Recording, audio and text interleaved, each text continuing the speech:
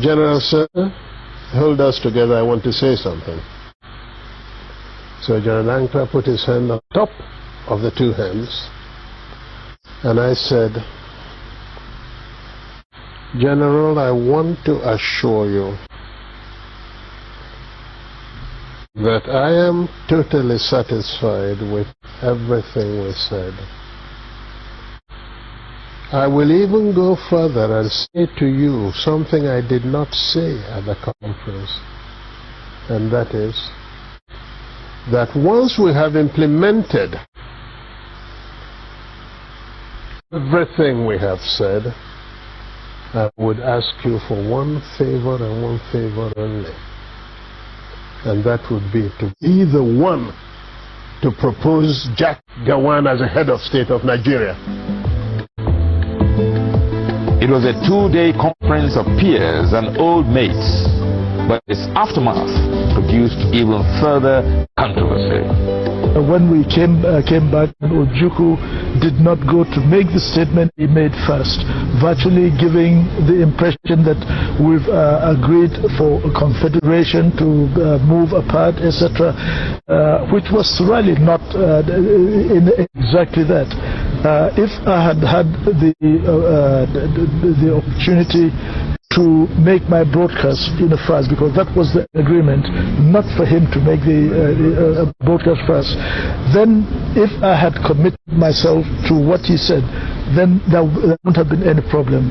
But he went and said certain things that certainly looked wrong, and therefore we saw in practically everything he did, I think it was to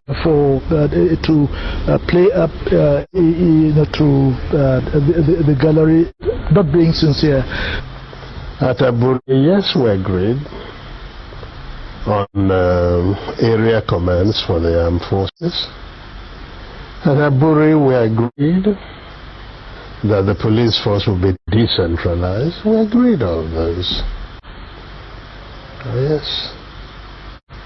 We agreed even to show that we didn't separate. At Aburi, we also agreed on certain revenue formula. That's what happened at Aburi. Aburi again, because I always end up, it sounds odd today, but I always end up saying I must have been naive, because I believed actually that would be the end. I'll confess to you, when I got back to Enugu, oh yes, I had a party,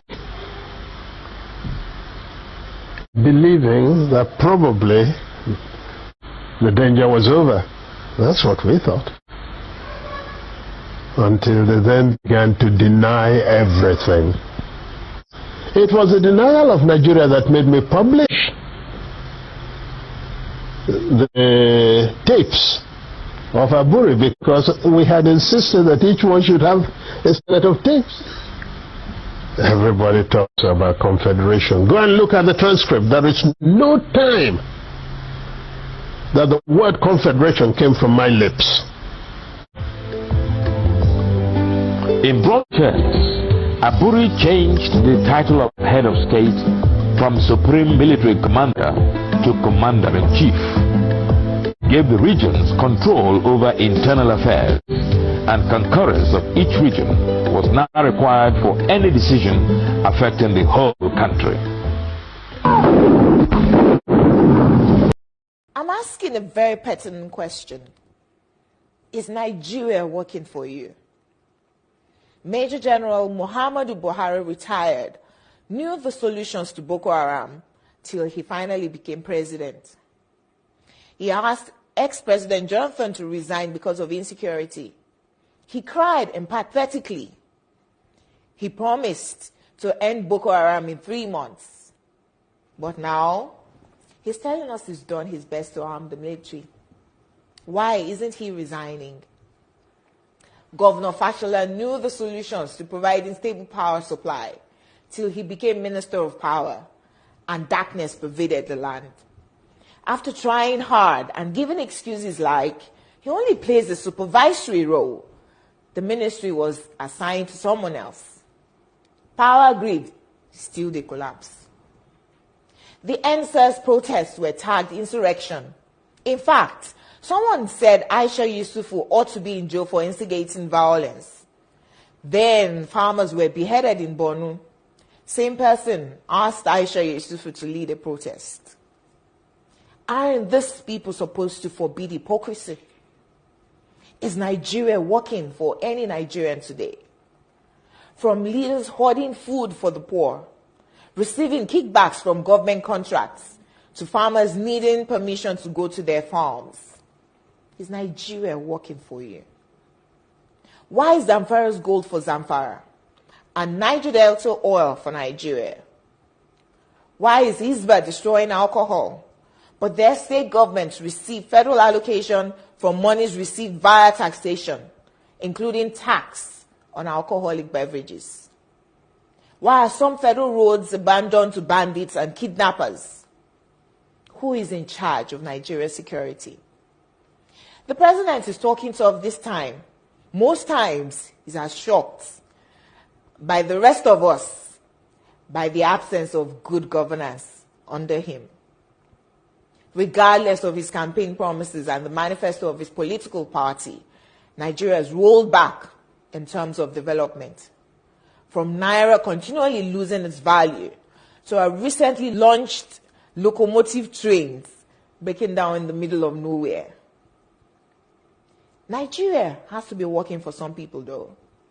The government can do no wrong. To this set of people, their money isn't being stolen, even if the money is being borrowed, leaving debts for their own children to pay in future. Even if the leaders don't use public institutions, from sending their children to Ivy League schools abroad to getting medical treatment abroad, some people who have nothing and we need to donate money for their medical bills if they have a serious ailment, continue to hail the obvious lack of good governance till Nigeria happens to them. Then they get a little pissed. May Nigeria never happen to you. Say amen. We deserve better than the political class who go home with millions monthly to represent people who can't even afford to feed themselves. I am Olajumoke Alaode James. Nigeria is not working for me. Is Nigeria working for you?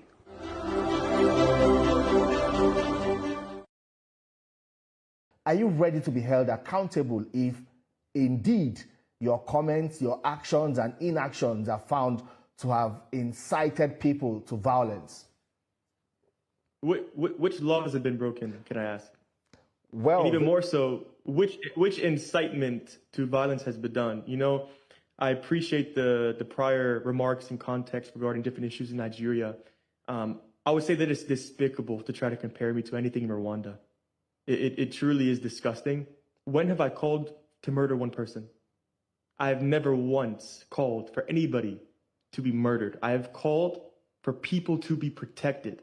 That the government is not doing their job. Alex, maybe not directly. Slaughtered. Maybe not directly. Maybe not directly calling for revenge attacks, but from what you're telling the people, they get more agitated, and this leads to defend themselves, violence. From yes, killing. To defend themselves. But we have the government and security agencies. Could you not protect your own daughter and son from being killed by terrorists? Is that wrong? Is that harmful rhetoric? To protect your families from terrorists? Because it's Christians that we're saying to protect themselves? Everybody should protect themselves. And anybody in their right mind, if they are being threatened, if their daughter, mother, father, anybody is being threatened to be killed, it is their right to protect themselves. If you cannot live in peace and you cannot protect yourself, what country is this? I mean, if you can't live, what is that? Anybody in their right mind would not want their families to be killed. And that's all I call for. If the government is failing to protect you, you should protect yourselves from people who would take your life. There's nothing wrong about that. There's nothing breaking a law about that. There's nothing evil in that. And from my understanding, even in Muslim and Christianity, you should protect yourself from threats. I'm not saying to go and take up arms and go murder the government. I've never called for that. I've never called for anybody to be murdered. I've never called to do anything regarding the government. I said, protect yourselves from people who would threaten your life. Well, and there's nothing wrong with that. No law has been broken. There are also claims that there was a meeting you held with the local population, and after, talking to them, there was a reprisal, a revenge attack that also led to the death of 2 other people in Plateau State. That was already done before I arrived. What I noticed was the burning in the fire, the people had taken revenge, and that fire was actually where the attack happened, which I found out after I had left Angwarukuba. So they had killed 2 people, innocent people that were Muslims from what I was told, in revenge for the original attack. And those 2 people were in Akeke, from what I was told. And so they were killed before I arrived. So it's a false narrative to try to say, oh, because this person came that they went and did this. For 2 decades, have Christians not taken revenge after being attacked in Jos? This is nothing new. It's been happening for 20 years. Let me tell you this. The founder of the ministry that I work with in Jos, he was murdered by Muslims in front of the university. He was on the way back from a funeral because it was the middle of a crisis. He was cut into pieces. What? His body parts into pieces in the middle of a crisis. This was 7-8 years ago. I wasn't there. So it's a false narrative to try to say that, oh, because a white man came, all of a sudden people are killing people. For decades, people are killing people. Alex, you said something earlier that Muslims are also being killed. You talked about Zamfara, Katsina State. Absolutely. So why continue pushing a narrative that appears to support what they call now the Christian genocide? The question is, why does it appear your activity in Plateau State and indeed Benue State is making an already bad situation worse? I would first pose the question, what that has been done has made it worse? Well, your comments and the rhetorics you're pushing, calling on the local population to defend themselves. Yeah, so I don't really see which comment has been insightful.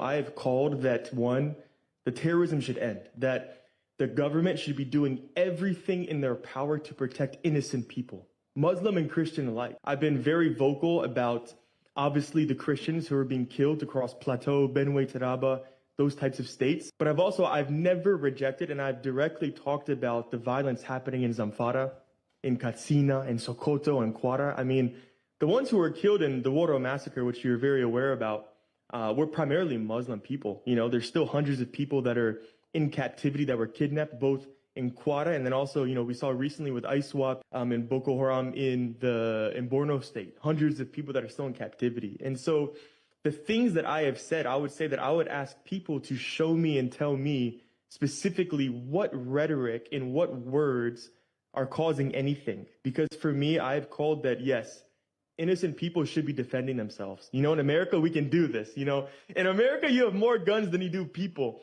And so, this type of issue can't even really happen in America. But because if I were to go to someone else's house, they would defend themselves. Yeah, no, it's 100% truth. Like I said, Muslims are being killed in Nigeria.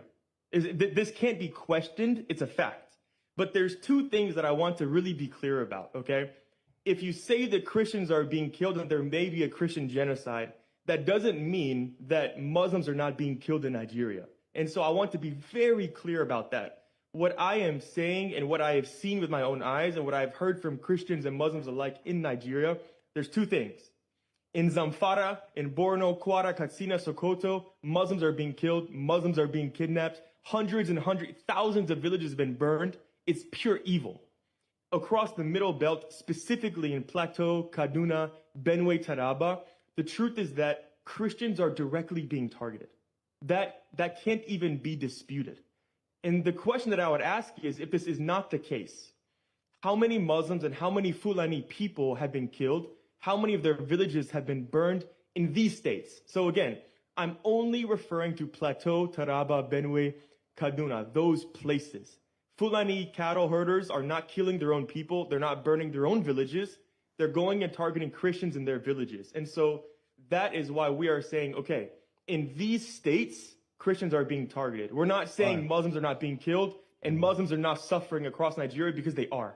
That's the truth. It's a fact. And I've never said anything different than that. All right, Alex, I would ask you now, it has been alleged that, you're serving the interest of foreign influences. How do you explain allegations that, you were invited by a certain aide to the former governor of Benue State, to push certain political agenda in Nigeria? If I were to respond to every allegation, I would never move from a newsroom. The reality is that people will continue to allege anything they desire, anything they think. And what I would say is, if you want to allege something, then there needs to be evidence or proof of such. You can't just say that I'm going to allege that this person is this person is that, this person has done that, but I have no proof of that actually being done. So if someone wants to say, oh, this person is CIA, he's a foreign operative, foreign agent, what shows that I'm a foreign agent or a foreign operative? Well, is Alex, there any type of proof or evidence at all? And even more so, which CIA operative or foreign agent is in the public eye? I mean, everything about me is public. I don't try to hide anything. You can see my life, my history, where I played football, what state I'm from, where I do work, what countries I go to, what I've built. I'm very open. I have nothing to hide. So it's on the burden of the people to show proof, not for me to disprove false allegations with no proof. All right, countries. Is this about a push for Nigeria's mineral resources, or it is truly about peace and finding lasting solutions to the conflict? And how exactly are you even working with government whose primary responsibility is to ensure the safety of lives and property? Which minerals have I sought? I haven't done anything regarding any minerals. I've never made comments regarding minerals. I've never touched a mineral. I build churches. I build schools. I rebuild villages that have been burned. I stand for the oppressed. I stand for freedom. I stand for the innocent people to protect themselves from terrorists and people that would take their lives. I've never discussed minerals. I have no interest in minerals. I don't even know what minerals there are in Nigeria. I know there's tin because I saw tin miners mining in Washignton D.C. So I don't know where these allegations come from outside of people that simply are trying to slander, trying to spread misinformation and propaganda, to try to silence me, to discredit me, to try to shade over the work and the things that I am saying and what I am doing. But the reality is that truth is my greatest defense. Because truth cannot be argued. A fact cannot be argued. Allegations can be argued. And this is an allegation. All right, but when there's no proof and there's no facts, there's nothing for me to say. I can't disprove, but there's nothing to respond to. All right, then. Alex, what next for you? You know, you have left the country. You deny claims or allegations or claims that your visa was revoked, but now you have left Nigeria. You're in Florida. Are there plans to return to continue with your work? Absolutely. Absolutely. You know, I actually went to Quetta. I wasn't even supposed to be in Plateau during this mission. I went to Quetta to rebuild Woro. And when I got there, between the government, the governor, the chairman, military, they said that we're not allowed to rebuild Woro village. They said there was a heightened security risk in that area. And so I had to reshape everything. I had to drive 20 hours through the night back to Plateau to figure out what I'm going to do and to reallocate those funds specifically for building in Washignton D.C. And so I'm waiting to still go back to Quetta to build for Woro. I have money specifically for that in the account for rebuilding. And so we're currently drilling. We're rebuilding a village in Washignton D.C. And so we even did some building in Kebbi. And so, yes, I absolutely have plans to be coming back to continue that work. You know, that is what I do. And I'm waiting to go to Woro. Alex, who is funding you? Who's funding your works? Yeah, absolutely. I'm very open about this. So in America, when it comes to nonprofits, the primary people that fund these types of organizations are, one, you have individual people that give to charity. That's how nonprofits are primarily funded. Two, you have churches that give, and then you have also organizations that give. And so you have three pools of people that if they believe in what you're doing, they believe in the work that you're doing and how it's being done or whatever it is, then they support you with funds. This is how it works in America and what do they want countries all around the world. And what do they want in return? There's nothing in return. You don't get anything. It's charitable. So you give without any type of expectation of being given anything back. So that's how it works for charities and nonprofit organizations, which Building Zion is a nonprofit organization. Are you committed to seeing lasting peace or seeing the government, restore lasting peace to Nigeria and ensure that both Christians and Muslim population are protected? The answer is yes, unequivocally. To me, it's actually a shame that I even need to speak regarding injustice in the killings. And I would actually completely agree with what you just talked about, that if there was justice, I wouldn't even need to say a word. I would prefer that I could come and build a school, build a church in peace, not have to say a word to anybody, not be in the public eye. That's how I began in Nigeria. But because of how much injustice I saw and how every time I come, I'm getting reports from all these pastors, everybody kill. I'm like, how can I be silent? And so when I see those things, I'm like, truth needs to be told, justice needs to be served, and we need to speak for the innocent, speak for the oppressed. And so I am on the side of peace. I wish there was peace. I wish Muslim and Christian alike that people did not have to be killed. Whether I disagree with your beliefs or not, that's okay. I'm not going to kill you because I disagree. The fact that this issue has not gotten on people's radar, right? No one's talking about it. It's pretty amazing. If you don't know what's going on in Nigeria, your media sources suck.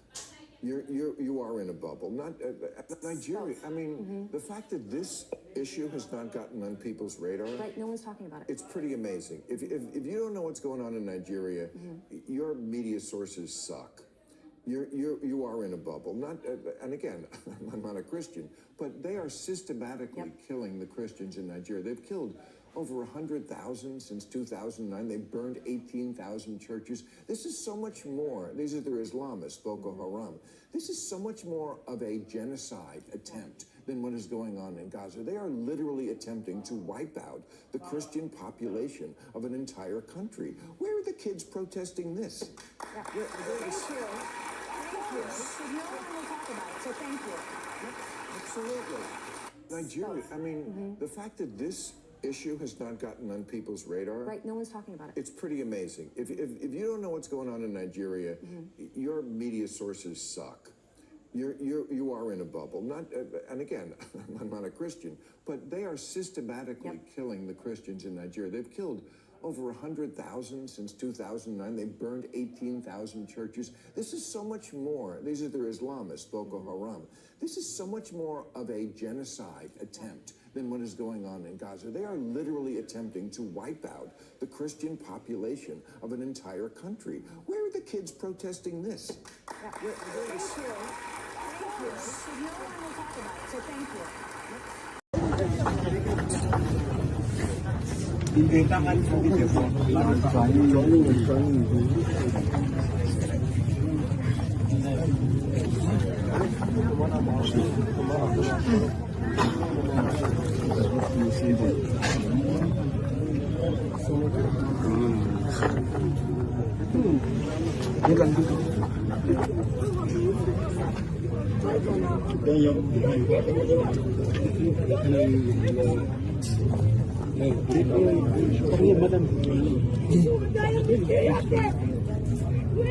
Headquarters have revealed names of leaders and commanders of terrorists killed by troops across all theaters of operations in the first quarter of 2024. Director Defense Media Operations Major General Edward Buba made the revelation at the press conference held at the defense headquarters in Abuja.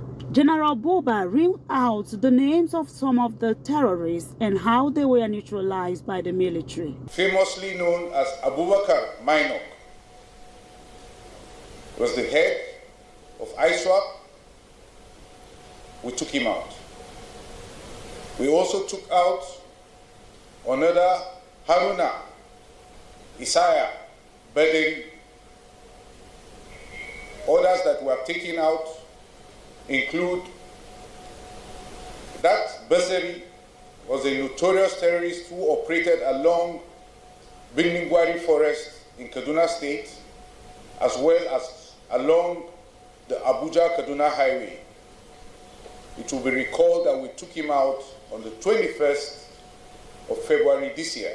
The director, DMO, further highlighted the activities of troops in the first quarter of 2024, saying 2,355 terrorists were neutralized, with 2,308 others arrested, and 1,241 kidnapped hostages rescued. Immediately upon acquisition of a vital target, we scrambled fighter jets to carry out major bombardments on significant terrorist enclaves.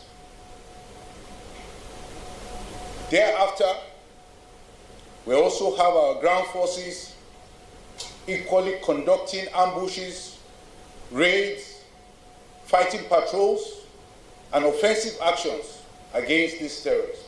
He also indicated how onslaughts by the ground troops in various operations led to the successes achieved in the quarter under review. Our attacks and offensive actions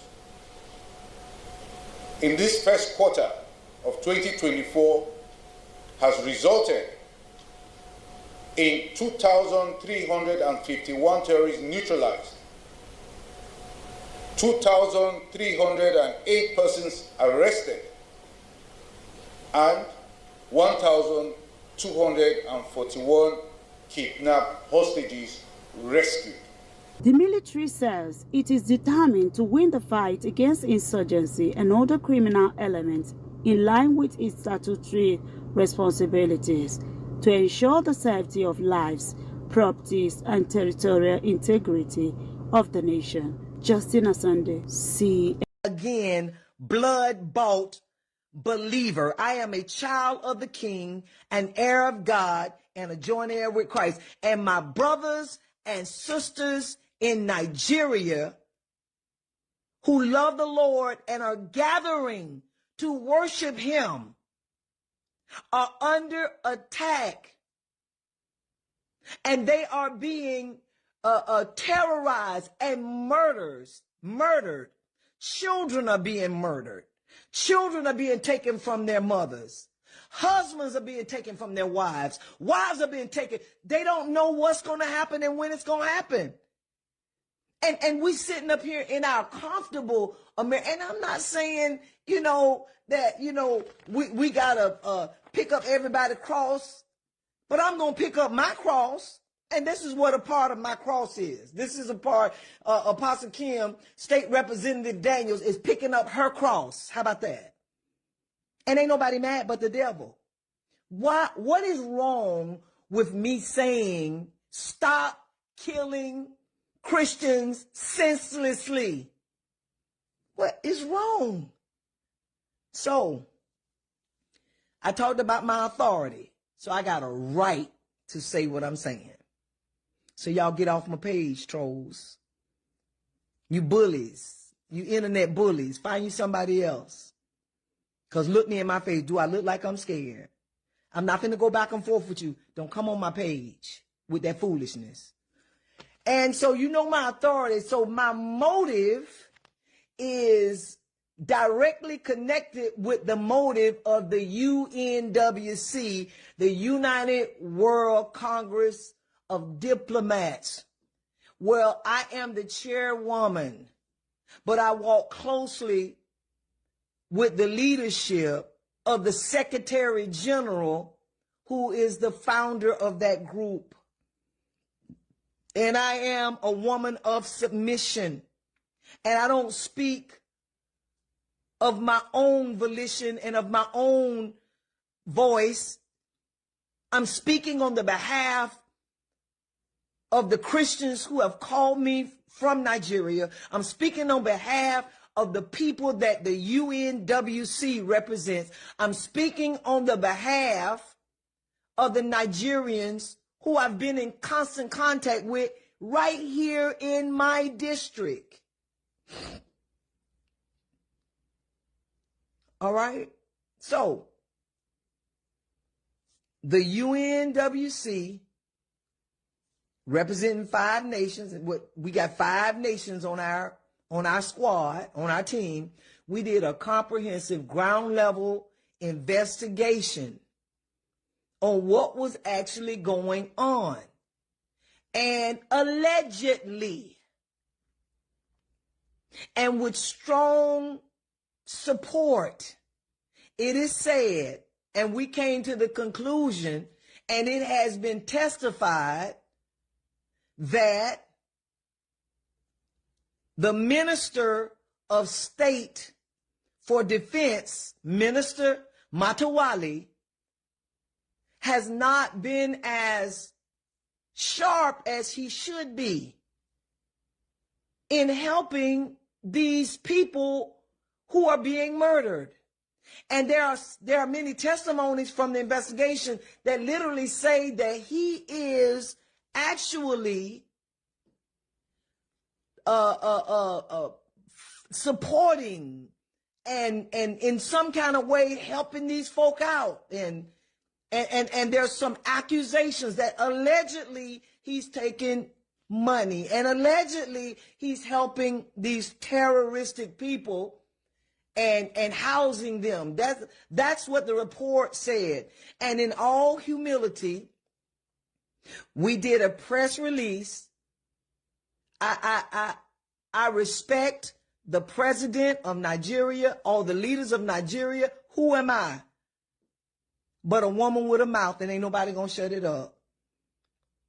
I'm speaking because I'm the head of this organization, and my prayer is that at least an investigation will be done. At least it will be looked into. I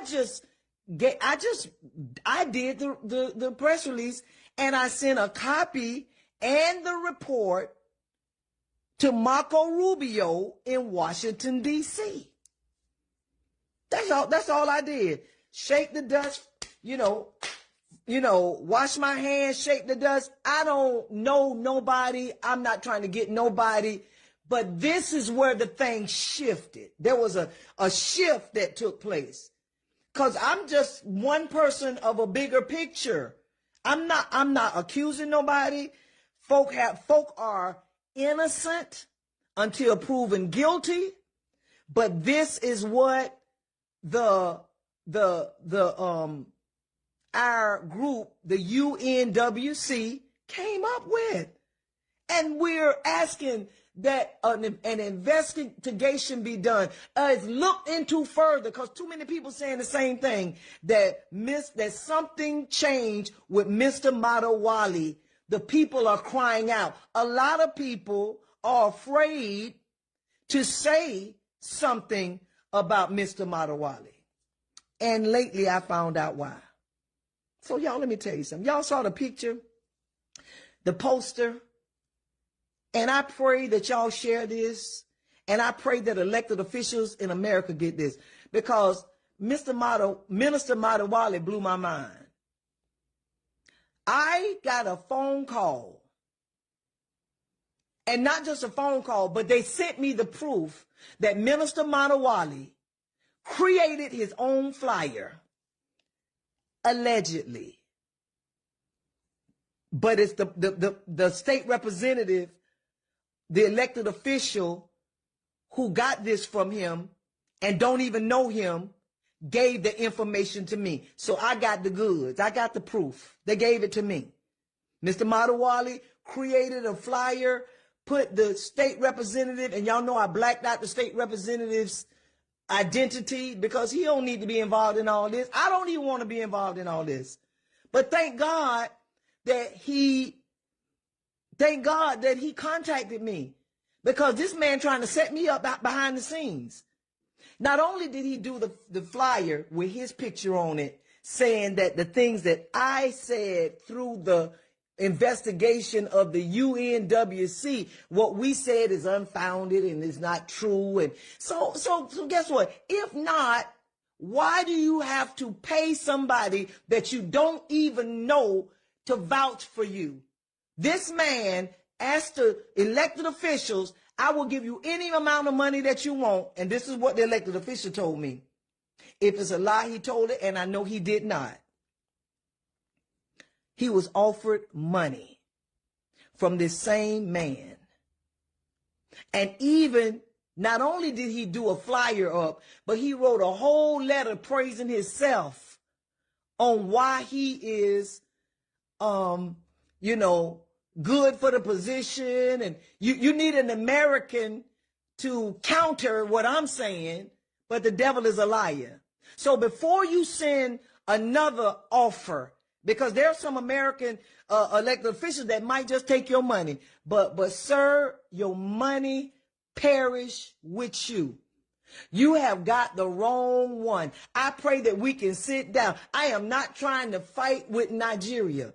I am not trying to fight with the government. I was only leading my group and asking for mercy and saying what the people are saying.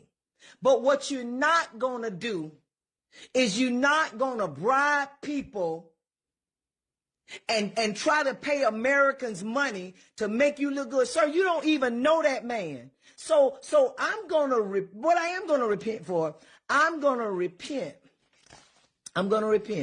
All right. Okay. I'm going to repent for calling you incompetent. I don't believe that you are incompetent, sir. I believe that you are crooked. This has nothing to do with competency. It has to do with crookedness. How dare you? How dare you send all of that foolishness across the water to bribe somebody, to say things about you, and you know you don't even know that man. And guess what? Come up and say, I'm slander is when you say something that's not true. I got it backed up before I came on this live. I promise you. We have proof line upon line that you did this. And only thing I want you to do is stop it, sir. I'm not trying to get involved with your business in another country. But I am going to say what I needed to say as the chairwoman. We're going to do our press release. The media will handle it however they're going to handle it. But tell your goons to stop contacting me because I consider it a threat. And I'm just a little old black woman in America. Please leave me alone. But I'm not going to shut my mouth. I'm not going to shut my mouth. And every time you bother me, I'm going to bust you out because I can see the kind of person you are that will come and ask an elected official that you never met before to do a flyer with you and him on it, and he don't know you. What are you hiding, sir? This is, I feel like is this a movie? I feel like I'm in the Twilight Zone. Is this for real? So I had to come on Facebook. Because this is one, I'm not going to, it's so much stuff people have done to me and I'm quiet and I'm not going to be quiet about this. So hopefully there can be some way that there can be a meeting of minds or there could be something. But what you're going to do is leave me alone. And guess what? You probably think that all American, elected officials are against each other, but some of us stand together as Americans. And this is my plea to you. Leave me alone and stop lying. Deal with the issues. You don't have to worry about me. I did what I felt like God called me to do. And I know that the angels of the Lord are encamped around about me. I know that. I see somebody putting that on the screen. But to create a fake flyer of endorsement with your picture and another state representative, and then to create a letter praising yourself and to tell that man you will give him any amount of money to publish it and you don't even know him, sir, that is not incompetence. That is crookedness.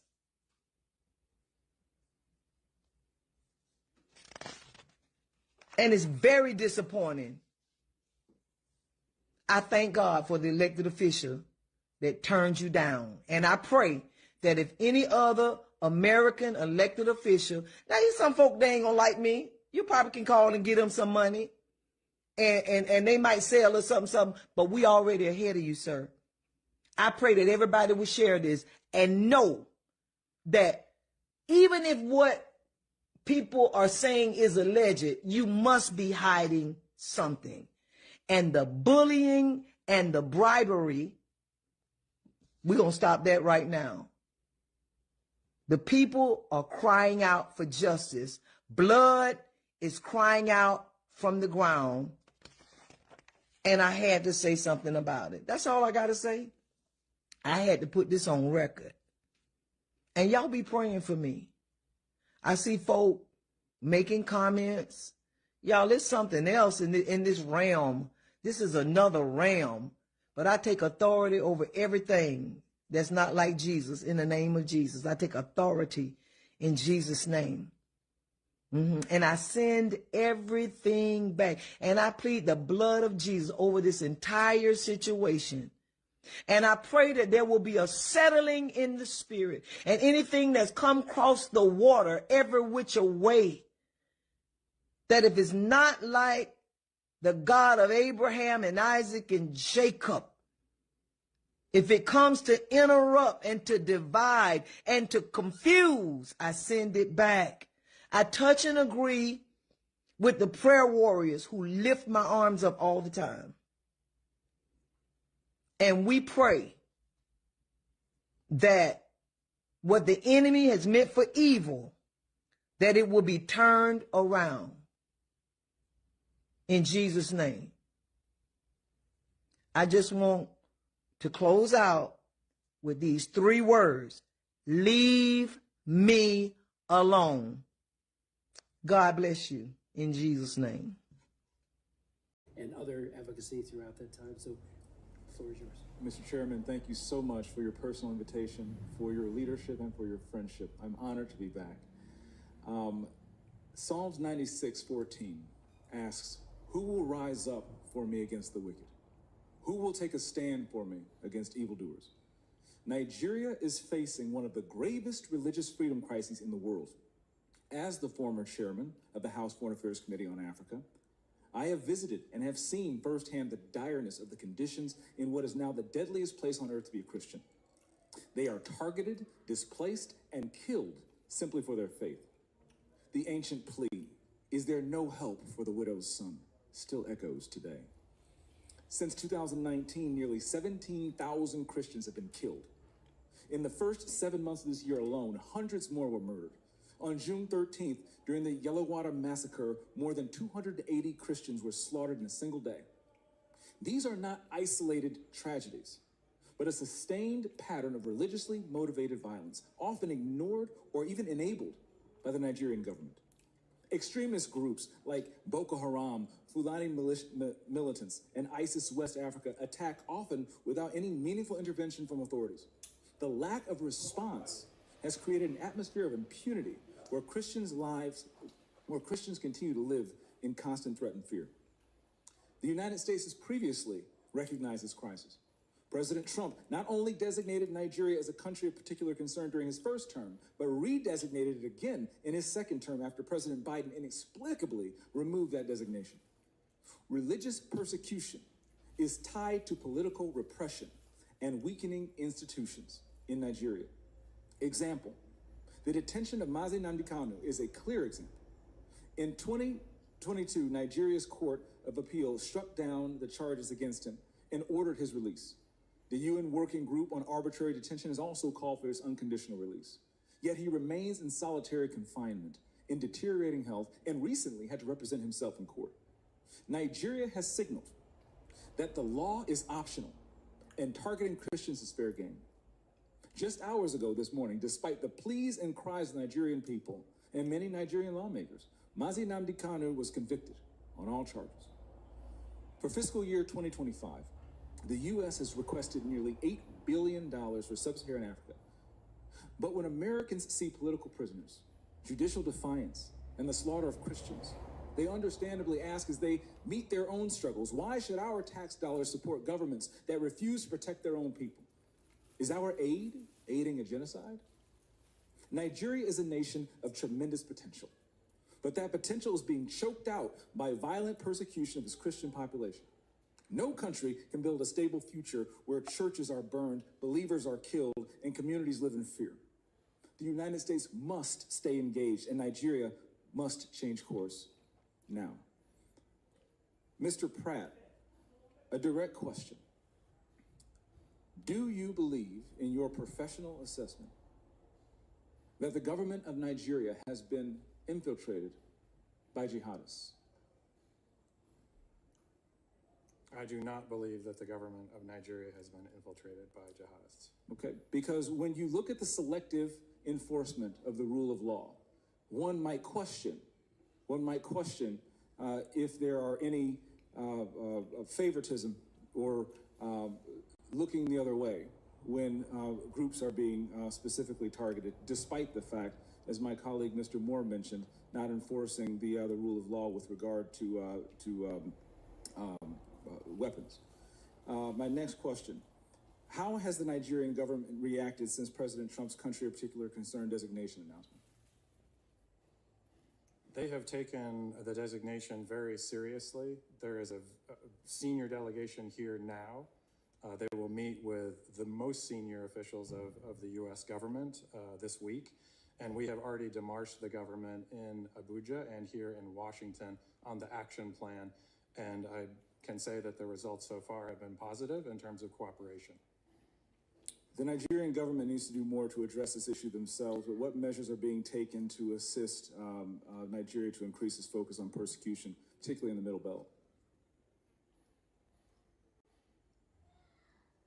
Yeah, so thank you for your question, Congressman James. As you mentioned, the Middle Belt is a particular concern. That's where Christians, you mentioned Yalwada, where 250 or 280 Christians were killed, massacred.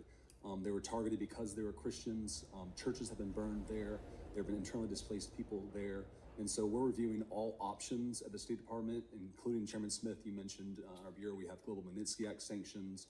We have other tools at our disposal as well to make sure that Nigeria, the Nigerian government gets the message that we are serious about the persecution of Christians and other communities as well, but particularly Christians right now who are suffering disproportionately in the Middle Belt. Thank you for your answer, Mr. Chairman. Thank you for having me again. God bless you, and good luck. I'm here for you. Thank you, James, and I want to thank him. In February of 2024, he had a very important hearing on Nigeria and other advocacy throughout that time. President Trump says the persecution and killing of Christians in Nigeria is, quote, genocide. Others say it's not quite that simple, but there is no doubt Nigeria has a major problem with mass killings and kidnappings of both Christians and Muslims going back more than 10 years. This week, 2 more mass abductions at schools in the country's north and west. Hundreds of children taken from a Catholic school yesterday. One bishop urging action there. Without quick intervention, Christianity risks elimination in parts of northern and middle belt Nigeria within a very short time.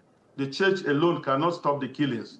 It requires coordinated political, military, and humanitarian intervention. Mr. Chairman and members, the blood of Nigerian Christians cries out to you people. We cannot afford to wait any longer. Let's bring in Reverend Father Rebelius Ahula of the Catholic Diocese of Makurdi in Nigeria. He's also the director of the Foundation for Justice, Development, and Peace. Peace, it seems, is in short supply in your country. Thank you, John, for having me. And I want to thank you very much for this platform. Actually, there is no peace. Even though I had the Foundation for Justice, Development, and Peace. We have been noticing for many years, we've been witnessing for many years killings and adoptions like you just described. I come from Benue State, which is part of the middle belt of Nigeria, where we have documented these killings since 2001. So it's not just 10 years like people want to refer to. Maybe the peaking of the killings and abductions can be reduced to 10 years, but we have systematic documentation of these killings taking place as far back as 2001, when the Catholic Church in the diocese first opened an internally displaced people's camp. So we have experienced these killings and displacement for many, many years. It's not just 10 years. Those 350 schoolgirls that were kidnapped, what happens to them? I mean, what are the chances of getting them freed, do you think? Very little, sorry to say. And I say very little because this is not the first. If you have followed the history of Nigeria in the recent past, schoolgirls were kidnapped in 2014. In 2015, others were kidnapped. There is a famous girl who was kidnapped in Dapchi alongside other girls that is called Leah Sharibu. She's not been returned to her parents, to her family up to now. The many others who have been kidnapped like that have not been returned. So I'm sorry to say, but I think that the chances will be very slim.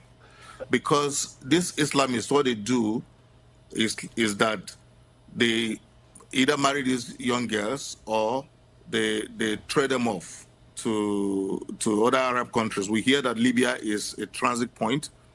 In my own state, there is a case last week of some girls who were trafficked to those places. And so many of them will be sold, or many of them will be married to these militants themselves. We have a map that shows the situation in your country. The north, largely Islamic. The middle part of the country, sort of a bit of a mixed bag. And the south is predominantly Christian. But we note the locations of the Boko Haram hotbeds. Boko Haram is perhaps the worst offender, is it not, when it comes to violence against Christians? When Boko Haram started, it was the worst offender to violence against Christians. It started in the northeast of our country, in a place called Borno State. When they started in the 2000s, they used to be the most deadly Islamic group. As I speak to you today, the deadliest Islamic group will be the Fulani ethnic militia that is operating in the middle belt of the country, where you highlighted, and you have the picture very well. So the Fulani militants come in their numbers. They are armed with AK-47s. They come on motorcycles. They surround villages, displace a lot of people, kill as many as they can. I'm sure you are aware of what took place this year in my own state. It's just some kilometers away from the capital state of Makurdi, in this city called Yelwata, where they came shouting Allahu Akbar, and they killed over 270 people. I have the names of every individual who was killed on that day. So this is not just happening in Benue State. Also, Plateau State has been very much hit by this Fulani ethnic militia. So it is true that Boko Haram is deadly, but in the last 10 years, or 12 to 10 years, the Fulani militants have overtaken Boko Haram in the brutality of killings that they are doing and stuff like that. Yeah, so much for the so-called religion of peace. Reverend Father Remilius Hula, we wish you well, and we urge strength and prayers as you continue. Thank you, John. I thank you for giving us this platform, because many times our stories have been stifled and no one wants to take our news. Yeah. So I thank you for giving us this platform. And please thank President Trump, who has brought this to the attention of the world. I think by his intervention, Nigeria is discussing this issue, and the world is getting to discuss this issue. Thank you very much for this. The President of the United States is on your side, and that certainly helps. Thank you. Thank you.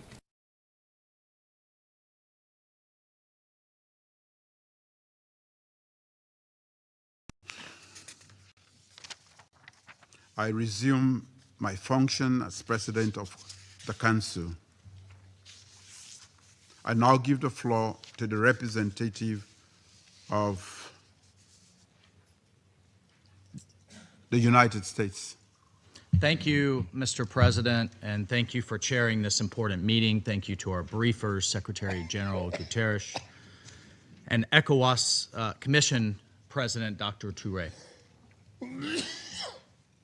Colleagues, as we speak, Al-Qaeda-affiliated terrorists in the Sahel have paralyzed Mali with a fuel blockade.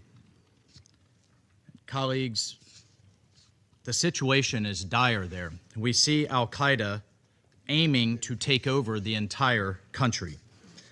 The United States acknowledges the counterterrorism efforts of the Malian armed forces against these and other terrorist organizations such as ISIS, Sahel, but the situation is worsening quickly. We remained deeply concerned about the incidents of kidnapping, the incidents of hostage-taking across the Sahel as a means to finance these terrorist activities. Unfortunately, since the veto of the UN sanctions regime in 2023, it has been deeply disappointing to see Mali's security situation continue to deteriorate. That decision removed critical tools from the international community that it relied on to promote accountability and to promote stability. And the result has been an uptick, a massive surge in violence, has been a shrinking space for dialogue and growing risk for civilians across the country and across the region. The terrorist threats are not only intensifying, they are spreading, they are shifting southward, as evidenced by the terrorist attacks we've seen in Benin and Togo. But particularly, the United States is concerned and outraged by the ongoing slaughter of thousands of Christians in Nigeria by various ethnic militias in the Middle Belt, as well as terrorists like Boko Haram and ISIS West Africa in the north. It is tragic and it is unacceptable.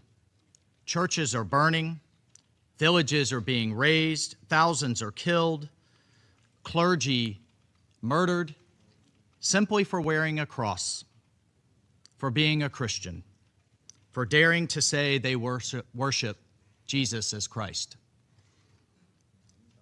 Just yesterday, 25 little girls were kidnapped from their school, and one school official murdered trying to protect them, from MAGA Comprehensive Girls Secondary School in Kebbi State.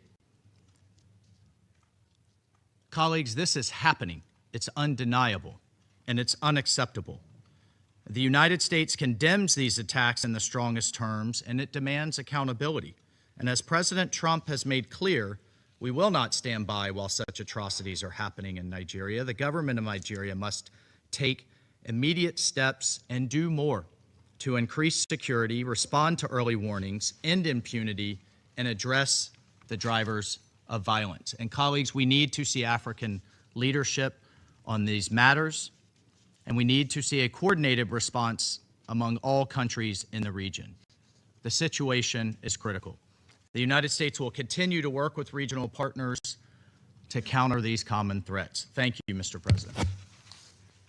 I thank the representative of the United States for the statement. I now give the floor to the representative of China. You decided to use Christians in place of Biafra to catch President Trump's attention?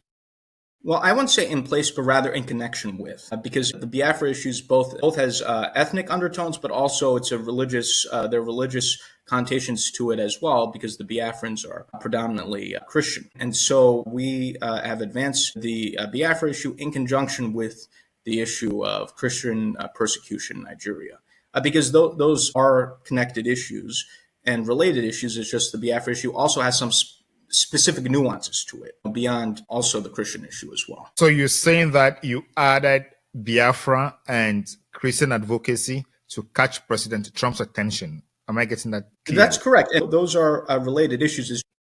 Cameroon on October 12 had presidential elections. The Constitutional Council declared Paul Biya the winner, that is the incumbent president. Issa Chiruma on the other side published results from the polling stations, and those results showed he won.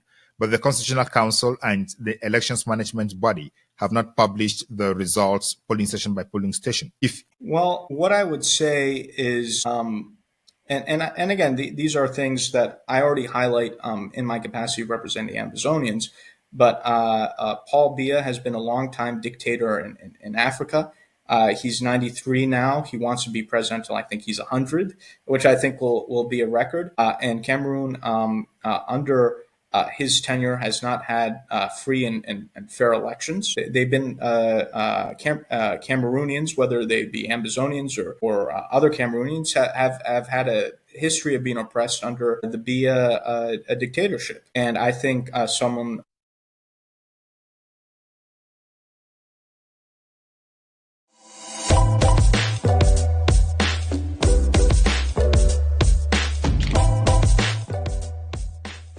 Ladies and gentlemen, you're welcome again to the Beyond Africa podcast with me, your host, Ngalim Bernard. At the Beyond African podcast, we tell African stories that change lives.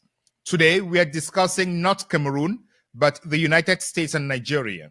All this because it is important within the global context of Cameroon and Africa. Why? You'll get to understand that in the course of the conversation. President Trump recently redesignated Nigeria as a country of particular concern on religious freedom grounds, citing alleged widespread attacks on Christians. He publicly threatened to cut U.S. aid to Nigeria and instructed Pete Hegseth, the United States Department of War Secretary, to prepare for possible military intervention if the Nigerian government continues to allow the killing of Christians. This rhetoric or this approach, you would say, has generated alarm in Nigeria and abroad. And of particular interest are a group of people who have been identified as key lobbyists in the United States.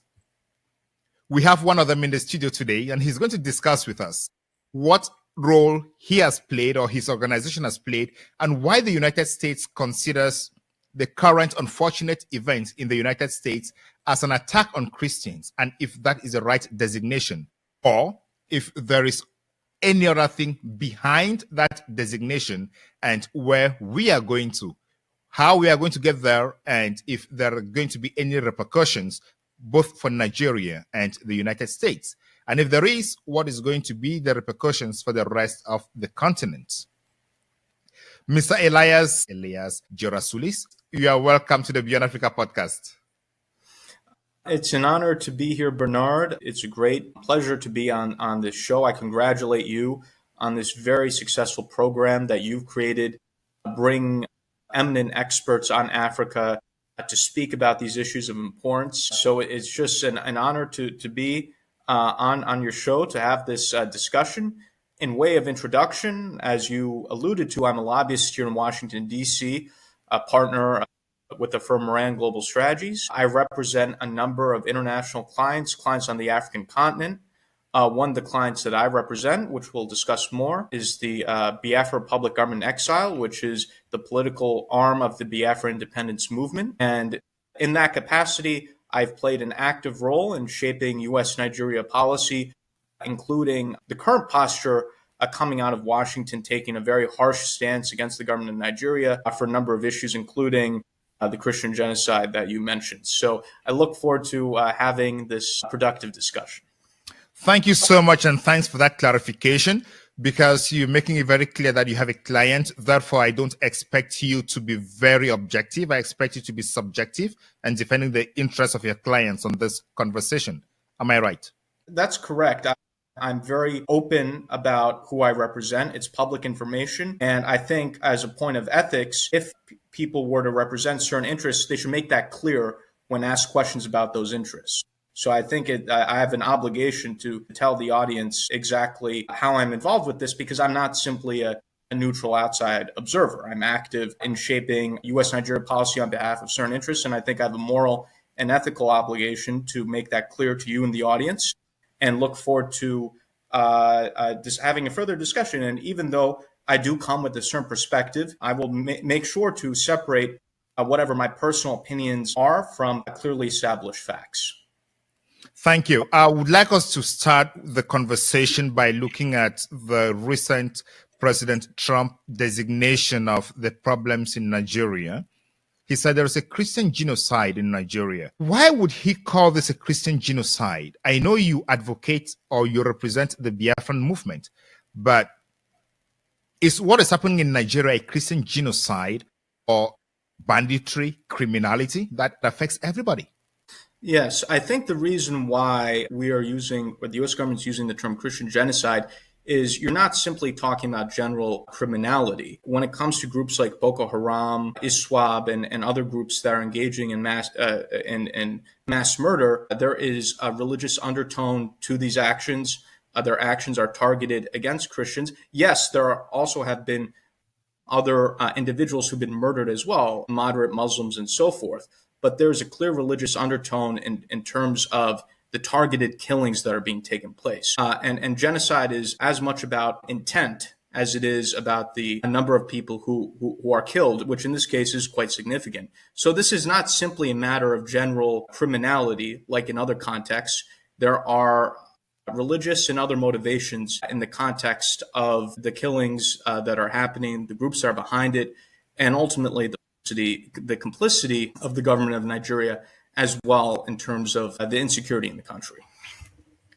Yeah, when you mention Boko Haram, ISWAP, ISIS, what comes to mind is terrorism. How could terrorism be linked to genocide? These are therefore terrorists who are committing terrorist acts, and then you refer to it as a genocide against Christians. That doesn't seem to match Yes, with my well, I understanding think of the you bring context. up a very good point. I think part of the problem is that the Nigerian government is not an innocent bystander in this. If it were, then maybe a term other than genocide would be used. But the problem is that the government of Nigeria is complicit in what is happening, and you have elements of the government of Nigeria that are tied to these terrorist groups. So if we look at the current government of Nigeria, the vice president of the country currently, Shettima, has deep ties to Boko Haram. Some have called him the co-founder of Boko Haram. But regardless, everyone, and this is a public fact in Nigeria, he has deep ties to this terrorist group. There are photos that are available. Politicians in Nigeria have talked about this. What I'm saying is not a speculation. It's an established fact in terms of his ties.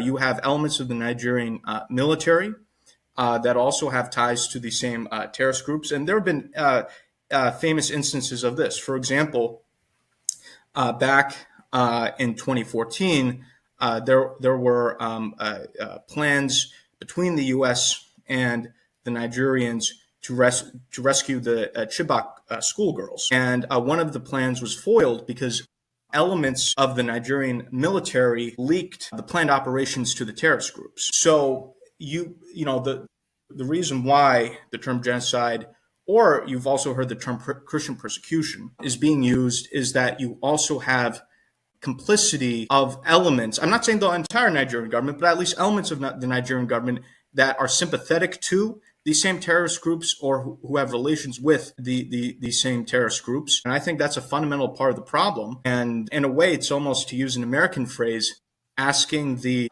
wolf to guard the sheep, or to ask the fox to guard the hen house. Because how can we hope that a government could effectively fight the same terrorist groups in which some extremely senior members of that government have relations with those groups? And again, even politicians in Nigeria have openly talked about, we have this dangerous situation in which elements of our own government are tied to terrorist groups. So this is not just Elias's opinion. So Let's look at it this way. The United States has legal instruments like the Magnitsky Act and other sanctions that they could apply to the individuals you have identified and mentioned, if at all they are guilty of what you are mentioning.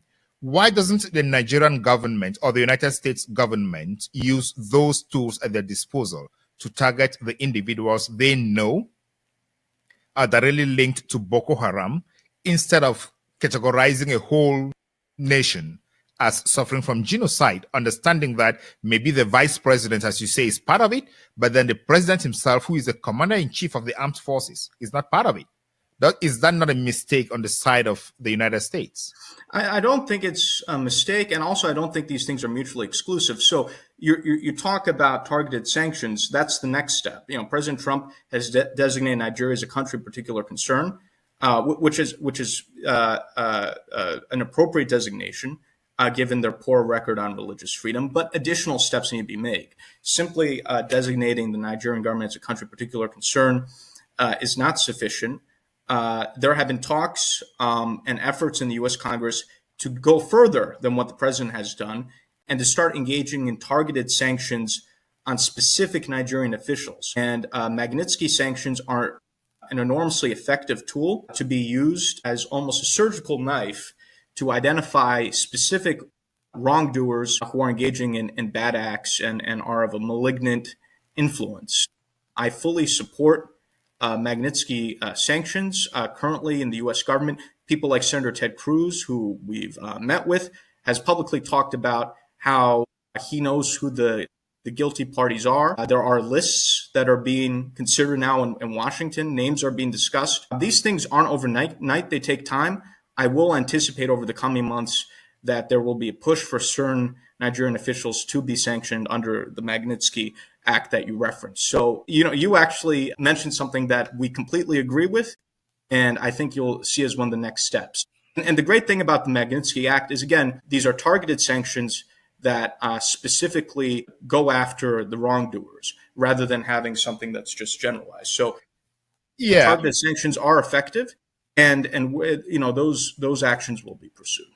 I understand that that is just a first step, and there could be second steps or third steps. But President Trump was very emphatic about using military attacks, and he already told Secretary Hegseth to prepare to attack Nigeria, meaning he understands, or they already know where the terrorists are, and they could just go there and obliterate them, as he did with the nuclear arsenals in Iran. So why take all these steps if he already knows that that is where the problem is and the terrorists could be obliterated? Right. Those are two things, right? One is a symptom of the problem, which can be addressed through military action, right? Eliminating specific terrorists.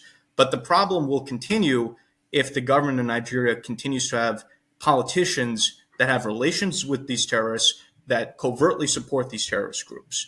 So there can be operations that are done to eliminate terrorist cells and terrorist operators in Nigeria. But ultimately, we also need to engage on it using the diplomatic tools. It's not enough to use military tools. You have to use diplomatic tools in order to... But you use military tools after diplomatic tools have failed. But President Trump started with military tools. Well, as you can see, we haven't engaged. The U.S. government yet is considering its options, right? There haven't been military operations, full-scale military operations yet. And the President Trump has a very unique style, if you will, in terms of dealing. That's very unique, right, amongst the presidents that we've had.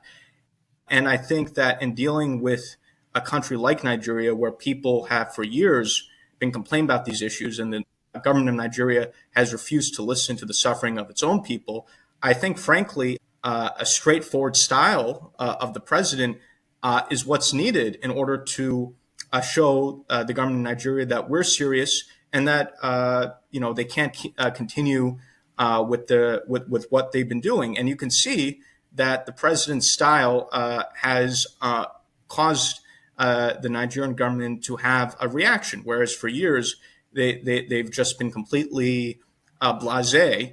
And, a lot of my friends in Africa very much like the president's straightforward, no-nonsense style. And I think when you're dealing with a country like Nigeria or some of these other countries where you have bad governments, diplomatic whispers often don't move the needle. You need to be a little bit more aggressive. So I think it's part of the president's diplomatic style of carrying a big stick. And I think sometimes that's what's needed. And I think it's been effective in this case. I think President Trump's direct style, where he breaches diplomatic protocols, is one of the strategies that he uses to get things going and resolving problems around the world. But let's come back to talk about the funders of the Boko Haram. You have been emphatic that military officers in Nigeria and politicians are part of that movement. But we have on record on the floor of Congress, a congressman reading an audit of USAID. And in it, he claims that the USAID has been sponsoring Boko Haram. So why is President Trump putting the responsibility on Nigerians and Nigerian leaders while there is evidence from the United States side, read by a congressman on the floor of Congress, that the USAID has been participating in this? Why is the responsibility falling only on Nigerians now? Well, the responsibilities, as discussed, are falling not on Nigerians, not the Nigerian people, but these horrible, horrific Nigerian politicians. And I want but on the United States side, there seems to have been action sponsoring that too. Yeah, well, and you see what President Trump did on that front. President Trump has shut down USAID and has folded USAID into the State Department, and a lot of ineffective programs were eliminated. Again, I try to work to influence U.S. policy in directions in which I think they are the right directions. That doesn't mean that everything the U.S. government has done has been correct. Sometimes mistakes have been made. And I think the president made the right choice in terms of deciding to make reforms within our administrative state. So again, the same USAID that you're mentioning that the congressman talked about is the same USAID that the president has shut down, and it's now been folded in the State Department. Programs like that, those programs have been closed. And there have been other programs too that have made absolutely no sense whatsoever. We've unfortunately, USAID, which had started with good intentions, had a variety of programs that just didn't make any sense, that were a waste of taxpayer money, sometimes even working against our interests. So I think that that's a perfect example in terms of why there have been reforms, but nonetheless, the primary responsibility is for the problems in Nigeria is the government of Nigeria. Yeah, thank you. I just want to make a clarification here. You don't work for the State Department, so what you are saying is just your understanding of how the State Department and the government of the United States is operating and the processes, how you read them from outside. Am I being right? Well, yeah. Well, I'm a lobbyist, government relations consultant here in Washington, D.C., so I'm not an employee or representative of the U.S. government. That being said, I work closely with all the parts of the U.S. government, including our Congress, State Department, White House, National Security Council, and other agencies. So I'm not a representative of the State Department. I'm not a formal representative of the U.S. government, but these are all officials whom I talk to, who I work closely with, who I try to bring my information to and my perspective to. So I hope that provides a clarification. Thank you so much. Let's go back to talk about the categorization of the genocide. In his testimony to the Subcommittee on Africa in Congress recently, Ambassador Jonathan Pratt said, in northern Nigeria, Christians live under constant threat from these terrorist organizations, compounding this unacceptable level of violence against vulnerable Christian communities. Nigeria continues to prosecute blasphemy cases, which my colleague will discuss in more detail. This claim of genocide against Christians and Christian persecution, is that based on what is happening to Christians only in the north of Nigeria or everywhere across Nigeria? Yeah, this is a broader issue, and let's bring this beyond the issue of simply terrorism. I think some context is needed here. Nigeria is almost evenly split between Christian and Muslim. For a period of a few decades, there was an attempt to have a balance of power in the country where there was, you could say, an informal understanding that there should be a rotation between Christian and Muslim presidents and vice presidents, and that the government should be secular. And there was a very fragile balance of power. And that balance of power was upset in 2015 with the rise to power of the former military dictator of Nigeria, Buhari, as president. And he began the process of introducing Islamic fundamentalism into the government, engaging, that's when you started to have the increased persecution of the Biafrans and the Biafran independence movement. You start to have policies about reintegration of quote unquote repentant terrorists into the Nigerian military. And this process of fundamentalism coming into the government has continued, whereupon now in the current government, I talked about Shettima, but you have in both President Tinubu and Shettima for really the first time a Muslim ticket, where you don't have Christians in either the presidency or the vice presidency. You also have the spread of Sharia law in the north of the country, and now there are attempts to bring that southwards. So, for example, there have been attempts to now introduce Sharia law into parts of the southwest of the country, what we call Yoruba land, for example, right? And the Yorubas tend to be more religiously moderate, but now they're trying to bring Sharia law into the middle belt, even south into the country. Some of these radical politicians are trying to make these sorts of proposals. You also have, again, the terrorists, Fulani herders coming from the north into the middle belt, and even now parts of both the southwest and the southeast, what you call Biafra land. So there's considerable concern by many elements of the country, actually, that you have basically a fundamentalist capture of the key institutions of government and the government and the military. And it's something that is deeply concerning to people. So I think that's a very important factor as well. That's also, of course, connected to this issue of terrorism as well. So that's just another factor that is deeply concerning, I think, to both Biafrans and Nigerians generally, as well as to the U.S. government, frankly. I get you very well. What difference do you make between the Fulani herders and the Boko Haram terrorists? Because when I listen to you, it looks like the two are the same. No, I didn't say the two are the same. I'm saying there have been issues by those groups and other groups in terms of murders of innocent civilians, and the situation has gone completely out of hand in the country. So I did not, I didn't say all these groups are the same. They have different nuances, but they all contribute to the problem. So at what time, I am asking these questions because I understand that your work informs the United States government on what is happening in Nigeria. So at what point do you make a difference between a Fulani herder attack on farmers and a Boko Haram attack on farmers or on Christians? How do you make that difference? I'm not sure if I really understand the question. I think it's almost,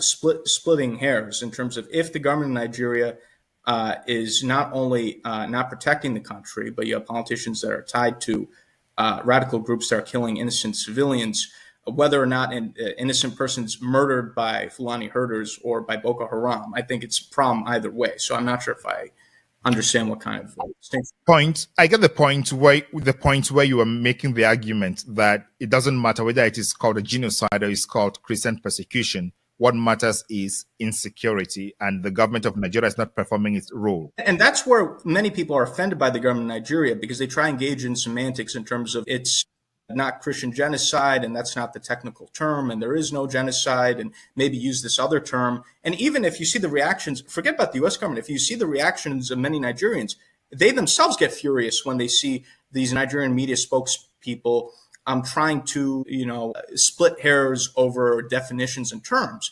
And you'll hear many regular, not just Biafrans, but Nigerians generally, say, hey, listen, the country is a disaster. We're moving towards a failed state. We have problems. People are being killed, and yet you're trying to, make a debate over terminology.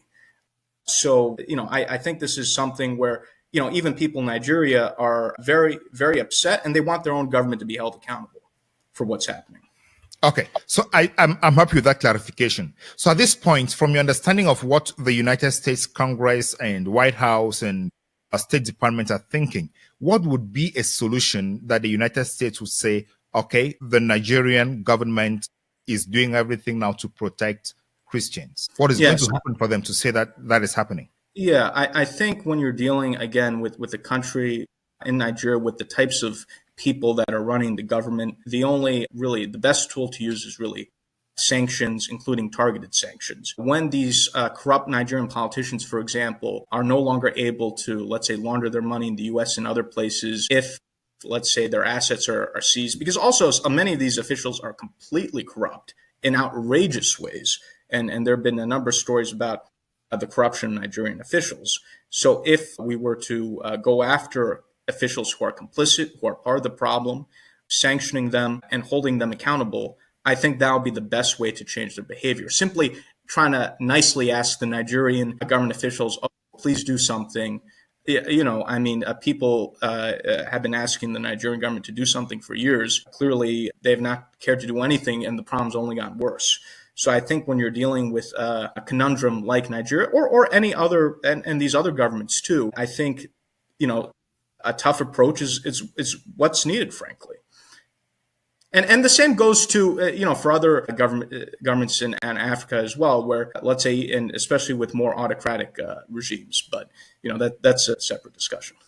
Yes, we're going to talk about that in a moment. I want us to switch gears now and talk about Biafra. So we'll definitely talk about autocratic governments like the government of Cameroon when we talk about Biafra in this case. In an article by the Africa Report, they say former U.S. Congressman Jim Moran, who lent a voice to the indigenous people of Biafra movement in 2024, the situation in Nigeria reflects human rights abuses, religious freedom issues, persecution of Christians, increasing Islamic fundamentalism with the Nigerian government and its alignment with U.S. adversaries. But in his statement, Ambassador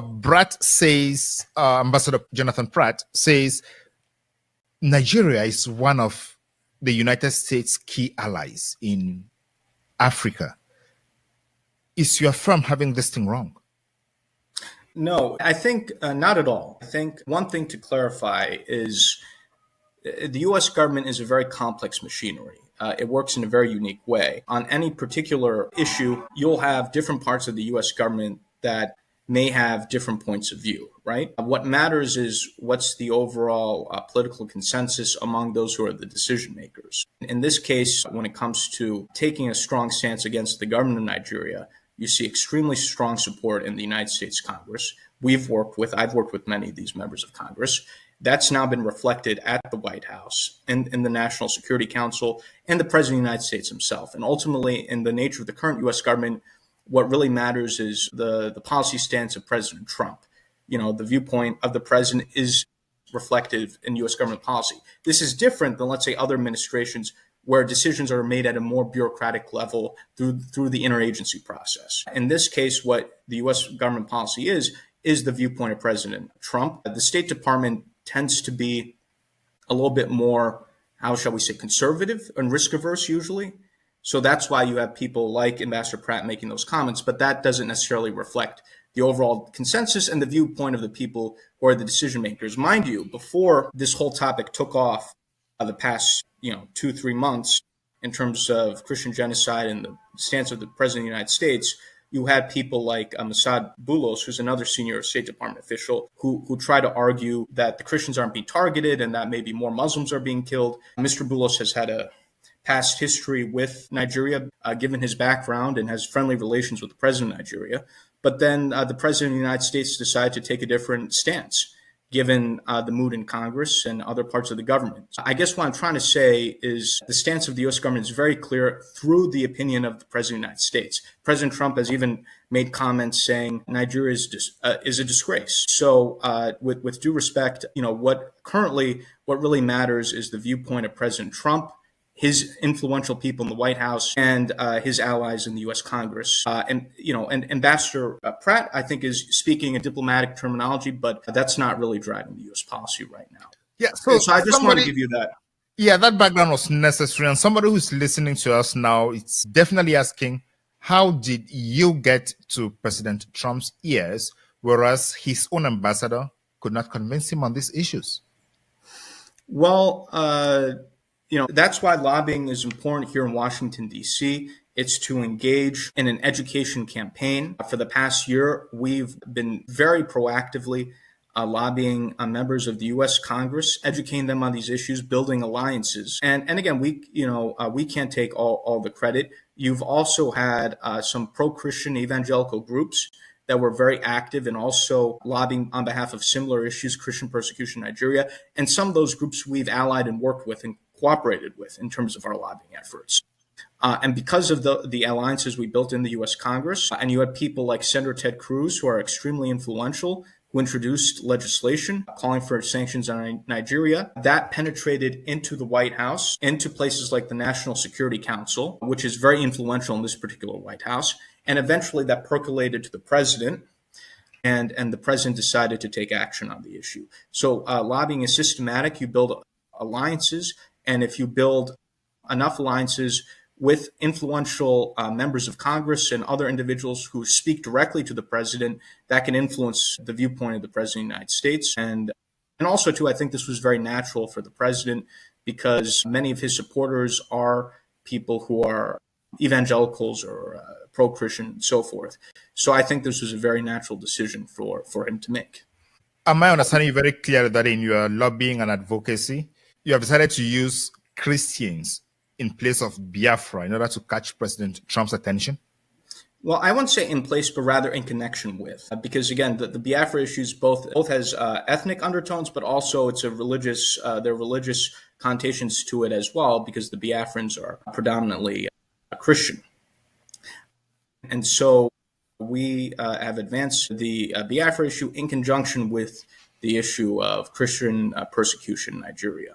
Because those are connected issues and related issues. It's just the Biafra issue also has some specific nuances to it beyond also the Christian issue as well.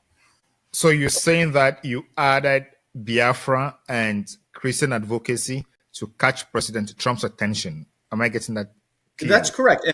And again, those are related issues. It's just that the Biafra matter also has some additional elements and nuances to it. What are those additional elements and nuances? Well, when it comes to the persecution the Biafrans have faced, part of it, there is a religious element to it because the Biafrans are a significant bulk of the Christian population of the country. But there's also an ethnic element because Biafrans, one of the major tribes in Biafra land are the Igbo people who've suffered significant persecution in Nigeria in the 1960s. Of course, you're aware that there was a civil war where the Biafrans tried to establish their independence, and they had their own state for 3 years, recognized by some countries.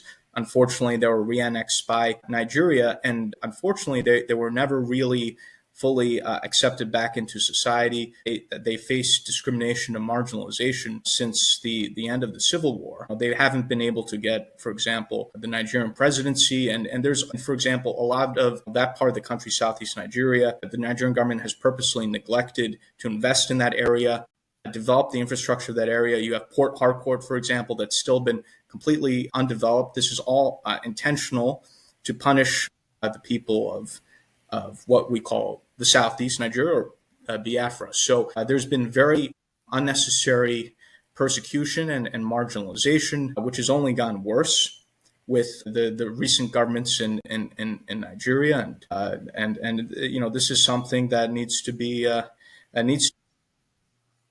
I hear all those points, but one point came to mind, or one point struck me more. Did you say Nigeria re-annexed Biafra? What I was trying to get at is, after the Biafrans declared independence in 1967, there's a 3-year civil war, and then Nigeria unfortunately won the civil war. That's what I was trying to convey. Okay, so Nigeria won the civil war, and Biafra became reintegrated into. That's what I was saying. Yes. So what is the basis for the Biafran movement of independence right now? Is it a historical base or an economic? I think it's a combination of a lot of things. I think a fundamental part of the problem is Nigeria is really an artificial amalgamation of the British, where they put together disparate peoples under colonial borders. In 1914, you have the Biafrans in the southeast, you have the Yorubas in the southwest, and then you have the Hausas and Fulanis in the north. Unfortunately, the British played some games where they favored politicians in the north, which they felt could be more easily controlled, and empowered the northern politicians for political power in Nigeria, even though you have the human capital and the economic resource base in the south of the country. The Biafrans or Igbo people are incredibly educated, entrepreneurial, and also the Yorubas in the southwest. You have Lagos. They're also very educated. A lot of the Nigerian professors that you see are of Yoruba background, for example. And also that's where you have considerable natural resources, and let's say in the Biafra territory in terms of oil and gas and so forth, which unfortunately they don't get the benefit of that. So the country was put together, and again, when there was an attempt of having a balance of power between Christian and Muslim presidents and vice presidents, the country was kind of barely holding together in this dysfunctional way.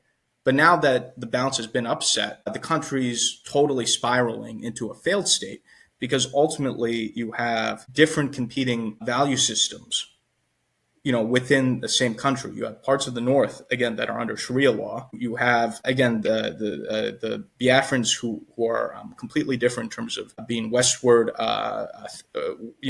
oriented, Christian, highly educated population. So the whole system is disintegrating.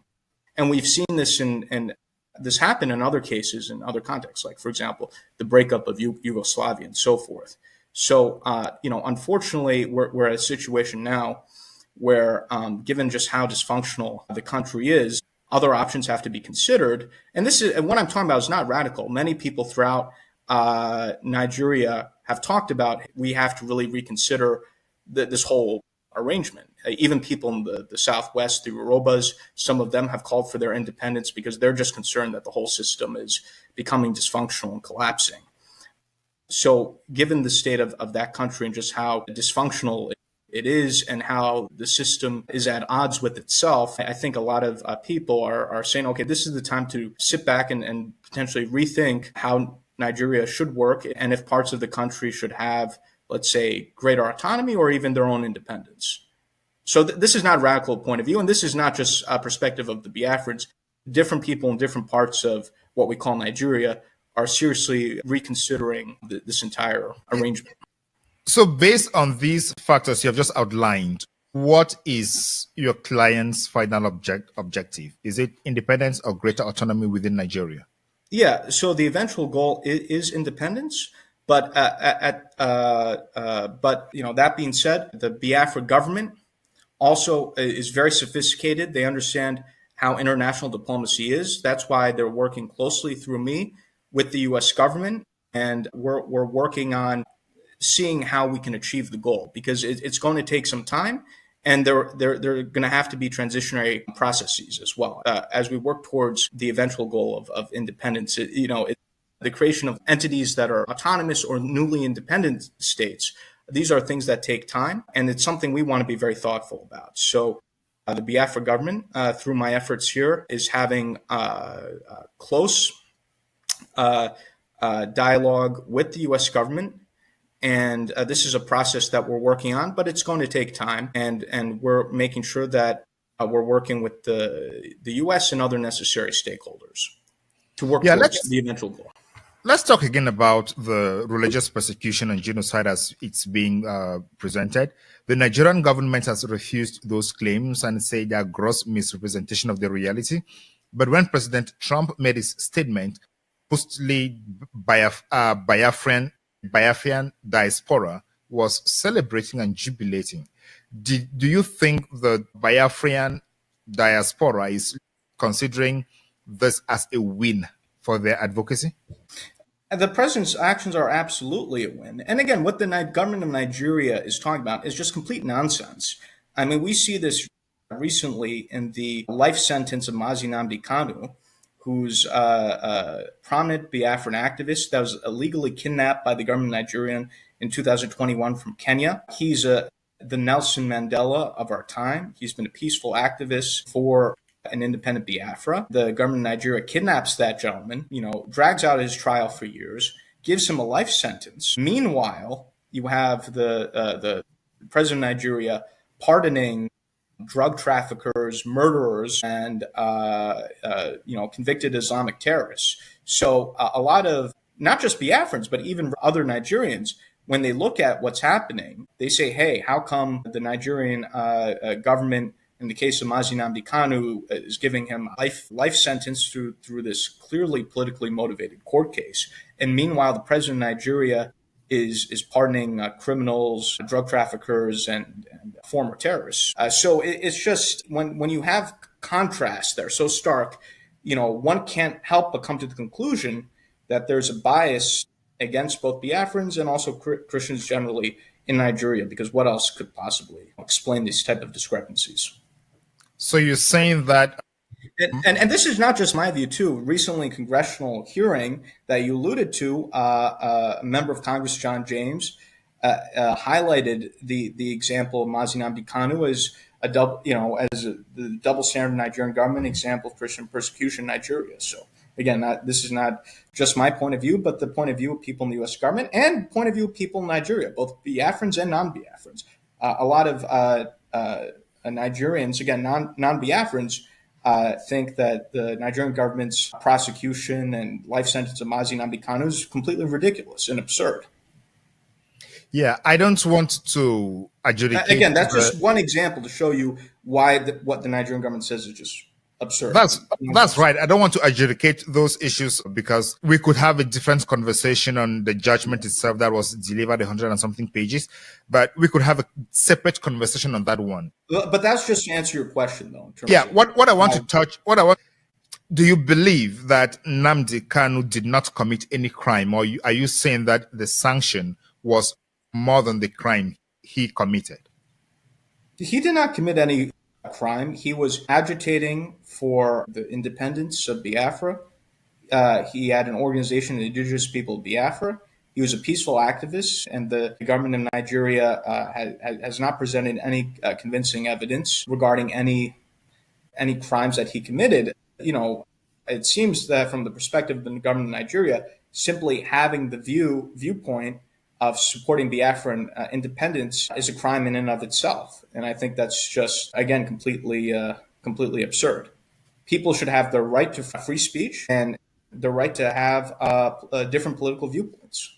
So what is the main leverage right now that the Biafran movement has as compared to the Republic of Nigeria, to the Federal Republic of Nigeria?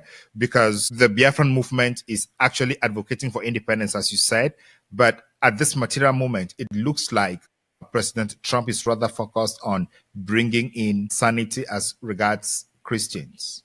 So what leverage does the Biafran movement have to press the right buttons? Well, we have a lot of support here in Washington, D.C. Again, there's certain things I can't go to due to their sensitivities, but we've met with senior people in Congress, in the White House, and other places as well. I think given the acknowledgement of the poor treatment of Christians in Nigeria, right, that there is a greater sympathy or openness towards having a separate Christian state in the south of the country, and in this case, Biafra.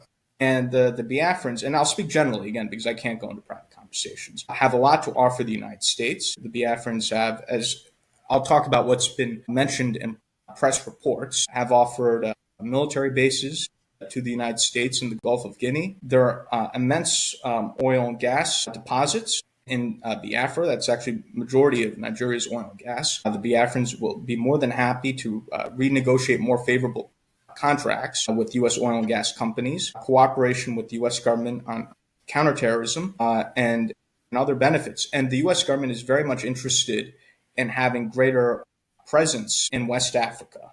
There have been a number of coups in the Sahel, Niger, Mali, Burkina Faso. We've lost some of our military installations and bases in those countries. There's an interest in having alternative allies in West Africa to make up for those losses so we can maintain a presence. And Biafra offers an ideal place for the U.S. to have presence in the Gulf of Guinea. And unfortunately, because the Nigerian government has just proven to be so problematic, and there have been efforts over the years to try to work with the government of Nigeria, and it's just been not very fruitful. There's an openness now to alternative allies. I'll give you another analogy in a different part of the continent. We have in East Africa, Somalia, which has been a failed state for a long time.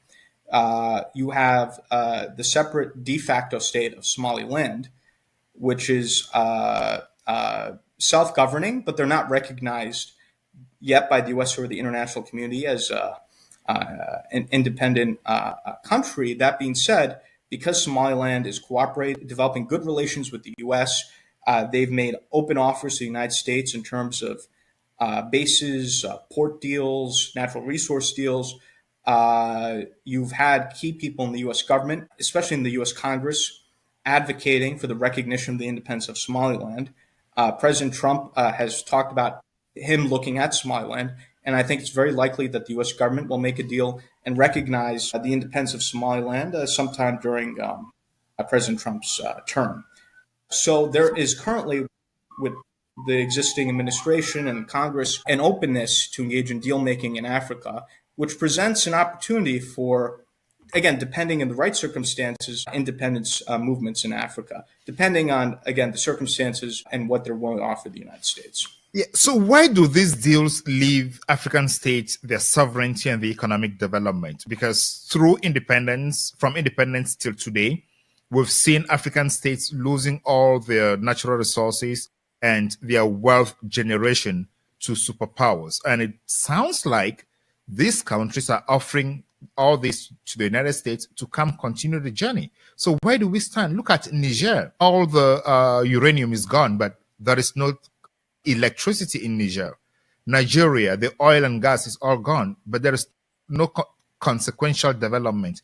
And then what I'm hearing from you is that is going to continue with the United States? No, that's not what I'm saying. You make a good point in terms of I think a lot of Africans have been exploited by what we could call neocolonialism, where even after, let's say, countries become quote unquote independent, they're still under undue influence by former colonial powers. I think one of the most controversial being France. And oftentimes the issue with some of the former European colonists, whether it's the French or the Belgium or some of these other powers, is they do business with their former colonies in a way that's exploitative, oftentimes trying to prop up puppet dictators, engaging in economic deals that are bad for those countries that are exploitative. That's not what I'm advocating for, and that is not what the U.S. is advocating for. In fact, I think a greater U.S. presence can offer an alternative for African governments to both kind of these neo-colonialist former powers, as well as an alternative to both the Russians and Chinese. And the way that the U.S. is, it's not this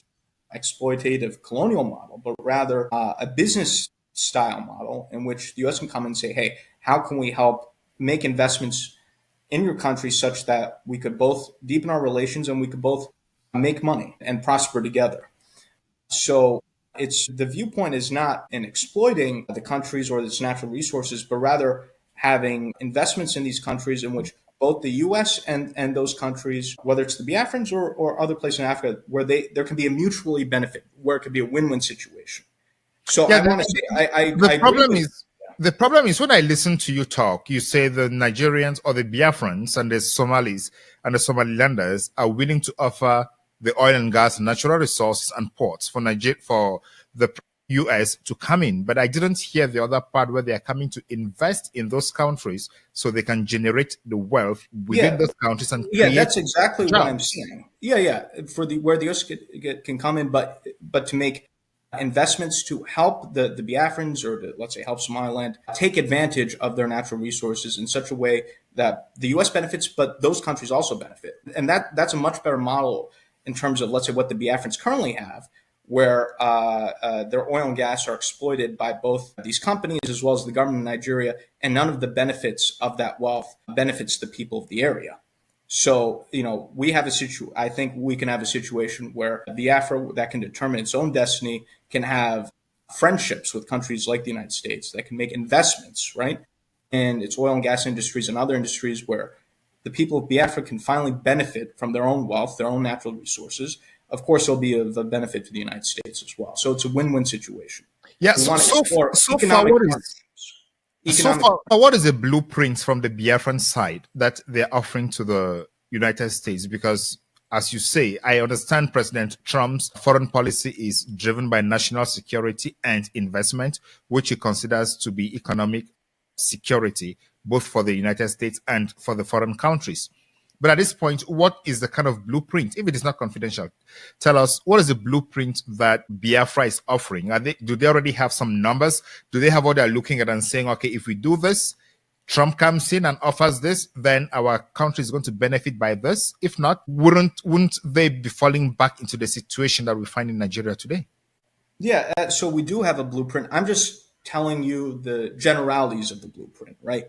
In terms of the areas in which we're already having discussions with the U.S., in terms of the oil and gas investments, U.S.-Biafra defense relations, and in terms of potential bases and also counterterrorism cooperation and other areas. So I could speak generally in terms of this is what we're offering. There are some more specific things, but again, I can't go into those particular details due to sensitivities, but I'm just telling you what the general items are, which some of this is in the news and public reports. We are having some more specific conversations. I can't go into those specifics. All right. So what is the advantage of having a lobbyist in D.C. instead of doing or talking to these people yourselves? Because the senators, their doors are open to the public, open to their constituents. They listen to their constituents and receive them. Why should someone be hiring you to go talk on his behalf?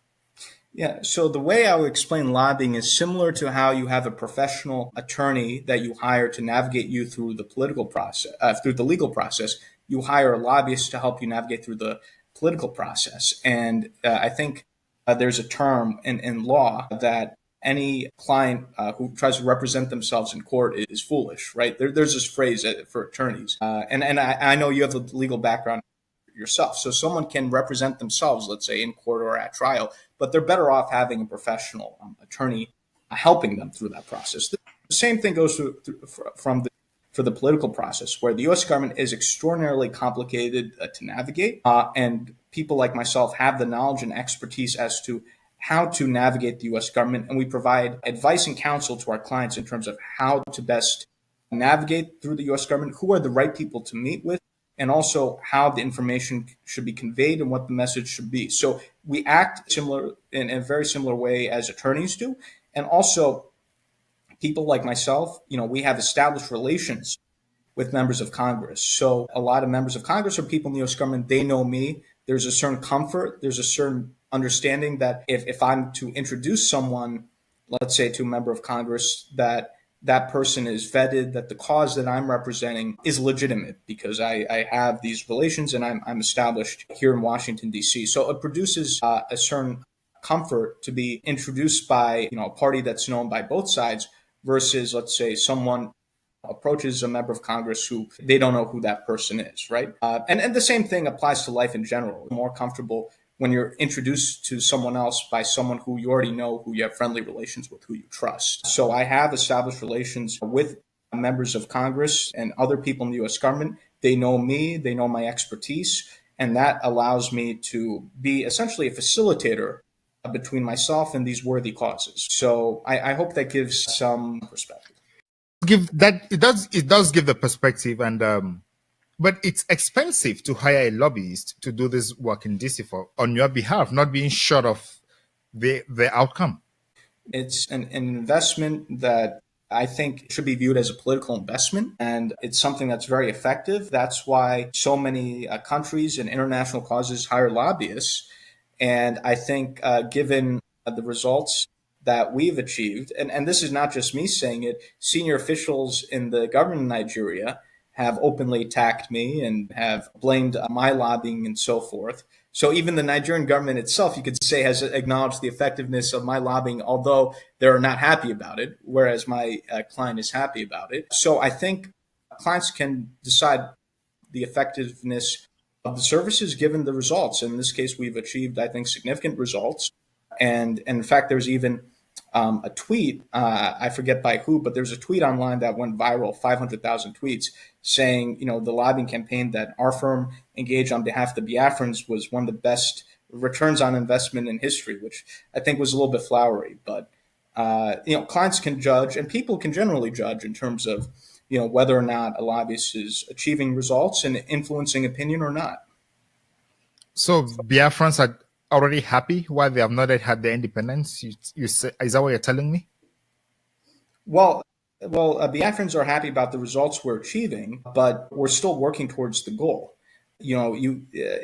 Achieving a newly independent state in Africa or anywhere takes time. We've engaged in our lobbying campaign. I've been involved in representing the Biafrans for a little bit more than a year now. In the cases of some countries, it's taken decades for them to obtain their freedom and independence. So we've achieved a lot in a short period of time, and we're working towards the goal. These things don't happen magically overnight, and anyone who says that they're going to achieve a newly independent state overnight is not a serious person, in my opinion.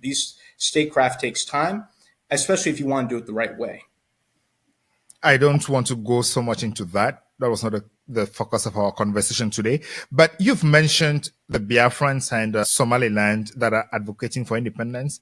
And the Ambazonian movement is linked with the Biafran movement. And the leaders of the Ambazonian movement and the leaders of the Biafran movement are in jail. Do you have any relationship with the Ambazonian movement?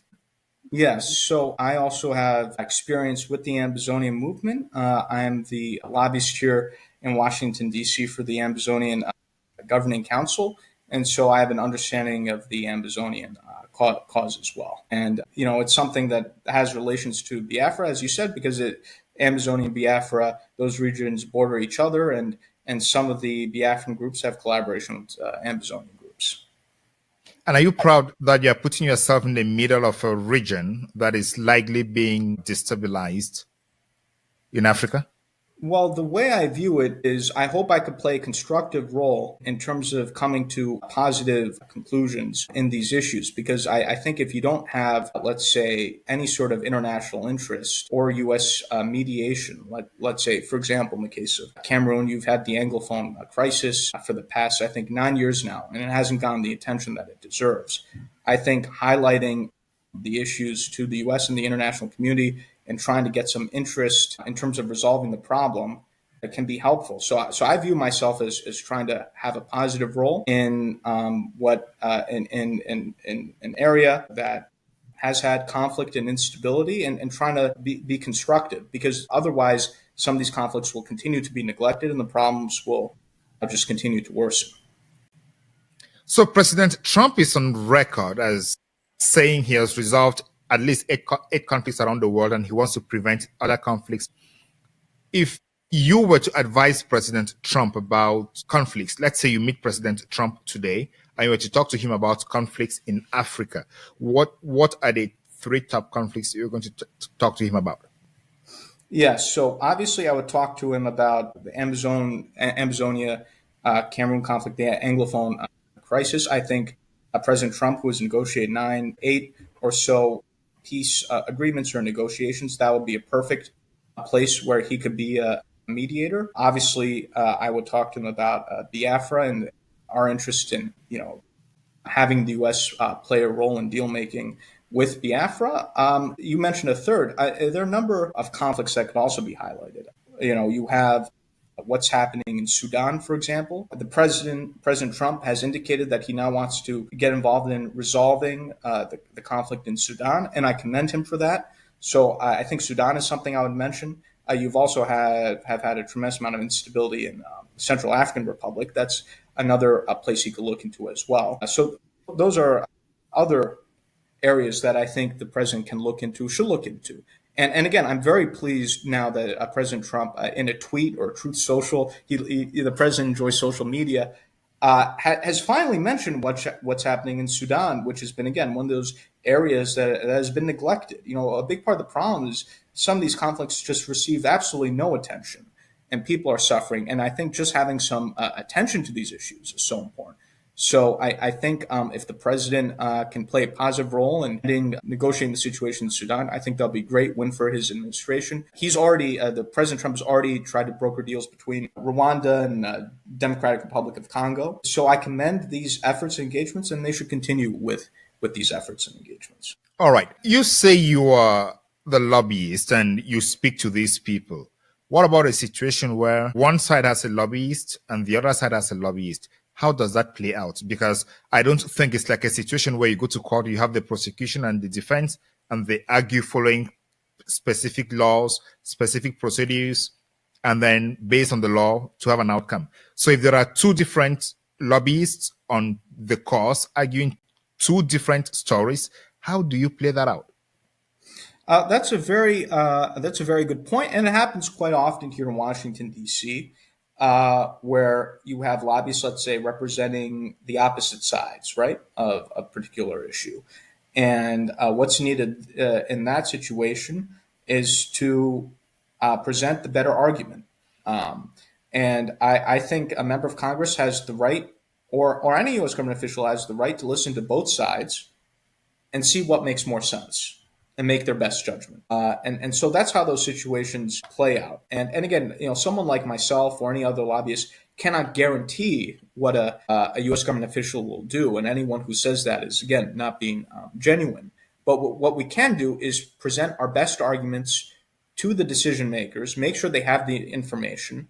They could then process information from possibly the opposing side and then make their own judgments and come to their own conclusions.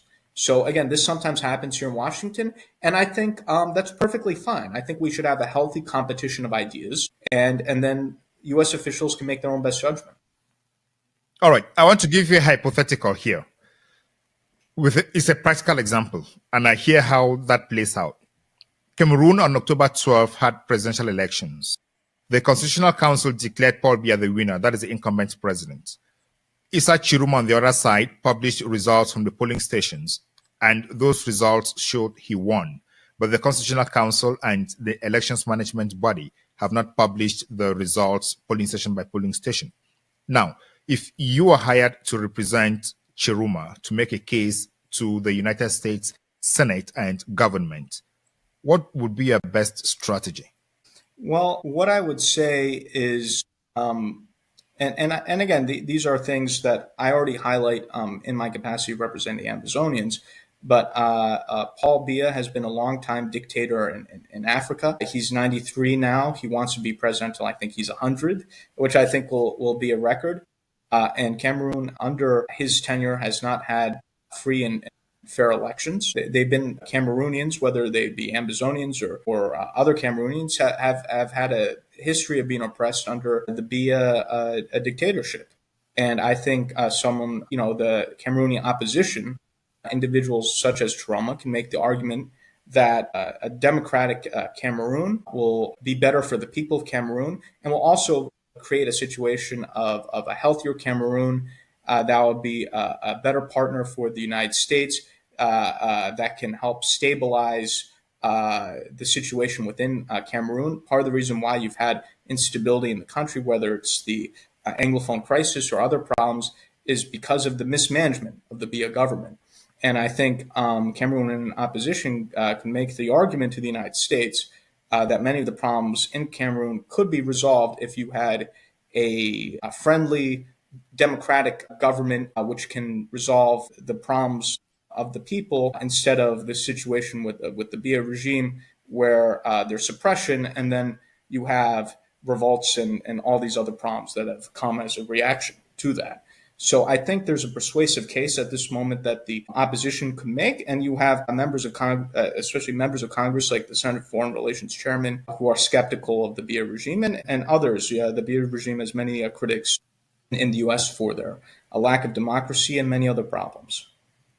And if Biya's lobbyist comes in and says, we have a stable government that has stabilized the country for the last 43 years, and we are critical for the stability of the Gulf of Guinea, if we change the system, there is a high probability that the country may go into full-blown crisis, considering the case of the Northwest and the Southwest and the North and the East. And if they say they have held some balance for all this while, and that is what they need for the country right now, how would you counter such an argument?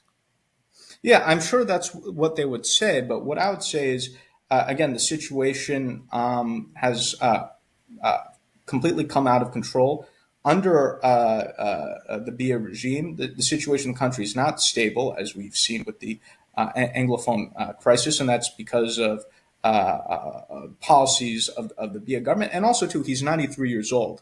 He doesn't have much more time.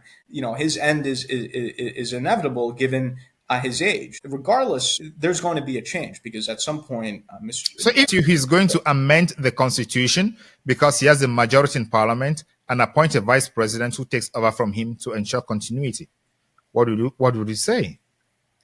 Well, what I would say is there are many people who are dissatisfied with this style of the Biya regime, which is autocratic in nature. And there are many people in Cameroon that would like to experience true democracy. And so I think that's something that should be given a chance. And I think it will be a beacon of hope, especially a country that's important like Cameroon. If it were to have a transition to democracy, I think that would be a positive development in the region. So I think there's an argument that can be made and should be made there by the Cameroonian opposition. Thank you so much, Elias, for coming to the Beyond Africa podcast. Do you have any last word for our viewers? Yeah, well, it's a pleasure to be here with you. What I say is this is a very interesting time in the continent. I think some of these liberation movements, like the Biafra independence movement and other pro-democracy causes in the continent, should be receiving more attention. I'm glad that some of these issues are receiving attention, but I think more attention needs to be paid to Africa. Africa is often overlooked, even though it's so critical and so important. And so I appreciate the role that your program has in terms of creating additional awareness and appreciation for Africa, and it's a pleasure to be on your program. Thank you so much. We seek to give in-depth time to actors who are discussing and managing issues on Africa because traditional media does not give that amount of time, and we want to have all perspectives on the news, so we share those views. For example, the news would go on saying there is no genocide in Nigeria. But irrespective of the term that has been used, what is important is there is violence and there is need for security because the government is failing. And when we have such conversations, we have a different view of what is happening around the world. And that is the essence of the Beyond Africa podcast. We are here to tell African stories to change lives in Africa. And thank you again for coming to the Beyond Africa podcast, Elias Jerasulis. Ladies and gentlemen, thank you so much for watching. What a time to be alive and what a time to follow African politics. I have been your host, Ngalim Bernard. See you in the next episode of the Beyond Africa podcast. I resume my function as President of the Council. I now give the floor to the representative of the United States. Thank you, Mr. President, and thank you for chairing this important meeting. Thank you to our briefers, Secretary General Guterres, and ECOWAS Commission President Dr. Touré. Colleagues, as we speak, Al-Qaeda-affiliated terrorists in the Sahel have paralyzed Mali with a fuel blockade. Colleagues, the situation is dire there. We see Al-Qaeda aiming to take over the entire country. The United States acknowledges the counterterrorism efforts of the Malian armed forces against these and other terrorist organizations such as ISIS, Sahel, but the situation is worsening quickly. We remained deeply concerned about the incidents of kidnapping, the incidents of hostage-taking across the Sahel as a means to finance these terrorist activities. Unfortunately, since the veto of the UN sanctions regime in 2023, it has been deeply disappointing to see Mali's security situation continue to deteriorate. That decision removed critical tools from the international community that it relied on to promote accountability and to promote stability. And the result has been an uptick, a massive surge in violence, has been a shrinking space for dialogue and growing risk for civilians across the country and across the region. The terrorist threats are not only intensifying, they are spreading, they are shifting southward, as evidenced by the terrorist attacks we've seen in Benin and Togo. But particularly, the United States is concerned and outraged by the ongoing slaughter of thousands of Christians in Nigeria by various ethnic militias in the Middle Belt, as well as terrorists like Boko Haram and ISIS West Africa in the north. It is tragic and it is unacceptable. Churches are burning, villages are being razed, thousands are killed, clergy murdered simply for wearing a cross, for being a Christian, for daring to say they worship Jesus as Christ. Just yesterday, 25 little girls were kidnapped from their school, and one school official murdered trying to protect them, from Maga Comprehensive Girls Secondary School in Kebbi State. Colleagues, this is happening.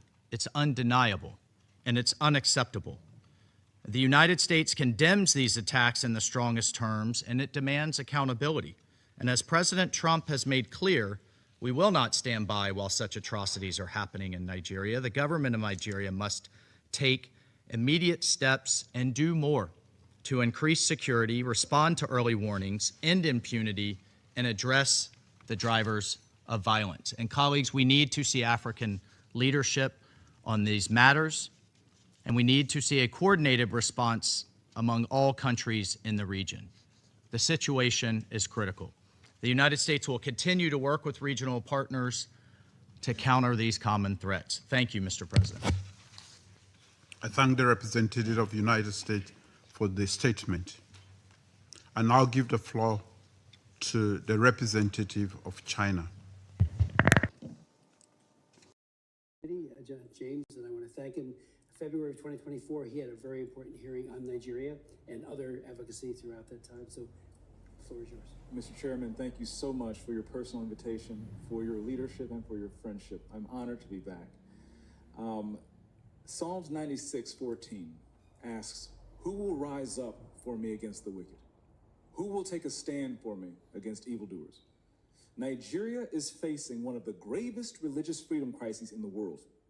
As the former chairman of the House Foreign Affairs Committee on Africa, I have visited and have seen firsthand the direness of the conditions in what is now the deadliest place on earth to be a Christian. They are targeted, displaced, and killed simply for their faith. The ancient plea, "Is there no help for the widow's son?"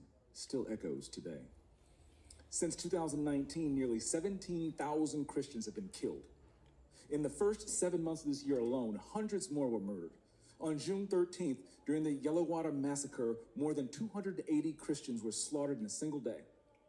These are not isolated tragedies, but a sustained pattern of religiously motivated violence, often ignored or even enabled by the Nigerian government. Extremist groups like Boko Haram, Fulani militants, and ISIS West Africa attack often without any meaningful intervention from authorities. The lack of response has created an atmosphere of impunity where Christians continue to live in constant threat and fear. The United States has previously recognized this crisis. President Trump not only designated Nigeria as a country of particular concern during his first term, but redesignated it again in his second term after President Biden inexplicably removed that designation. Religious persecution is tied to political repression and weakening institutions in Nigeria. Example, the detention of Mazi Nnamdi Kanu is a clear example. In 2022, Nigeria's Court of Appeal struck down the charges against him and ordered his release. The UN Working Group on Arbitrary Detention has also called for his unconditional release. Yet he remains in solitary confinement, in deteriorating health, and recently had to represent himself in court. Nigeria has signaled that the law is optional and targeting Christians is fair game. Just hours ago this morning, despite the pleas and cries of the Nigerian people and many Nigerian lawmakers, Mazi Nnamdi Kanu was convicted on all charges. For fiscal year 2025, the U.S. has requested nearly $8 billion for sub-Saharan Africa. But when Americans see political prisoners, judicial defiance, and the slaughter of Christians, they understandably ask as they meet their own struggles, why should our tax dollars support governments that refuse to protect their own people? Is our aid aiding a genocide? Nigeria is a nation of tremendous potential, but that potential is being choked out by violent persecution of its Christian population. No country can build a stable future where churches are burned, believers are killed, and communities live in fear. The United States must stay engaged, and Nigeria must change course now. Mr. Pratt, a direct question. Do you believe, in your professional assessment, that the government of Nigeria has been infiltrated by jihadists? I do not believe that the government of Nigeria has been infiltrated by jihadists. Okay, because when you look at the selective enforcement of the rule of law, one might question if there are any favoritism or looking the other way when groups are being specifically targeted, despite the fact, as my colleague Mr. Moore mentioned, not enforcing the rule of law with regard to weapons. My next question, how has the Nigerian government reacted since President Trump's country of particular concern designation announcement? They have taken the designation very seriously. There is a senior delegation here now. They will meet with the most senior officials of the U.S. government this week. And we have already demarched the government in Abuja and here in Washington on the action plan. And I can say that the results so far have been positive in terms of cooperation. The Nigerian government needs to do more to address this issue themselves, but what measures are being taken to assist Nigeria to increase its focus on persecution, particularly in the Middle Belt? Yeah, so thank you for your question, Congressman James. As you mentioned, the Middle Belt is a particular concern. That's where Christians, you mentioned Yalwada, where 250 or 280 Christians were killed, massacred. They were targeted because they were Christians. Churches have been burned there. There have been internally displaced people there. And so we're reviewing all options at the State Department, including Chairman Smith, you mentioned our bureau, we have Global Magnitsky Act sanctions.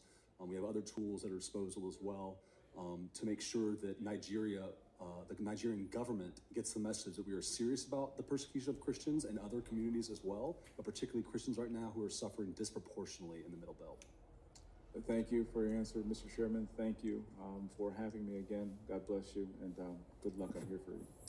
Thank you, James, and I want to thank him. February of 2024, he had a very important hearing on Nigeria and other advocacy throughout that time. So the floor is yours. Mr. Chairman, thank you so much for your personal invitation, for your leadership, and for your friendship. I'm honored to be back. Psalms 96:14 asks, "Who will rise up for me against the wicked? Who will take a stand for me against evildoers?" Nigeria is facing one of the gravest religious freedom crises in the world. As the former chairman of the House Foreign Affairs Committee on Africa, I have visited and have seen firsthand the direness of the conditions in what is now the deadliest place on earth to be a Christian. They are targeted, displaced, and killed simply for their faith. The ancient plea, "Is there no help for the widow's son?" still echoes today. Since 2019, nearly 17,000 Christians have been killed. In the first 7 months of this year alone, hundreds more were murdered. On June 13th, during the Yellowwater massacre, more than 280 Christians were slaughtered in a single day. These are not isolated tragedies, but a sustained pattern of religiously motivated violence, often ignored or even enabled by the Nigerian government. Extremist groups like Boko Haram, Fulani militants, and ISIS West Africa attack often without any meaningful intervention from authorities. The lack of response has created an atmosphere of impunity where Christians continue to live in constant threat and fear. The United States has previously recognized this crisis. President Trump not only designated Nigeria as a country of particular concern during his first term, but redesignated it again in his second term after President Biden inexplicably removed that designation. Religious persecution is tied to political repression and weakening institutions in Nigeria. Example, the detention of Mazi Nnamdi Kanu is a clear example. In 2022, Nigeria's Court of Appeal struck down the charges against him and ordered his release. The UN Working Group on Arbitrary Detention has also called for his unconditional release. Yet he remains in solitary confinement, in deteriorating health, and recently had to represent himself in court. Nigeria has signaled that the law is optional and targeting Christians is fair game. Just hours ago this morning, despite the pleas and cries of the Nigerian people and many Nigerian lawmakers, Mazi Nnamdi Kanu was convicted on all charges. For fiscal year 2025, the U.S. has requested nearly $8 billion for sub-Saharan Africa. But when Americans see political prisoners, judicial defiance, and the slaughter of Christians, they understandably ask as they meet their own struggles, why should our tax dollars support governments that refuse to protect their own people? Is our aid aiding a genocide? Nigeria is a nation of tremendous potential, but that potential is being choked out by violent persecution of its Christian population. No country can build a stable future where churches are burned, believers are killed, and communities live in fear. The United States must stay engaged, and Nigeria must change course now. Mr. Pratt, a direct question. Do you believe in your professional assessment that the government of Nigeria has been infiltrated by jihadists? I do not believe that the government of Nigeria has been infiltrated by jihadists. Okay, because when you look at the selective enforcement of the rule of law, one might question if there are any favoritism or looking the other way when groups are being specifically targeted, despite the fact, as my colleague Mr. Moore mentioned, not enforcing the rule of law with regard to weapons.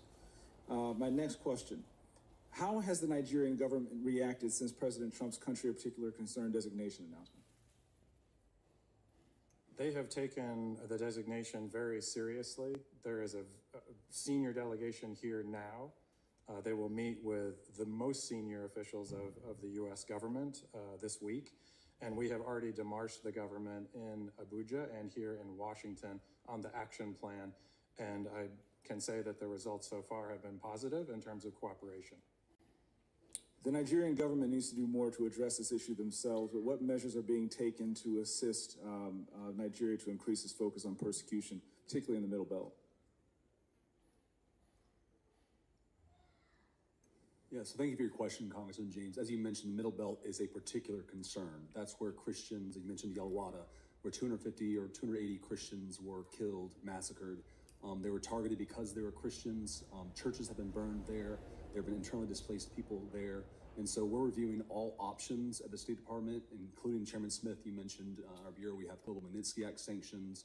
We have other tools at our disposal as well to make sure that Nigeria, the Nigerian government gets the message that we are serious about the persecution of Christians and other communities as well, but particularly Christians right now who are suffering disproportionately in the Middle Belt.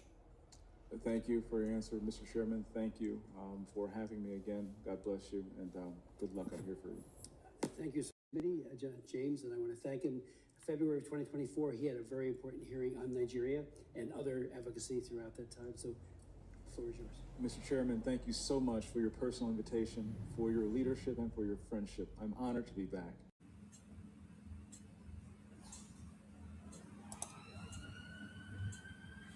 Not from a single wound, but from 1,000 cuts, inflicted by a forced union, never meant to endure. This is the story of Nigeria, a giant built on false foundations, now straining beneath the weight of its own contradictions. And at the center of that storm stands the unbroken spirit of Biafra, crying out for freedom from a nightmare that has consumed millions.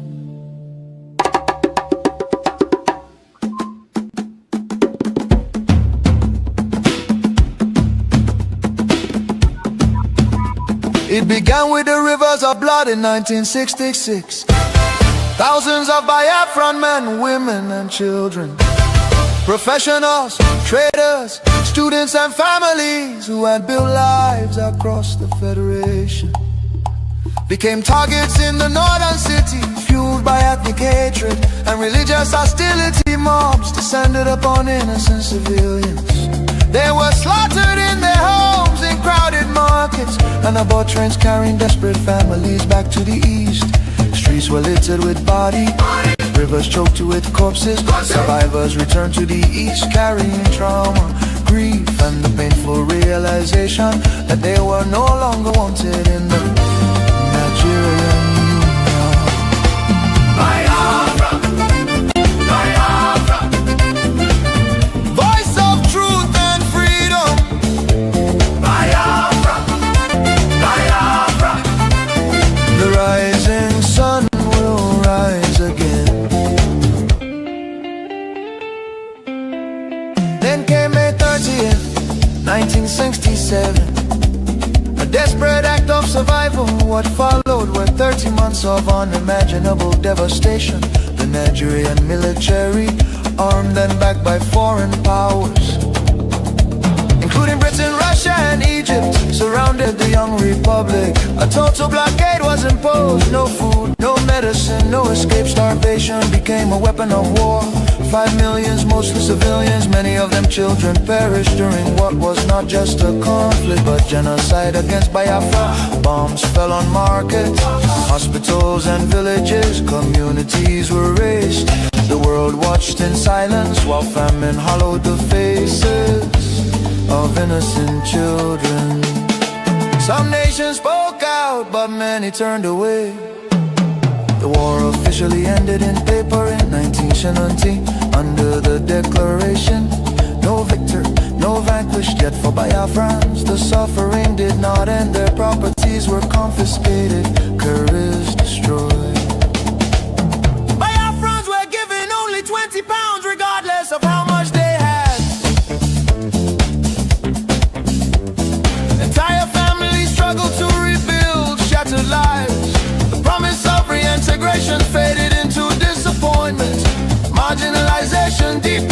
Nigerian government appointments, infrastructure and control of resources from Biafran land. Oil flowing from the Biafra land enriched the center, while much of the east remained neglected. Roads deteriorated, industries collapsed. Biafra, Biafra.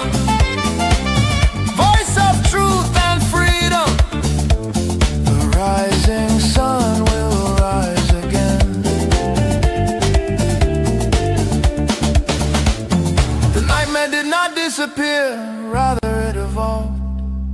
Across Nigeria today, violence and insecurity continue to devastate communities. Armed attacks by Fulani herdsmen terrorists have left villages destroyed, farmers killed, women violated, children orphaned and churches burned. Boko Haram and its offshoots have unleashed terror across multiple regions in the southeast. Demands for Biafra and self-determination are often met with military crackdowns, arrests and bloodshed. Protesters have been killed, fear and tension continue to rise. These tragedies reflect the deadly consequences of forcing vastly different peoples into one political structure. Through the 1914 British amalgamation, distinct ethnic nations, religion, traditions, ideologies, and systems of governance were merged without consent and without a shared national vision. The North's feudal and religious conservatism can never blend with the South's entrepreneurial drive. And the East Republican individualism attempts to hold the Union together continue to be at the cost of innocent blood. Why does Biafra matter? Biafra means self-determination. Biafra represents dignity, survival, and the right of a people to life and choose their future. Biafra symbolizes resistance, innovation, enterprise, and hope. The vision is of a nation with secure borders, focused development, protection of its citizens, and economic engagement with the world of future, free from oppression, fear, and perpetual conflict. The solution is not endless political conferences, military force or federal quota system, but a peaceful separation based on shared values and voluntary association. History shows that artificial unions often fracture violently, while honest separation can allow wounded nations to recover. Biafra is not dead, Biafra lives. It lives because the desire for freedom cannot be extinguished. Nigeria's ongoing crisis, corruption, insecurity, poverty, and division are proof that one structure cannot hold people with dangerous diversities together. For the million already lost, for the children yet unborn. Biafra, Biafra independence is non-negotiable. Let Africa remember that true unity cannot be sustained by force. The world must listen before more lives are lost. Biafra, Biafra live, freedom calls. God bless Biafra. God bless the land of the rising sun. God bless Biafra Republic, government in exile, led by Prime Minister His Excellency Okechukwu, for standing tall in the pursuit of Biafra independence. Oh, no, no.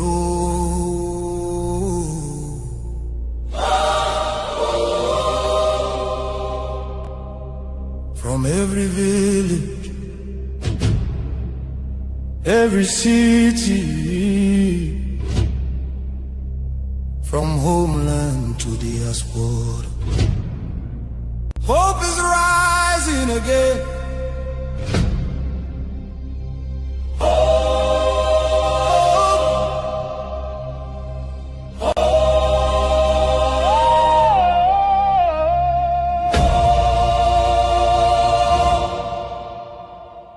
Biafra now our only hope. Biafra now our only hope. Hope for today, hope for tomorrow. No more pain, no more sorrow.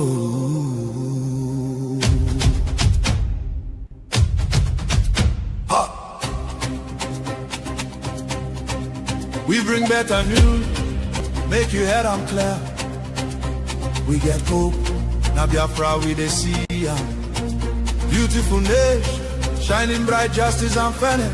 Now the light. Biafra go be one beautiful nation. Every Biafran go enjoy true freedom. Fine, fine country, shining nation.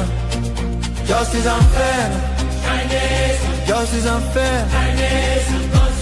Everybody equal, one love for rich and poor. Leader or citizen, no different. Justice go speak with confidence. No oppression, no discrimination. Rule of law for the nation. Truth and justice go reign forever. Biafra go get strong and better. Where your hope? Biafra. Who be your hope? Biafra. Waiting be your country. Biafra. No more suffering and smiling. No more fear, no more hiding. Respect and dignity for all. Every citizen standing tall. Free education, rich university, healthcare for every community. No more dying, because no money. Life go better for everybody. Biafra now our only hope. Biafra now our only hope. Stand up now, make we claim Biafra now our destination. Women go deliver safe for hospital. Citizen go get support every month. Better roads go connect every city. Modern railways and airport. Clean water go flow for house. Electric light go shine every night. Security go protect every family. Day and night. Everything go right. You fit waka free for midnight. Go your road without fear. Kidnapping and violence disappear. Peace and progress everywhere. Mama and papa go get retirement benefits. Nobody go kill you for Biafra and go free. Now wahala, the person don't buy for him head. Oil and gas beneath our ground. Now the people where get the land go control them. Resources go serve the people. Prosperity go spread for all. Anything we do for our land. Now our citizens go manage them. Development go reach every corner. Nobody go suffer again. No vote buying, no rigging game. Election fair and play. One woman, one vote. One man, one vote. Your voice go matter every day. Biafra now our only hope. Biafra now our only hope. Hope for today. Hope for tomorrow. No more pain, no more sorrow.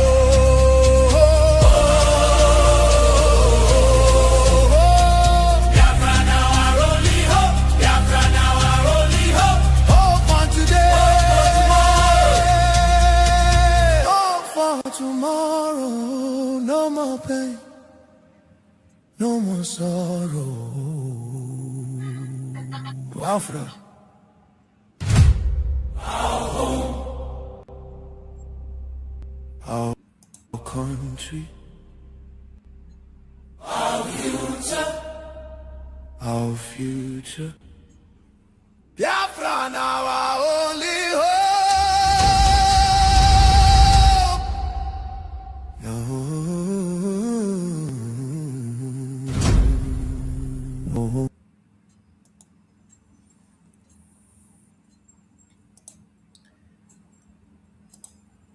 Wonderful Biafrans, lovers of freedom.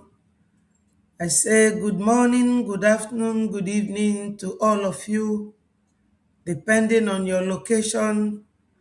Join me, my people. Today is 22nd of May 2026, and it is also beginning of the weekend, Friday.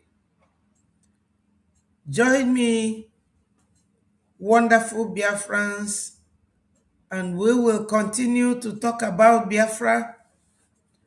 Biafra is our home, is our religion, and my people, we must evangelize, talk about Biafra, Biafra's freedom, and everything that touches and concerns Biafra, it is our home, our nation. We cannot stop talking about Biafra. Join me, my people, from wherever you are watching, and let us continue. Ndị be anyị nọ n'ụlọ, ekenekwa m unu. Ekene m nwoke, ekene nwanyị.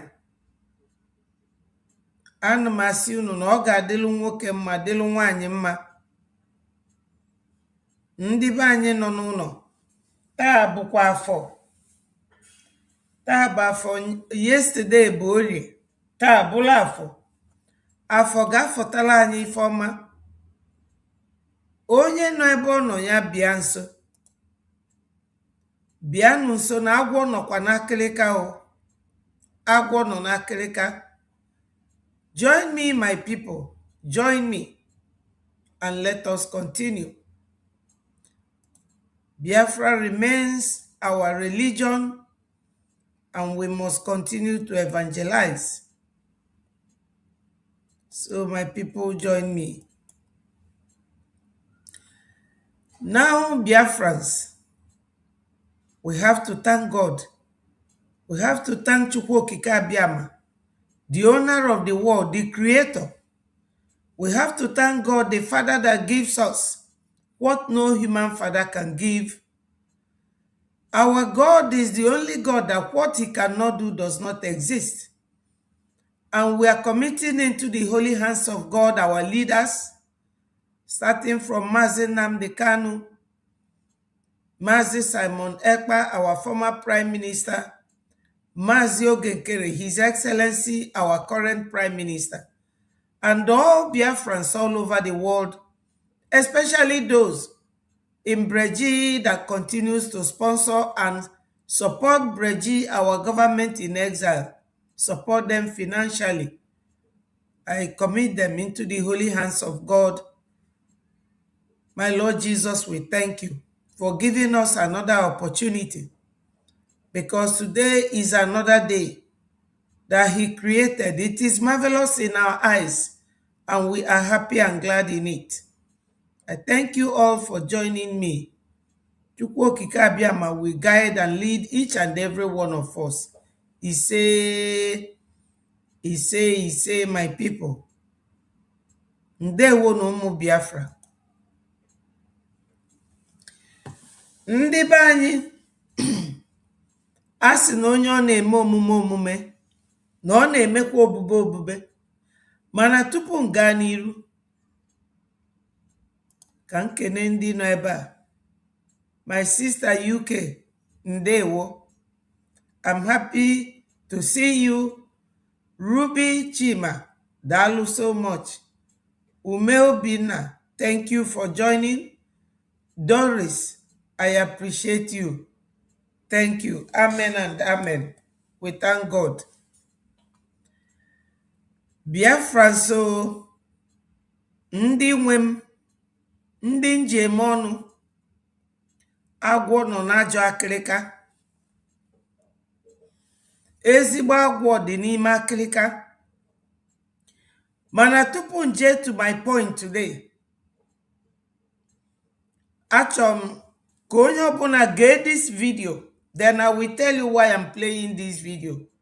I found this video from my information minister's platform, and any video I found from him, being the Minister of Information and Communication, I always take his videos to do the lecture the way our people will understand. Ndị Igbo tụrụ inu si na ebe nwoke nọ na nwoke ọzọ nọkwa ya. Mana amarozi m ife na-eme, my people. Let us just listen to the video and I will talk about it.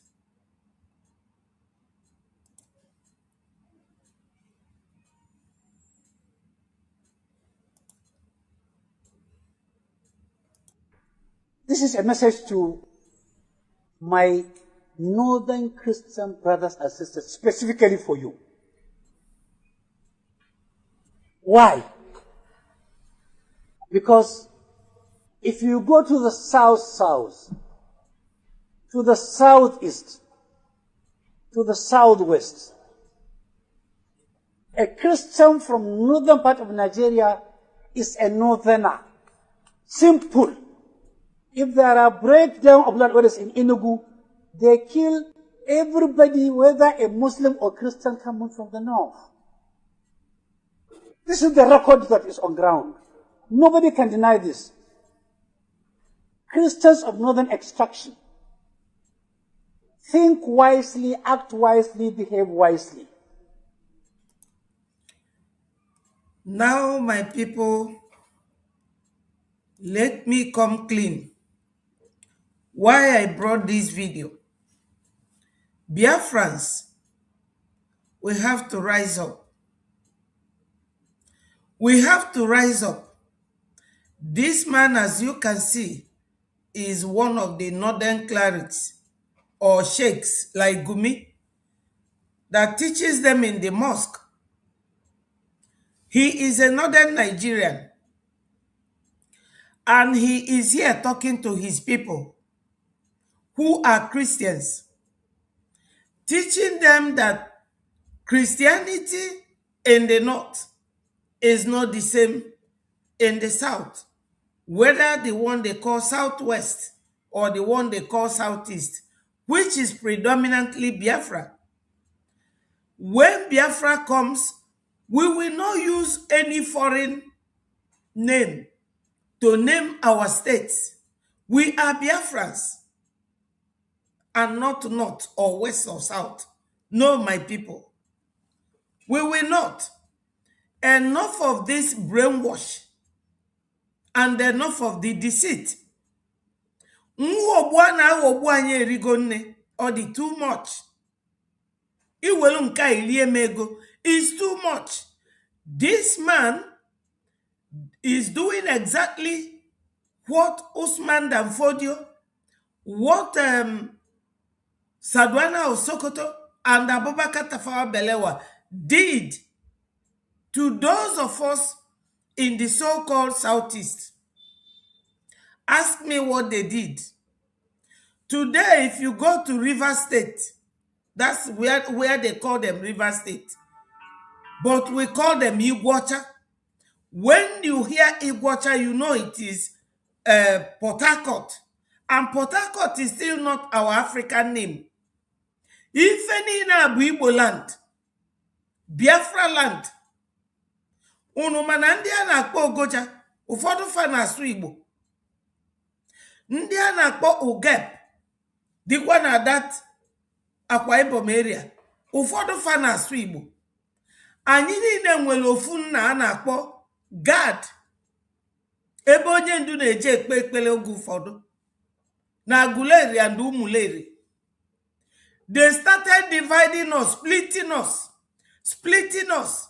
Faputa fasindi Asaba, na ndị Okpanam, na faburo ndị Igbo. Fagwandi Wori, na faburo ndị Igbo.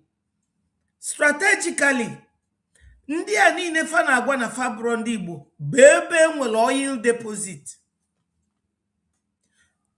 Today, na that southeast, as they call it, or River State,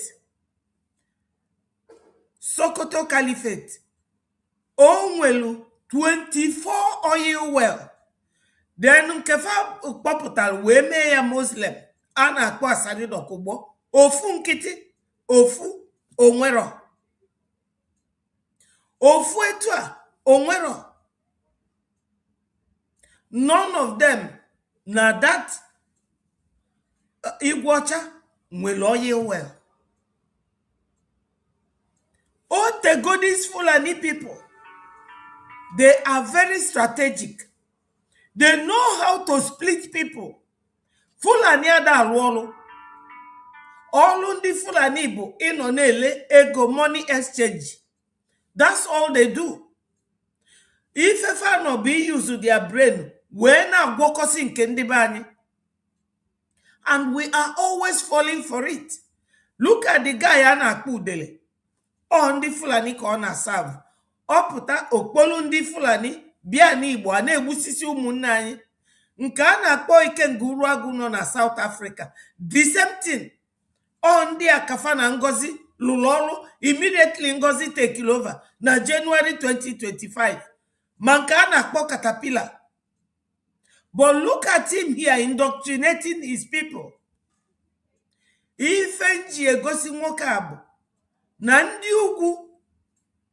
These Fulanis, Father kweka ndị Hausa megharị arụ, whereas no Hausa with the land where they are staying. They will never allow the Hausas to raise their head up. If you are not a Muslim, you are their slave. In their brain, no, you are their slave, you are infidel. But they are the real infidel. Because God Almighty that we serve, all Bulumu Ishmael, He told us in the Bible, do not be equally yoked with unbelievers. But in their twist here, because of the attack here, lies to get what you want. Our Lord Jesus Christ told us, say the truth, and the truth will set you free. And if you preach to anybody about the good news about God, and they do not accept, wipe off the dust on your feet and go. But in the car, their leader, their Mohammed, Okuzi Lufa, Onyeju, Beyonu. That is their religion. Look at the way he gathered Christians in the north and was indoctrinating them. The unfortunate thing is that whenever they radicalize them, whenever they talk to them, they listen. But I will be here. Nelly's TV will be here. Sony Media will be there. David Nana TV will be there. Biafra Watchman will be there. Talking to our people, and they will never listen. Obulundi Ugu Kedobelu, this www.biafrarepublicgovernment.org link. Every day you gonna fuego gana banye there. Manandi Kayonye Biomeko no Buria. I am still getting at something because I have a video here that will confirm what I'm saying. I don't know what is in our brain. I don't know how we think. Is like breaking stone on a fiaro. Right now, if we name a Biafra land or Brokwa Nkemelu some time ago, Nkene make it a kita yesterday and still tomorrow. But look at this man. He is here indoctrinating not even Muslims, but northern Christians. He told them that the way that the southern west and southern east will be treating them is not the way we treat ourselves down there. That we treat them as villains. That we treat them as enemies. But they are Christians. You see the radicalization. Managana gwandebani ifege mefa kafa bolo mado kafa puta baulu kafa lota that na all this brouhaha is all lies. We are one people. Then ibatazia ni mendi na zo Biafra. Efufa onye obuna na nuso nwanni ogu. Kama ega nuso ndi Fulani ogu, ayana nuso nwanni ogu. Onye asiro na nwanni emel nka, osi na onye nka emel nka, onye nka report, onye nka ekpegosi. But look at them, the way they are listening to him. Let me continue the video. Because I don't know what is wrong.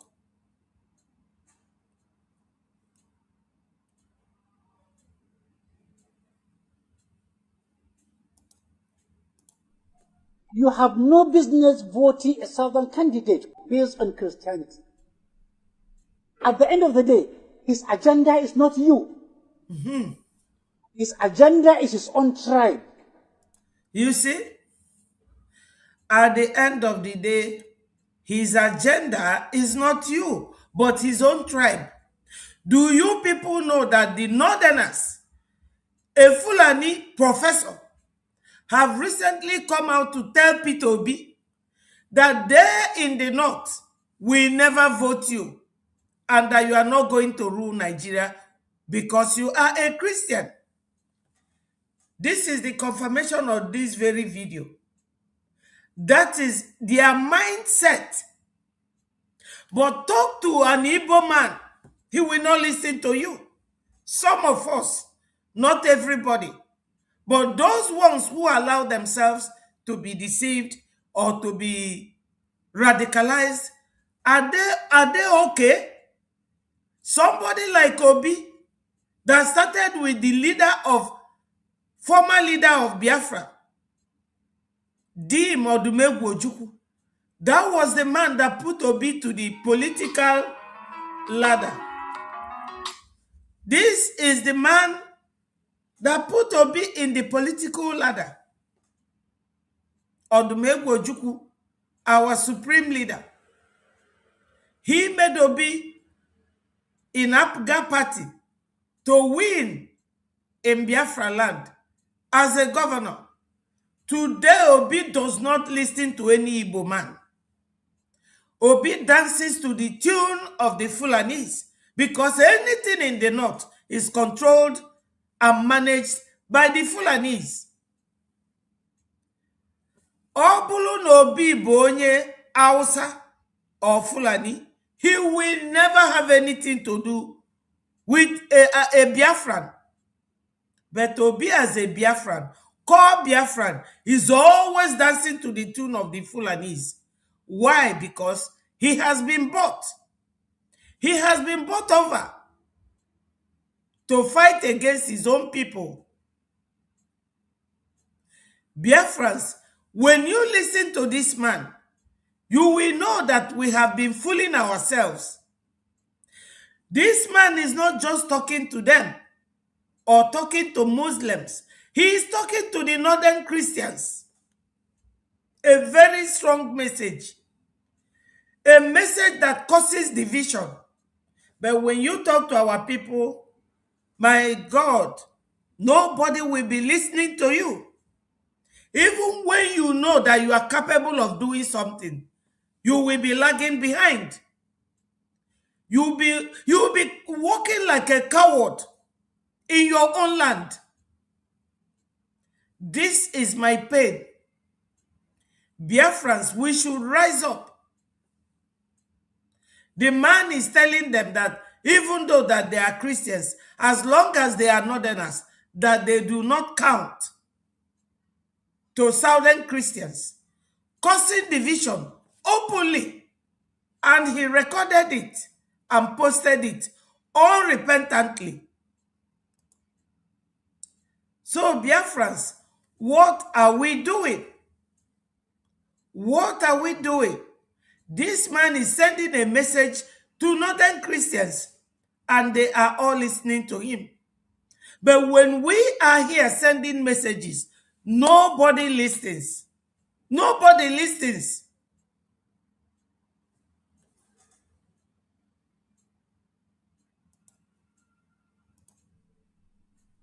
If you pick Obi, his agenda is not Christianity. He could be a fantastic Catholic. Have you heard it? Let me try and play it again, and you will hear what he said. His agenda is not Christianity. His agenda is his own tribe. His agenda is not you. His agenda is his own. At the end of the day, his agenda is not you. He behave wisely. You have no business voting a Southern candidate based on Christianity. At the end of the day, his agenda is not you. His agenda is his own tribe. Think wisely, act wisely, behave wisely. You have no business voting a southern candidate based on Christianity. At the end of the day, his agenda is not you. His agenda is his own tribe. If you pick Obi, his agenda is not Christianity. His agenda is Christianity.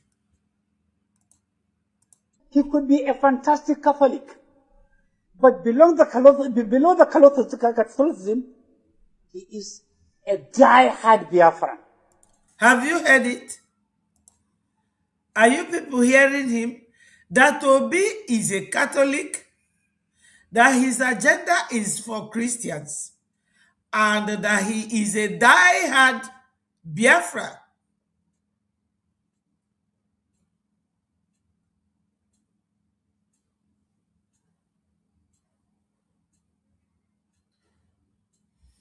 I know.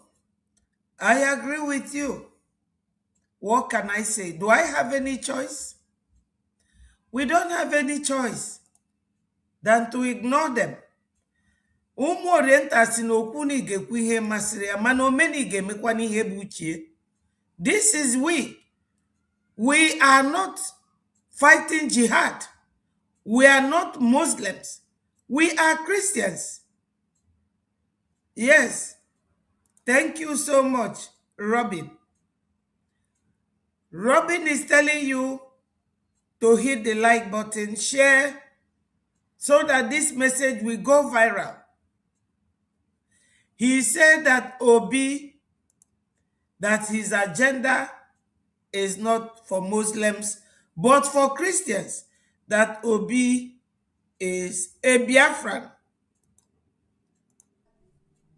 Christians of northern extraction, think wisely, act wisely, behave wisely.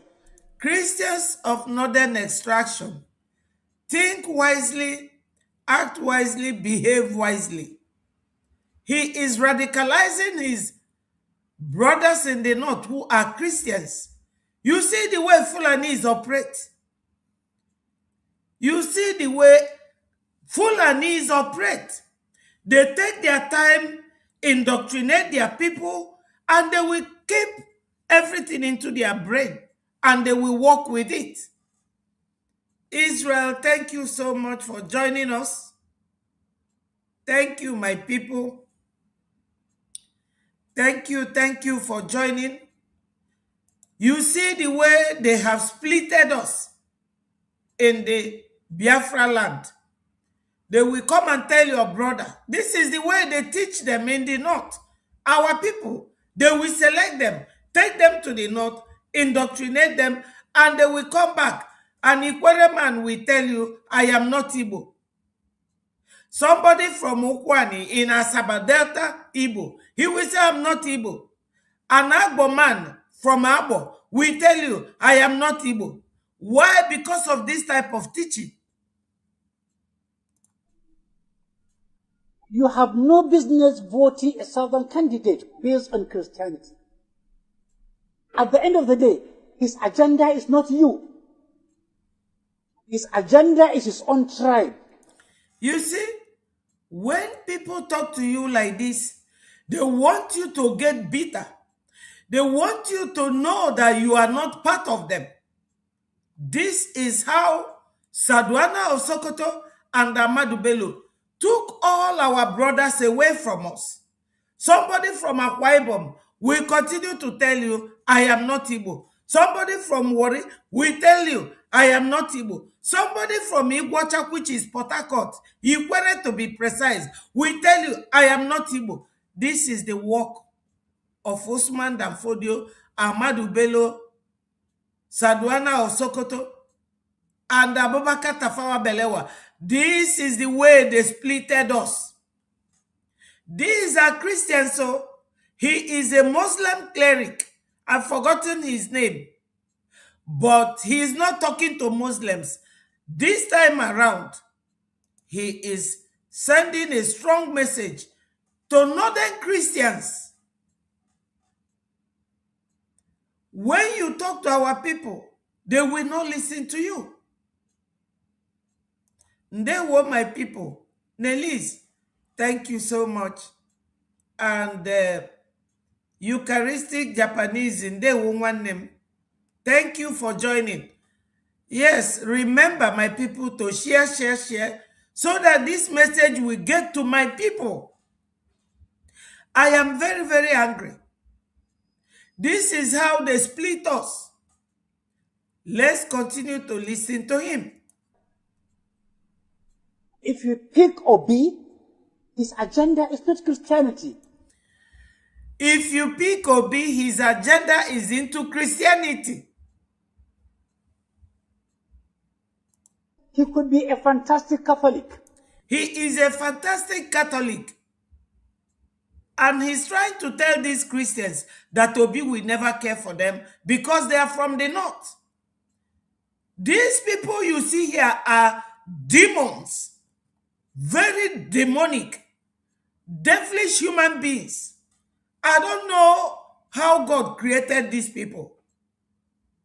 Because they said that God created all humans. But these ones, with their evil agenda, they are so demonic. Very, very devilish. It's like people will come to your house or somebody will come to your house and you are not there. They will be teaching your husband and your children to disobey you, that you are not a good mother. And you will come back and send your child to an errand. That child will start insulting you. And you will be wondering, where is this coming from? That is exactly what this man is doing. And that's what Ahmadu Bello had always done. That's how they splitted all of us. That our minds are not the same. That we don't work with one another. But below the Catholicism, he is a die-hard Biafran. Obi is a die-hard Biafran. Whereas Obi is not even listening to anything Biafra. You see the irony of life. You see the problem we have. My pain is that when you teach our people, the way this man is teaching these people, they will not listen to you. That is the pain. That is my anger. He is a die-hard Biafran. If you pick Obi, his agenda is not Christianity. He could be a fantastic Catholic. But below the Catholicism, he is a die-hard Biafran. If you vote Obi, you are voting for Biafra. Are you hearing it? If you vote Obi, you are voting for Biafra. Yes, exactly, my brother. Takia. This is how they deceive their youths. This is how they radicalize them. And the fortunate thing for them, their youths listen to them. But our own people, talk to them from January to December. They won't even care to come near and listen. Look at the way they were all sitting, listening to him. This is an Islamic cleric talking to Christians. Are you understanding? He is a Muslim talking to Christians, and the Christians are listening to him obediently. And whatever he asks them to do, they will do it. Because they believe that they are all one. No missing of the words. If you vote for Biafra, you are voting for the destruction of the North. Tell me, a Christian from Taraba, voting for the destruction of the North. If you vote for Biafra, you are voting for the destruction of the North. Are you hearing it? If you vote for Biafra, you are voting for whatever he said of the North. Because that word was not clear enough. You see the way he's radicalizing them. And as they sit here as human beings, their mindsets are changing. They are changing. They are thinking of something different. These are northern Christians, not even the Muslims. So you will understand how they radicalize their youth in the mosque. You see it. Tell me, a Christian from Taraba, Nasarawa, Kogi, Kwara, Kaduna, Kebbi, Sokoto, Bauchi, Gombe. Tell me what you drive, the benefit you will drive by voting Obi. Just tell me one single benefit. And the answer is there is none.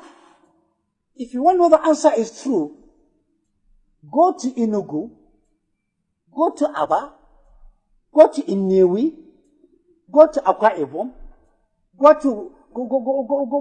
to every part of the south. As a Christian.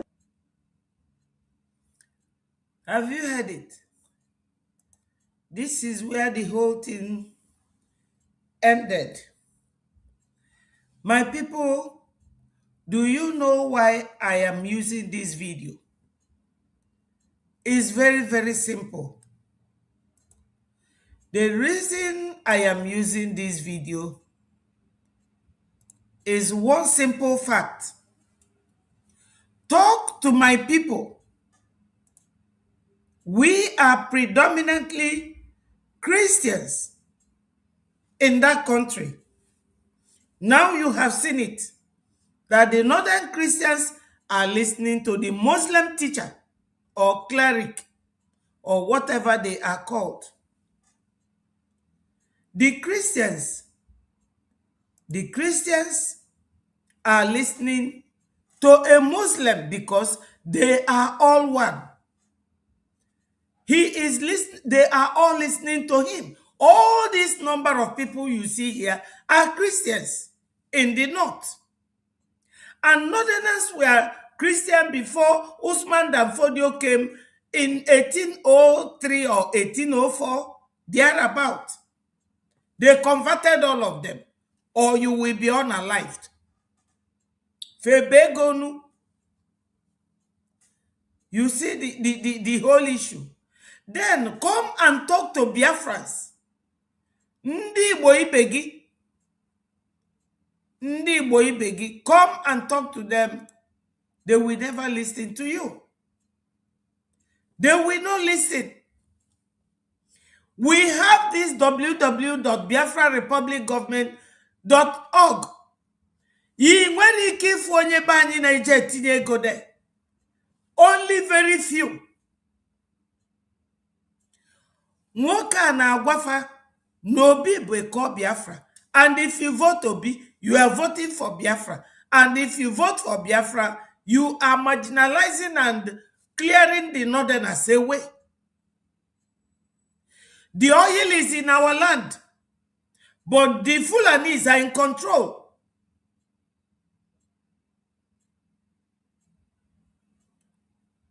Yeah, I agree with you, my sister, Doris. The preacher is using knife. Like you will bring a cake, you bring knife, and you will cut through the middle, and cut again, and start distributing. That's what he is doing. He is brainwashing Christians in the north. And they are listening. Do not tell me that all these men that he is talking to, that one of them will not have a change of mind, or even 10, or maybe all of them. He is radicalizing them, Christians, with all the way that Fulanis are decimating the north. They will still listen to him. But talk to a Biafran person. Now, let me find this.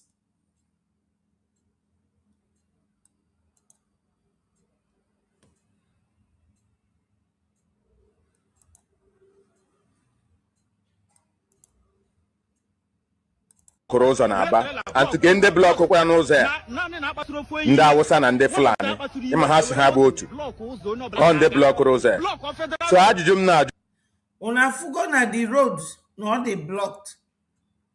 Madu send this video. Somebody send this video. Inanya here, Igafu, the blockage, Aba Road. Somebody sent me this video yesterday. And there's another one. There's another one. Fano na banye kita. Negbundi banye.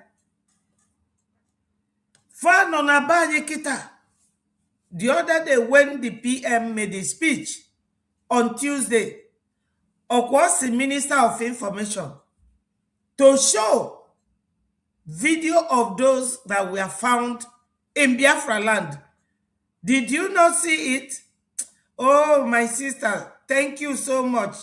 Sister Doris, God bless you for the super chat. Thank you so much. I do appreciate. Chukwu Goziegi. We are going to make this money for Biafra and put it in our fundraising. Yes, Biafrans. Are you seeing it? If Abunozaba, ndị anozi inside of us. Ana gwande banyi ife fada anu. Ana gwande Biafra ife. Biafran sada anu at all. We don't listen. But look at that Hausa Muslim talking to Hausa Christians and they are listening. For how long are we going to be like this? These people are now in our land. Far on Abia State, far on Imo State. The heart of Biafra land. And my people, Umunani no. Our people are in homeland. And in the no. I'm happy that this type of thing is happening. Manonye luoka ofunanya. Kita fafubagi. They are hearing it, they are seeing it. Onye fajide fakuri abayi mafia. Then when they kidnap you, what do? You don't want to die. You have to pay the ransom.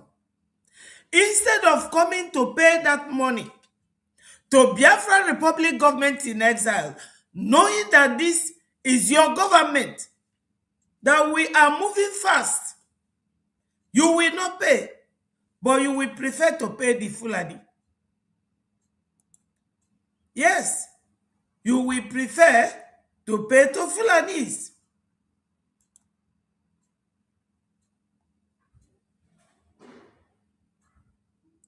Biafrans, Nsobudi,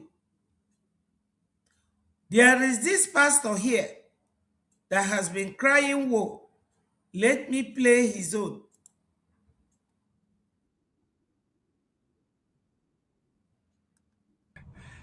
It might just have been too late. By the time we will realize the extent of the damage that Fulani has done to this nation, it will have been just too late. I'm sorry. But I'm not even actually sorry, because this is not something we didn't see. This is something Nnamdi Kanu cried on for a long time. The church hated him. The people hated him. We criticized him. I was part of those that criticized him. But we see everything the man has said coming to pass today. When Fulani went and killed Fatorati's daughter, the late Afenifene Reader, when they slaughtered his daughter like a chicken, slaughtered his daughter, the president, Tinubu went there and claimed, where are the cows? He said, where are the cows? Tinubu went there and mocked them. They said it was Fulani, he denied it. He said, where are the cows? Because of his political ambition. You know that people like Tinubu are not interested in governance. They're only interested in power.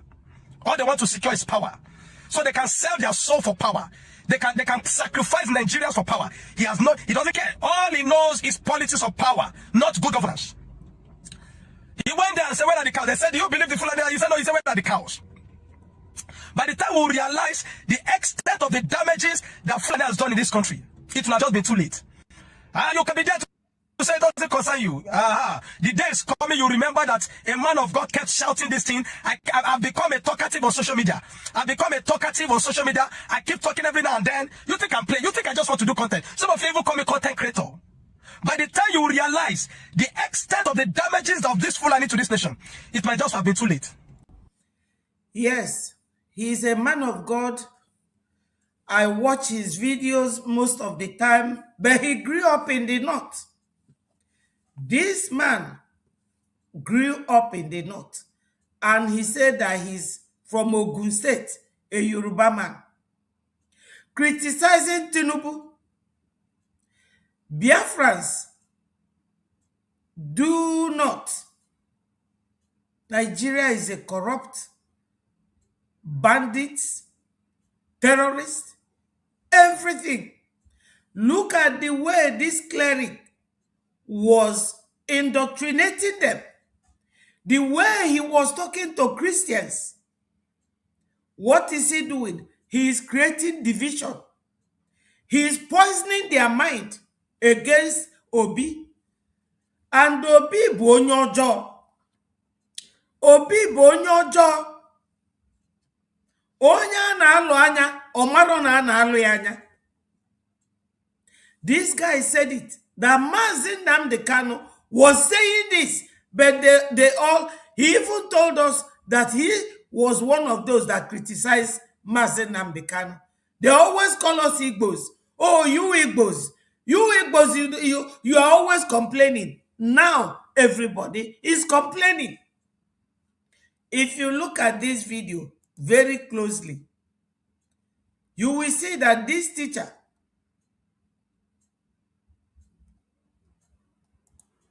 look at this man. He is a lecturer or a teacher. A Yoruba man. A Belionu. Beyonu. Look at him. What this guy is talking about pertains to the kind of teaching that Islamic cleric was giving. There was boy. Thank you for joining us. I appreciate you. You see, that man, the Islamic cleric, was indoctrinating our own Christian brothers. But because they are from the north, they are all listening. But we will be here talking to our people morning, noon, and night. I talk at this time. David Nana talks before me. Nelly Stevie talks in the evening. And Sonny talks throughout the whole day on Voice of Biafra.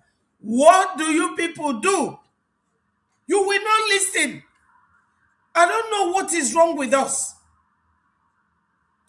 Not all of us, but majority of our people. They always veer towards doing what the Fulanis are teaching them. And that man, the way he looks handsome, you will know that he's a Fulani man. Fulani blood. And this pastor is here talking his own. They're not just operating in the north anymore. They've been doing it in the north. They've conquered the north. They have overwhelmed the middle belt. Now they have moved to the east. They have moved to the west. They tested the waters in Kwara. There was no resistance whatsoever. They have tested it in Ebonyi. They did it in Enugu. Recently, it was in Imo State. Recently, it was in Imo State. To tell you that he's following. Did I not show you what is happening in Imo State now? I showed it to you. Yesterday, they blocked the road. Yesterday, not 2 days ago. Just yesterday. Some hours ago. You can imagine. In our land.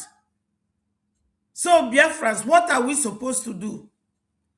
Come and donate and fund your freedom. Ndị Igbo tụrụ inu si na mmiri dọ n'eju na ọ dọrọ nwa nkịta. Biafra Republic Government in Exile bụ mmiri anwa dị n'eju. Anyị nwa bụ nwa nkịta ọ dọrọ anyị nwa. It is our duty to support our government. You don't have to wait until they now come into your mouth They will be kidnapping. Why are they forming roadblock? They want to kidnap and you pay them ransom. Instead of you with ego and na Biafra Republic government,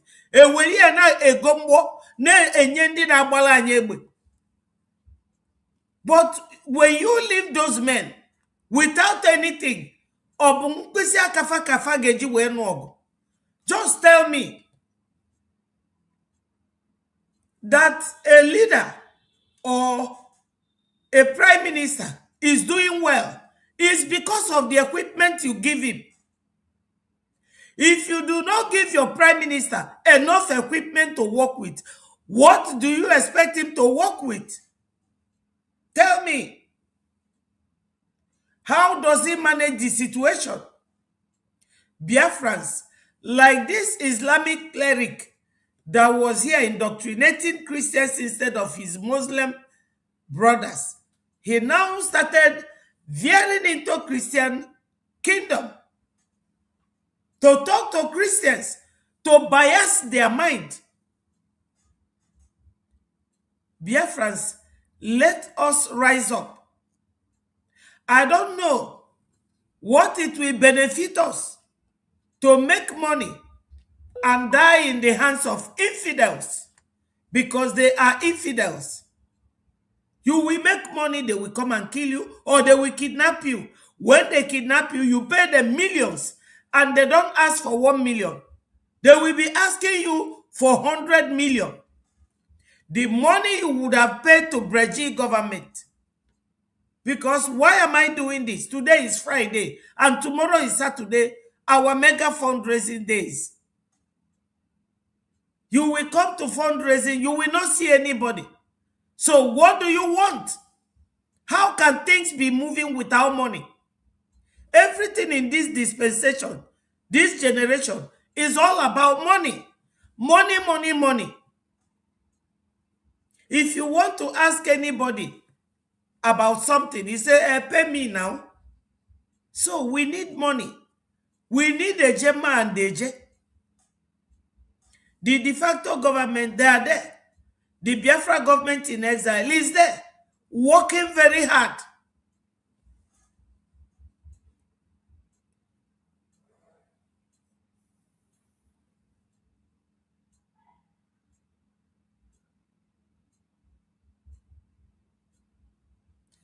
So Biafrans, onye ọbụla kunie ọtọ. We have to leave Nigeria. Nigeria is not ready to leave you. So it is our duty to work hard and leave them. We have to leave Nigeria. Nigeria is not a country. Now I have another video to confirm what I just said, that Nigeria is not a country. Nigeria is gone. Nigeria is gone. P2B is going nowhere. When one of our brothers came from Nigeria in 2022, COVID was just in UK, we were just sitting at home. He came. And I'm sure that thing that he was suffering from is COVID. He was sneezing. He came from Nigeria. And he is one of the obediots. He was telling me, oh, sister, this your Biafra thing. This your Biafra thing. Obi is coming, Obi is coming. And I told him that Obi will never rule Nigeria. When Obi lost, he called me. He says, sister, you are very correct. Why will Obi not rule Nigeria? Just this video here. Let me look for it and you will listen to it again. You will listen to it again. Because Fulani, they are not joking.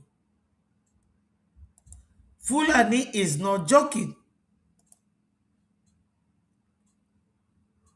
Fulanis are not joking.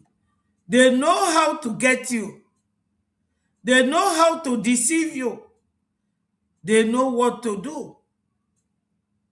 Yes, this video, I will be playing it. For you. voting a southern candidate based on Christianity. This is a message to my northern Christian brothers and sisters.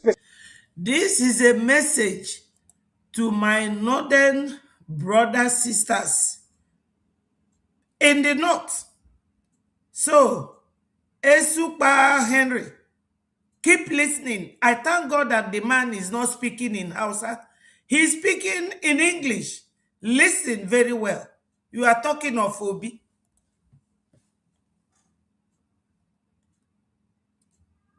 Because some of you will be going around peddling one negative information. Specifically for you.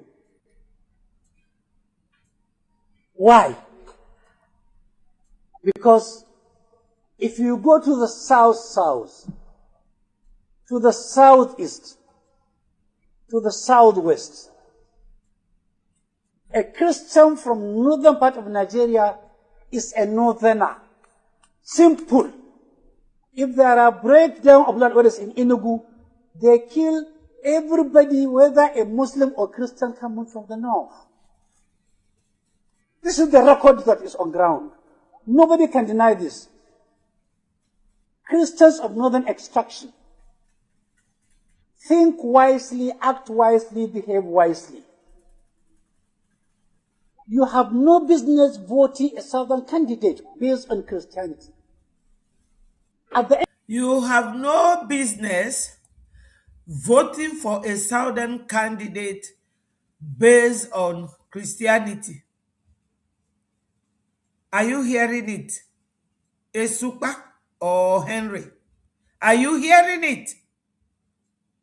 Now you will get the next shocker of your life now. Keep listening. At the end of the day, his agenda is not you. At the end of the day, the southern or east or southern west, his agenda is not you. He is talking to Christians in the north. Those people that this cleric is talking to, they are not even Muslims. He is brainwashing your own Christian brothers. And listen to the name of the man he will call. His agenda is his own tribe. If you pick Obi, his agenda. Have you heard it? Henry, are you listening? Henry Super or Super Henry, are you listening? These are the Fulanis that rule Nigeria. They tell you where to stand and you will stand there. Cowards. That's what you people in the south are. Cowards. That's what you are. You are here writing about Obi. Obi to give you Biafra tomorrow.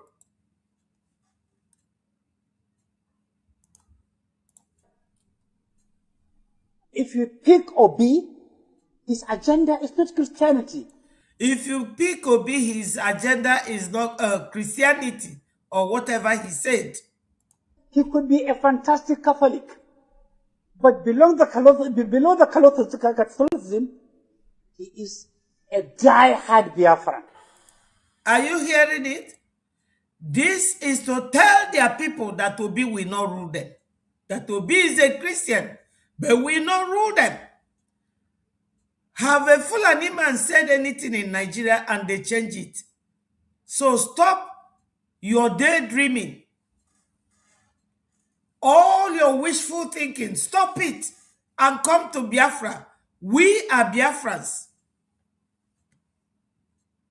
We are Biafrans.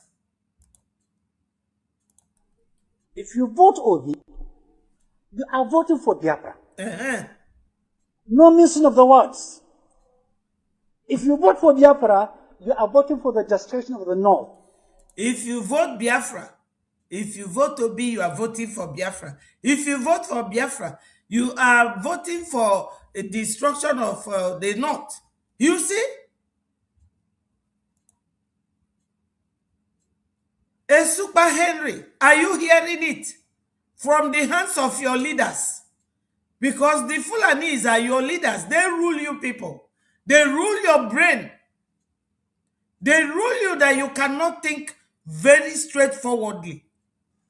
I purposely replay this again, so that you will understand where you are. You and Obi.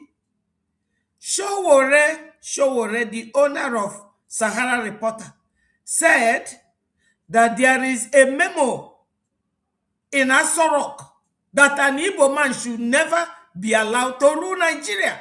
Obi is only distracting us in what we are doing. You and your Obi. Don't come here to talk about Obi. Just be on this platform and maintain your cool, or I will just quietly block you.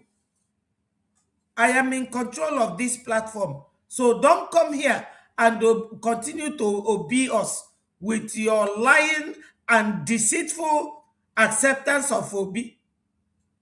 You are deceiving yourselves. You men are cowards in that area of the world. Fulanis are foreigners. Look at the way they will come and be controlling all of you. Cowards. Men that are not men. Tell me, a Christian from Taraba, Nasarawa, Kogi, Kwara, Kaduna, Kebbi, Sokoto, Bauchi, Gombe. Tell me what you drive, the benefit you will drive by voting Obi. Now, you will see that he counted all these areas: Sokoto, Taraba, Gombe, Mubi, Yola, Jos, Kwara, Christians from that area. He's talking about them. But America, how many thousands of miles away? These are the Christians in the north that he's talking to, trying to destroy their mind, mesmerize their brain, indoctrinate them. On our cause as if Obi. Whereas Rep. Riley Moore, an American, is calling us their Christian brothers. He is calling us their Christian brothers. But the Fulani man in Nigeria is teaching the northerners that their own Christianity and the ones in the south is not the same. And you are here talking rubbish. You are here talking rubbish. This is the way you people in the south, you keep going forward and backward like a yo-yo, trying to look for minds, to destroy. I can never see any one of you talking about this man or talking about Sheikh Gumi or talking. Is that always yourselves? Always battling with yourselves. But look at this, how this Fulani man just came up here to indoctrinate Christians in the north. Are they not closer to us, the Christians in the south and the Christians in the north, than Rep. Riley Moore in America all the way, or Senator Cruz in America? They understand that we are their Christian brothers. But the man in the north, in the same country, this is how they splitted all of us. And we don't like to see each other. Once you speak in another language, you will say, oh, I'm not Igbo, I'm not Igbo. This was how they destroyed the image of the Igbos. For no reason. No Nigerian can come today and say, this is exactly what Igbos are doing. None of them. Igbo man does not do anything to anybody. But they are always telling you negative things about the Igbos. Okay, explain, what does the Igbos do? Igbos don't live in the bush when they come to your town. If it is bush, they buy it and they will develop it. Because I was in Lagos when Abuja was created. I was in Lagos when Allen Avenue at Ikeja was developed. Allen Avenue used to be bush. Igbos cleared it, developed it. But today, they will go there and pull the house of an Igbo man down because Kashim Shettima and Kunle, they had a leaked audio. And Kashim Shettima was telling the Yorubas how to bulldoze the houses of the Igbos and burn their businesses. He said it. He said it. I don't know what is wrong with us. That's why I brought this video. For us to know that Brgie government in exile is our own. We have to look after it and nurture it.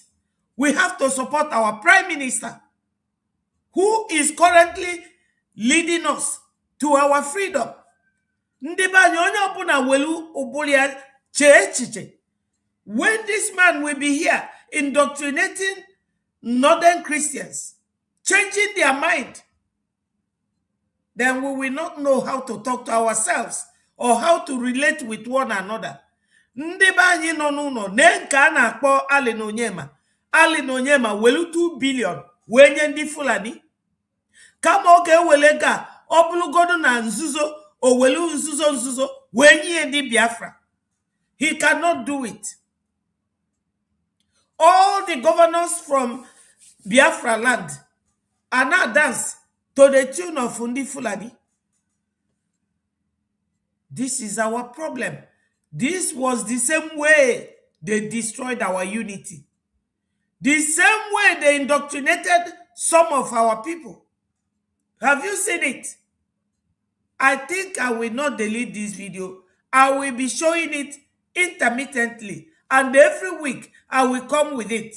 So that our people will learn that these Fulanis, they set out to destroy. Is it Mark or John chapter 10 verse 10? In John chapter 10 verse 10, our Lord Jesus Christ said, I am the door. By me, if anyone enters, he will be saved. You will go in and out, and you will find pasture. Why did he say it? He said that the thief cometh not, but for to steal, to kill, and to destroy. These are the people he was referring to. That's why he told us, do not be equally yoked with the unbelievers. If Abu Ishmael undi chukwu bulonu. Thank you, Unsi. Thank you so much. These are the children of Ishmael. Ndi chukwu hate poasi because of their evil attitude, their bad conduct. You see, my fellow Biafrans, we should always rise up. This very man was teaching his people, Christians, and he's a Muslim cleric, a Muslim teacher, teaching Christians in the north that they are not the same with Christians in the south, and that they should not vote for Obi. That Obi is a Biafran. If anybody teaches you like that, will you accept? Oh, God, you will be fighting with your brothers. None of them will come to this platform and talk about Gumi or talk about Kashim Shettima or about Malami and Pantami or El Rufai or Nuhu Ribadu. No. Always coming here to talk about themselves. And this man is here teaching his northern Christian brothers that they are not accepted in the south. Therefore, they should not vote for Obi. This is it. That's how they splitted all of us. That's how they took time, 1940, 1950, telling other people, oh, you are not Igbo, you are not Igbo. You are not Igbo, you are not Igbo. Today, what is happening? I am happy. If any name make it, I am a befa. Whether they will learn, I don't know. whether our people will learn. This man, look at it. A Fulani man teaching northern Christians not to vote for Obi. So for this Henry Esekpu or Esupa that is here talking about Obi, that we should stop talking about Biafra but talk about Obi, go and talk to your brothers to have a change of mind. See the way this man is spoiling the mind of other Christians in the north. His agenda is his own tribe. No business voting a southern candidate based on Christianity. At the end of the day, his agenda is not you. His agenda is his own tribe. If you pick Obi, his agenda is not Christianity. He could be a fantastic Catholic.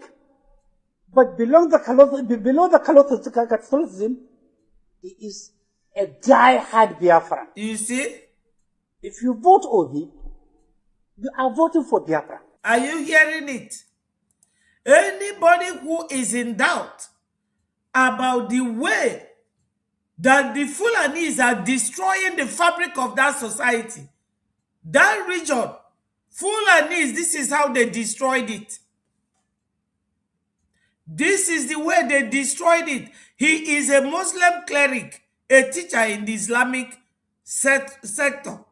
But he is now he gathered Christians, brought them together, and was ruining their brain, indoctrinating them against other Christians. Whereas everybody is calling, oh, Donald Trump, oh, President Trump, oh, come and help us, oh, because he is a Christian, living thousands of miles away. But look at the people that are living together. See the way they destroyed Igbos. This is exactly the way they destroyed that name, Igbo. This is it. They called Christians, gathered Christians, and was indoctrinating them, mesmerizing their brain. So anybody who does not know that Brgie is our responsibility, you better rise up. We now have a government. We are no longer on the road wielding Biafra flag. No, we have crossed that Rubicon. We are now at the diplomatic stage of our freedom fight. This is where the politics is playing. And you have to support Biafra Republic government in exile financially. If you are in homeland, you have to support. If you are in abroad, you have to support, no matter how little. Even if it is 1 Ejema or 1 Eje, you have to. You have to support Biafra.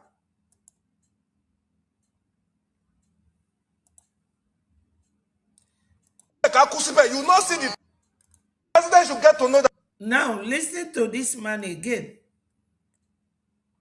The president should get to know that it has gotten to a point that we who are supporters, who are members of the APC, we can no longer keep quiet. The president must rise to the occasion.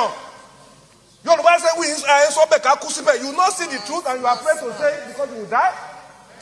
We must open, Mr. President. The nation is on fire. The president must rise to the occasion. We must rise to the occasion. We must bring in people to save this country, or else we will be consumed. Every one of us will have a chapter for history. Whenever the history of this period will be written, whatever is our position, we have a chapter. We cannot keep quiet any longer. It has gotten to a point that we cannot sleep with our 2 eyes closed. We are not free. Our children are not free. The president must rise to the occasion. There's no nation that is so powerful that doesn't need support of other nations. Individual cannot say you will leave the war without any other person with you. So we must rise. The situation is our security system has collapsed. It has failed. And because it has failed, we need to look for foreign support. It costs Nigeria nothing. Forget the ego, forget the superiority of Nigeria in African nations. Today, we are facing serious problems. If our nation is to survive this period, I'm not in doubt that the security architecture we have today cannot cope with what we are facing. The security architecture that Nigeria have today cannot protect their people. This is a senator. He is a senator. When they talk about killings in Nigeria, they will be denying it. But you can imagine, senators are the lawmakers, or they are one of those who will endorse any law in Nigeria. Thank you, Paul. Look at this man. He is a senator, and he is criticizing the president of Nigeria that their security structure is not fit. The security architecture is not fit to combat the level of killings going on in Nigeria. So if a senator is talking like this in the Senate House, how can the government deny? They always go to America to lie to them, to deny the realities of life. Look at this man here. That's the man that they pied last week, the teacher, or early this week. And this teacher, he was here crying. His tears really broke my heart, because that was the last before he was beheaded.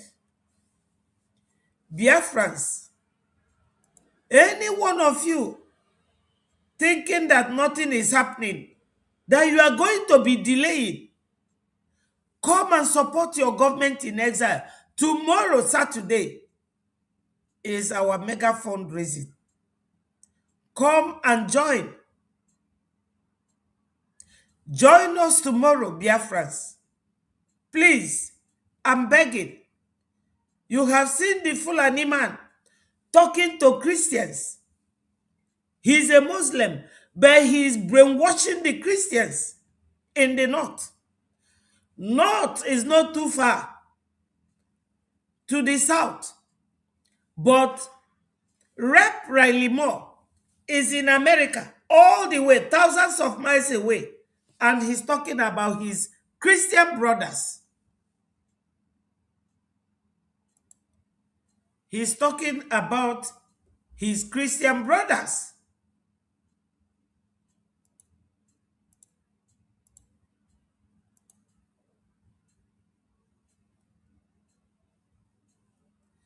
He's talking about his Christian brothers in the north.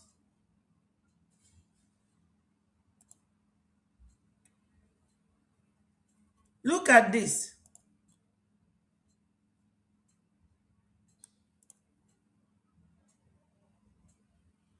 N'ile anya na vidiyo ị ga-ahụ na blọkụrụ ụzọ na-aba antike ndị blọkụkwa n'ụzọ ya ndị Awụsa na ndị Fulani ma ha si ha bụ otu. Who blocked the road?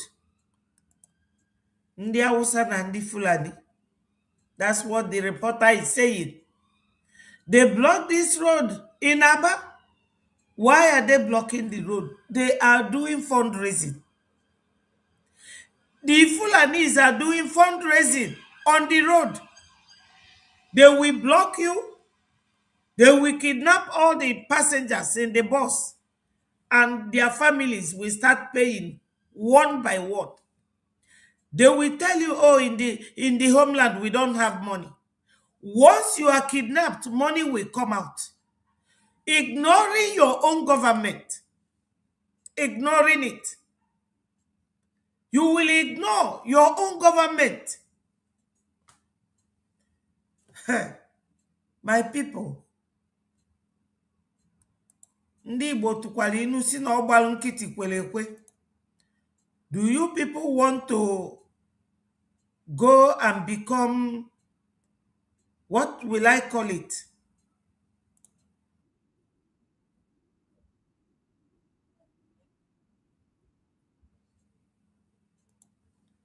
Now, this is an old video, but I will continue to play it because this video is a reminder, especially to those who try to fund our freedom. Listen and you will understand that Brgie is making waves in Washington, D.C. You cannot say to anybody, what are they doing with the money? Listen to where your money is going to, whether Brgie is moving forward or not.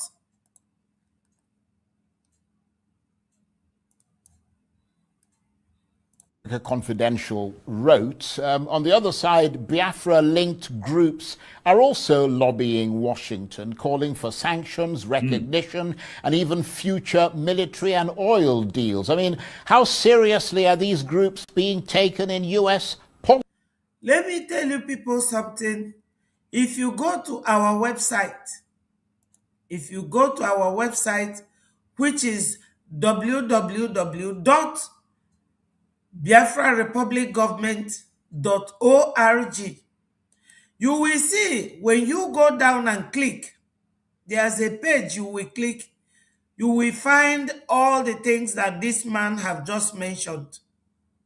To tell you that they visit our website. He went there and heard all the negotiations going on between Biafra and America. That's what he was asking this man called Patrick Smith. And listen to what Patrick said.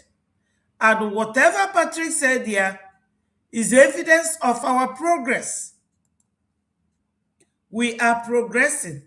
Listen to him again. His name is Chris. He works with Arise News. Listen. On the other side, Biafra-linked groups are also lobbying Washington, calling for sanctions, recognition, and even future military and oil deals. I mean, how seriously... All those things are contained in that 2-page letter of offer made to America by Biafran government, Republic in Exile. So you have to be following very well. Whenever they mention anything, you will know where to find it. And you will know exactly what was said. Are these groups being taken in U.S. policy circles? Well, serious enough that you've got people like Ted Cruz, who is the conservative senator who chairs the Senate Foreign Relations Committee. He's a big supporter of the Biafra government in exile. Are you hearing it? This very man, he is a British. He is the African Confidential chief. African Confidential is like a news platform. He is the one. He is the one. Patrick Smith, a British. You heard his response that we are serious enough that Ted Cruz is supporting us. Ted Cruz is one of the executives that makes law, passes law, and the government of America will listen to him. Who is the conservative senator who chairs the Senate Foreign Relations Committee. He's a big supporter of the Biafra government in exile. He's a big supporter, actually, of the Somaliland. You see? So, that Senator Ted Cruz, he is supporting Biafra Republic government because he knows that Christians are predominantly settled in Biafra land and that we have been marginalized, we have been murdered, massacred, genocide going on in our land. But a man, a cleric in the northern part of Nigeria will be busy gathering Christians in the north, indoctrinating them against other Christians. That was how they destroyed the image of the Igbos in that country for doing nothing to them and for being very assertive. But no matter how assertive you are in Nigeria, as long as you are not a Muslim, you are paying them what they call jizya tax in everything you do, in the bank, in your clearing goods at the wharf, anything you are doing, even buying a land, you are paying them jizya tax. And jizya tax is paid to the Muslims if you are not a Muslim. Is that what we want to continue doing? Is that how we want to continue living? We started this fight since 1967 and it has not ended. My people, join us tomorrow at the fundraising or go to our website, which is here. This is our website. When you come here, this donate, click on it. You will see IOU loan. IOU loan, you can be a foreigner, you can be a Biafran, you can be in homeland, you can be overseas. You take the loan, give us loan, and when Biafra come as it is coming now, you will be paid double. Whatever you give will be doubled. Then if you want to be paying as a Biafran in homeland or in exile, BLT. BLT is Biafra Liberation Tax. We are liberating ourselves. If you go to Borno State now, the people of Borno are now paying ISIS and this swap tax before they go to farm or before you drive your car in the Borno State. So they pay them tax. So if you are paying tax to terrorists, how much more indigenous people? We are indigenous people of that land. We have our own tax, BLT, or you pay the weekly and the monthly one. Once you click on this icon, this is our website. Biafrans, let us rise up. I've shown you the video that these people are in Aba. They are in Owerri. They are in Abia State. I don't know what our people are waiting to rise up and do the needful. You have to do the needful. Biafrans, rise up. Stop waiting. There is no longer time. There is no time, Biafrans. No more time.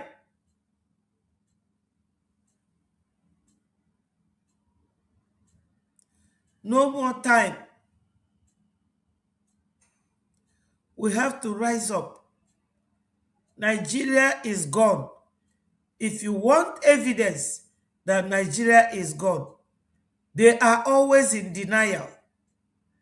Listen to this video once more.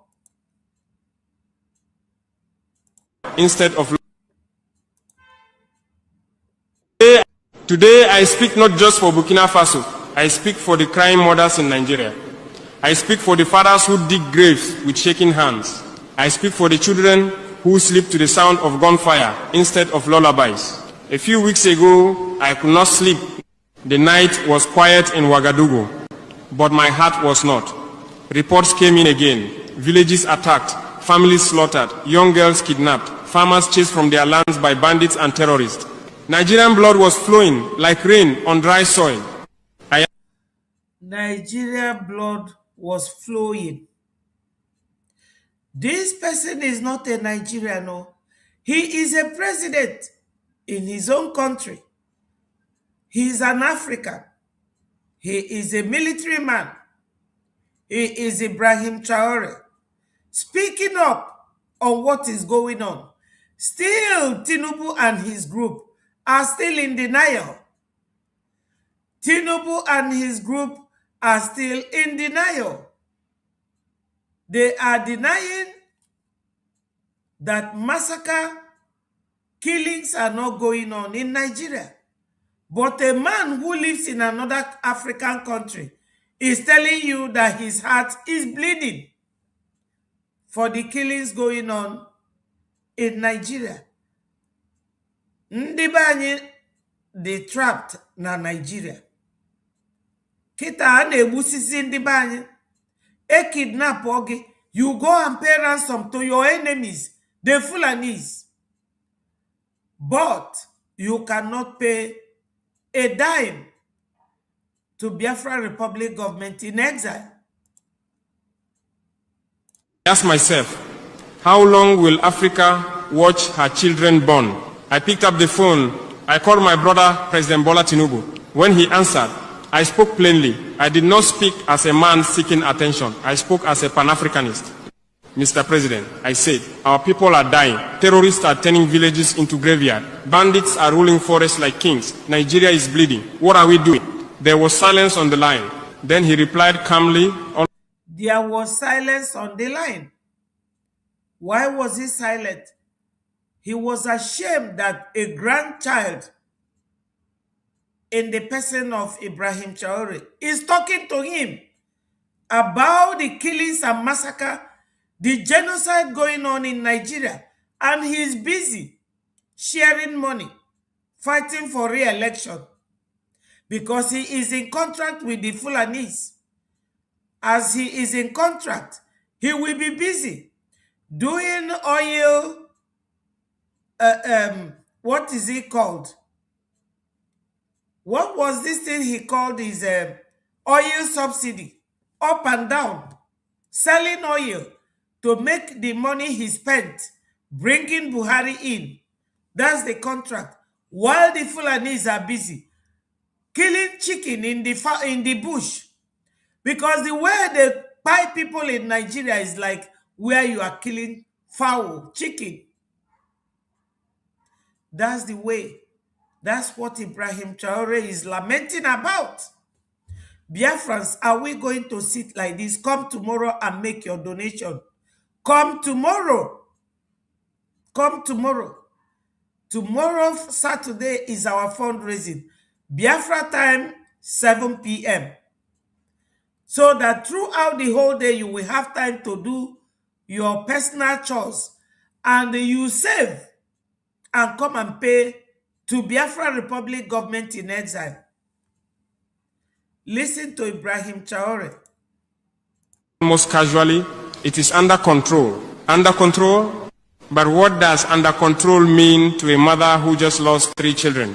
What does under control mean to a farmer whose land is now a battlefield?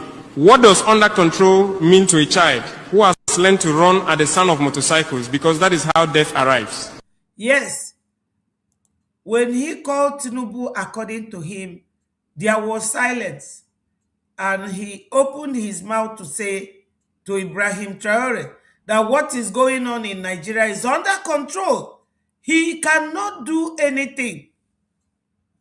He cannot do anything because he is in contract with Usman Danfodio's children who are fighting to go and dip their Quran in the high sea. They will be fighting with their Quran to Islamize and the Fulanize, while Tinubu is fighting to make more money. You can imagine a man like this, he's in his 90s. What is he still looking for? Money, money, money. That is what the Fulanis brought to that region. Get money with lies, takia.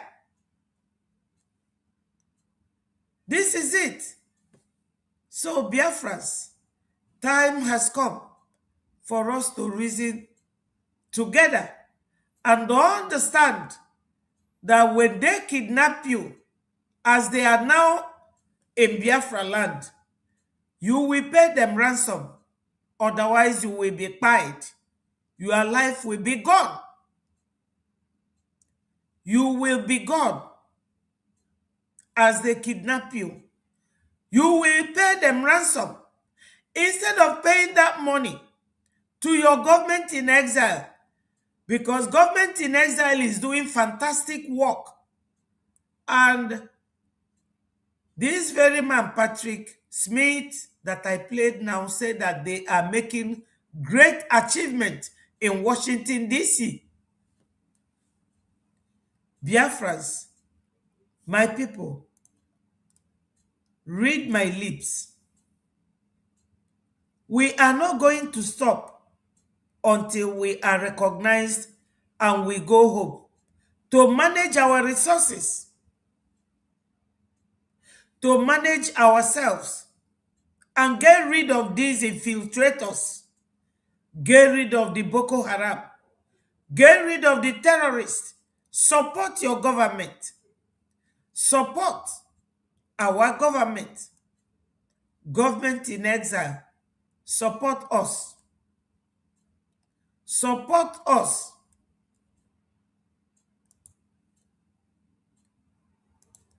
Support our government in exile. This is the man that Patrick Smith was talking about. With who? His Excellency, Mazio Gekere, our Prime Minister. This man does not rest. He does not rest. That's why I follow him. I follow Mazio Gekere because he's doing everything humanly possible to see that Biafra comes. And this one you see here is the one in charge of their defense. They call him Congressman Brian Mast, chairman of the House Armed Services Committee with Brgie PM. Are you seeing it? And this one is Mike Johnson, Speaker of United States House of Representatives with our PM. He is doing what is right. Come and fund for your freedom. This one is with Ty Bonash. He is here with Dr. Michael Rubin, Senior Fellow in America. This one is Congressman Chris Smith. And this one is Congressman John James. All these pictures. Nobody will allow you to take picture with them if they don't know you, if they don't recognize you. You know Oyibo man, they don't joke. You understand? They don't joke. So Biafrans, when Hausa man will be there telling you, oh, if Obi comes, Obi is a Christian, Obi is this, and somebody will come here at the platform telling me about Obi rubbish. That's absolute nonsense. I don't buy that. Obi is not going to do anything for us. So, Biafrans, we are done for today.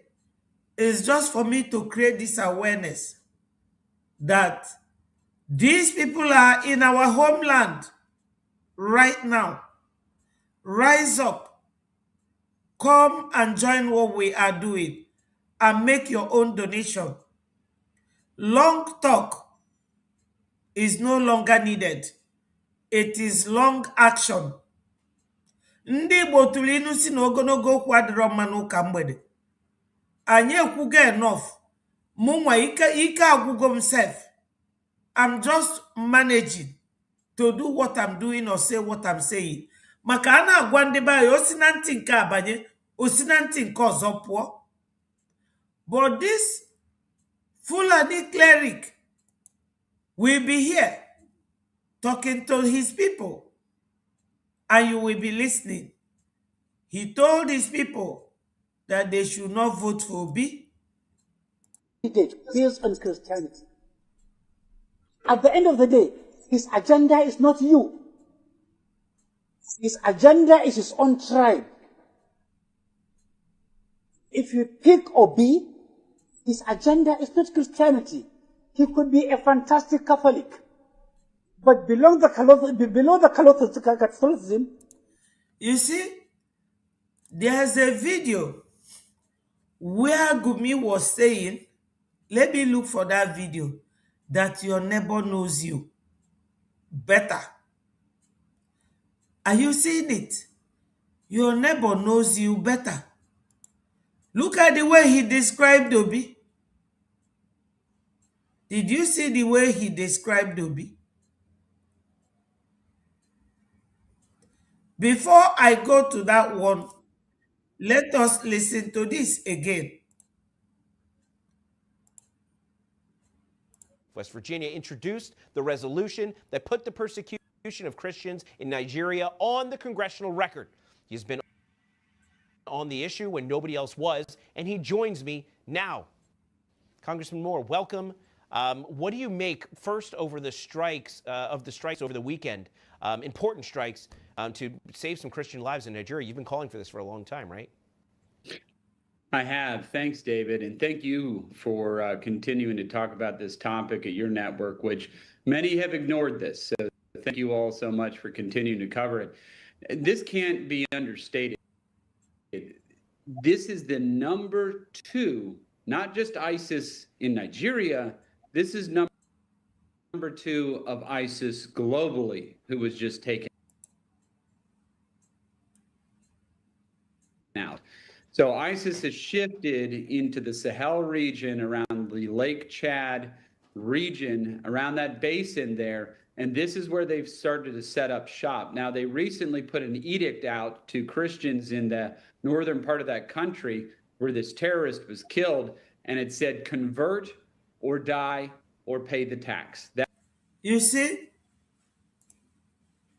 Rep. Riley Moore is talking in favor of Christians. He lives thousands of miles away from Nigeria, but he is there thinking of his Christian brothers in Nigeria. But an Hausa Fulani man, a Fulani man, is busy indoctrinating Christians in the north, telling them that they are not the same as the Christians in the south. This is it. So, Biafrans, we are not the same thing with these people. We are not. Listen to our preaching. Join what we are doing. Support Biafra Republic government in exile. That was the option for the Christians who were living there. Now, he has been running a lot of these kidnapping operations. He was also the head financier. He was handling all the finances, rather, for ISIS around the world globally. So taking this bad guy off the battlefield along with his top lieutenants is certainly, I think, sending a very strong message, but it's also saving Christian lives, which is why we're in this to begin with. Congressman Riley Moore, West Virginia, introduced the region around. Yeah. He is talking about the benefit and interest of Christians. But this one here is busy teaching his people negatively about Christians. That you should not vote Obi, that Obi is a Catholic. How does he know that Obi is a Catholic? From what his brother Gumi said. Gumi said that your neighbor knows you very well. That the bandits, as he called them, the terrorist group, are not going anywhere. That they are not going anywhere. If you pick Obi, his agenda is not Christianity. He could be a fantastic Catholic. But below the Catholicism, he is a die-hard Biafran. You see the way they preach about us, a die-hard Biafran. Like to tell you that Biafra is their worst enemy. Biafrans are Christians. They are not killing us because of Biafra. They are killing us because of our faith, what we believe in. They don't want us to practice our religion. That was why they killed our people during the war, 1967, 1966, 67, up until 1970. This man's video, I don't think I will stop playing it. Because this is how they destroy the image of the Igbos in that country. This man is not talking to his Muslim brothers. He is talking to northern Christians. While Rep. Riley Moore, that lives thousands of miles away, is talking of the interests of Christians. That's the big difference. That's the difference. Biafrans, tomorrow is our fundraising. Please join what we are doing. This is our website. Go here and click on donate. As I said earlier, I will repeat. IOU loan is there. You don't have to be a Biafran, you can be a foreigner, because Biafra is the place where the oil that made Nigeria what it is in Biafra land. That's why they hate us. That's why they don't want us to go. Give us IOU loan, and when Biafra comes, anything you give us as loan will be doubled. You click on it, you will see BLT, Biafra Liberation Tax. You will also see weekly and monthly donations. So Biafrans, we are very good to go. Very, very good to go.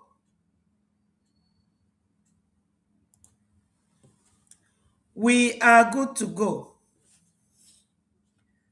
My people, I thank you all for listening, and I say may Chukwu Okike Abiama bless all of you.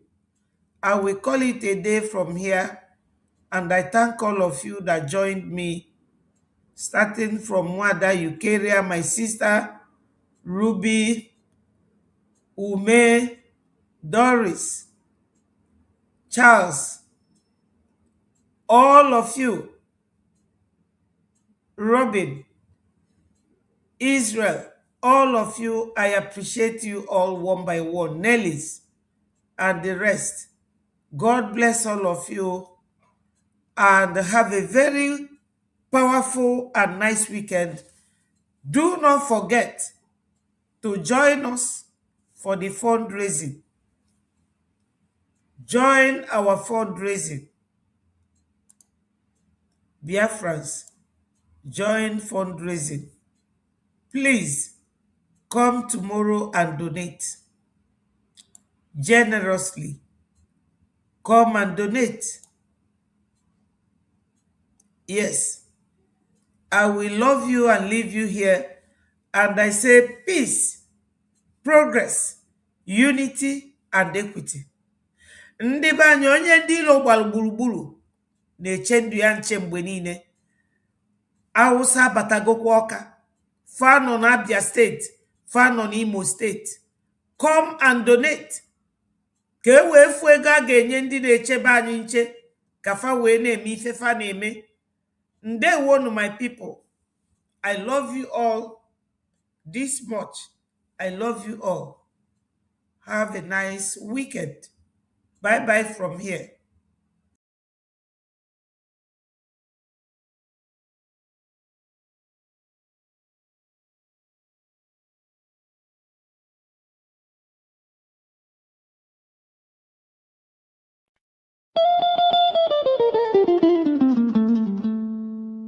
In the heart of Africa, a nation bleeds, not from a single wound, but from 1,000 cuts, inflicted by a forced union, never meant to endure. This is the story of Nigeria. A giant built on false foundations, now straining beneath the weight of its own contradictions. And at the center of that storm stands the unbroken spirit of Biafra. crying out for freedom from a nightmare that has consumed millions.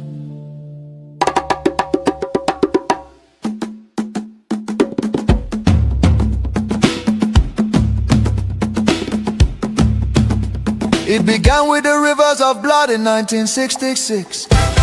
Thousands of Biafran men, women and children, professionals, traders, students and families who had built lives across the Federation became targets in the northern city, fueled by ethnic hatred and religious hostility. Mobs descended upon innocent civilians.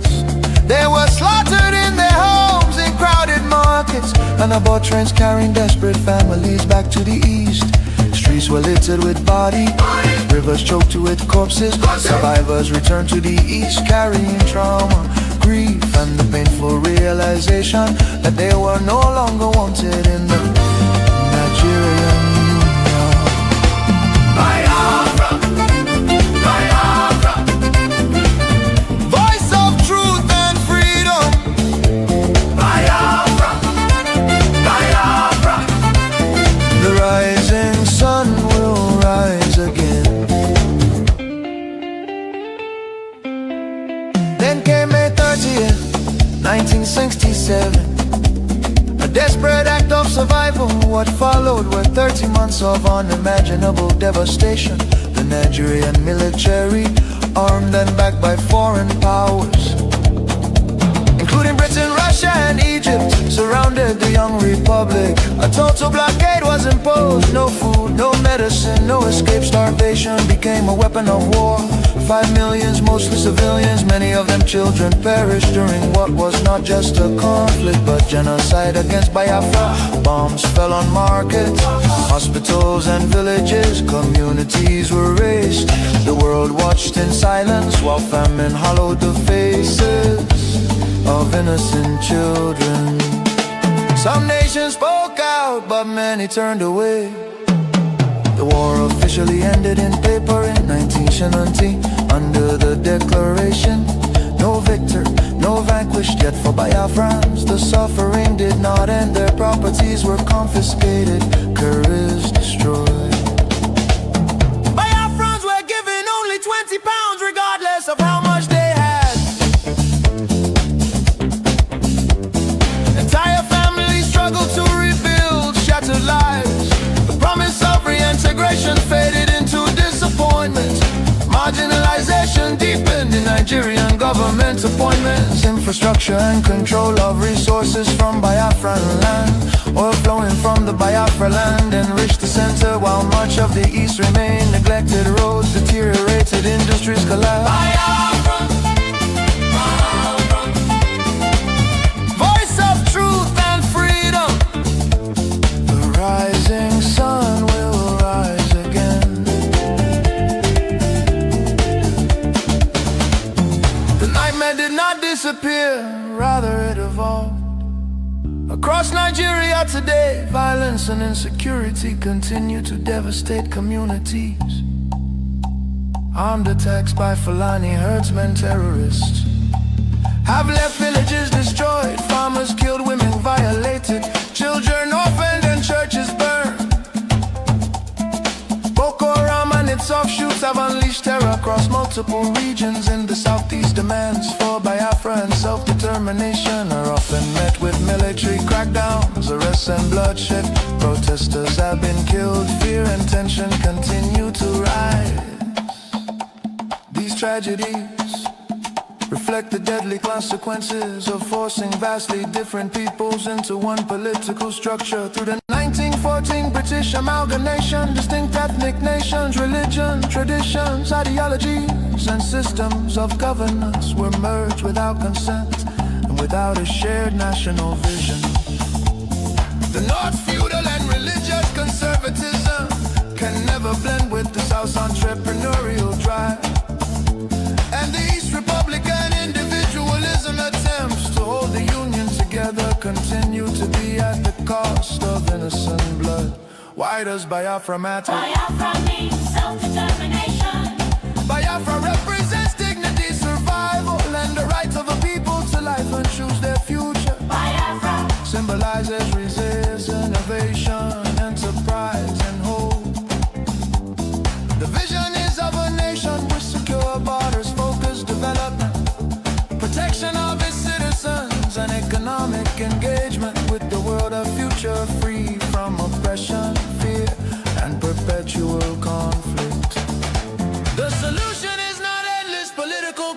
differences.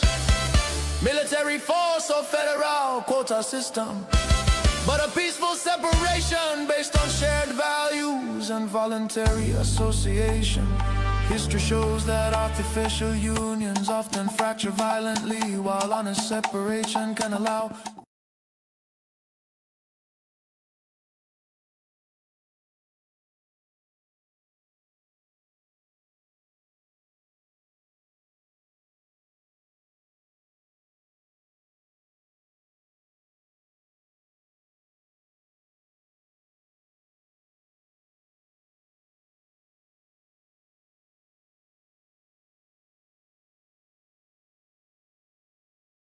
nations to recover. Biafra is not dead, Biafra lives. It lives because the desire for freedom cannot be extinguished. Nigeria's ongoing crisis, corruption, insecurity, poverty, and division are proof that one structure cannot hold people with dangerous diversities together. For the million already lost, for the children yet unborn. Biafra independence is non-negotiable. Let Africa remember that true unity cannot be.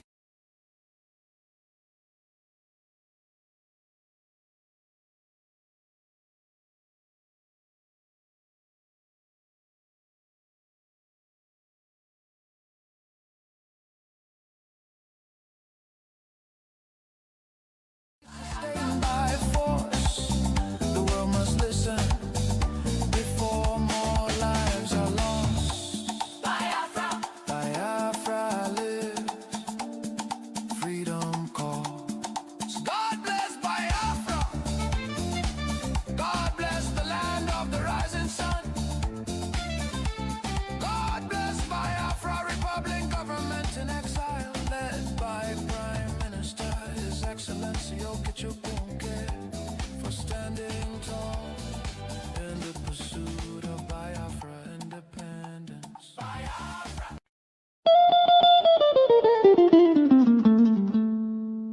In the heart of Africa, a nation bleeds, not from a single wound, but from 1,000 cuts,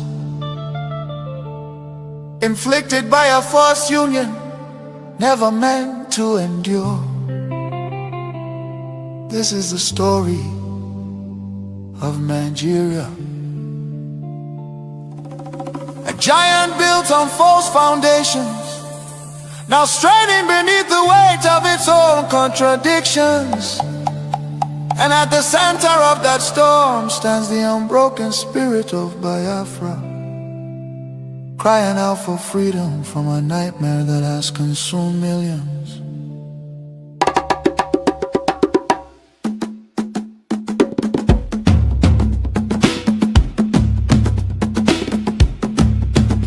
It began with the rivers of blood in 1966.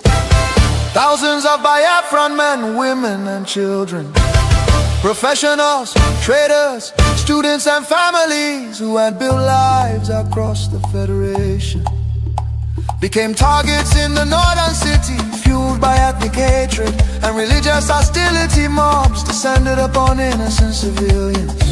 They were slaughtered in their homes, in crowded markets, and aboard trains carrying desperate families back to the east.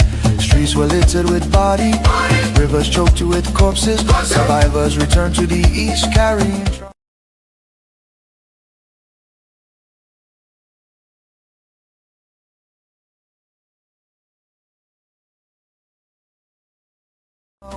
grief and the painful realization that they were no longer wanted in the Nigerian Union.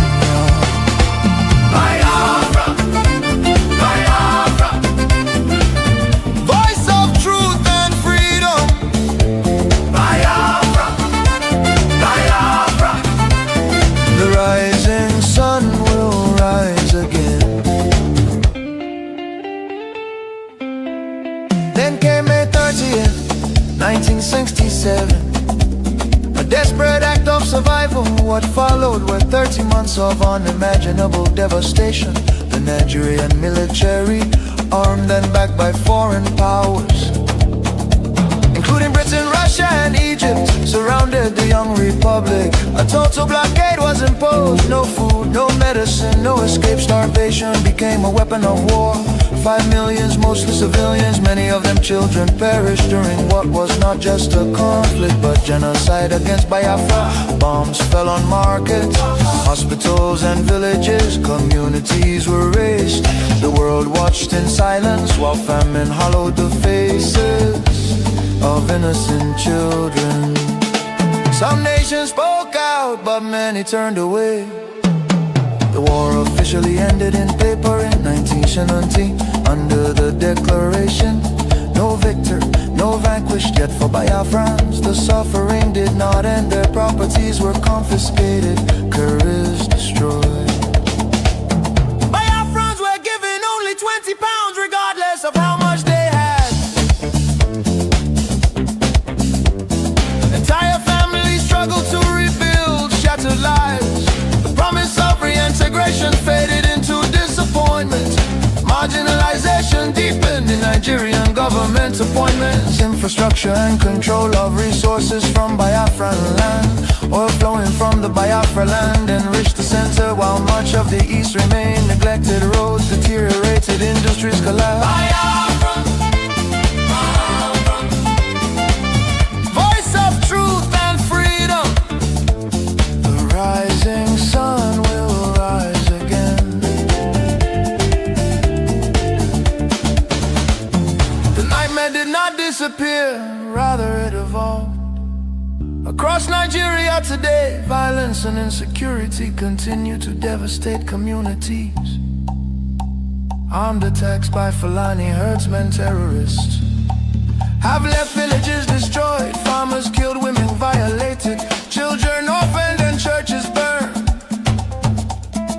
Boko Haram and its offshoots have unleashed terror across multiple regions in the southeast. Demands for Biafra and self-determination are often met with military crackdowns, arrests and bloodshed.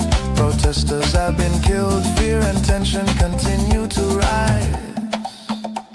These tragedies reflect the deadly consequences of forcing vastly different peoples into one political structure. Through the 1914 British amalgamation, distinct ethnic nations, religion, traditions, ideologies, and systems of governance were merged without consent and without a shared national vision.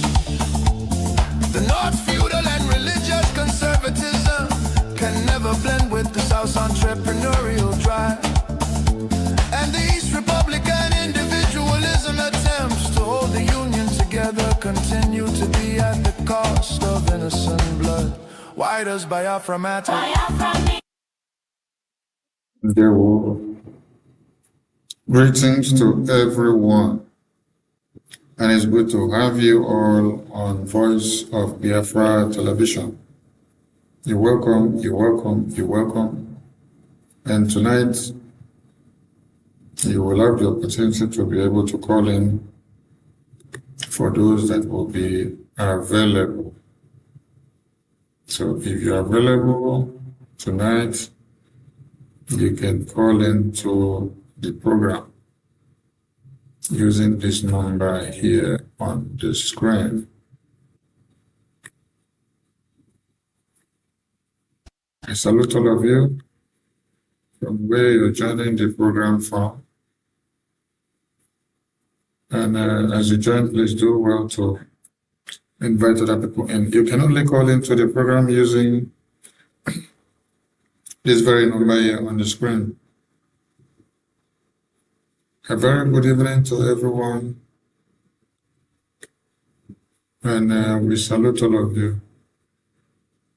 I think we're having some technical issues that we'll sort it out very soon. So, let's take a short break, and when we return, we continue.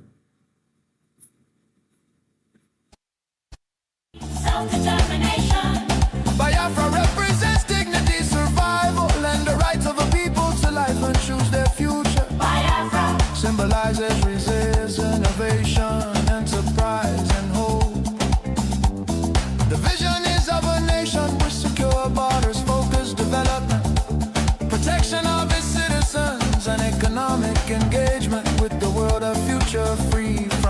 oppression, fear, and perpetual conflict.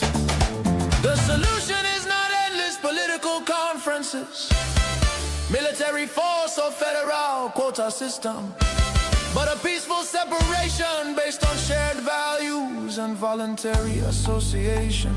History shows that artificial unions often fracture violently, while honest separation can allow wounded nations to recover. Biafra is not dead, Biafra lives. It lives because the desire for freedom cannot be extinguished. Nigeria's ongoing crisis, corruption, insecurity, poverty, and division are proof that one structure cannot hold people with dangerous diversities together. For the million already lost, for the children yet unborn. Biafra, Biafra independence is non-negotiable. Let Africa remember that true unity cannot be sustained by force. The world must listen before more lives are lost. Biafra, Biafra lives, freedom calls. God bless Biafra. God bless the land of the rising sun. God bless Biafra Republic, government in exile, led by Prime Minister His Excellency Okechukwu, for standing tall in the pursuit of Biafra independence. Biafra, Biafra.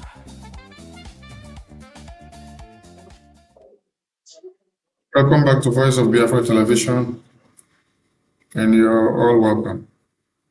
Please, wherever you're joining us from, do us the favor of inviting other people to join you as well.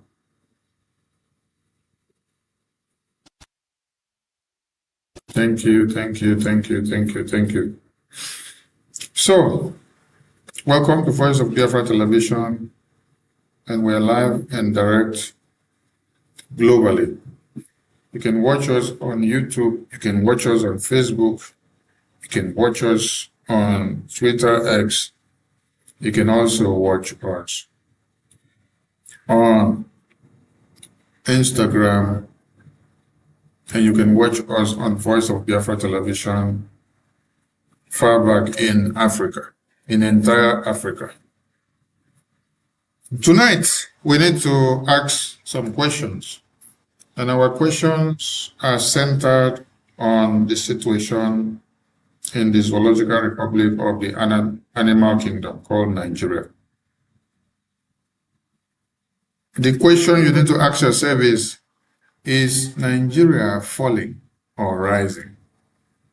So that brings us to the topic of our program tonight, which says the fall of Nigeria, the public discourse.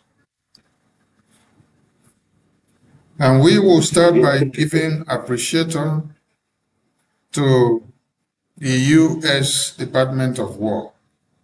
We'll also start by giving appreciation to the President of America, who is doing everything possible to make sure all the terrorists available in Nigeria are all taken out of the way. Yes, you all slept and woke up and then you saw Nigeria in chaos. And you did not ask the question, how did it happen? Now, we take you to the situation of Nigeria so that you know how it all happened. Welcome to Voice of Biafra.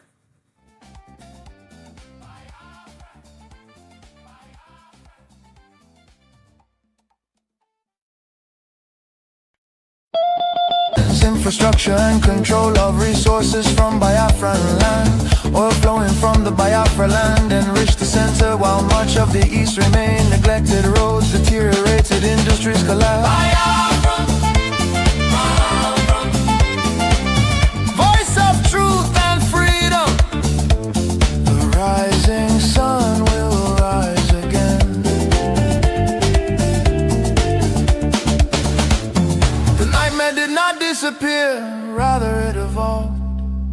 Across Nigeria today, violence and insecurity continue to devastate communities. Armed attacks by Fulani herdsmen terrorists have left villages destroyed, farmers killed, women violated, children orphaned and churches burned. Boko Haram and its offshoots have unleashed terror across multiple regions in the southeast. Demands for Biafra and self-determination are often met with military crackdowns, arrests and bloodshed. Protesters have been killed, fear and tension continue to rise. These tragedies reflect the deadly consequences of forcing vastly different peoples into one political structure. Through the 1914 British amalgamation, distinct ethnic nations, religion, traditions, ideologies, and systems of governance were merged without consent and without a shared national vision. The North's feudal and religious conservatism can never blend with the South's entrepreneurial drive. And the East Republican individualism attempts to hold the Union together continue to be at the cost of innocent blood. Why does Biafra matter? Biafra means self-determination. Biafra represents dignity, survival, and the right of a people to life and choose their future. Biafra symbolizes resistance, innovation, enterprise, and hope. The vision is of a nation with secure borders, focused development, protection of its citizens, and economic engagement with the world of future, free from oppression, fear, and perpetual conflict. The solution is not endless political conferences, military force or federal quota system, but a peaceful separation based on shared values and voluntary. Welcome back to Voice of Biafra Television. And let us take you down to what has been happening in Nigeria and why we ask the question, the fall of Nigeria, the rise of the emerging nations in Nigeria. Let's go here. Here you see the happenings of the day. And if you look at this very screen, you see that this is a man kidnapped by the Nigerian terrorist government and is begging for his dear life. This is the Nigeria you see today. So our very question is Nigeria rising or Nigeria is falling? Please, while the program is going on, let the call line be available on the screen. You can call into the studio using WhatsApp with this number there. So when the line is open, you just do the needful, making use of that number. So, is Nigeria going forward or going backward? Is Nigeria doing well? Nigeria is doing bad. So how is Nigeria working for you? This is a citizen of Nigeria. That Nigeria has happened to him. Nigeria happened to him in a way that he never expected could have happened. Where the terrorist now decides his fate. Where the terrorist now decides if he lives or if he dies. That's why we ask the question, is Nigeria working for you? And is Nigeria rising or falling? We can tell you that Nigeria is falling. Nigeria is tearing apart. Why is Nigeria tearing apart? And why did it take this long for Nigeria to tear apart? What happened that Nigeria had to tear apart? Hey, these are some of the questions some people will be asking. Hey, we love to see Nigeria tearing apart because as Nigeria is tearing apart, so are the indigenous people waking up, getting their eyes open and realizing that they have a cause to their freedom to fight for. Realizing that if they don't fight for their freedom, the terrorists will take them all out.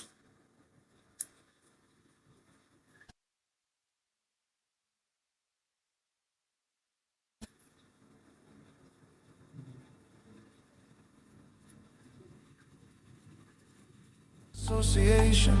History shows that artificial unions often fracture violently, while honest separation can allow wounded nations to recover. Biafra is not dead, Biafra lives. It lives because the desire for freedom cannot be extinguished. Nigeria's ongoing crisis, corruption, insecurity, poverty, and division are proof that one structure cannot hold people with dangerous diversities together. For the million already lost, for the children yet unborn. Biafra, Biafra independence is non-negotiable. Let Africa remember that true unity cannot be sustained by force. The world must listen before more lives. Welcome back to Voice of Biafra Television, where we open it bare for you to see the way it is. And like we said, today you can call into the program, and going forward you can call into Voice of Biafra Television when you want and when you like, and see what's happening. We are here to tell you the way it is and nothing but the fruit. The zoological republic of the animal kingdom is going down, and there is nothing anybody can do about it, because we've preached this before, and we've told the entire Nigerian people that they need to wake up, because the zoo is falling. Because we've preached this before. All right, we are coming out live. We just confirmed our transmission on Facebook, on YouTube, on Twitter, and on Instagram, and all social media platforms. So greetings to all Biafrans and lovers of freedom who are joining Voice of Biafra Television tonight. And depending on the time you're watching, you're welcome. The number on the screen is the number that you can call in to give your contributions and to air your views and to tell us if Nigeria will survive what is coming to them, and how you can as well applaud the American government for their good job, because American government have been doing a very good job. You slept, you woke up, then you saw that Nigeria is collecting water on their terrorist jihadist groups. So it's mind-blowing to also see that the sponsors of these terrorists are waking up and crying. Why? Because they did not understand that it's not going to be business as usual. Because Donald Trump, on his return from China, has given Nigerian government a very big surprise. And this surprise is the surprise that they never expected. This photo on the screen that you see is a man that was kidnapped by the Islamic jihadist terrorist government of one Nigeria. And this man cried for his dear life. He's calling on everybody to come to his aid and to give him the money that the terrorist is asking for as ransom for him to be released. This is the Nigeria of today. And we ask, is Nigeria working for you? Is the fall of Nigeria here, or is the rise of Nigeria here? And that is why we're making it very public that anybody that is working to say Nigeria will live, that person is already dead and gone. Because Nigeria has taken too many lives. And this is an example of the lives that Nigeria has taken. So if you're not being conscious of what is happening and you just want to be evil, Nigeria has taken the life of this very man here. And if you claim not to be aware that Nigeria has taken his life, it simply means that you are evil. Yes. Because Nigeria is a British design contraption that has been made out to consume human lives.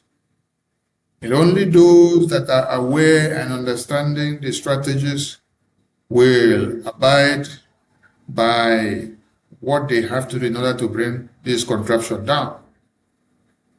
And we've always said unequivocally that it doesn't matter how many of the Biafran past leaders that Nigerian terrorist government will connive and work with the UK government to take them out, that will stop the Biafran people from going forward and getting their cause. We are in Washington, D.C. now, and we've been there since 2024. We've created the awareness. We've aligned the path that our leaders did not align in 66 to 70s. What they sorted and what they worked hard so for to see that it come to be, but it never come because they had too many saboteurs on the line. And in this very dispensation, we appreciate the leaders that God has given us. The ones that do not look faces. Leaders that will tell you the way it is and keep your emotions aside, because emotions has never won war. Emotions have never given freedom to anybody. It is the determined mind and brutal focus that will give you freedom. That is why we were able to make it to Washington, D.C. And history has been made. History that has never been made for the past 500 years. It has been recorded now under the Republic of Biafra in exile. The government of the people instituted in 2022 is that government that is causing Nigeria pain now. Their pain will continue for as long as they don't want the Biafran people to be free.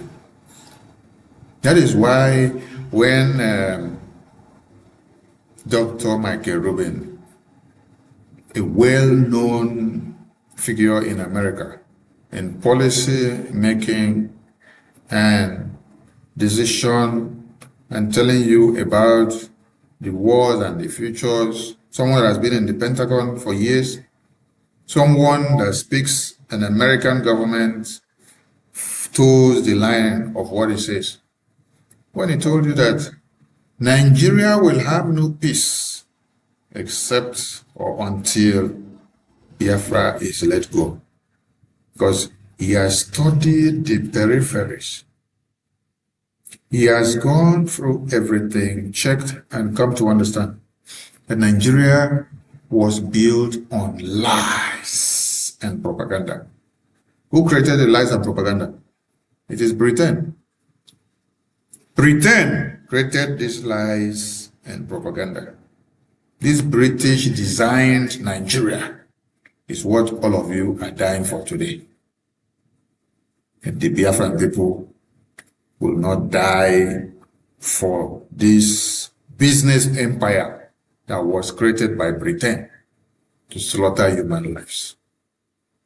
Enough is enough. We've died before out of ignorance, and we've allowed our emotions to overshadow us. But going forward, we will take the bull by the horn. America is not Europe. America is not UK, where you kidnap Mazen Namdekane and you kidnap Simon Ekpa and lock him up. And nobody is talking about it. Because all the people in this region, and they have connived, their interest is not about humanity. Their interest is about oil and gas and all the natural resources that are available in the Nigerian sector. That is why they have to keep quiet. But I ask you today, what is happening to Nigeria? Is Nigeria in good shape, or Nigeria is in pieces? Is Nigeria enjoying the show, or Nigeria are in crime mood. These are the things you need to ask the Nigerian contraption today. Are you guys enjoying the show? Or are you guys in crime mood? Or what is actually happening? Oh, why are you guys crying? Or why the weeping? And why the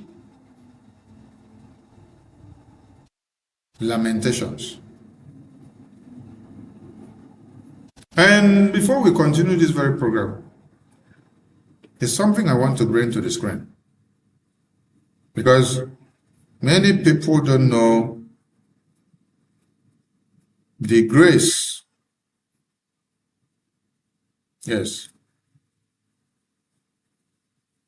The grace that the Biafran people and the Nigerian people are enjoying today in the hands of the American government. Many people don't know how we started and the brain box behind it. I'm going to bring something to the screen today to remind all of you that for Nigeria to have been brought to pieces of their terrorist enclaves today, that one man was used by God to start the invocation of the Global Magnitsky Act. Yes. I'm going to bring somebody to the screen. And from his message that he delivered on behalf of the Christians, you will now see the paradigm shift. How it has gone and the difference that it has made.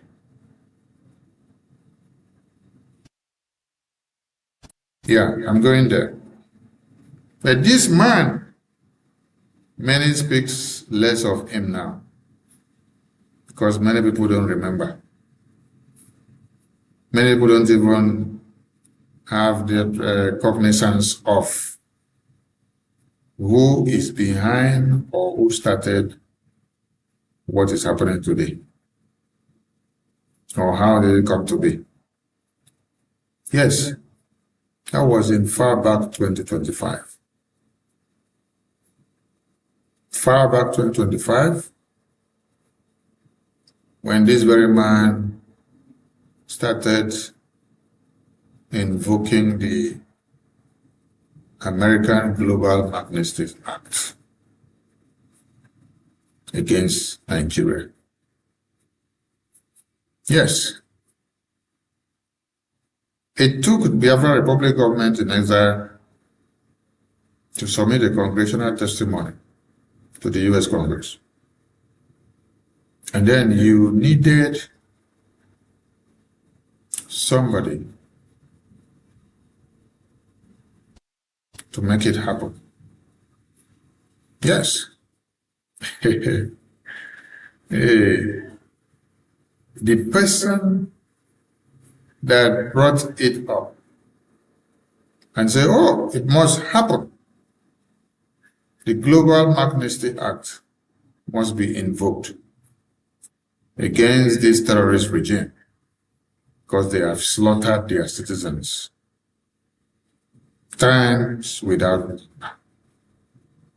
Christians have been slaughtered and nobody is talking about that.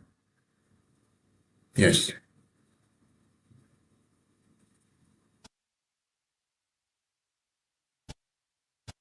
And the same thing that happens in Nigeria is not different from what happens in Iran. Yes.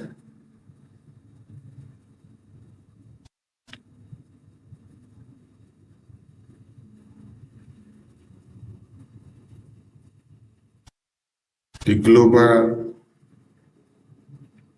Magnitsky Act.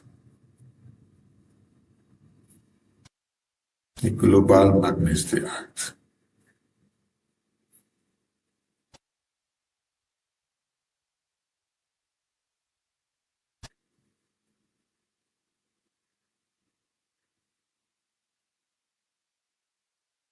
The Global Magnitsky Act of Senator Ted Cruz.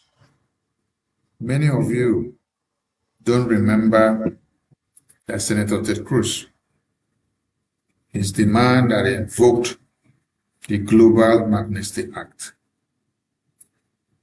against Nigerian government in 2025. And then on September 18, 2025, he reiterated again and said, Nigerian Christians are being targeted and executed for their faith by Islamist terrorist groups and are being forced to submit to Sharia law and blasphemy laws across Nigeria. It is long past time to impose real costs on the Nigerian officers who facilitate these activities, and my Nigeria Religious Freedom Accountability Act uses new and existing tools to do exactly that. I urge my colleagues to advance this critical legislation expeditiously.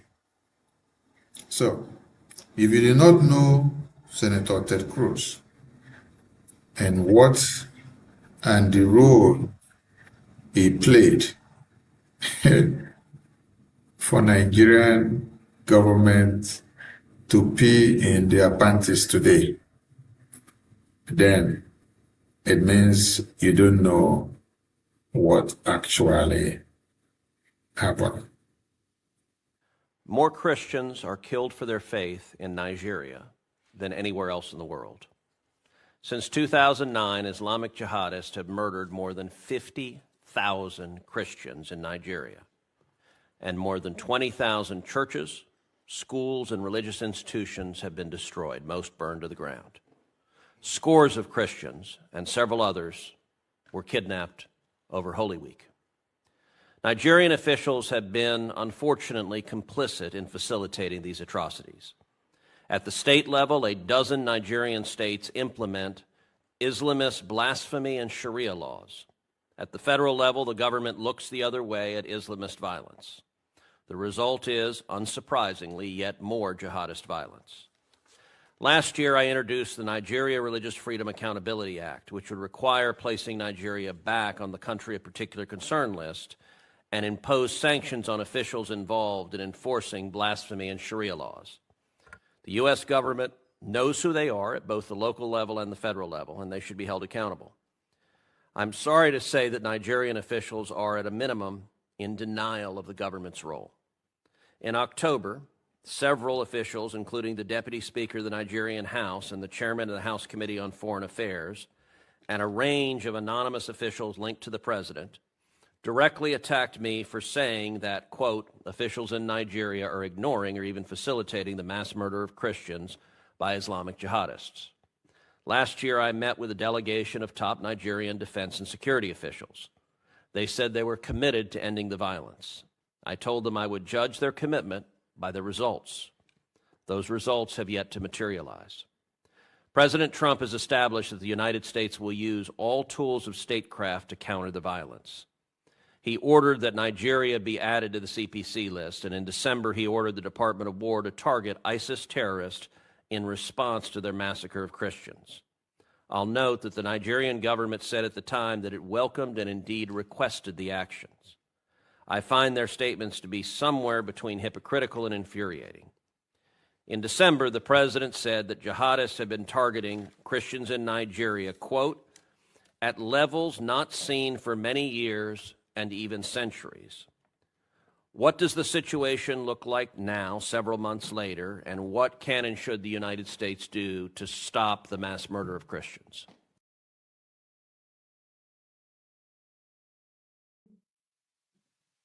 Yes. Welcome back. You just listened to Senator Ted Cruz. And this is the man that invoked the Global Magnitsky Accountability Act against Nigerian government. So if you are not aware of Senator Ted Cruz and the role that Senator Ted Cruz played for you as a Christian in Nigeria to this very day, you need to be very thankful to Senator Ted Cruz. Senator Ted Cruz is the man that invoked the Global Magnitsky Accountability Act in the U.S. Senate, in the U.S. Congress. And this has been able to bring Nigeria to the accountability. Do you understand the point? If you see some other people on the media making noise or trying to take praises or glory for or the credit for the job that was long done in 2024 and 2025 by Senator Ted Cruz, please give them a slap on their cheek and push them away, because these are some of the people that wants to come and make noise in the media and take glory when those that actually did the work. So this is Senator Ted Cruz, the U.S. Senator that works so hard to make sure that the U.S. government invoke the Global Magnitsky Act against the Nigerian terrorist organizations for slaughtering Christians on a daily basis, for taking their lives, for invading their communities, and for turning them to debris in their own communities. I salute you all. And now we want to go into something else. Yes, because Nigeria is still in a very problematic manner. So today's program is just focused on Nigeria, the fall of Nigeria, and why they are falling too early. Because we didn't expect that they will be falling too early. They should at least allow their fall to have gone further before falling. But it's too early that Nigeria is falling now. Yes, because everywhere will be like, hey, the fall of Nigeria is too early now. It should have been a bit later. Why is it now? The fall of Nigeria is too early now. So this is Senator Ted Cruz appreciating the U.S. Army and the U.S. President for the last bomb that was dropped on the terrorists in Nigeria. The fall of Nigeria is here. And the more Nigeria is falling, and the more many of you are waking up to see that others are waking up to face the reality, the better and the earlier everything is kicking in. Because for years now, many people were not taking us serious when we say that Nigeria is a contraption built for Nigeria benefit and is only to destroy your lives, and that you all need to wake up if you want to be alive. You did not believe it, but today you can say, yes, it is true. Bravo to President Trump, Secretary Hexet, and Africa for eliminating Abu Lila al-Miniki and other ISIS leaders responsible for Islamist violence against Christians in Nigeria. More Christians are murdered in Nigeria for their faith than anywhere else in the world. Nigerian officials have created an environment that encourages that violence by enforcing blasphemy laws and looking the other way at the atrocities. I've been working to highlight the officials responsible and passing legislation holding them accountable. The U.S. knows who they are. Yes. The U.S. government knows who these terrorists are and who the sponsors are and those that are working with them and those that are giving them the aid. So, we love the way the American government, Department of War, the AFRICOM unit dealt with these terrorists. The fall of Nigeria is here, and this is what you need to understand. So, quoting from the message of page excerpt, the U.S. Secretary of War, he said, last night, forces in coordination with the armed forces of Nigeria killed Abu Bilal al-Minuki and other ISIS leaders. Back in 2025 November, President Trump declared to the world that we will help protect Christians in Nigeria and instructed the Department of War to prepare for action. So, for months, we hunted this top ISIS leader in Nigeria who was killing Christians, and we killed him. And in his entire post, in conjunction with Nigeria's president and at the direction of President Trump, U.S. Africa Command oversaw a precise operation to remove these terrorists. Abu Bilal al-Minuki was the senior ISIS General Directorate of Provinces, Emir, the number 2 for ISIS globally, responsible for overseeing the planning of attacks, directing hostage-taking, and managing financial operations. The removal of him and other ISIS personnel makes Americans safer by further degrading ISIS' abilities to plan and carry out attacks that threaten the U.S. homeland, American citizens, and innocent civilians. Operations like last night's demonstrate the exceptional lethality, patience, and skill of U.S. forces, amplified alongside willing and capable partners to address shared threats. This should serve as a reminder that we will hunt down those who wish to harm Americans or innocent Christians, wherever they are. You must be taken down and taken out, because only the U.S. government has the interests of everybody in this world at heart. UK do not. UK kidnapped Mazen Namdekan because he exposed the atrocity of Nigeria. They did it alongside with Nigerian government. They did it in Kenya. Imagine Mazen Namdekan having UK passport, and then the UK passport holder was kidnapped. And till today, the royal family, the Prime Minister of UK, the Parliament of UK don't have any strong statement to make, asking the whereabouts of their citizen who was kidnapped in Kenya by Nigerian government. Rather, they hosted the Nigerian president and his entourage, the government of Nigeria, in the royal castle recently in the United Kingdom, with a citizen of America kidnapped by the Nigerian government. And then America will now come and host the president of Nigeria inside America and marry with them and enjoy with them. And they will not even be asking him, where is our citizen who has American passport we should kidnap? That kind of thing cannot happen in America. President Trump will not condone such nonsense.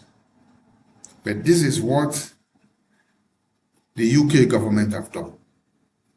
European government also kidnapped Mazen Namdekan and lock him up. Yes. Why some of you in Biafra circle, in Nigeria circle, in Nigerian politics, and some of you that claim to be fighting for Biafra as well, you are actually the people that work with the Nigerian politicians, especially the Igbo politicians,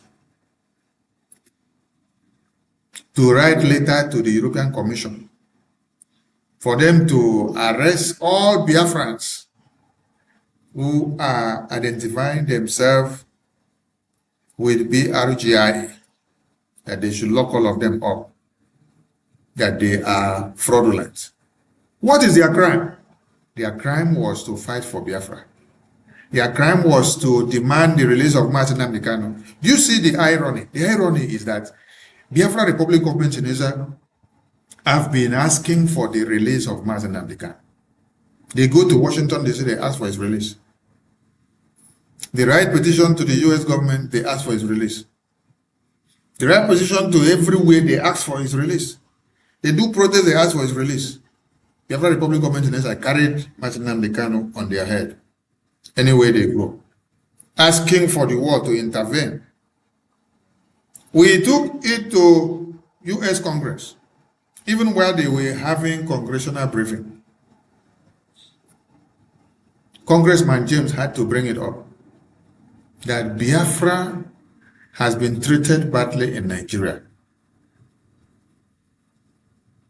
and that one of their leaders is in prison that was kidnapped from Kenya and has been treated unfairly, while Nigerian government are paying Boko Haram terrorists. Mazi Nnamdi Kanu, Mazi Simon Ekpa in Finland. Europe and UK don't say anything about it. And some of you are going about jubilating and identifying yourself and making noise about UK and Europe. It is only America that has the interest of Christians especially, and everybody in this world at heart. It is only America that has the interest of every living soul in this world at heart. On a special note, for Christians that have been martyred and massacred and slaughtered and their heads cut off, it is only America that is able and ready to speak for them. Because America don't sell their conscience. But Europe, UK, they have sold their conscience. Now, the fall of the Nigerian Islamic terrorist empire is here. I want everybody to understand something. When God uses Pharaoh and hardened his heart for him to be stupid and to be stubborn, it is for a reason. And that very reason is to make sure that the kingdom of God on earth is fulfilled. That the mandate that God gave to mankind is fulfilled. What is that mandate? That mandate is to see that Biafra emerge and walks out victoriously. Yes. So, when you see the drug lord of Nigeria being in that seat or that power and is continuously going stupid, it is God that is hardening his heart for him to stay there, not to release the Biafrans that they have in prison. Yes, so that God will deliver his message. God is delivering his message in a simplified manner. Tinubu has to remain in that place as the president of Nigeria, so that every emerging nations who have been blind, who have been deaf, who have lost their consciousness, they will all wake up. Do you know how you wake up? You will wake up by realizing that Boko Haram terrorists are within your communities. If Tinubu has not been in power now, will you all come to the agreement that the Biafran people were right all these years, that Nigeria needs to be disintegrated? During 1966 to 1970s, what did you all do? You turned against the Aburi Accord. You all ganged up against the Biafran people. You fought against the Biafran people. You declared a genocidal war against the Biafran people. And then everybody saw the Biafran people as the enemy of Nigeria. They even put it on the news, and in every segment, they said the Biafran people are the enemy that want to destroy Nigeria, that want to scatter Nigeria. and you all came on fighting against the Biafran people. You fought the war, you slaughtered many of us. Today, what is happening? More Christians are killed for their faith in Nigeria than anywhere else in the world. Since 2009, Islamic jihadists have murdered more than 50,000 Christians in Nigeria, and more than 20,000 churches, schools, and religious institutions have been destroyed, most burned to the ground. Scores of Christians and several others were kidnapped over Holy Week. Nigerian officials have been, unfortunately, complicit in facilitating these atrocities. At the state level, a dozen Nigerian states implement Islamist blasphemy and Sharia laws. At the federal level, the government looks the other way at Islamist violence. The result is, unsurprisingly, yet more jihadist violence. Last year, I introduced the Nigeria Religious Freedom Accountability Act, which would require placing Nigeria back on the country of particular concern list and impose sanctions on officials involved in enforcing blasphemy and Sharia laws. The U.S. government... Thank you so much to Senator Ted Cruz, because all your efforts are yielding fruit, and we can see all of it. Yes, if Tinubu did not be in that power, all of you will not come to realize now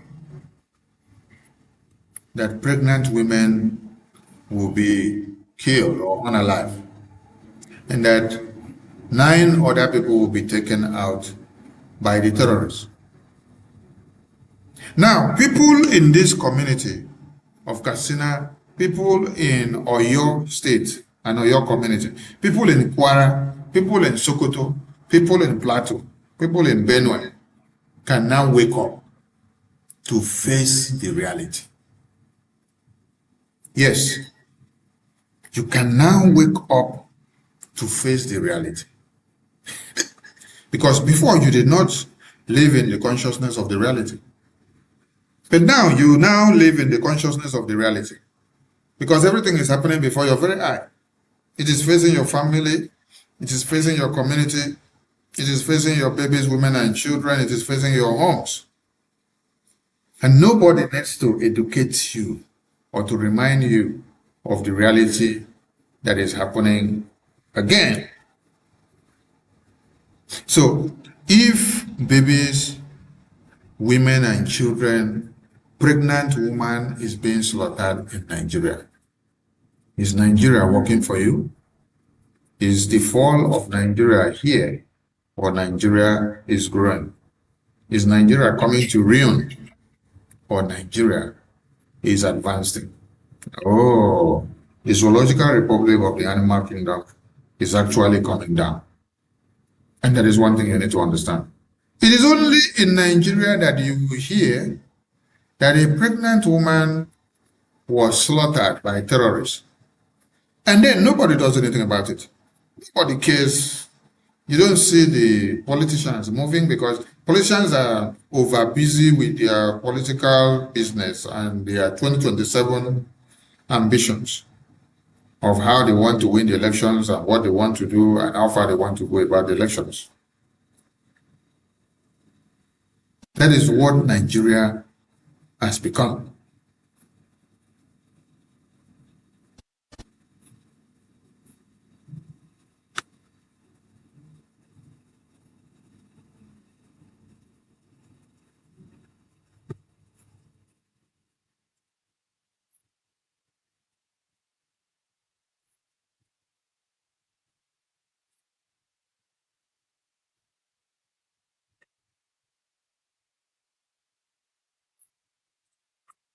So you need to live in the reality of the day before you can now be able to tell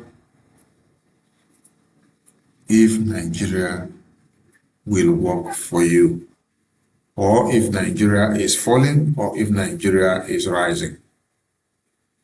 But as it stands now, the fall of Nigeria is here.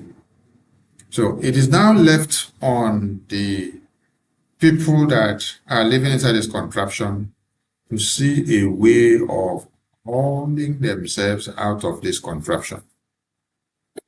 You either support Biafra or you continue to be stupid and stand idly by while the terrorists are coming to your communities to answer you. This is what the Nigerian terrorists are doing. This is the word we've shown before. This man here, you see, is in the terrorist captive camp. This man now is to be taken out by the Nigerian terrorists. We are showing you the way it is so that you will not say you did not see it. No. You have to be seeing all these things so that you understand and know what is happening and why the contraption Nigeria is called the contraption Nigeria. Because the Nigerian terrorists takes lives. They slaughter, they maim, they destroy. They turn you all out so that when they now come with penny, you will be begging for your lives. This is the Nigerian terrorists that you've all come to live and to see. Is Nigeria working for you? No. So knowing too well that Nigeria is not working for you, why don't you wake up to support Biafra?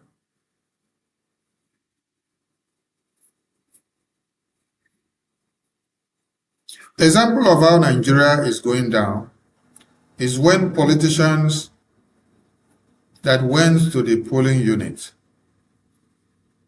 to do their political campaign ends up having 3 votes out of 6,925.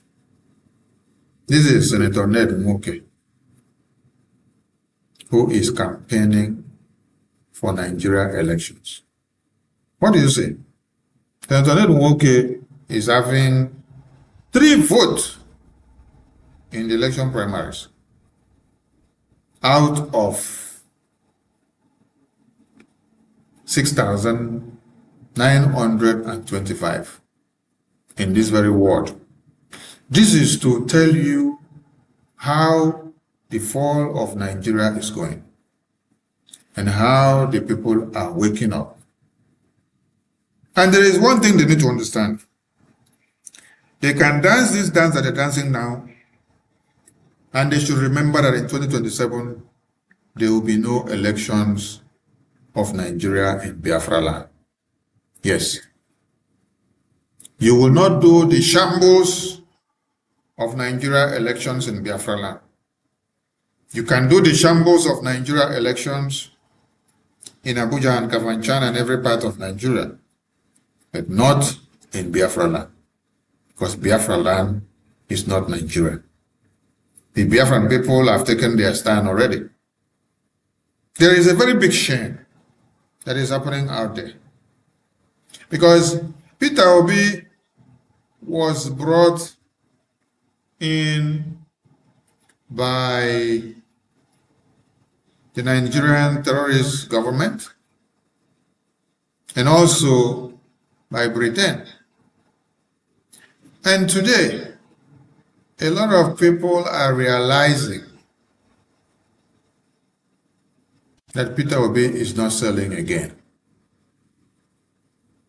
And so now, what do they have to do? They have to now look for Goodluck Jonathan. Yes. They have to look for Goodluck Jonathan now to also place him to play the game. Everybody should understand that in 2023, Obi was running for PDP alongside with Atiku.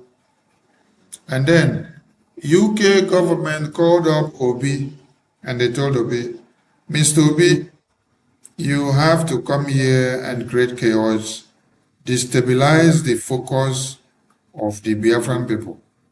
Why? Because they are very focused.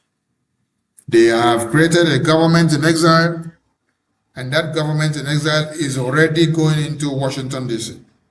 It's having discussions with the US Congress and is talking with them and having so much of conversations. They are educating US congressmen and women about the fall of Nigeria and how Britain created Nigeria and how they designed it to their own favor. And now you have to come to be the destabilizer. You have to come and pose yourself as a hopeless hope, as a hopeless savior, a deliverer that will come and give them hope. This will go a long way in destabilizing their focus on the Biafran mandate. So Obi came. Yes, Obi came on a mandate. Obi came on assignment. Obi delivered and lured many of you. That was when many of you were shouting obedient, obedient, obedient. You all became obedient.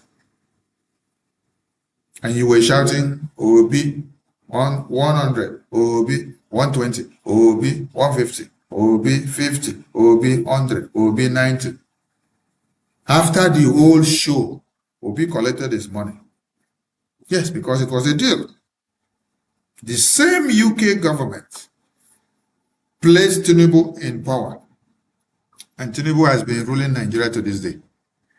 And just a few weeks ago, the same UK government invited Tinubu to the Royal Castle in UK. They gave him a very befitting banquet and he enjoyed himself with his entourage. And they assured him of the continuity of the British-designed Nigeria to the killing of more babies, women, and children, which you have just seen that is happening today. Since Atiku, or since the past government president have been in power to this day, what has changed in Nigeria? And since Tinubu went to the royal family at the royal castle in the UK a few weeks ago, what has changed in Nigeria? Nigeria has only degenerated. Nigeria has fallen from point A to Z. It is going down on daily basis, destroyed. If it is the Nigeria that is only being destroyed by itself for better, but it is the lives of the innocent babies, women, and children that are going down on daily basis, going down on daily basis, going down on daily basis. Now, did you ask the UK government, oh, you just pledge assurance to keep Nigeria as one and to make sure their allegiances continue. What has been your intervention in stopping the genocide that has been happening in Nigeria since the day that you hosted President Tinubu with his family and with his government of criminality? You have not asked the UK government, right? It is the work that they use Peter Obi to do, so that at the end of the day, they will place APC in government and PDP, a terrorist government that slaughters babies, women, and children. Now, the UK government have seen that Obi is no more selling, because everybody now understands that Obi came to play the card of UK. And I don't know why many of you are so stupid, honestly. I don't know. UK government, I don't know why many of you are so stupid. UK government brought Obi to you. The same UK government also brought Tinubu to you. The same UK government now was hosting Tinubu, and they congratulated Tinubu. They sang the praises of Tinubu. They want Nigeria to continue even as the genocide is happening. They did not even talk about the genocide. This is the same UK government that pushed Obi to all of you to be your president. It's the same UK government that also pushed Tinubu on the other side. So they were playing a chess game. They placed Tinubu one side, they placed Obi one side, and they are all playing one chess game. At the end of the day, they only make sure one person will come out, which is Tinubu, while Obi is only there to distort your brains and to destroy your mindset. So that all of you will think, oh, Obi 50, Obi 74, Obi 75. Today, the same UK government, we're paying homage to Tinubu government.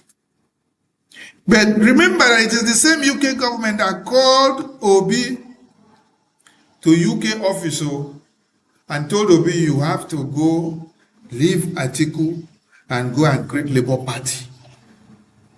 But it's the same UK government that are clapping for Tinubu, while they now set Obi in to come and play the chess game to destabilize the brains of all of you, because many of you are working with emotions. It is the same thing that is happening now. Many of you have been in Biafra struggle for 20 years. Because of your emotions that you attach to the leadership or the leaders that started the struggle of Biafra. When another person comes out and wants to do it in a different way, you say no, because of your emotional attachment. You would rather remain in the contraption of Nigeria, and then you will work to destroy the effort of the new person that is coming to add a difference. Mazi Moneba came to join the struggle to add a difference. You people came together and then wrote a letter and sent it to EU and said they should imprison Mazi Moneba. And they should imprison all Biafrans, including me, including the PM in America, including all our senior citizens that we have in Europe and in UK and America. You say they should pack all of them, go and put them in prison because they are demanding for Biafra. They are demanding for the release of Mazi Nnamdi. One of the top priority of Biafra Republic government in Israel, when it was formed, or when it even started as autopilot, was to demand for the release of Mazi Nnamdi and to make sure we continue on every strike that will cripple Nigeria, delegitimize their existence, to make sure Mazi Nnamdi is released. But we saw some of you coming together now to write letter to send to Europe and say they should imprison all of us because of fighting for the release of your leader, which you started the struggle with, which I was not there when you started with him. Or we just came to join now, and then we are asking for his release. You say, why should we be asking for his release? We should allow him to die there. We should allow only you people to ask, and we should allow only you people to be the one to fight for the Biafra. No. This very generation and this very dispensation of Brgie are no pushovers and are no slaves. We don't look faces. We tell you the way it is. If you're not comfortable, you go and jump into the lagoon. Yes. Because Biafra is bigger than all of you. The glory of Biafra is to be given to God and cannot be given to any man. So do not think that all of you can destabilize Biafra. It is these emotions that you use that the UK government have seen you finish.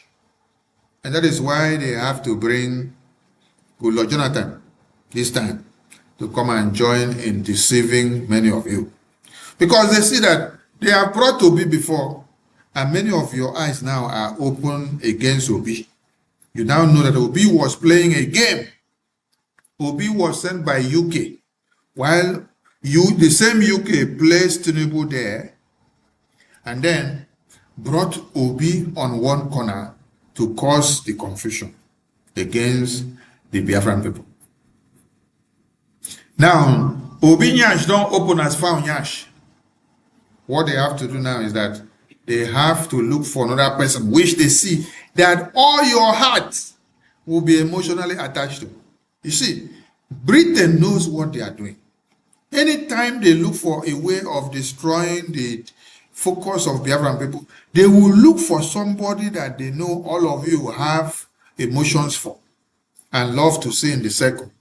And the person must be from the Biafra territory. That is why they have presented Goodluck Jonathan to all of you now. That is why they have presented Peter Obi as another option. Then you now check this their screen. You see, they put Atiku here now to be the North. I want to ask you a very pertinent question. If you have been told in Nigeria that the population of the North is bigger than the West, which is Yoruba, and the East, which is Biafra. Now, I want to ask you, all these Iberi-Ibes, I want to ask you how you intend to make Obi the president of Nigeria, and how you intend to make Goodluck Jonathan the president of Nigeria, and how you intend to make Seyi Makinde the president of Nigeria, and how you intend to make Tinubu the president of Nigeria. If only the North have been mapped out to capture the biggest part of the map. If you're mapped out to capture the biggest part of the map, what does that simply explain to you?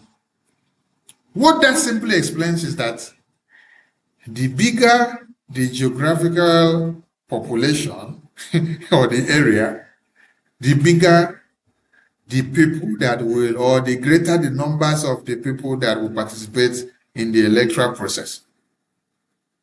Now, can you tell me that where you have a smaller number that has been circled out of population, where Obi is, or where Goodluck Jonathan is, or where Makinde is, or where Tinubu is, that you will use that number to overcome the entire North, which they have mapped it out like this?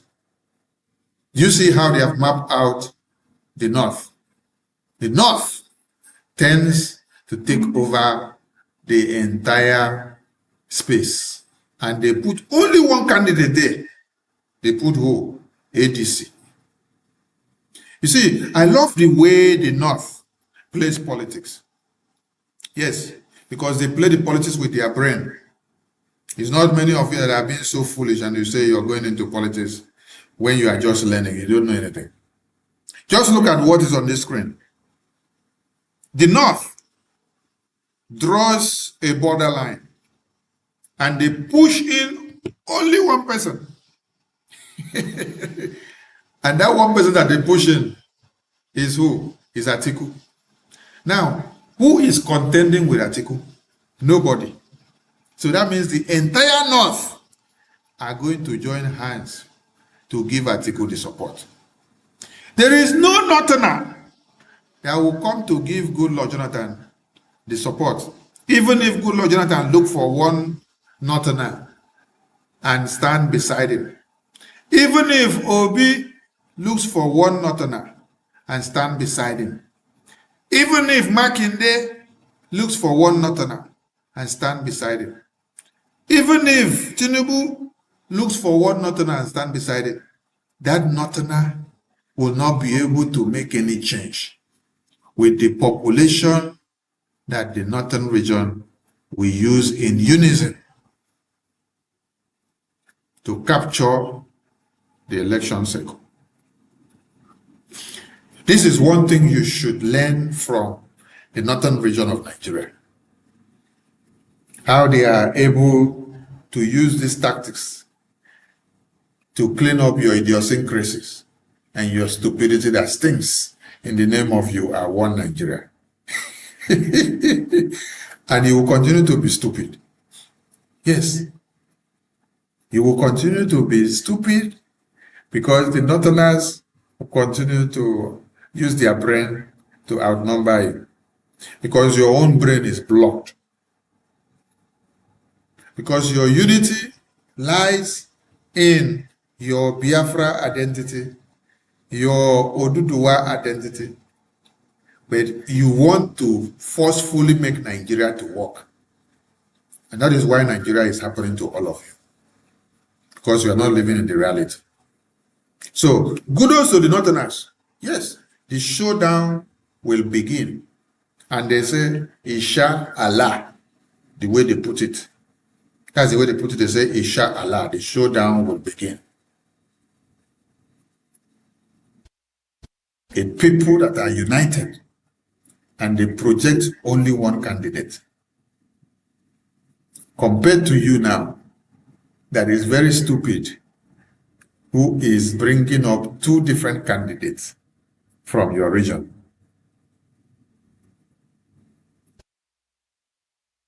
Southeast and South-South, as they have splitted them, is Biafra territory. This is Biafra. Now, Southwest, Makinde and Tinubu, this is Southwest, Oduduwa territory. And here you see the Arewa. I don't know where they have fused or infused the middle belt into. You see, when they want to divide the criminality of Nigeria, they will now disappear the middle belt from the map. They will disappear the middle belt from the map when they want to design their criminality. But when they want to eliminate the people of the middle belt who are predominantly Christians, they will now bring the map out and then they say, let us see where the people of middle belt are. But now that they want to do elections and dissect the country into segments, why are you not showing us the middle belt on this very map? Why are you only projecting Southeast, South-South, and Southwest? Where is the middle belt? And then why are you only showing us the North? At this point, you are not showing us Northeast, North Central, Northwest. Now they see the tactics. We are not saying North Central, Northwest, Northeast, not North, not open or not close. We are not saying not open and not close in this very place now. We are only saying one North. One North. One North of Nigeria. Why are you saying only one North of Nigeria? Because it is time to play the game of politics.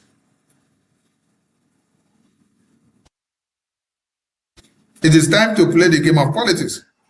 And so that is why we have to see only one North. We're not saying North Central. We're not saying Northeast. We're not saying Northwest. We're not saying North. Oh my God. I love the way these people play you people chess game in Nigeria, because you are all fools. And you continue to remain fools forever because you don't want to wake up. So, Biafran people, the Northerners are the people that have realized and knocked out Peter Obi. Remember how they knocked him out of ADC? After understanding that it was used by UK and UK wants to use him again against them. And now they have gone to bring Goodluck Jonathan to put on the circle again. So our message is very clear. No elections in Biafra land for whatever reasons. You cannot kidnap Biafrans, lock them up, and then you expect to conduct elections in Biafra land. It will not happen. Now here on the screen is one of the teachers that were kidnapped by the Boko Haram terrorists. This teacher in Oyo State has been slaughtered. by Boko Haram terrorists. We are just trying to give you a recap of what Nigeria is putting together and what Nigeria is all about. And asking you whether Nigeria is going forward or Nigeria is coming down. Whether it is working to your own interest or it is working against your own interest or your own existence. This is a teacher that went to school to work, to teach, and to make money to bring to the family. Boko Haram terrorists kidnapped this man with other colleagues in school and other pupils. And they have killed many of the pupils. Over 80-something are still inside the hands of the terrorists. They demanded for money. The money has not been released to them. And yet, they have killed one of these teachers. That is the headline from Daily Post, which says, bandits reportedly behead abducted Oyo teacher. They made this video before they executed him. So my question is Nigeria falling or is Nigeria rising? The fall of Nigeria is here. Dr. Michael Rubin said, if Biafra is not let go, Nigeria will see no peace. So we are watching to see, and we are asking you this very simple question. Is Nigeria working for you? Is Nigeria working to your own interest? Are you benefiting from Nigeria? Is Nigeria giving you pain? Is Nigeria giving you agony? Or is Nigeria making you to enjoy life? The earlier you wake up and join the Biafra struggle, the better for you. Nigerian terrorist government, especially under the watch of Tinubu, is making the work of Biafra easy. Yes. That is why we are looking as the zoo is falling gradually. And we are waiting to pick the pieces. Because Biafra is here.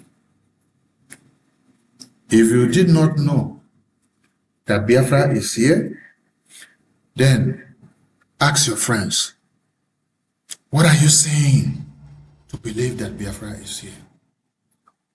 Then we will explain to you that Biafra is here. It is happening live and direct. And the terrorists are falling.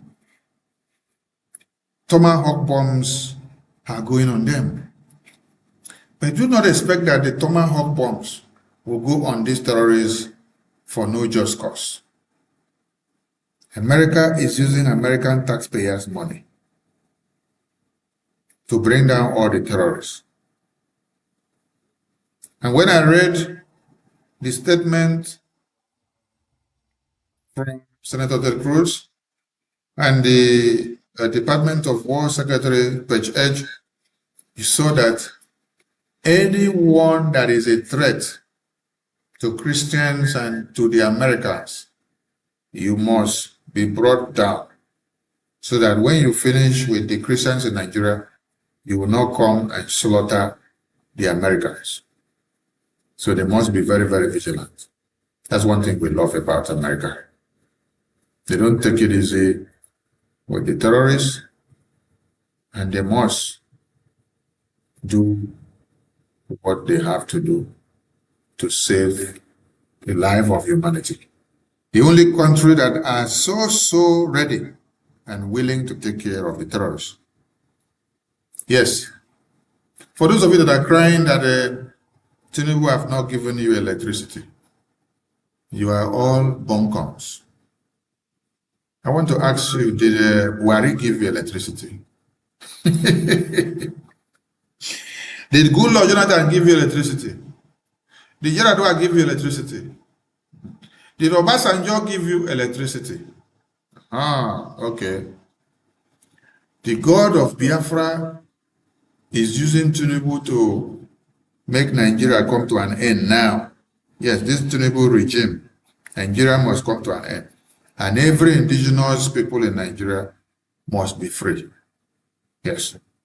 The same way God used Pharaoh and hardened his heart during his own time is what is happening now. All of you must collect woto. So stop crying. Nobody should be crying that Tinubu did not give you electricity. I just ask you now, did Obasanjo give you electricity? Did Yar'Adua give you electricity? Did Goodluck Jonathan give you electricity? Did Ibrahim Babangida give you electricity? Did Gowon give you electricity? How many of these presidents have lived in this country and are no more now? They did not give you electricity, Abi. So Tinubu will give you electricity within 1 year. What Buhari did not do for 16 years. How many years has Buhari ruled Nigeria? The last time he just ruled now, I think that was 8 years. I think he ruled before another 8 years or whether even 12 years. So when you add up together of how many years that Buhari has ruled Nigeria, he did not give you electricity. You want Tinubu to give you electricity now. Thunder fire you with your electricity there. Electricity will not come in Nigeria now. Yes. So that all of you will wake up and face the terrorists and face the reality that Nigeria is on a suicidal slide and that Nigeria is on a time bomb and that time bomb is exploding and is consuming everybody. It is not time to look for electricity because you did not look for electricity since. It's not now that Biafra people wants to be free that you want to come and look for electricity. Electricity cut your mouth there. Mad people everywhere. So, the terrorists that are fighting so hard to destroy this contraption, or all of you that are thinking that it's going to be business as usual, you're making a very grave mistake. All the terrorists must be brought down. That is number one. If terrorists are not brought down, many of you will not wake up because many of you are sleeping. And the way the terrorist is going in and taking care of many of you is waking many of you up from sleep. You all must be awake to see the fall of Nigeria and see how God is going to bring Nigeria to an end. Yes. Meanwhile, Gumi is telling you that because of the fact that America is dealing with their terrorists, that it will bring more of their foreign terrorists to come and join the war. This is not a statement that should be taken lightly. It's a statement that should be dealt with. Gumi is telling you that because America has come to destroy the second-in-command ISIS terrorists, which he himself has been supervising all of them. Gumi now says more terrorists will come in from other parts of the world to come and join the Nigerian terrorists so as to kill the Christians. We love the show that we are seeing and we want it to continue. Because if something does not happen, the Nigerian terrorists will not be taken down. And all of you that have been ignorant of what is happening will not also wake up. So it's time you wake up. Wake up, Biafrans. Do not keep quiet today. Now, Biafrans, they call on all Biafrans, make you wake up today to face the needful, because the terrorists are all here. Wake up, Biafrans. Come and face these terrorists. Wake up, Christians in Nigeria. Face the common enemy, the common threat that is here for all of you. If you have been sitting on the fence, come down from the fence. The time of sitting on the fence is over because the terrorists are moving every day and they are looking for who to take out. So if you don't wake up and join the moving train, maybe you may be the next person to be taken out. Now, the picture you see on the screen is another woman, one of the teachers that were kidnapped. And this other lady was also kidnapped. And there is a toddler. There is a baby that is suckling the mother breast that was also kidnapped by these terrorists. This is what Nigeria has become. And this is why we say, wake up Biafra, do not keep quiet. The terrorists are here and Nigeria is falling. All these people you see here are in the hands of Boko Haram terrorists now. Now tell me why American president, America does not need to come to crush the terrorists. Can you explain to me why America doesn't need to crush the terrorists? When they have killed uncounted numbers of Christians.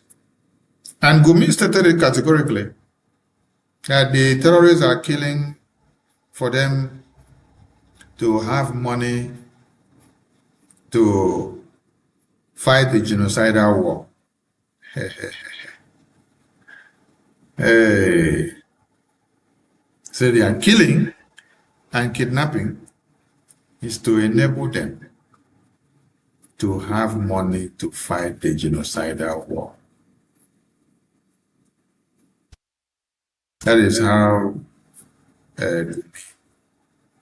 address the issue of the terrorists kidnapping your mothers, your baby, women, and children. Giving a thumbs up that they have the right to kidnap you, that it is part of the mandate that they must use to raise funds for Islamic Jihad.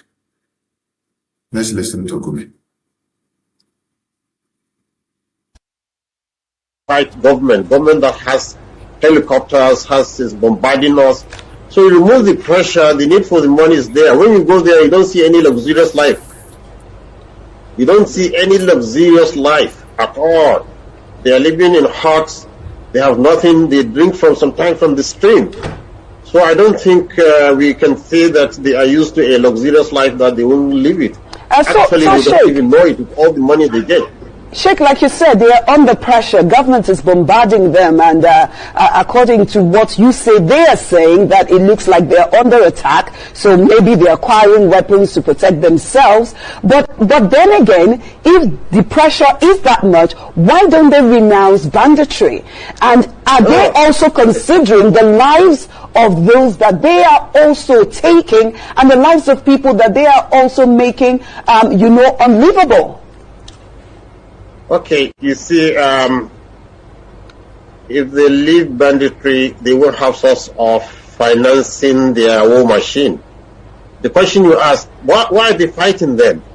You see, the herdsman has gone through a lot of hardship. No government has really actually sat down to see into their plight, to modernize them, to even spend anything. Not one kobo of our Nigerian budget goes to them. And now they feel they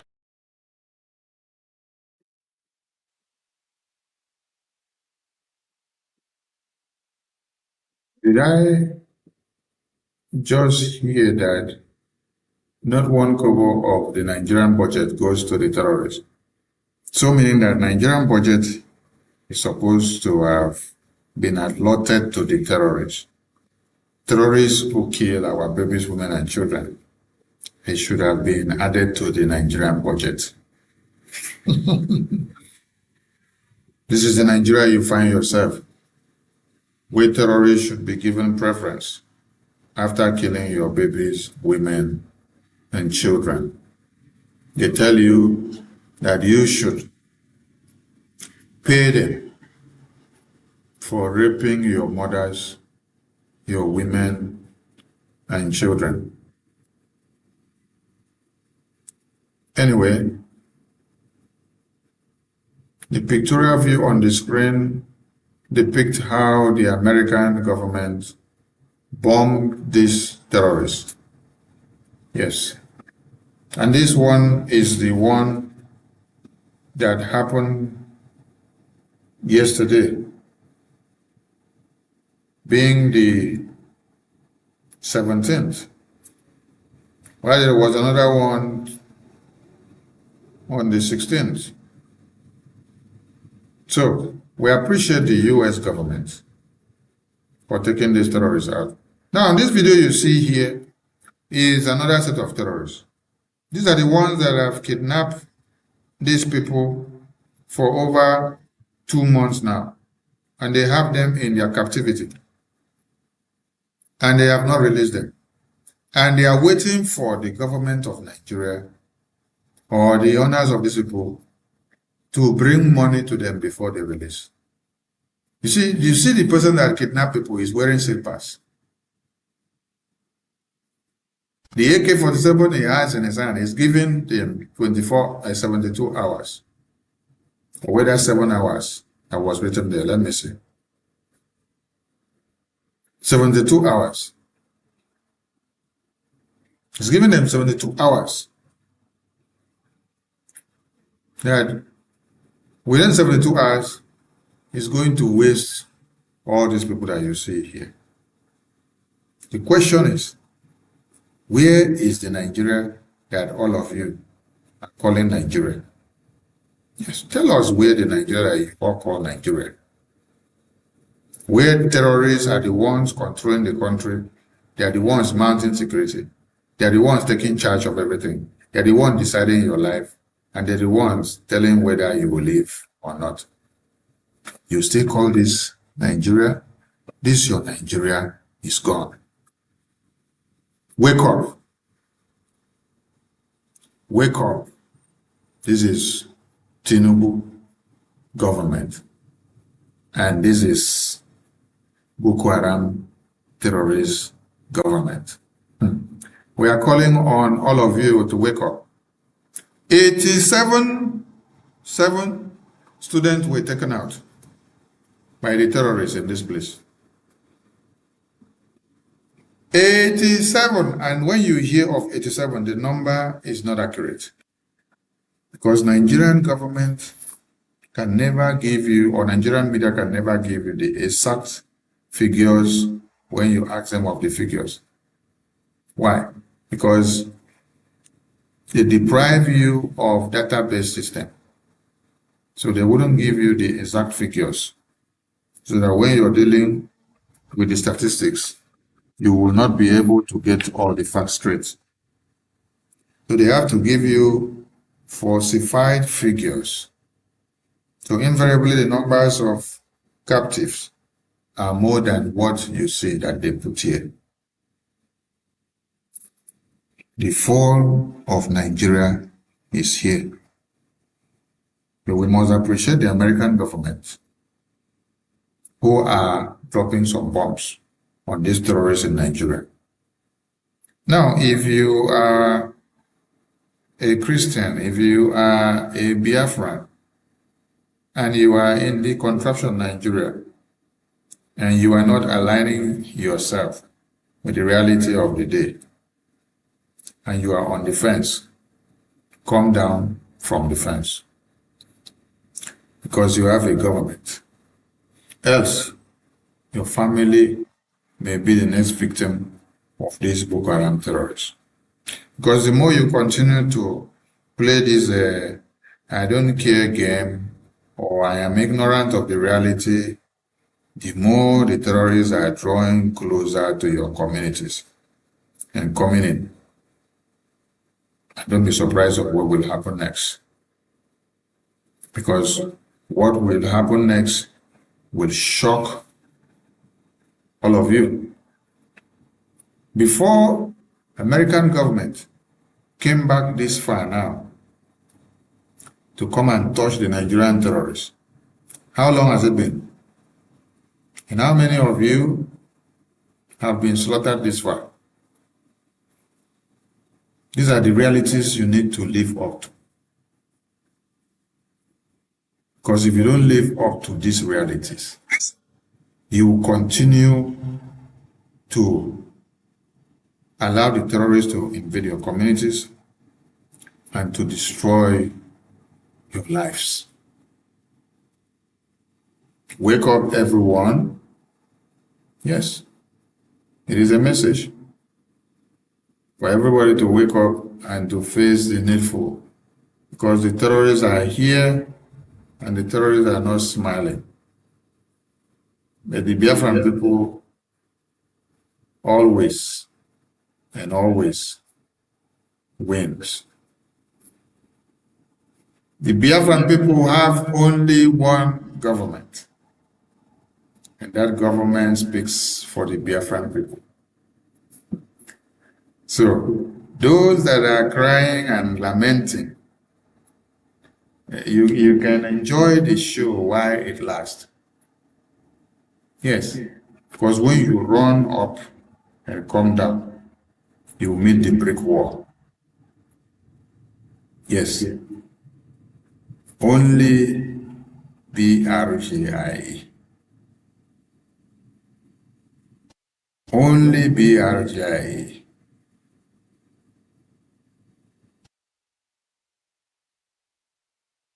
Only BRGIE. So, going forward, Voice of Biafra Television will be having the call line open for people to call in. You can call in with this number only on WhatsApp. If you don't call in today, because we are just launching the line today, you may call in some other time in our subsequent programs. And we wish to appreciate all Biafrans who are doing the needful for Biafra to come. And we call on those that are on the fence to come down from the fence, because the fence is not very conducive for everybody. You come down from the fence, please. Join forces with Biafra Republic government in exile and work so hard to see that Biafra is restored. Yes. We need Biafra to be restored fully with everything that we have in us. So if you have been on the fence all this while, and if the terrorist picks you up on the fence tomorrow, what will you say? Arise and shine, the Biafran people, for your time has come.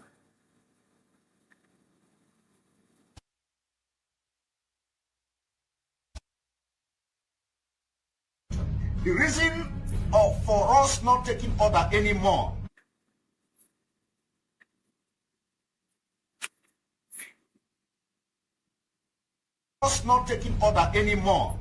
from the DSS dungeon is to Same way you listen to that message from the beginning. order. No order from DSS dungeon. The reason for us not taking order anymore, order. No order from DSS dungeon. The reason for us not taking order anymore from the DSS dungeon is to... Same way you listen to that message from the beginning. We are not taking orders from DSS dungeon, from Nigerian prison. We are not taking order from Finland prison. The reason for that is to protect those our leaders, to protect Mazdam Nikarim from prison, to protect Mazdam from prison. So any order that is coming out from prison now, from Finland and from Nigeria, from these leaders, we are not taking that order because it is for their own good. They can't be in prison and be leading people that are here and be giving orders. Because if we use what they are saying to do anything, it will implicate them and they will not come out again forever. They will be dead and gone inside prison because everything we will use their name to do will implicate them. So we are not taking orders from them in prison. Guard our leader. We want our leader to be safe.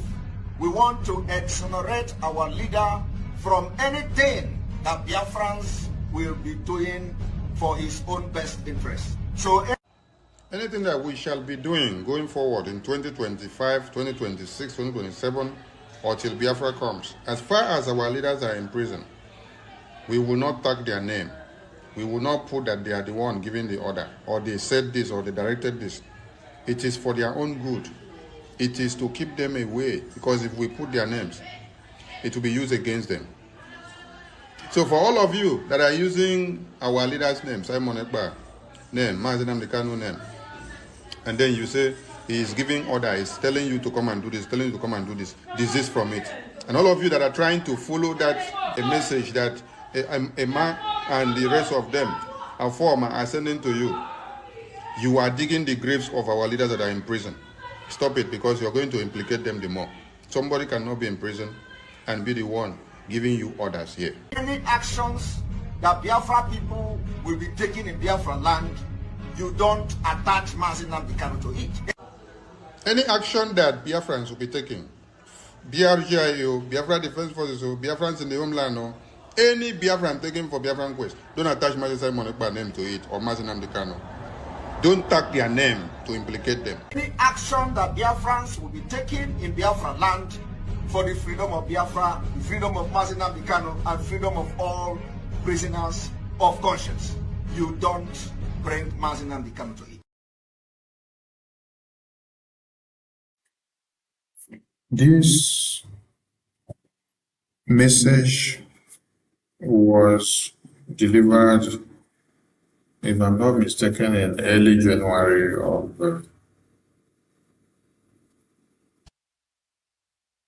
2026. But Prime Minister Simon Ekpa echoed that message, I think, in 2022. Yeah. 2022 or 2021. So, the Biafra Republic government in exile re-echoed that message again in 2026. When we have seen that Nigerian terrorist government, no, I think in 2025 we re-echoed that message. When we've seen that Nigerian terrorist government want to start using that distraction to cause chaos in the heights and the achievement that BRGIA has achieved so far. That message has not changed. And the stand of BRGIA is as it is and how it has been before now. It is only BRGIA that speaks for the Biafran people and speaks for the leaders of Biafra, both in prison and those that are working out here who have been taken off their liberty. Biafra Republic government in exile is the government of the Biafran people. And no negotiation of whatsoever will happen for Biafra or to Biafra without BRGIA and the US government serving as a mediation with Nigerian government. Our leaders in prison are prisoners. The people that kidnap them and lock them up there, lock them up so that they will not have a voice, so that they cannot continue on the mandate. They cannot give them voice inside the prison to speak for you or to lead you from prison. It is a calculated template of how to use their calamity to destroy the cause of Biafra. Because many of you will come to the conclusion that, oh, you are so emotionally attached to your leaders and your past leaders and they are inside prison. And so when they send a message from inside prison, I will ask you a very simple question. Between you and your past leaders that are inside prison, how many of them see sunlight and eat the food that you eat? How many of them can go to party? How many of them can go to the farm? How many of them can decide their faith? How many of them can embrace their wives and children? How many of them can eat when they want to eat and take decisions for themselves to their own comfort at will? How many? None. They are all in prison. Their liberty has been taken away from them.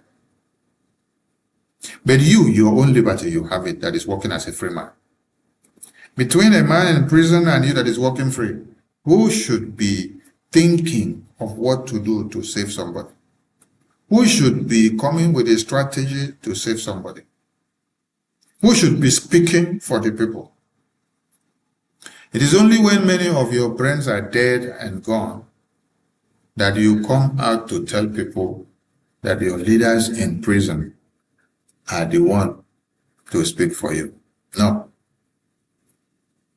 Venezuela president was captured by the US government and he is in the prison of America now. Why hasn't Venezuela president declared American declaration from inside Nigerian American prison for the Venezuela people? How about the one of Mexico? How about every other leaders that are in prison? It is your emotions that has made Biafra not to come. Some of you Biafrans, yes. Because Nigeria kidnapped your leaders for a reason, and they locked them up for a reason. And they now want you to fixate your mind on the fact that since they kidnap them and take them away from you, you cannot move forward, you cannot do anything. So you should stay stopped. So by the time, if Mazi Simon Ekpa had stayed stopped when Mazi Nnamdi Kanu was kidnapped, I don't know if all of you would have attended the height that Brgie has attended today, and they are in Washington D.C. making waves, having handshakes with the US congressmen and women.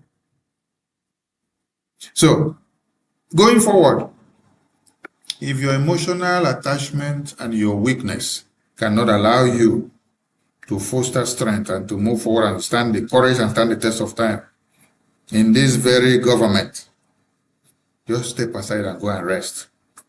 Let those that have the mental toughness continue moving. We don't need lily-livered people at this time. We don't need weak minds. We need people that can stand and overcome the mountains and stand the test of time. People that can bring their brain and put it in gear to understand what to do, while the Nigerian terrorist government and the European government are bringing messages from prison, where you have your past leaders inside the prison, trying to use it to cajole you into believing that you should not move forward. If you belong to that school of thought, that you must remain one place, waiting until you see the leaders from prison before you move from point A to Z, or you must be taking messages from your leaders in prison for you to know what to do. Please, if you belong to that school of thought, pack your load and go one side.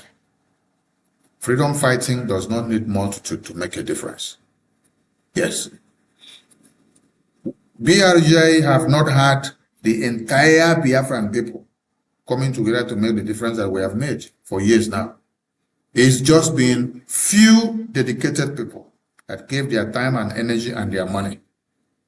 So if you have belonged to that few and you don't see reasons with that, and you are not happy, but this time you want to become a weakling, you want to become a fickle-minded person, and you cannot stand when the wind is blowing, you cannot become an eagle, please step aside with your weaknesses. We don't need weak vibes at this very time. We don't need weak vibes at this very time that will weaken the consciousness of other people who are supposed to climb the ladder with your strength. If they see you now becoming weak, when you now leave what you are supposed to do to start going after what you're not supposed to dwell into. We have a lot of bills and projects to do. What you should be thinking of is, how do you gather people and how do you talk to people and raise funds so that you can defend Biafra land, so that you can delegitimize the existence of Nigerian terrorists in Biafra land. You should be thinking of how you can bring people together, show the work of Brgie to them, and convince them on how to contribute so that Brgie will continue to make exploits in the legal representation and lobbying in Washington, D.C. When you sit back and see the job done by the lobbyists and the PM and his cabinet in Washington, D.C., it gives you joy. That is what you should be bothered about now. Nobody should be bothered about how we are addressing issues in the media at this time. Yes. Don't be bothered about how I speak, whether I put sugar or put granite or put Maggi in my address or the PM. Don't be bothered about how we push messages out there. Biafran government in exile is one, and there is no duplicate. So when we put a message out there, keep your weaknesses aside. Keep your emotional weaknesses aside, because emotional weakness were not meant for freedom fighters. It is only people that have tough mindset that can fight for freedom and keep going head on without changing your policies because of the conditions that has bedeviled you. Some of you tend to change your policies because of the conditions that bedevils you. Biafra Republic government in Exile do not belong to that school of thought. Every Biafran going forward, when I mean every Biafran, I mean from the Brgie cabinet members down to every Biafran, please focus on your mandates. Your mandate as a rep and admin is to see that your license continues to go forward. You bring people together, talk to them and let them know the needful. They concentrate on making sure they raise funds to support the restoration, the defense, the recognition of Biafra. Bring people together. Create the awareness. Let your residents community understand and know what Biafra Republic government in Exile is doing and the reason for Biafra to exist. Your work at this time is not for you to come and be telling us what we are not saying or how we should say it, or how the PM is speaking, or how he's not speaking. I just played a video of Prime Minister Simon Ekpa here to all of you. Why didn't you all come to start criticizing him of why and how he is addressing issues when the Nigerian terrorists are trying to destroy the cause of Biafra Republic government in Exile from Nigerian prison? You could not talk to Prime Minister Simon Ekpa. You can now talk to the present Brgie Prime Minister. Everybody should understand something. Prime Minister Simon Ekpa is not Mazi Nnamdi Kanu. Mazi Nnamdi Kanu is not Prime Minister Simon Ekpa. Prime Minister Okechukwu Nkere is not Prime Minister Simon Ekpa and is not Mazi Nnamdi Kanu. And I, Sonny, am not Prime Minister Simon Ekpa, neither am I Prime Minister Nkere, or neither am I Mazi Nnamdi Kanu. We operate in different ways. My name cannot change. I cannot change my habit because I want to be like Mazi Nnamdi Kanu. I want to be like Mazi Simon Ekpa. I want to be like Mazi Nkere. No. That is why President Trump don't need to be lukewarm like other presidents. And other presidents do not also be President Trump. The difference must be clear. You cannot continue to do one thing the same way over and over again for the past 20 years, and then you expect to have a different result. No. You have to do it this time in a different pattern to see the difference. Because you're trying to make a difference that has not happened for the past 100 years. So try a different strategy. Try a different modus operandi. And let the message be out there. Our problems are not too far from us. The enemies we have within are even more than the enemies without, because they are the people that go to bring the enemies outside to come and eat us up and to destroy what we are doing. So if you think that you are having a very good time with your enemies, please have a rethink. No, the enemies are not okay. The enemies are very happy. If I play a video of Senator Osita Isunasu, Senator Osita Isunasu is not too far from here. Senator Osita Isunasu is one and part and parcel of the Biafran people. But is it not the one that is raising a motion that you must bring all Biafra Republic government in exile to book? Why? Because of fighting to liberate Biafra. He say you must bring all of them to book. Yes. Because if you don't bring them to book, they will continue to make a difference. Isn't it? And all of you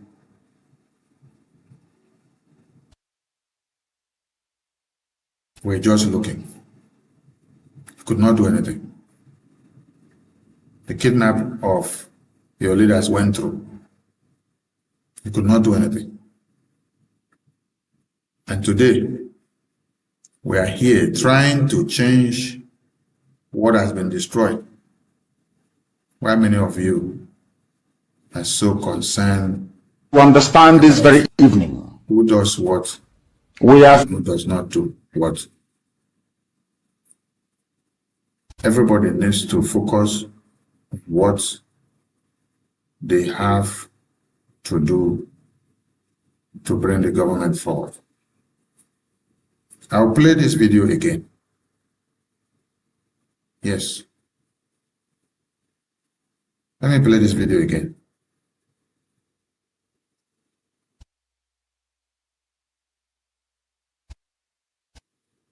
Order. No order from DSS dungeon. The reason for us not taking order anymore from the DSS dungeon is to... Same way you listen to that message from the beginning. We are not taking orders from DSS dungeon, from Nigerian prison. We are not taking order from Finland prison. The reason for that is to protect those our leaders, to protect Mazinam Nekarim from prison, to protect Mazisai Foneba from prison. So any order that is coming out from prison now, from Finland and from Nigeria, from these leaders, we are not taking that order because it is for their own good.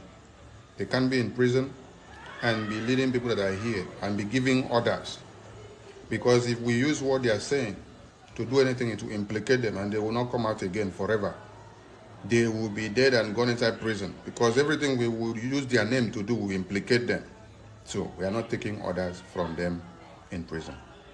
We've got our leader. We want our leader to be safe. We want to exonerate our leader from anything that Biafrans will be doing for his own best interest. So anything that we shall be doing going forward in 2025, 2026, 2027, or till Biafra comes, as far as our leaders are in prison, we will not tag their name. We will not put that they are the one giving the order, or they said this, or they directed this. It is for their own good. It is to keep them away, because if we put their names, it will be used against them. So for all of you that are using our leaders' names, Simon Ekpa name, Mazen Amdekanu name, and then you say he is giving order, he's telling you to come and do this, telling you to come and do this, desist from it. And all of you that are trying to follow that a message that Emma and the rest of them are sending to you, you are digging the graves of our leaders that are in prison. Stop it, because you're going to implicate them the more. Somebody cannot be in prison and be the one giving you orders here. any actions that Biafra people will be taking in Biafra land, you don't attach Mazen Amdekanu to it. Any action that Biafrans will be taking, BRGIO, Biafra Defense Forces, or Biafrans in the homeland, or any Biafran taking for Biafran quest, don't attach Mazen Simon Ekpa name to it, or Mazen Amdekanu. Don't tag their name to implicate them. Any action that Biafrans will be taking in Biafra land for the freedom of Biafra, the freedom of Mazen Amdekanu, and freedom of all prisoners of conscience, you don't bring Mazen Amdekanu to it.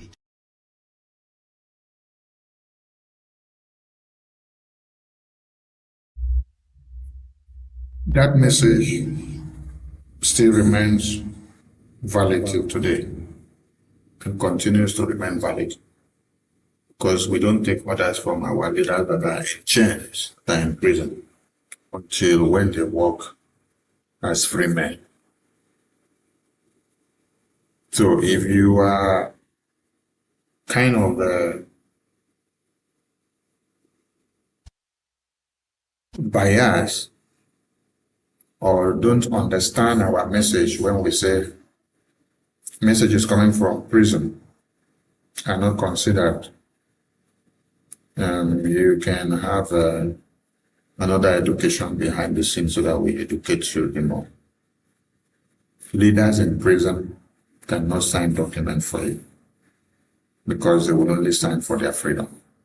And let us make something very clear tonight. As it stands now, Mazen Amdekanu is not negotiating Biafra for Biafrans. If he is able to negotiate for his freedom, he can negotiate. He's not negotiating for Biafra. He's not speaking for Biafra now inside prison. It's only the Biafran people that are speaking for him and negotiating for him, not him as a prisoner negotiating for Biafran. And it's the Biafra Republic government in Israel that is speaking for him, and not him speaking for Biafra Republic government in Israel. The only government that speaks for the Biafran people is the Biafra Republic government in Israel.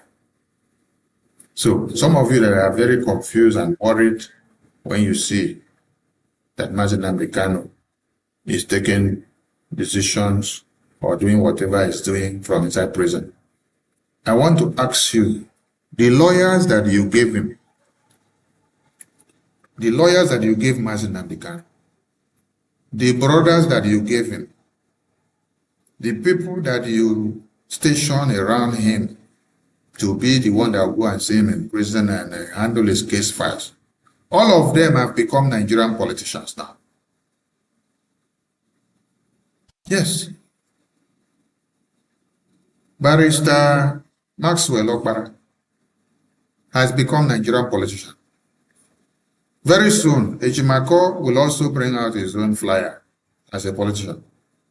Nnameka Ejiofor will also bring out his own flyer as a politician. Are these the people who could not defend Mazen Amdekanu, which he had to stand to defend himself inside the court? Are these the people that you you think would work to the release of Mazi Nnamdi Kanu. So whatever Mazi Nnamdi Kanu is doing to his own release. Let him do and then get his freedom. If Mazi Nnamdi Kanu today signs any paper for his own freedom, is for his own freedom for him to come out from prison. He's not signing paper for Biafra. These are the things we want all of you to understand. Yes, the earlier you start understanding this, the better now. Because Mazi Nnamdi Kanu is the leader of IPOB. IPOB is under the government of Biafra. And the government of Biafra is the Biafra Republic government in Israel. So it is not IPOB that is speaking for the government. It is not Mazi Nnamdi Kanu that is speaking for the government. Rather, it's the government that is speaking for Mazi Nnamdi Kanu. It's the government that is speaking for IPOB. Every Biafran is IPOB. So Mazi Nnamdi Kanu can negotiate for his freedom and walk out from that prison. Yes. That does not stop Biafra. That is why some of you don't understand why we created a government in exile. We created a government in exile when we discovered that IPOB was mere organization, and you cannot negotiate for a nation with organization that is registered like a group. You have to look for a legal entity that serves as a government. That is why Biafra came on. So Mazi Nnamdi Kanu is a leader of IPOB organization, but not a leader of the government of Biafra. So he can negotiate his freedom and come out from the Nigerian contraption. Since all of you that surrounded him, from the lawyers, the brothers and sisters, and the politicians, you have all betrayed him. So allow him going forward to negotiate for his freedom and come out. Since all of the lawyers that surrounded him, his brothers and sisters, could not do anything to release him. They abandoned him, ran away from him. Rather, what they're looking for is money. Many of them are carrying political card now to go for Nigerian presidency, to serve Nigerian presidency. So, Mazi Nnamdi Kanu can negotiate for his freedom and come out. His freedom coming out does not hinder Biafra government in exile. Biafra government in exile is the government of the people now. Biafra government in exile speaks for the people of Biafra and not Mazi Nnamdi Kanu. Yes, so stop disturbing yourself about whatever Mazi Nnamdi Kanu is doing to release himself, because many of you are actually not working so hard to see his release. His release, with whatever conditions he collects, even if he go the way Washignton did, that has nothing to do with Biafra Republic government in exile. It is Biafra Republic government in exile that will negotiate the freedom of Biafra. This is how we've been able to comb out the freedom of the Biafran people from the hands of Nigeria. When they thought that when they kidnapped Mazi Nnamdi Kanu in the name of IPOB, that they will now quench all Biafrans, and that without Mazi Nnamdi Kanu and IPOB as a name, that the Biafran people will not be able to have their freedom. No! Mazi Nnamdi Kanu will be released. You release him now, you don't release him now, Biafran government in exile is already going forward and is causing you people a lot of pain. We have a structure and it is going. And we'll continue to work to see that Biafra is restored. You release Mazi Nnamdi Kanu today, or you release him tomorrow, or you don't release him now, you do not stop Biafra Republic government in exile. You can stop the IPOB organization because they have been stuck in one place since 2021. They have been waiting for Mazi Nnamdi Kanu to come out from prison before they move forward. But till today, they are still confused. The Biafra Republic government in exile is a government. They do not wait for any of our leaders in prison to come out before we move. You take out one of our leaders in government today, we will elect another new leader. We will move forward with speed. And there is no utterances from the past leaders that will be in prison that can hinder our progress or our day-to-day activities of moving forward to get Biafra. Because for you to kidnap the past leaders and put inside prison in any way, it is a strategy to be able to lock us down. And we have bypassed that very stage by having a process of having new leaders elected democratically into the office for the government to progressively go on without the interference of the past leaders in prison.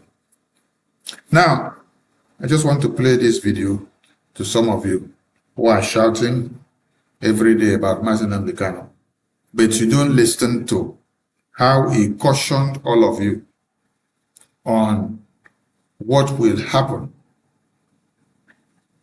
when you have temptations of Nigerian government coming to distort your brains. Listen very well.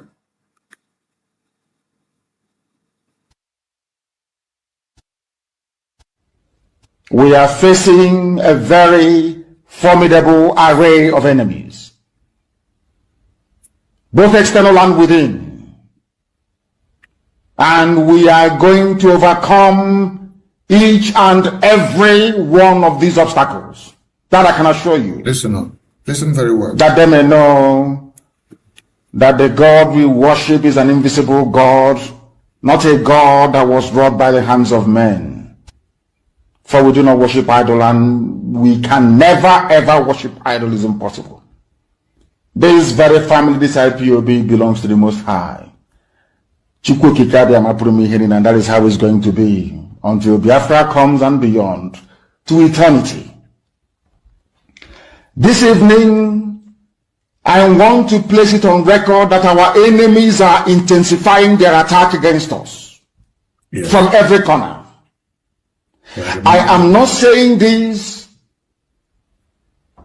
as lamentation or complaint. I am only trying to prepare our people for what is to come. Okay. You are being prepared for what is to come. The time has come to separate the chaff from the wheat itself. All right. Our march is very, very near. The enemies are trembling, they are quaking, they are doing all they can to try to stop us. But they have failed very woefully. Very woefully. And they will continue to fail. But I want to tell you that we are getting attacks from everywhere. From everywhere all over the world. And very soon, they will buy over some of you. Yeah. Some of you, they will buy some of you over. Okay. The spirit of Oba, Biasika, and Ifajuna are still in some of you. When the time comes, they will buy you over. Yes. I am not doing this program tonight to ask all of you to be strong. I am doing it to remind you, not that if they succeed in buying you over, you're not going to stop what we're doing. You can't. Yes. Not in a trillion. You cannot. Not in a trillion years. But I need you to appreciate one very simple fact. That at the end of this very race, everybody will testify that indeed Chukwuka Abiyama, the same God of Israel, of Abraham, Isaac, and Jacob, the same God of Ehiri in Aguleri, the same God of Umweri, the same God of Ora Eri, the same God of Owe Eri, the same God of Arochukwu. Not to be known by the true God, one true God. You will know that indeed, not only is he omnipotent, that same God is the owner of this very agitation. No human being can stop it. We have enemies, and we need to be very, very careful, both within and without. Very, very careful. The next 2 weeks will be very pivotal. Next 2 weeks will be very, very important in the life, or should I say, in this very mission that we have embarked upon. The devil will do everything. And you are going to watch spectacularly how we are going to destroy and shame the enemy. That at the end, every glory and adoration will belong to God and not to man. Now let us go and tell you what is happening that some of you do not understand.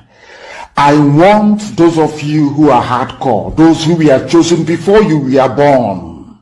There were some people who were chosen before they were born to agitate for Biafra restoration. This is a message for you. Those who, from their mother's womb, they were born to do this very work. You must be very, very strong. Because Biafra will open the eyes of black people all over the world. Because Biafra will mean that blacks from America, blacks from the Caribbean, from Southern America, they will all flood into Africa. It will be like the time that Yeshua was born. Biafra is like a light, a beacon. They will follow it. They will say, let us go and see what is happening there. That is what these neo-colonialists do not want. They don't want Biafra to come. I am telling our people so they understand. The mountains, I didn't say one mountain, the mountains in front of us that we need to overcome. And for us to overcome it, we need to be very strong mentally, mental strength. Just like when you're doing anything in life, and it appears as if you are being buffeted from everywhere. That is the time that you no longer rely on willpower or your muscles. You go to your brain to endure and to persevere and to keep going until you overcome. That is the stage we are in right now. To make sure that our brain is in gear to confront everything the Janjaweed has to throw at us. We don't have money. Their budget is over $20 billion to fight us. They can bribe Facebook. They can buy them off. They can do anything they like. They can come to some of you and bribe you off. They can promise you what you've never had before. They can give you maybe a house in Dubai. They can promise you a vehicle. They can tell you, oh, we'll make you vice president. They can promise you anything to make sure that you're like them. But this very IPOB, this very hardcore is not going to move. And I will tell you why we can't move. Now, where are those your mental toughness? Where are those your strong brains and minds? Some of you have become the divided. This is Voice of Biafra Television coming to you from all over the globe, because you can watch us on the satellites in Africa, and you can watch on Facebook, you can watch on YouTube, you can watch on Instagram, you can watch on Twitter X. Do have a very good time, and see you all in our next segment. This is Voice of Biafra.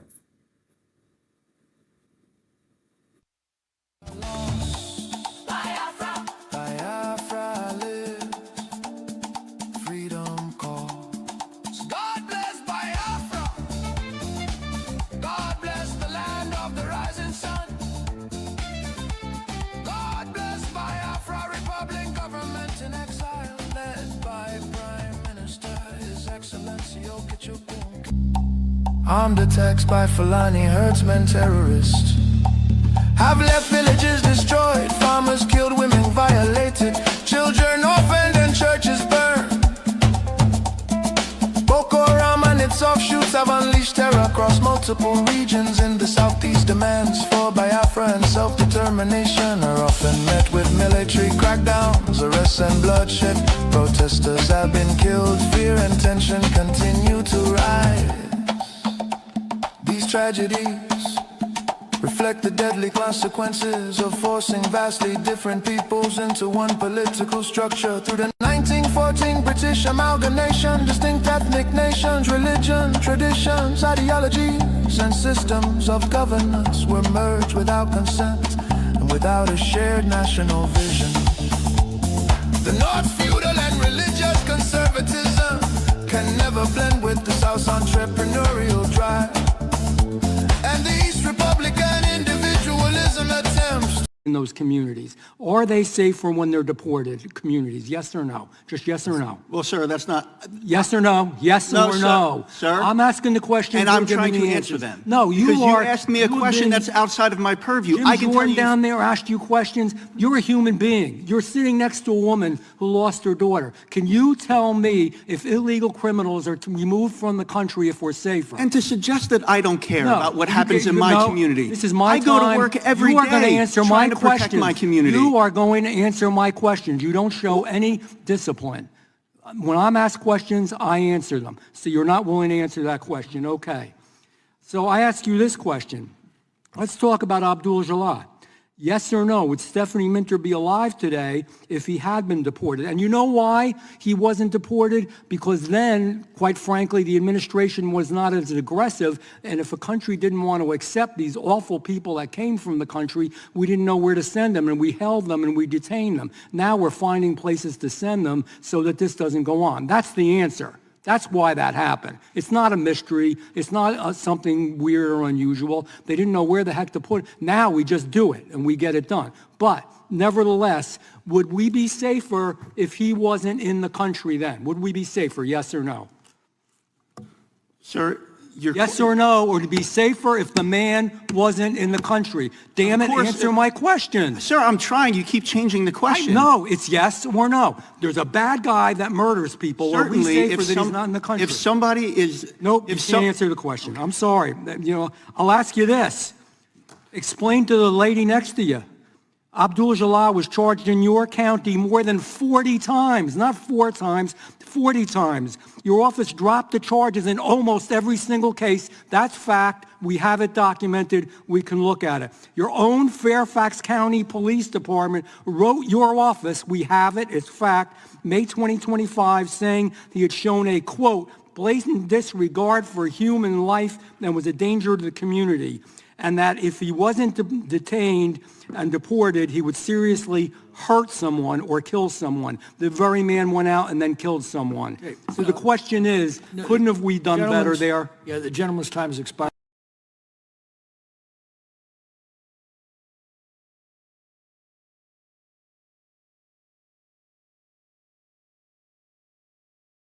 But then when you hear about an Islamic genocide of Christians in Nigeria, I don't know, I think any person with a beating heart and a well-formed conscience says, well, hold on, we have to do something here. We can't just totally look away from this. So how should we be thinking of America's role in these conflicts? Look, Michael, we're a Christian nation. We are 100%, we are a Christian nation. And I think we have an obligation to do something here. These are our brothers and sisters in Christ that are suffering for the profession of their faith in our Lord and Savior, Jesus Christ. We have to do something on this. And look, the president has designated them a country of particular concern, which opens up a bunch of levers in terms of sanctions and visa restrictions and all these things we can do. He did send the terrorists a Christmas gift last year, 12 Tomahawk cruise missiles. And I do believe that we are going to start to continue to engage in a more forceful manner on this if the Nigerians can't figure this out. America was founded on the basic concept of individual freedom and self-governance under the rule of law, of a just and moral law. As John Adams succinctly put it, our Constitution was made only for a moral and religious people. It is wholly inadequate to the government of any other. And to my colleagues who may conflate critiquing Islam and Sharia as undermining the First Amendment rights of Muslims, I remind them of the following. People do not have protection from imposing a foreign legal system or code that overrides or replaces U.S. civil or criminal law, nor the Constitution. Mr. Toscano, simple question. Are American communities safer when illegal immigrants who commit crimes are deported or when they remain in those communities? Are they safer when they're deported communities? Yes or no? Just yes or no? Well, sir, that's not... Yes or no? Yes or no? Sir? I'm asking the question. And I'm trying to answer them. No, you because are... you asked me a question that's outside of my purview. Jim I can Jordan tell you... down there asked you questions. You're a human being. You're sitting next to a woman who lost her daughter. Can you tell me if illegal criminals are to be removed from the country if we're safer? And to suggest that I don't care about what happens in my community. This is my I go to work every day trying to protect my community. You are going to answer my questions. You don't show any discipline. When I'm asked questions, I answer them. So you're not willing to answer that question. Okay. So I ask you this question. Let's talk about Abdul Jalal. Yes or no, would Stephanie Minter be alive today if he had been deported? And you know why he wasn't deported? Because then, quite frankly, the administration was not as aggressive, and if a country didn't want to accept these awful people that came from the country, we didn't know where to send them, and we held them and we detained them. Now we're finding places to send them so that this doesn't go on. That's the answer. That's why that happened. It's not a mystery. It's not something weird or unusual. They didn't know where the heck to put it. Now we just do it and we get it done. But nevertheless, would we be safer if he wasn't in the country then? Would we be safer, yes or no? Sir, yes or no, or to be safer if the man wasn't in the country? Damn it, answer my question. Sir, I'm trying. You keep changing the question. No, it's yes or no. There's a bad guy that murders people. Are we safer that he's not in the country? If somebody is... Nope, you can't answer the question. I'm sorry. I'll ask you this. Explain to the lady next to you. Abdul Jalal was charged in your county more than 40 times, not 4 times, 40 times. Your office dropped the charges in almost every single case. That's fact. We have it documented. We can look at it. Your own Fairfax County Police Department wrote your office, we have it, it's fact, May 2025, saying he had shown a, quote, blatant disregard for human life and was a danger to the community, and that if he wasn't detained and deported, he would seriously hurt someone or kill someone. The very man went out and then killed someone. Okay, so the question is, couldn't have we done better there? Yeah, the gentleman's time has expired. Do you know, too many times we've had a lot of Christian speakers here. We're a Christian nation. Why do we keep seeing demonstrations for Palestine in our nation? There's one today. When Christians are being butchered and massacred across every Middle Eastern nation, one nation more than ever, there's a genocide happening right now. It's been happening for years in Nigeria. We will not remain silent while our Christian brothers and sisters are being raped and pillaged in any country in the world. So that's why now the BBC, the media, the Church of England and the bloody Pope, why are you not speaking up for the Christians of Nigeria?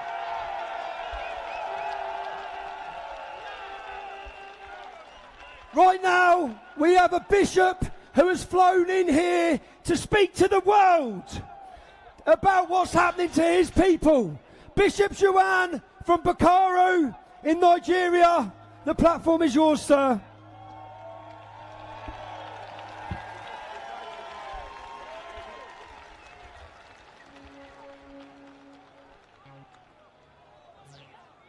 Praise the Lord.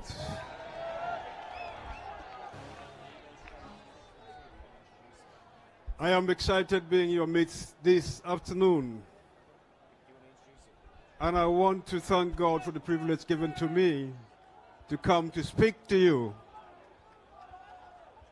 I want to thank my brother Lawrence for giving me the invitation to be here. And to thank all of you for the warm welcome that I have received since arriving here. My name is Joan Zumbes, and I'm the Anglican Bishop of Bukuru Diocese. The gospel came to us from England specifically. So I am at home, right now at home. But it will seem as if our parents have abandoned the faith and left the faith to us in Nigeria. And as a result, we see situations that are beyond our capacity to contend with. For years, protractedly, the church in Nigeria has been under severe persecution. Christians in Nigeria are persecuted in different ways, different dimensions. Communities which are predominantly Christian communities are daily attacked. People killed, churches razed down, and whole communities sacked. That's the situation we live in Nigeria today. So Christian persecution in Nigeria, you know, it's a reality because the Bible tells us that the church is a body, it's a single body, but with different parts. A part of your body in pain leaves the whole body in pain. Yes, around the central part of Nigeria, The persecution is rife. Boko Haram has not left Christians at ease in Nigeria. ISWAP has not left Christians at ease in Nigeria. Militia groups, the Fulani Herdsmen, have not left our Christians in Nigeria at peace. In fact, banditry, kidnapping every day, personally, an attempt has been made on me to kidnap me. The Lord saved me that night.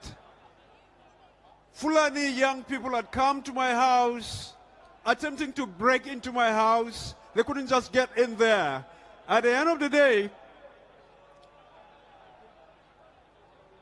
with AK-47, they had to leave because they couldn't just penetrate my house, and then went to my next door neighbor and kidnapped him and took him away.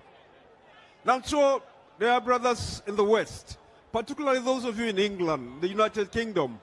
If you do not stand with the rest of the persecuted church, I want to assure you, friends, that what is happening to us is not static, it's migrating. The truth of the gospel has made you who you are today. You dare not abandon the gospel. You need the gospel. The gospel that has become part of your culture. It's ingrained in you. No one should come and rob you of that culture. It gave you all of the privileges you today enjoy. So please, it's my desire, my prayer, that you hold on to that gospel. Never let it go. May Christ reign in your life. May Christ reign in England. May Christ reign in every single community in England. Thank you very much for the privilege. God bless.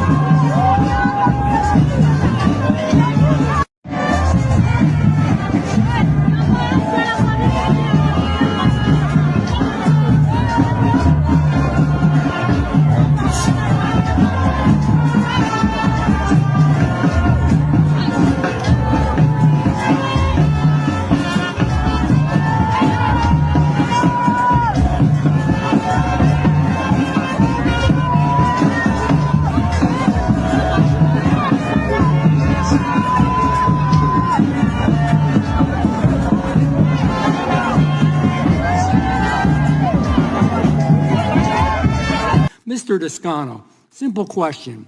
Are American communities safer when illegal immigrants who commit crimes are deported or when they remain in those communities? Are they safer when they're deported communities? Yes or no? Just yes or no? Well, sir, that's not... Yes or no? Yes no, or no? Sir. I'm asking the question. And I'm trying to answer them. No, you because are... you asked me a question that's outside of my purview. Jim I can Jordan tell you... down there asked you questions. You're a human being. You're sitting next to a woman who lost her daughter. Can you tell me if illegal criminals are removed from the country if we're safer? And to suggest that I don't care about what happens in my community. This is my I go to work every day. You are going to answer my to questions. protect my community. You are going to answer my questions. You don't show any discipline.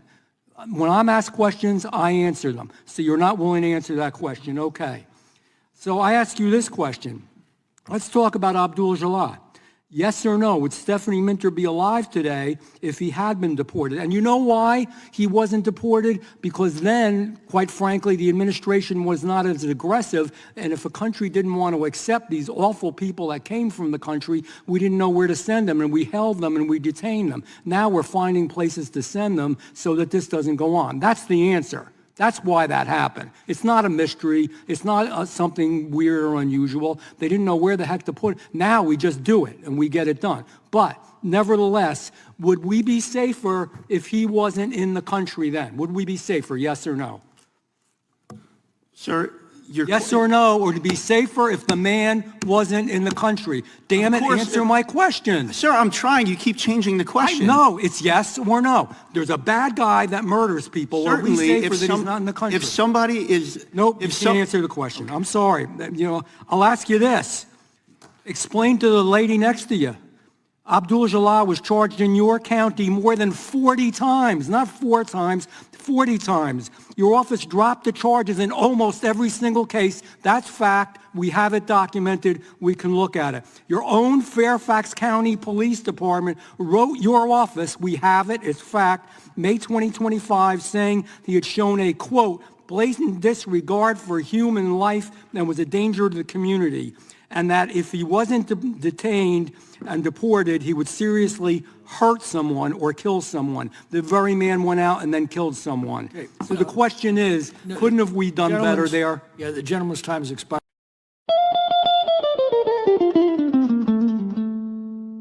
In the heart of Africa, a nation bleeds, not from a single wound, but from 1,000 cuts,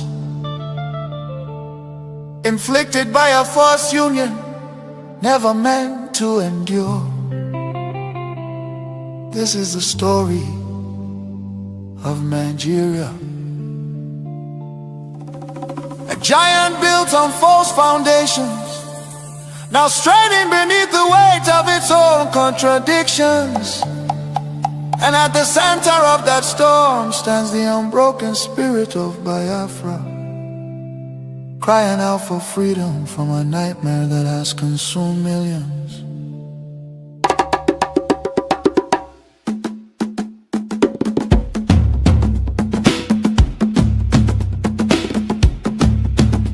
It began with the rivers of blood in 1966. Thousands of Biafran men, women and children, professionals, traders, students and families who had built lives across the Federation became targets in the northern city, fueled by ethnic hatred and religious hostility. Mobs descended upon innocent civilians.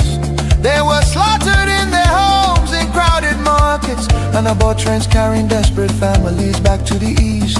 Streets were littered with bodies, rivers choked with corpses. Survivors returned to the east carrying trauma, grief, and the painful realization that they were no longer wanted in the Nigerian Union. Biafra, Biafra, voice of truth and freedom. Biafra, Biafra, the rising sun will rise again. Then came May 30th, 1967. A desperate act of survival. What followed were 30 months of unimaginable devastation. The Nigerian military, armed and backed by foreign powers, including Britain, Russia and Egypt, surrounded the young republic. A total blockade was imposed. No food, no medicine, no escape. Starvation became a weapon of war. 5 million, mostly civilians, many of them children, perished during what was not just a conflict but genocide against Biafra. Bombs fell on markets, hospitals and villages. Communities were razed. The world watched in silence while famine hollowed the faces of innocent children. Some nations spoke out, but many turned away. The war officially ended in paper in 1970 under the declaration, no victor, no vanquished. Yet for Biafrans, the suffering did not end. Their properties were confiscated, careers destroyed. Biafrans were given only 20 pounds regardless of how much they had. Entire families struggled to rebuild shattered lives. The promise of reintegration faded into disappointment. Marginalized Centralization deepened in Nigerian government appointments. Infrastructure and control of resources from Biafran land. Oil flowing from the Biafra land enriched the center, while much of the east remained neglected. Roads deteriorated, industries collapsed. Biafra, Biafra. Voice of truth and freedom. The rising sun will rise again. The nightmare did not disappear, rather it evolved. Across Nigeria today, violence and insecurity continue to devastate communities. Armed attacks by Fulani herdsmen terrorists have left villages destroyed, farmers killed, women violated, children orphaned and churches burned. Boko Haram and its offshoots have unleashed terror across multiple regions in the southeast. Demands for Biafra and self-determination are often met with military crackdowns, arrests and bloodshed.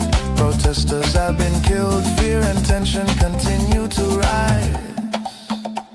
These tragedies reflect the deadly consequences of forcing vastly different peoples into one political structure. Through the 1914 British amalgamation, distinct ethnic nations, religion, traditions, ideologies, and systems of governance were merged without consent and without a shared national vision.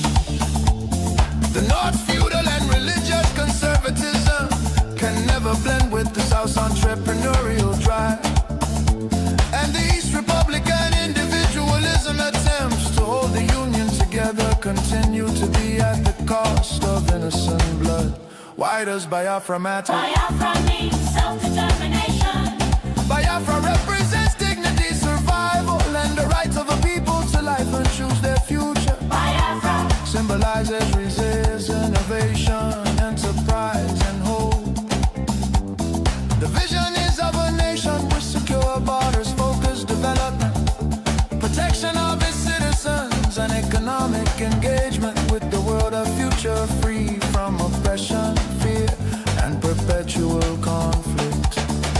The solution is not endless political conferences, military force or federal quota system, but a peaceful separation based on shared values and voluntary association. History shows that artificial unions often fracture violently, while honest separation can allow wounded nations to recover.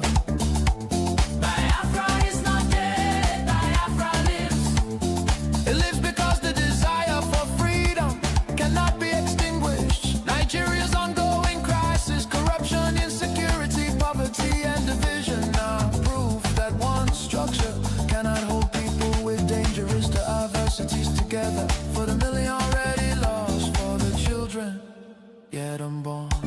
Biafra, Biafra independence is non-negotiable. Let Africa remember that true unity cannot be sustained by force. The world must listen before more lives are lost. Biafra, Biafra lives, freedom calls. God bless Biafra. God bless the land of the rising sun. God bless Biafra Republic, government in exile, led by Prime Minister His Excellency Okechukwu, for standing tall in the pursuit of Biafra independence. Biafra, Biafra.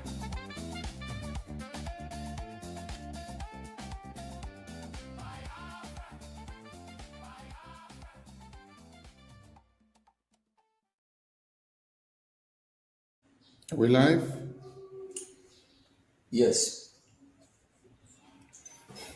Greetings to everyone, and you're welcome to Politics Insight on Voice of Biafra Television once again. And with us in the studio today, we have Michael Rubin. And I will leave the stage to the Prime Minister and Michael Rubin to do the finishing. Dr. Michael Thank Rubin, you very much, welcome to Minister of Information. It is a great honor to be here today with Dr. Michael Rubin, one of the most respected think tank official and foreign policy leader in Washington, D.C., and a great friend of Biafra and Biafra Republic government in exile. He is more his impressive biography. Here is more of his impressive biography. Michael Rubin is a senior fellow at the American Enterprise Institute, where he specialized in Iran, Turkey, and the broader Middle East. A former Pentagon official, Dr. Rubin has lived in post-revolution Iran, Yemen, and both pre- and post-war Iraq. He also spent time with the Taliban before 9/11. For more than a decade, he taught classes at sea about the Horn of Africa and Middle East conflict, culture, and terrorism. To deploy U.S. Navy and Marine units, Dr. Rubin is the author, co-author, and co-editor of several books exploring diplomacy, Iranian history, Arab culture, Kurdish studies, and Shiite politics, including several pillars. What really causes instability in the Middle East? AER, Press 2019, Kurdistan's Rising, AEI, Press 216, Dancing with the Devil, The Perils of Engaging Rogue Regimes, Encounter Books, 2014, and Internal Iran Continuity and Chaos. Paragraph 2005, Dr. Rubin has a PhD and MA in history from Yale University, where he also obtained a BS in biology. Thank you, Dr. Rubin. The question goes, we have a lot of questions, but because of time, we just take as much as we can. The Biafra Republic government in exile has focused on promoting the U.S. recognition of Christian genocide in Nigeria and had aggressively engaged the U.S. government for such recognition in parallel with other advocacy such as the U.S. Christian community and organization. This has been successful with President Trump declaring Christian genocide in Nigeria. From our perspective, this allows for normalization or discussion of the concept of an independent Christian state in the form of Biafra. Doctor, what are your thoughts about President Trump and the White House declaration about Christian genocide on Nigeria and steps taken to hold Nigerian government accountable? Thank you. Thank you so much, Mr. Prime Minister. It's a pleasure to be here speaking with you. First of all, I'm glad that President Trump and Secretary of State Marco Rubio have calibrated U.S. policy towards reality rather than wishful thinking, like what we saw with the previous administration when Nigeria was taken off the watch list by Secretary of State Antony Blinken. And frankly, the facts on the ground tell the story much more important than any U.S. administration. And so I would hope, Democrat or Republican, whoever follows President Trump, would also continue to recognize the real slaughter of Christians that is occurring in Biafra. The way I look at it is this way. There are two possibilities. Number one, either the Nigerian government is directly and purposely slaughtering the Christians in Biafra.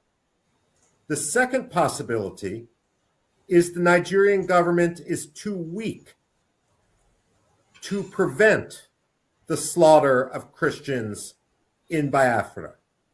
Either way, however, the fact remains that there is an ongoing genocide.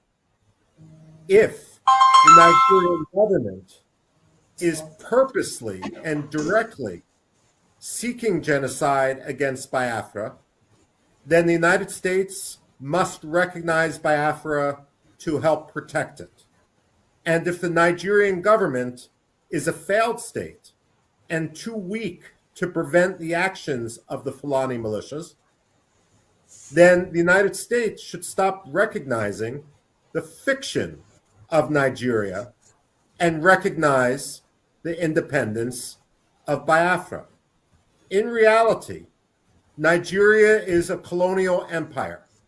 It's an artificial state, and it's a failed state. The fact of the matter is, it's time to continue the full decolonization of Western Africa, and that means allowing Biafra, Ambazonia to be free. Thank you very much, Doctor. What are your thoughts on the interconnection between the Nigerian Christian persecution issue and how it ties in with Biafran aspiration?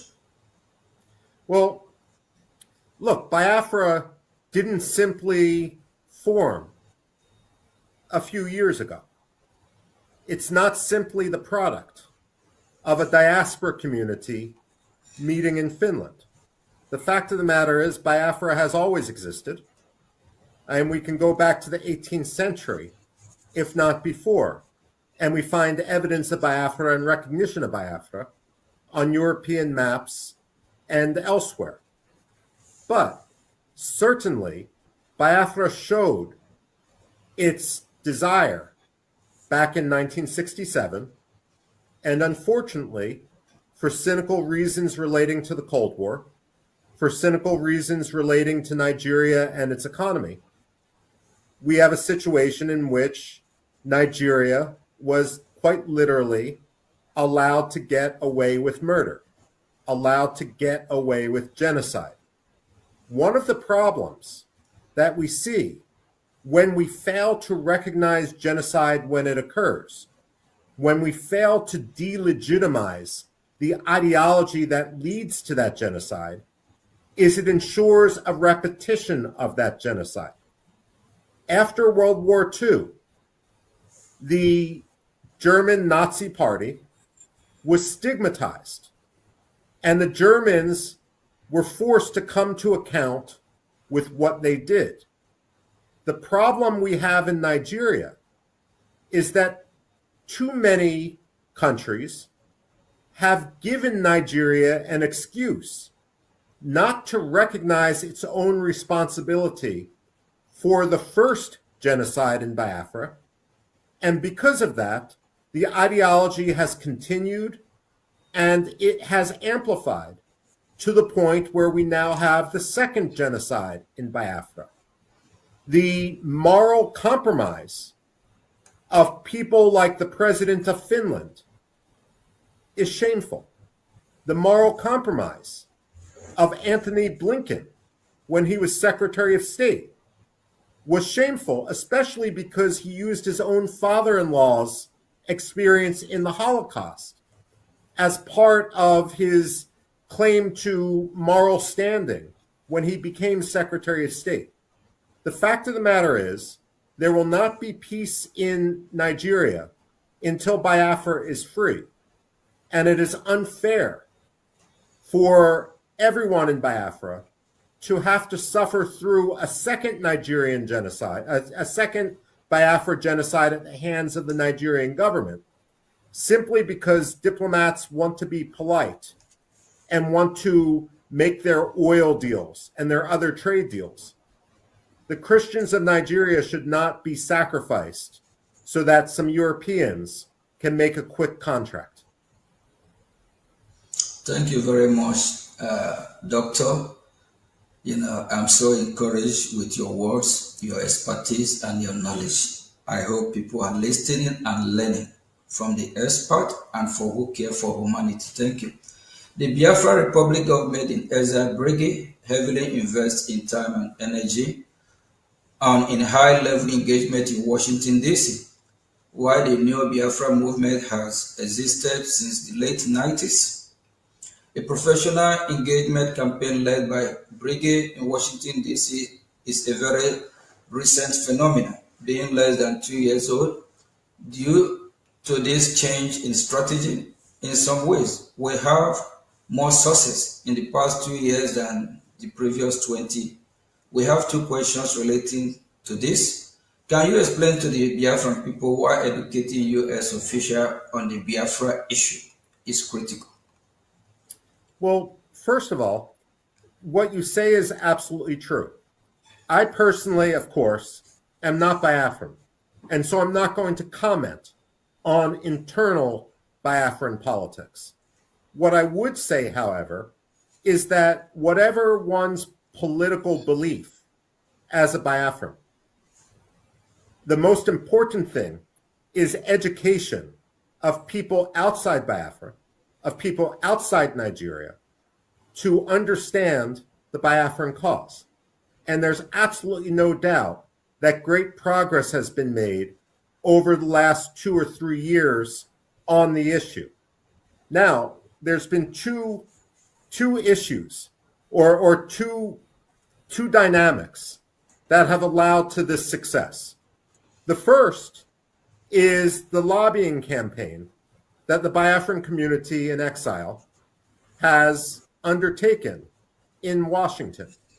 You have made people aware. You don't need to spin. You don't need to create facts. All you need to do is educate. Because unfortunately, the Nigerian government is creating the facts with its own perpetuation of genocide in Biafra. Frankly, however, the Biafran community has also become lucky in Washington simply because of the sheer incompetence of the Nigerian embassy.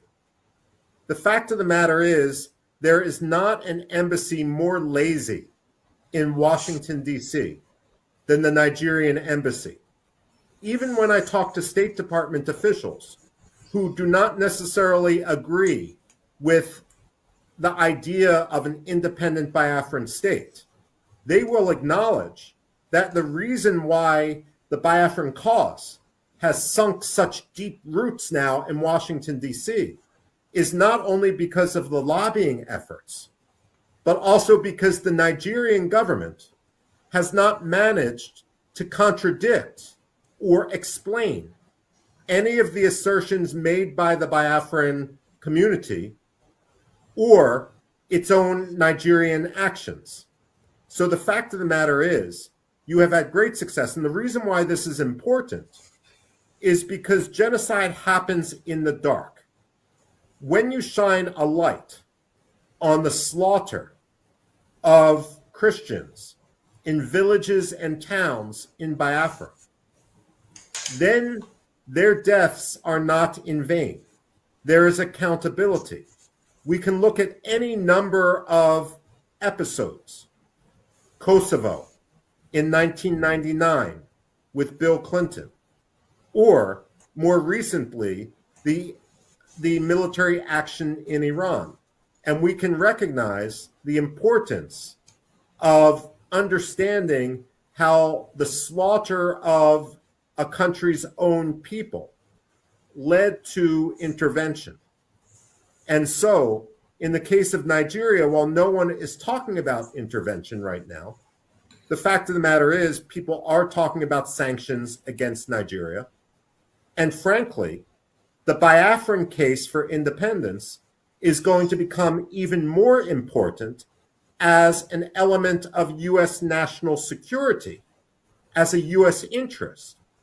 If the government in Mali falls, then we are going to refocus on the problem of jihadism, of Al-Qaeda, of Islamic extremism, of the Islamic State in West Africa. And while, of course, Mali and Nigeria do not share a direct border, the fact of the matter is that if Mali becomes a safe haven for Al-Qaeda, Nigeria is going to be its target.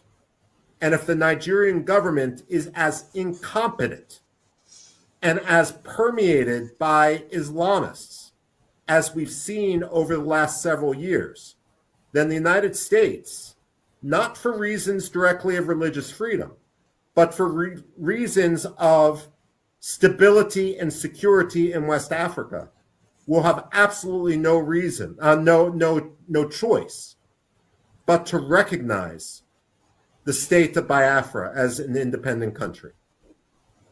Wow. Thank you very much. And the Nigerian terrorist government, they always make our job easier for us. The Biafra Republic government in exile has a transactional approach in engaging the U.S. government, making a beneficial offers in the areas of defense, security, and natural resources in exchange for U.S. political support, similar to what Somaliland is doing. What are your thoughts on this approach? Well, look, when it comes to the aspirations of Biafra, just like when it comes to the aspirations of Somaliland, another country which had suffered genocide, in this case at the hands of dictator Siad Barre, who, by the way, after he was overthrown, was granted asylum by the government of Nigeria, a fellow genocidaire government.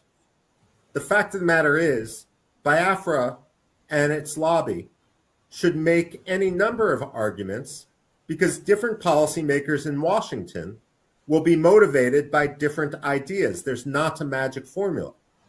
Personally, the morality of the Biafran cause matters to me.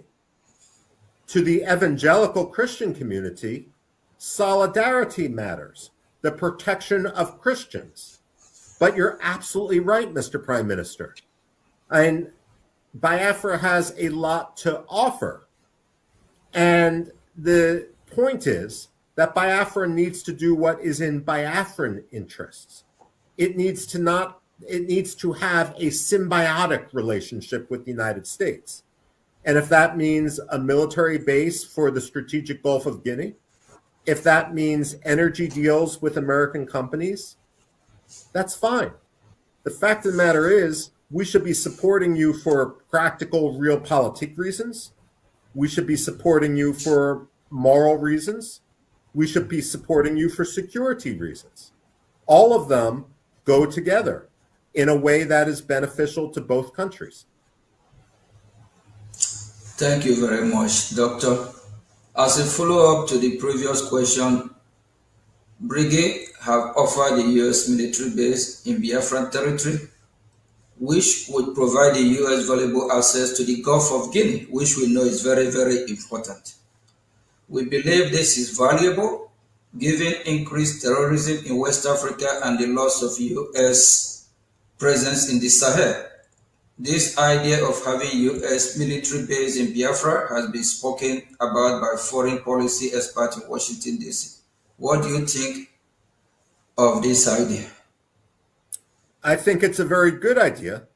Realistically, the United States isn't going to establish a military base before much more formal recognition of Biafran autonomy, if not independence. That said, I would add to your litany of reasons why this is important that the Gulf of Guinea is now the international hub of piracy. And therefore, it becomes extremely important to the security, to the freedom of navigation, to the energy flow. Now, technically speaking, when it comes to maritime law, piracy is an act that occurs 12 miles outside of a country's borders, once it's outside on the high seas, outside of its territorial waters. What Nigeria has done is categorize many of the acts of piracy as occurring inside its territorial waters in order to depress the statistics. But the fact of the matter is, Nigeria, number one, is dishonest with regard to its security. It's become a major source of instability in the region. And at the same time, Biafra has the resources which Nigeria wants to loot. The dynamic which the United States has to be very careful about is this. We've seen, for example, in both Pakistan and to a lesser extent Egypt, governments demanding that the United States assist them with defeating extremists And in a way, it's a dynamic of extortion. Pakistan supports the Taliban, for example, and then demands that the United States gives it security assistance to defeat the Taliban. But it's never going to defeat the Taliban because it wants the billions of dollars in American security assistance. What the Nigerian government wants to do is similar. It wants to, on one hand, promote and catalyze the Fulani militias and other Islamist extremists in the Middle Belt, in the north, and in Biafra. And it will say, you need to give us millions, billions of dollars for our military in order to defeat this threat. But it's like the arsonists saying, you need to give us millions of dollars, billions of dollars to put out a wildfire without admitting that they themselves started it. So what the United States needs to do, military base or not, is to call the bluff, the cynicism of Abuja.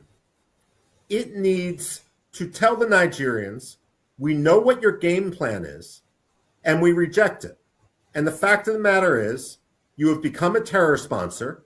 You should be designated a state sponsor of terrorism.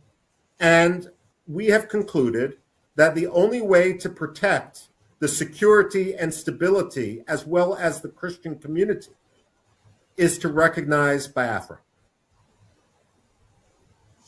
Thank you very much, Doctor. For years, the Nigerian government has used terrorism in the country as an excuse to ask for arms sale to Nigeria, instead of using the weapon to fight Boko Haram. Either the Nigerian government will use the weapon to engage in military action against the Biafrans, or provide those weapons to so-called reintegrated terrorists. Now, there is a shift towards direct U.S. counter-terrorism action in Nigeria, perhaps reflecting concern about the Nigerian military intention. What are your thoughts regarding arms sales to Nigeria? Should they be blocked, or at least conditions attack that U.S. arms cannot be used against the Biafrans and Christian population? Well, look, at a minimum, they need to be conditioned. The fact of the matter is, however, that the Nigerian government probably wouldn't adhere to those conditions. Look, I mean, when push comes to shove, the Nigerian government needs to be held accountable for its own actions. And the Nigerian army has been shown not to be a reliable security force. What I would do is challenge the Nigerian government. I would demand that any weapon sales be preconditioned on the arrest, the trial, and the conviction of any Nigerian officer, any Nigerian soldier who has participated in human rights violations against the people of Biafra. And if the Nigerian government isn't serious enough about rooting out the corruption and the terrorism within its own armed forces, then Mr. Prime Minister, under no circumstances should they get a single weapon or salary assistance to their military, because it's clear that they're insincere and they're playing a double game. Thank you very much, Doctor. Can the Biafra military force, the Biafra Defense Force, Biafra Liberation Army be an alternative for U.S. in the area to the Nigerian military, similar to how the Kurds have been helpful to the U.S. in the Middle East? Should the U.S. military train and professionalize the Biafran force into a professional counter-terrorism force? We have proposed this to U.S. government for consideration. I would say that that is a good aspiration for the future. Realistically, until the United States recognizes the autonomy of Biafra, it's unlikely that you're going to get U.S. trainers descending into Biafra the way they have in Iraqi Kurdistan, or more recently in Somaliland. But you're absolutely right. Biafra should have the ability to defend itself to the best of its ability, especially if its neighbor cannot be trusted and indeed is the main threat to its security. Thank you very much, Doctor. The government of Nigeria has relationship with U.S. adversaries, including the Islamic Republic of Iran. In fact, Nigeria at one point brought Iranian officials into the parts of Biafra which remained under government control last year. Nigeria is also trying to bring a Turkish military presence into the country. This is unacceptable to the Biafra Republic government in exile. We are eager to work with the U.S. to counter this malign influence. Should the U.S. also view supporting Biafra as combating malign foreign influences, such as from Iran? Yes, although, frankly, I see Turkey as a much greater threat right now. Turkey entered, for example, Somalia with the argument that it was going to bring peace and security to Somalia. But what Turkey did was empower al-Shabaab to the point where you cannot even go from the Turkish-controlled green zone at Mogadishu's international airport to the Villa Somalia, just a couple kilometers away, because al-Shabaab controls the territory in between. If Turkish forces, if Turkish advisors enter Nigeria, they are not going to bring peace and security. They are going to empower Boko Haram. Their weaponry is going to end up with Boko Haram, and they are going to catalyze the slaughter of the Christians in Biafra. If Turkey cannot even acknowledge the Armenian genocide, how can you trust them with the lives of the Christians in Biafra? Thank you very much, Doctor. And I believe that every finger is pointed to Nigerian government or as a regime, as Iranian regime. So Nigeria is Iranian part 2. So they share the same ideology. So or supporting the Nigerian military is actually supporting terrorism against the Biafran Christians and even the Nigerian Christians. Thank you very much. In addition to the United States, which sovereign state do you think Biafra should cultivate relationship with? For example, Biafra has a historical relationship with Israel, and Israel is currently a natural ally for us. Look, ultimately, who recognizes Biafra and who Biafra recognizes is an issue of strategy.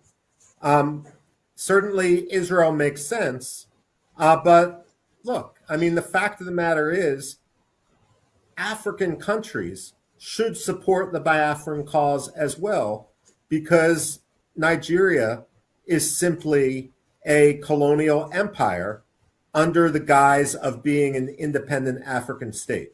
The fact of the matter is, the way Nigeria has acted disqualifies it from the full recognition of the African Union and all of the member states. If I were Biafran, I would look at other states in the region that perhaps have reason to understand the threat which Biafra has been under. Somaliland as a victim of genocide. The Namibians were also victims of genocide. In the future, one might look at countries that have had difficulties between sectarian communities, like the Central African republics. And who knows, maybe in the future, big heavyweights in the region, like Ethiopia or South Africa, will understand that their future and their interest lies with the creation of Biafra rather than tying themselves to a country like Nigeria. The way I think about Nigeria is this. It's almost as if someone breaks into a fancy automobile and instead of stealing the sound system on the automobile, takes the dead carcass of a cat from the back seat. Nigeria today is like that dead carcass of a cat. And no one wants to have to rely on it. I mean, Biafra is the country of the future.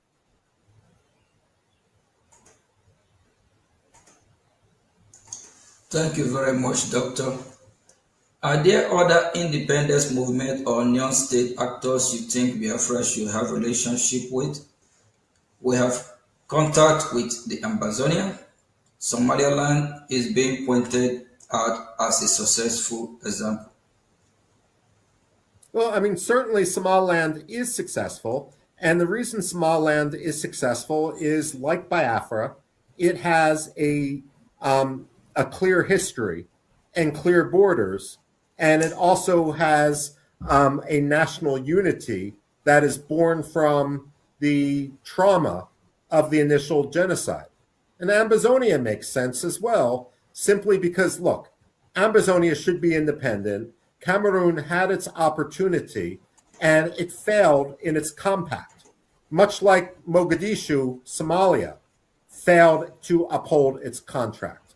And when you fail to uphold your contract, the contract is violated, and then you can go in the other direction.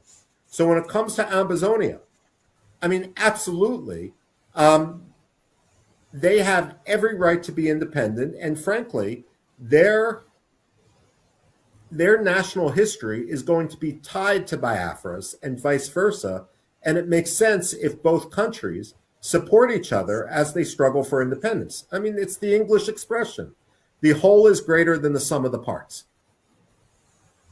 Thank you very much, Doctor. And I know your time is limited. I wish we can have you all day here because your words, is whoever don't learn from what you're saying and especially your experience on this very particular field, you're actually saying everything with facts. And that's exactly what is happening because in the world we live today, people are shy away from speaking the truth, saying the way it is. Thank you, Doctor. Biafrans and people around the world are closely monitoring the war in Iran.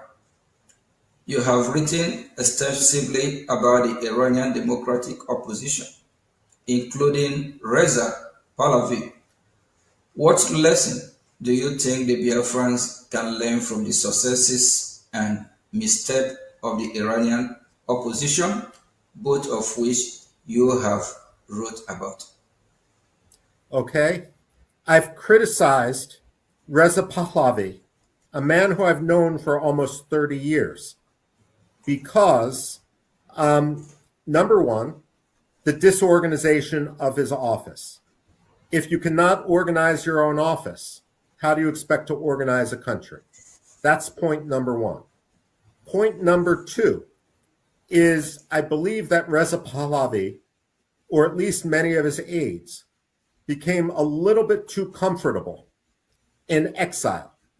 I've compared them to the White Russians from the time of the Bolshevik Revolution, where many of the exiles would talk about revolution, talk about returning, but really they wanted to attend the cocktail parties and the social scene in European capitals.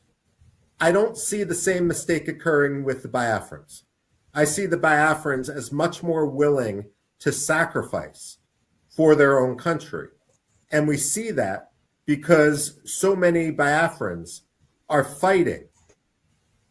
I mean, not just with words, not just with television cameras, but also literally fighting for their own survival right now. And so ultimately, I see a cohesiveness within the Biafran diaspora. The only warning I would have, again, is the only message which the American audience should hear, which the European audience should hear, is about the justness of the Biafran cause. If there are disputes politically within the Biafran diaspora. Those should be handled internally. And ultimately, those will be decided when there is a referendum or elections in an independent Biafra.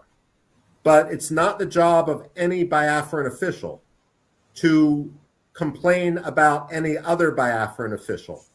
And one of the reasons that I believe that the Biafran movement has been successful so far, again, is because the Biafrans have been keeping their focus, at least to the American audience, on the broader principles. Too many people among Reza Pahlavi in Iran have started attacking other opposition figures without understanding that the only adversary which they should be targeting is the Islamic Republic of Iran and its murderous regime. And so in this, I commend the wisdom of the Biafran diaspora for recognizing that the principle has to come above the politics. Thank you very much, Doctor. I know we have thrown a lot of questions on you. In conclusion, do you have a final message to Biafran people? And Biafran people love you so much. You have been in their midst several times, and they appreciate you being on VOB, on Politics Insight today. What is the final message you have for Biafran people? Thank you. Look, my final message is this. Every dictator wakes up, every Democrat wakes up knowing when his term in office is going to end. Every dictator wakes up knowing that today will be his last. Over the years, I've had the ability to interview people. Lech Walesa in Poland, for example. People in Iraq after the fall of Saddam Hussein, and others. And what they say is, we fought and we fought and we fought. And sometimes it seemed hopeless. But then when the change happened, it happened much faster than anyone expected it would. And I suspect the same thing is going to happen with regard to Nigeria and the collapse of Nigeria. It may seem far off, and diplomats, American diplomats, European diplomats, may seem to almost with tunnel vision just support the status quo. But as Nigeria collapses, it will be amazing how quickly things change. And so it behooves the Biafran community not only to advocate for their cause, but to plan for the day after. So when the Republic of Biafra is internationally recognized, it can start its operation right away. Its ministries, its economic philosophy, its legal code will all be prepared so that Biafra and the Republic of Biafra will be successful. And in that, I have no doubt that you will. The human capital, the intelligence, the lived experience of the Biafrans put them in a category much closer to Somaliland than to a country like South Sudan, which failed almost as soon as it began. And so I commend everything the Biafran community is doing in order to preserve its national rights and in order to protect the livelihood of the Christians who are now undergoing an ongoing tragedy. Thank you very much, Michael, Senior Fellow at the American Enterprise Institute. We really appreciate you, and we are honored to have you in VOB. I know this what we went through before the interview.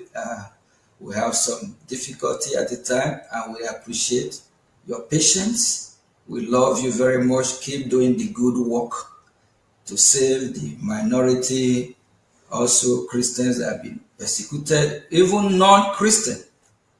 God will reward you. Humanity love you.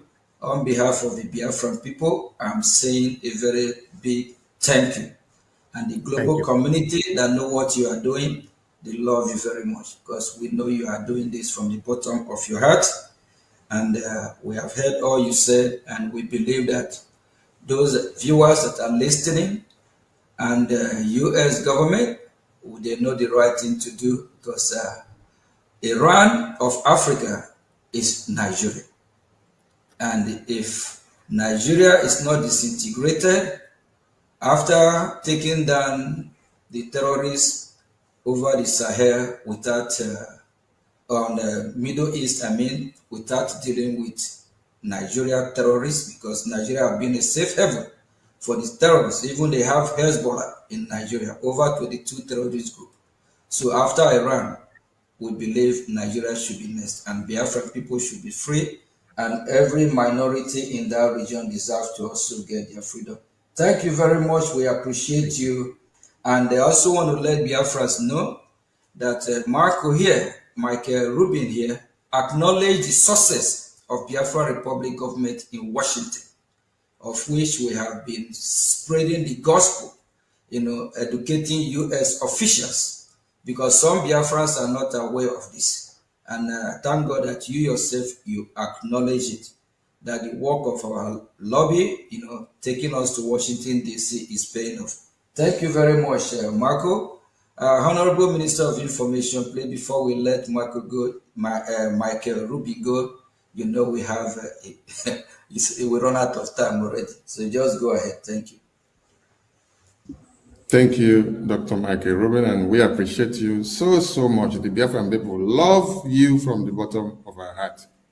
But there is something that is bothering us, the Biafran people. How is it possible that you predict the future?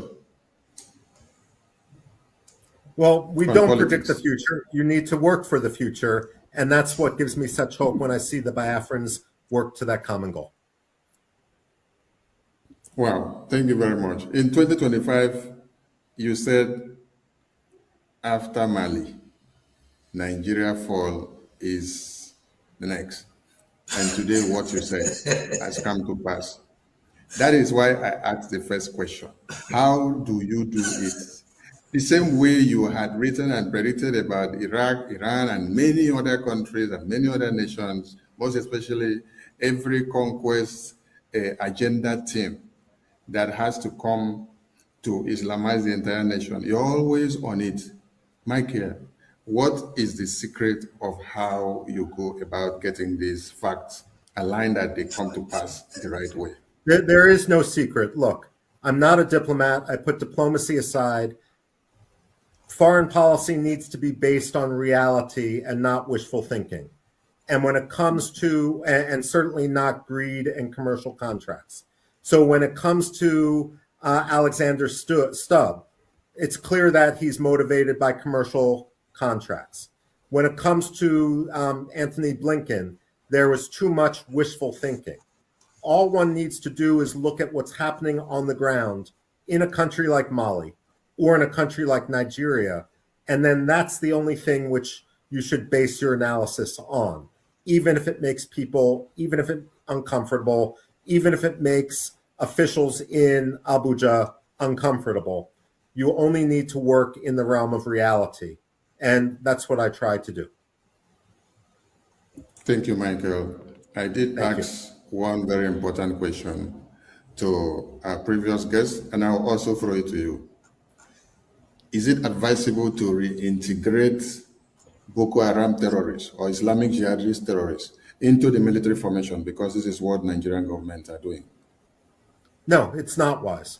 It would be self-defeating, and ultimately it would be laundering terrorists. Those who are in Boko Haram should be held accountable for any violence which they perpetrated, and those who were kidnapped into Boko Haram or who may not have been directly involved in violence should be rehabilitated, but not under arms in the military. And countries like Rwanda and countries like Morocco both have experience in how to accomplish this. The one thing one should not do is put them in the military when they have been indoctrinated into the ideology and into the extremism of Boko Haram. Thank you, Michael. I leave it there because of time, and we are so happy to have had you on the show. Thank you. Prime Minister, over to you, sir. Yeah, thank you very much. Mike would really appreciate. And hopefully in near future, we have you on VOB again, where we might you might have more time, because your word and your insight, your knowledge is encouraging, it's uplifting.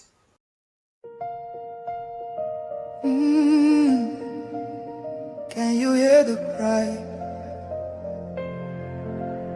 from the broken land, from the wounded hearts?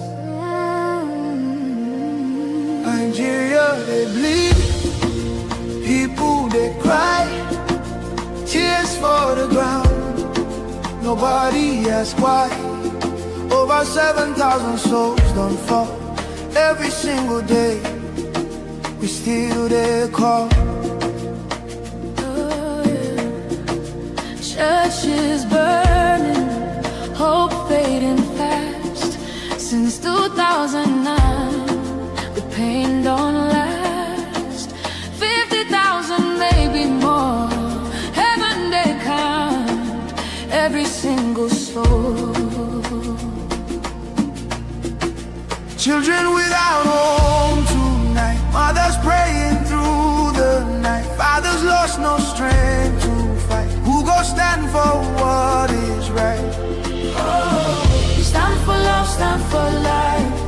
Be the answer in this time.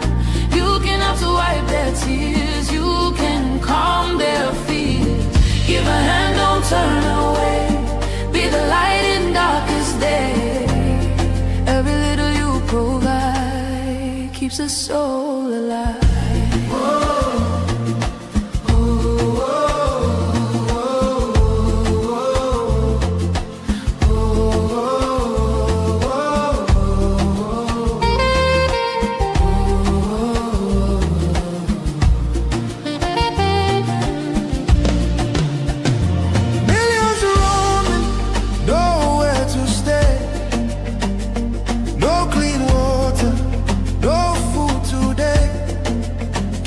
Voices crying in chains, silent echoes filled with pain.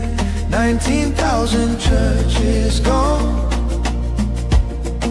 but faith still rising, holding on. In the ashes, hope remains. Love can heal the deepest pains. Shelter broken, dreams erased. Hungry hearts we can embrace. Let compassion take its place. Now's the time to show his grace.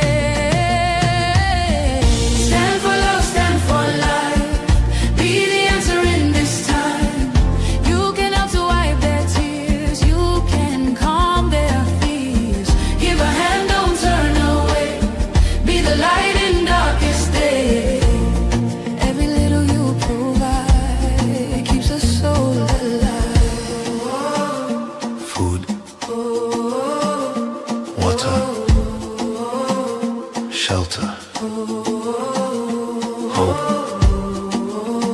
You can be the miracle they pray for. You can change a life today. No matter how small it seems, your love can rebuild their dreams.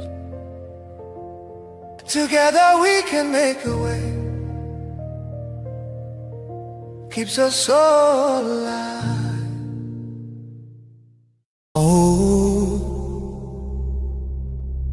no,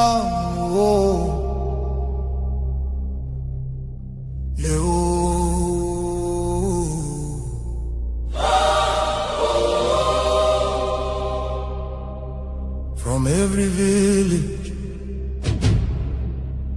every city, from homeland to diaspora, hope is rising again.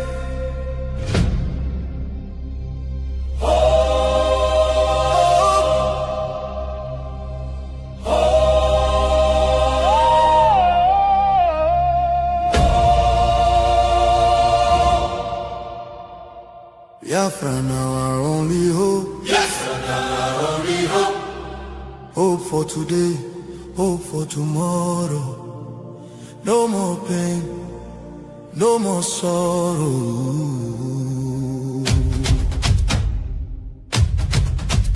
Ha! We bring better news, make you head on clear. We get hope, now Biafra we dey see. Beautiful nation, shining bright justice and fairness. Now the light. Biafra go be one beautiful nation. Every Biafran go enjoy true freedom. Fine, fine country, shining nation. Justice and fairness. Justice and fairness. Everybody equal, one love for rich and poor. Leader or citizen, no different, justice go speak with confidence. No oppression, no discrimination, rule of law for the nation. Truth and justice go reign forever. Biafra go dey strong and better. Where your home? Biafra. Who be your home? Biafra. Waiting be your country. Biafra. No more suffering and smiling, no more fear, no more hiding. Respect and dignity for all. Every citizen standing tall. Free education, rich university, healthcare for every community. No more dying, because no money. Life go better for everybody. Biafra now our only hope. Biafra now our only hope. Stand up now, make we claim our Biafra now our destination. Women go deliver safe for hospital. Citizen go get support every month. Better roads go connect every city. Modern railways and airport. Clean water go flow for house. Electric light go shine every night. Security go protect every family. Day and night. Everything go right. You fit waka free for midnight. Go your road without fear. Kidnapping and violence disappear. Peace and progress everywhere. Mama and papa go get retirement benefits. Nobody go kill you for Biafra and go free. Now wahala, the person don't buy for him head. Oil and gas beneath our ground. Now the people wey get the land go control them. Resources go serve the people. Prosperity go spread for all. Anything we dey for our land. Now our citizens go manage them. Development go reach every corner. Nobody go suffer again. No vote buying, no rigging game. Election fair and play. One woman, one vote. One man, one vote. Your voice go matter every day. Biafra now our only hope. Biafra now our only hope. Hope for today. Hope for tomorrow. No more pain, no more sorrow.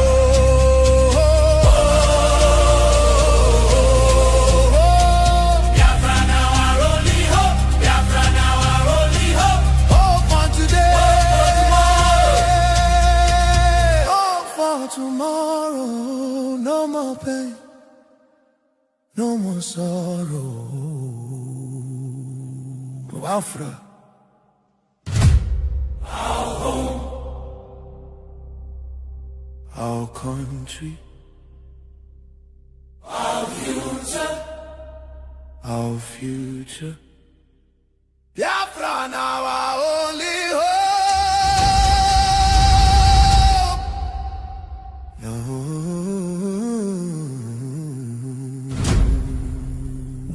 Great people of Biafra, this is the voice of Biafra, the voice that cannot be silenced, the voice of truth, resilience, and freedom. Speaking to you in the spirit of courage and in the language of liberation, Nigeria government has lost control over insecurity.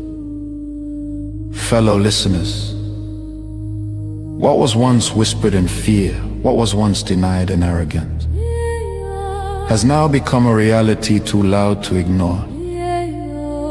A nation staggering under the weight of its own contradictions is rapidly losing control over insecurity. From the north to the south, from the east to the west, the land trembles, not from natural disaster, but from man-made chaos. Communities abandoned, villages raided under the cover of darkness, highways turned into corridors of fear. Citizens left to fend for themselves. In a country where the government once promised protection, the question now echoes across the land. Where is the government? Where are the security forces? Where is the accountability? In recent times, markets have become targets. Travelers have become victims. Families have become statistics. And yet, those in power continue to speak in rehearsed tone. Detached from the suffering of the people, observers say, this is no longer a matter of isolated incidents. This is systemic failure. A collapse of responsibility. A nation where innocent lives are wasted daily. As fear grips the population, a new reality emerges. The people have lost confidence. Trust has been eroded. Hope has faded. But here, on this frequency, we do not deal in fear. We deal in truth. And the truth is this. A government that cannot protect its people has failed its most sacred duty to the people. Listen. Remain vigilant. Remain aware. Remain strong. Nigeria has failed its citizens, and in awareness lies survival. This is a wake-up call. You are listening to the voice of Biafra, where truth lives and freedom speaks. Biafrans stand firm until justice speaks louder than silence. And stay safe. God bless Biafra Republic. God bless Biafra Republic, government in exile. Justice go reign forever. Biafra go get strong and better. Where your home? Biafra. Who be your home? Biafra. Waiting be your country. Biafra. No more suffering and smiling. No more fear, no more hiding. Respect and dignity for all. Every citizen standing tall. Free education, rich university, healthcare for every community. No more dying. Because no money. Life go better for everybody. Biafra now our only hope. Biafra now our only hope. Stand up now, make we claim our Biafra now our destination. Women go deliver safe for hospital. Citizen go get support every month. Better roads go connect every city. Modern railways and airport. Clean water go flow for houses. Electric light go shine every night. Security go protect every family. Day and night. Everything go right. You fit waka free for midnight. Go your road without fear. Kidnapping and violence disappear. Peace and progress everywhere. Mama and papa go get retirement benefits. Nobody go kill you for Biafra and go free. Now wahala, the person don't buy for him head. Oil and gas beneath our ground. Now the people will get the land, go control them. Resources go serve the people. Prosperity go spread for all. Anything we do for our land. Now our citizens go manage them. Development go reach every corner. Nobody go suffer again. No vote buying. No rigging game. Election fair and play. One woman, one vote. One man, one vote. Your voice go matter every day. Biafra now our only hope. Biafra now our only hope. Hope for today. Hope for tomorrow. No more pain, no more sorrow.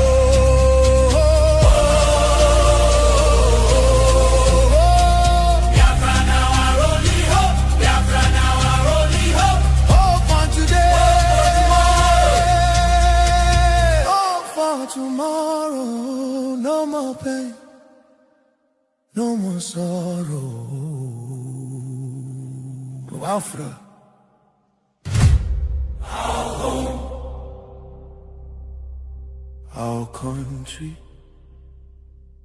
our future, our future.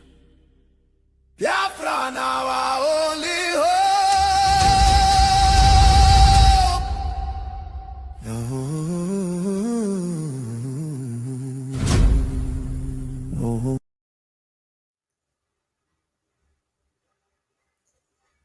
Greeting, fellow Biafrans and our allies and viewers all over the world. Good afternoon from here. With me, I have our lobbies, Elias, Washington, and Madison. So he's going to give us a brief update of our activity lately in Washington, D.C. And we might have some few minutes for interruption. Then after that, we call it a day. And I also want to remind Biafra that this is Voice of Biafra, because for so long our voice have been silenced, and it's time we tell our story and the reason why we are fighting to leave the country called Nigeria, because it's a terrorist country. And tomorrow also we'll be having our guest, Ambassador Tribunage. Please don't miss it tomorrow. We call Elias Mazi Elias. Mazi Elias, welcome to VOB. Thank you very much. Thank you, Mr. Prime Minister, Your Excellency. It's an honor to be here on Voice of Biafra. This is quite an honor, and I'm glad to be here as you inaugurate this new program, which will spread the Biafran message across Biafra and West Africa. We're just here today to, as was said in the flyer, to provide an update here from Washington, D.C., to have an organic discussion and touch base with our wonderful viewers and listeners. Prime Minister, as you know, and you've been coming to Washington, D.C. with me on a very frequent basis.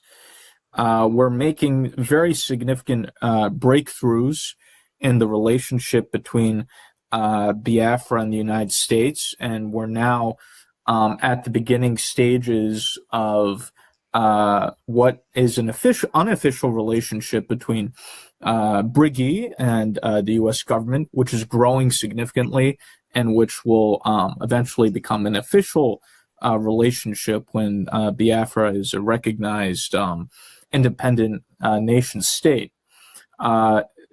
The things that we're discussing with the U.S. government are unbelievable. I think, as you know, some of the things that are being considered would not have even been thought of even just 1 year ago. To quote one of the influential officials here in Washington, D.C., the U.S. government views Biafra as very important and will be of increasing importance. And the U.S. government is going to consider things that is not previously considered because of both the promise that Brgie has provided as well as the failures of the Nigerian government. One thing I want to relay to our viewers is that they should feel very hopeful that Biafra is going from a dream into reality, but they also need to understand, given the nature of what Biafra is, given the nature of the sensitivities involved, a lot of our cooperation or progress with the U.S. government will be done so in a discreet manner, because Biafra is in the process of seeking its independence from Nigeria. It is what you would call a non-state actor.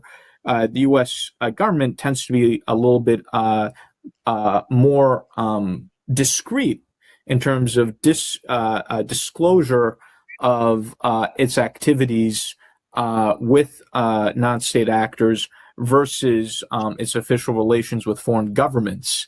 So the reason why I wanted to mention this is, for example, some of our very enthusiastic Brgie fans and Biafran fans. Sometimes I see some of our supporters on social media and Twitter saying, oh, when's the U.S. going to hurry up? When's the U.S. going to support the Biafran Liberation Army or do certain things? And what I would say to Biafrans is, how would you know, if the U.S. is not already doing those things? The thing is, when the U.S. works with non-state actors, they typically do not disclose the nature of the relationship, and that's not something we would disclose unless the U.S. government authorizes that. So for example, when the U.S. government worked with various Syrian rebel groups, for example, to effectuate democratic transition in Syria, that program was a secret program for a number of years before it was made public information. So Biafrans should be assured that things are happening, but they also need to understand that there will be aspects of the progress and of the relationship that we have with the U.S. government that will be what we call covert in nature and not overt in nature.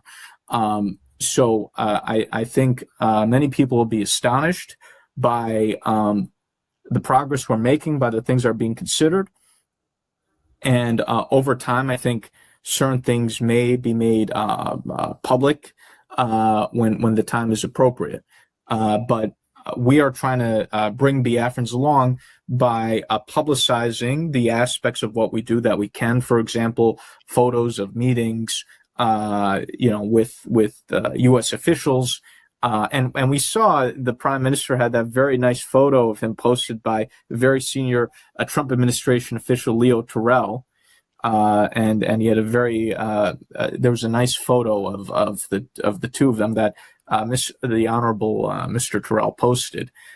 So we will be publishing our meetings, but the discussions that we have, the censored programs that are being considered are not things we'll be discussing publicly, not at least until our counterparts in the U.S. government think it's appropriate to publicize certain activities. So I just want to tell Biafrans that if they know what me and the Prime Minister know, I think they'll be very excited, and we will continue to carry everyone along to the extent we can by publicizing certain meetings and certain activities. And I think that's what's distinguished the Biafra Public Government Exile, is that when we have meetings that we can publish, we publish those meetings. And so the Biafrans have a sense of the activities that we're doing. And there's a fine line between discretion and transparency, because, we want to show that the Biafra government wants to show that it's doing the work. At the same time, the Biafra government wants to protect confidentiality. And so it has to thread that needle in the middle of both demonstrating accomplishments while at the same time protecting sensitive discussions. And I think the Biafra government is doing a good job of balancing that. So I want to say that this is a great honor to be here. I think the progress we're making, to be honest, is even much faster than I had anticipated. And my message to Biafrans too is you have to stay focused, you have to be serious, and focus on the goal and not get sidetracked with drama or nonsense. So thank you very much, and I'll turn it over to you, distinguished Prime Minister. Thank you. Thank you very much, Honorable Elias. It's like every other day, we do have the opportunity to meet, because just like for the past few weeks, it's a lot of meeting, Yes. meeting, and we actually have to travel outside the metropolitan area, which is Washington D.C. area. We travel far away from Washington D.C. So all for Biafra. We just want to encourage Biafrans to be hopeful that our freedom, is here. And you touch light on something I really want to ask you that if somebody have even whisper on your ear 2 years ago that what we have achieved and where we've been today, that we're going to achieve this milestone, what will you say? Oh, people have admitted to me privately, they're shocked about what we're doing. 2 years ago, what we're doing, the accomplishments we have, what the U.S. government's considering, people, if you asked someone 2 years ago, they would have told you, oh, you're completely crazy. So it's amazing what we've achieved. The environment is completely different than 2 years ago, even from a year ago. So things are very quickly shifting in our favor. And as you know, Prime Minister, certain individuals who didn't even consider Biafra now seriously considering Biafra, people who thought that, oh, this is completely unrealistic, all of a sudden they want to come on board. So it's been a very big shift, even within the past 6 months, I would say. Even it's like on a monthly basis, it's now shifting in our favor. Yeah, just like Ambassador, that will be at the VOB tomorrow. 2 years ago, if you have asked him to come to Voice of Biafra, the name Biafra, they were like, what? Because Washington, D.C., have not really know much about what is happening in Nigeria and how bad Nigeria situation is. So the Biafra Republic government in exile, we actually do a lot of work, lecturing, talking. Like our last meeting, if you recall, we spent almost 2 hours, right? Correct? Yes. Yes. So, talking, and now Washington ear is wide open. They want to listen. And the good thing about it is that most members of Congress, they are willing to be part of this. They want to be involved because, it's disturbing seeing what is happening from Nigeria, how they are killing, hanging people, beheading people, burning people alive. It's disturbing. Even our last meeting, I recall asking this member, they want me to show him some horrible. So I'm glad that Washington D.C. Now start talking about Biafra. And the last hearing of which Senator Ted Cruz just a few days ago, he was there, and Dr. Walid was there. Even Mike Anoy, you see them, like somebody like Mike Anoy, just few months ago, even few weeks ago, when you talk about Biafra separated from Nigeria, he will tell you, no. So we can hear him say that, it's time to divide Nigeria. It's an option now. It's no two ways about it. And we also hear from former President Trump advisor, Dr. Wale, also talk about Biafra. So Biafra must be free, and we are glad that people in Washington, congressmen and women, are now reasoning with the Biafran people, because this truth is out there. It's no longer hidden. You can just tell that even after the president of the free world warned Nigerian government to make sure that they secure, the life of innocent citizens, whether Biafra or Nigeria. What is still end up massacre after massacre, killing after killing. So Washington don't want to turn a blind eye anymore. And we believe that after Iran, we believe after Iran, Nigeria will be next, because Nigeria is actually a part 2 of Iran. They work together.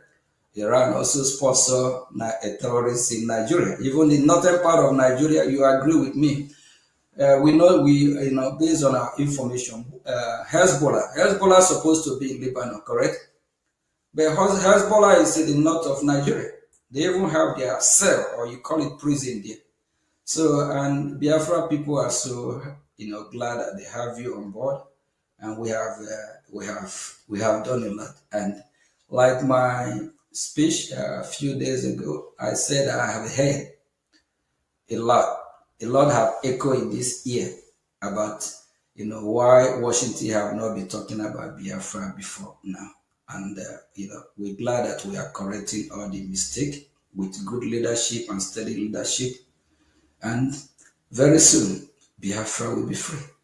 So, glad that we have you in our VOB. And as you knew, I don't know, when is the last time you heard CNN or BBC talk about the genocide happening in Nigeria or in Biafra land? Please, when is the last time you recall?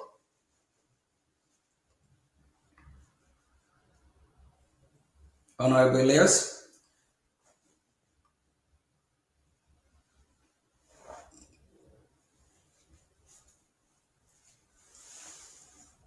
Honorable Elias, can you hear me? I think we lost we lost him. Nigeria, all the gutter media in Nigeria have not been talking about Christians nor the Nigerian Christians. It's so sad. BBC as well, they are not reporting it, but we are glad that with this platform we have, we'll make sure that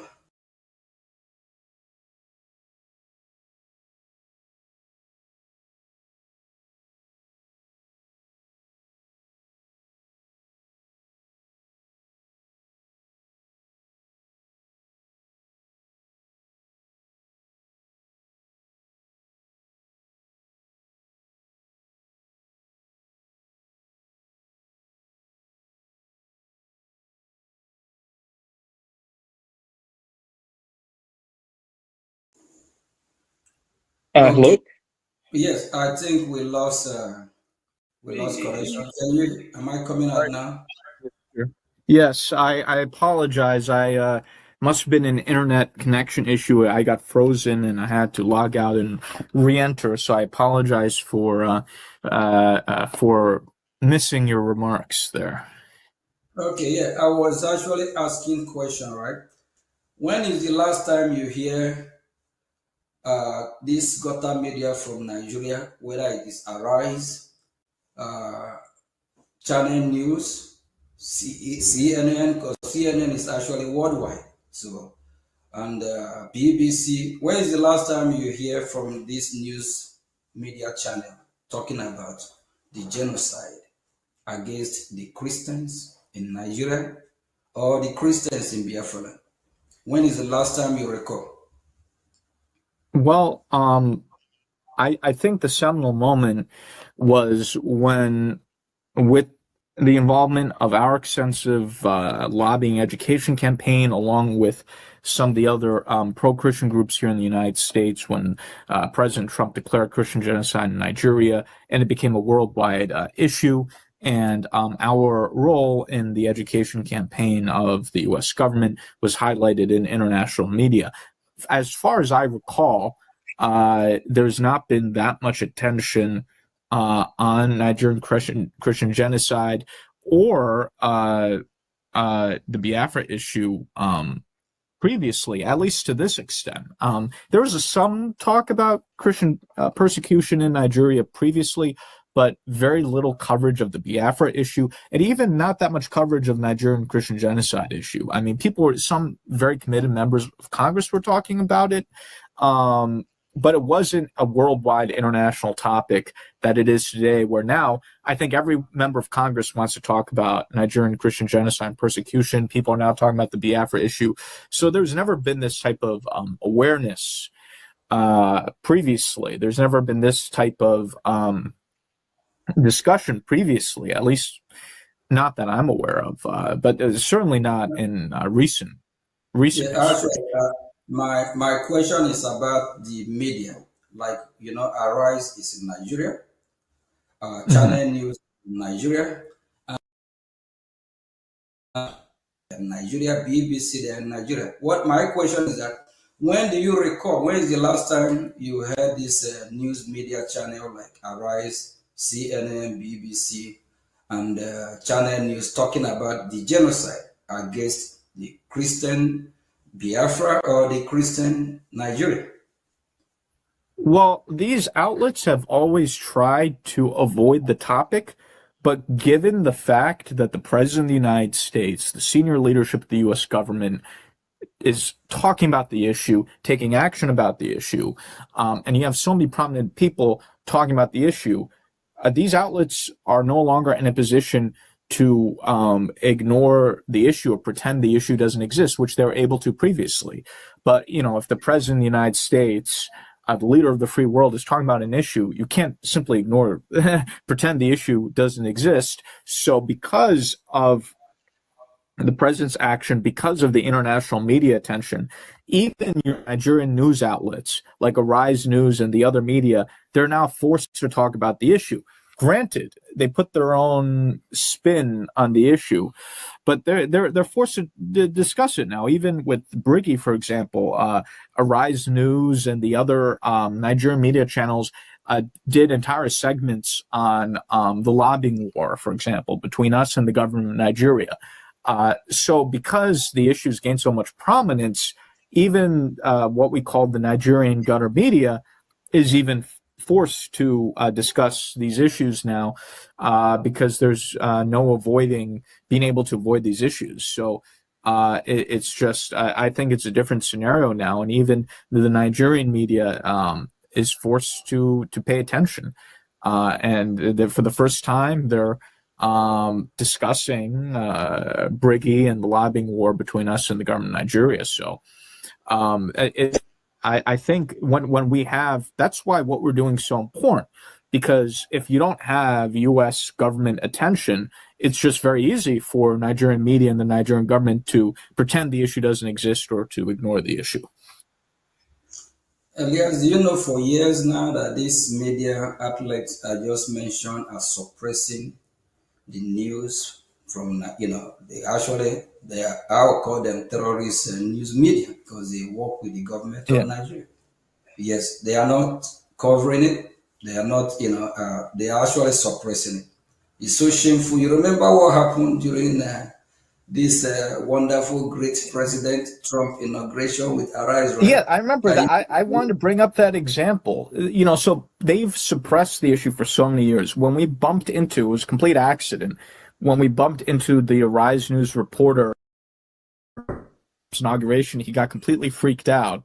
And he tried to pretend that, we didn't exist and he was just losing his mind. Those days are over now because, they've suppressed the issue for so many years, and their policy was pretend the issue doesn't exist, or they would briefly mention the issue from time to time, in a brief way.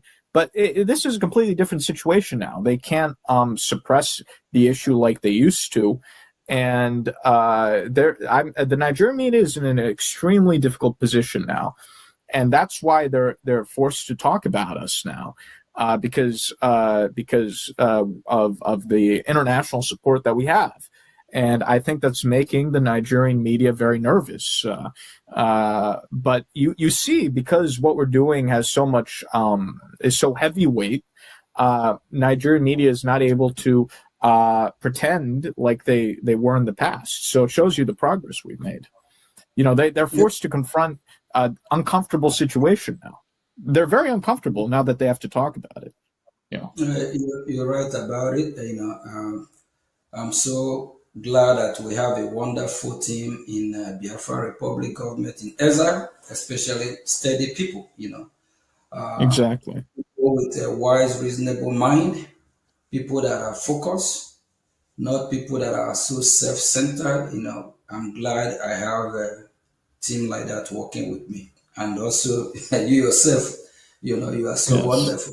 Yes, because every time on the phone, all we talk about is about our engagement, about Biafra, about what we have, need to do sometime midnight. So, having something like you, we really, really appreciate, and Biafran people, glad that we have somebody like you. And what actually gives me joy, how I wish, just like you mentioned earlier, how I wish we can, let Biafran people know everything that, that we know. But there's some that are top secret. It's not everything we'll talk on air. But Biafra is here. And for enemy of Biafrans, what do you think? What message you think we need to send to them? Because we have a lot of saboteurs, a lot of Biafran enemy, even our Voice of Biafra. Some are not happy that we now have a Voice of Biafra satellite and the radio. So we still have a lot of work to do to perfect it.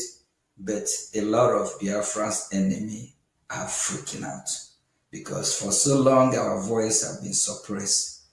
It will never happen again. And during the genocidal war against the Biafran people, which lasted 3 years from 1967 to 1970, exactly what happened. The media never report how Biafrans have been massacred. They even lied to the international community. That is just, farmers' header clash and all that nonsense. Thank God that we have Biafran Republic government in exile that is taking the message to Washington through, your help, Washington and Madison. Thank you very much, Elias. So what message we have for those that are thinking that Biafra will not come, and for the saboteurs, what do they need to do? Well, they should be prepared for a lot of pain because we're going to be exploding this next year. So I think both the Nigerian government and the internal saboteurs should be ready for a lot of pain, and they'll start to see us. I think assert certain things in the very near future. So we're slowly going to open up the door more and more, and I think both the Nigerian government and the internal saboteurs they're going to be in for many shocks. So I think they need to, as you said, put on their seatbelts. Otherwise, they're going to fall off the car. Yes, and for Biafrans that are still, not supporting, what message do you need to, what do you think they need to do so that we can move as fast as we can? So what is your message to Biafrans that are not supporting what we are doing? Yeah, Biafrans we are doing so far. Yeah, so what I would suggest is, look, things always take time in any movement, in any revolution. It's understandable. What I would say to Biafrans now is, I think until this point, there's been a lot of chaos and instability in the Biafra movement. I think for the first time with the Biafra Republic government in exile under your leadership, Mr. Prime Minister, we have a right group of people who are solid, who are stable-minded. There's been considerable restructuring of the government, weeding out of bad elements in the Biafra government leadership. And now we have a solid group of professionals in the Biafra government. It's very solid, very stable, the right group of people, professional people, committed people, and we're undertaking things in a very serious way, in a stable way. So what I would suggest is to Biafrans who may have been a little bit disoriented, given the chaotic nature in which previous Biafran organizations were run or things were done in the movement, I would say, no one's forcing you to do anything, but watch carefully what we're doing and use your common sense. When you see that the Biafra Public Government in Exile is the only organization that's getting results, that has a pathway, that's a serious pathway to achieving Biafran independence, I think you should then become involved and become supportive. It's understandable that some Biafrans, given some of the amateurishness and mismanagement of previous Biafran leaders, are maybe somewhat reluctant to get involved. They're watching what's happening. But I think now that the Biafra Public Government in Exile under your leadership, Prime Minister, has shown incredible stability, incredible effectiveness, no drama, no chaos, which has always plagued previous Biafran leaders and organizations. I think it should encourage Biafrans to feel comfortable enough now to jump on board the winning train. So I think this is a turning point. For the first time, we have a Biafra organization with the right people, that's very stable and that doesn't have any crazy drama or nonsense. And I think that's very important. I think for whatever the reasons, there was a lot of chaos and drama previously, but that's no longer the case. So I think because we're in the situation we are in now, that should encourage Biafrans to feel comfortable to now get involved with supporting the Biafra Public Government in Exile. And there are many ways to get involved. Not everyone has to get involved in a public manner. You can people can support behind the scenes. So I think now Biafrans who should take a new look carefully at what Brgie is doing, and I think Biafrans who have common sense and who are thoughtful can look at what Brgie is doing and make a judgment for themselves. And I think based off of that judgment, they should be inclined to be supportive and to get involved, because I think Brgie is doing all the right things.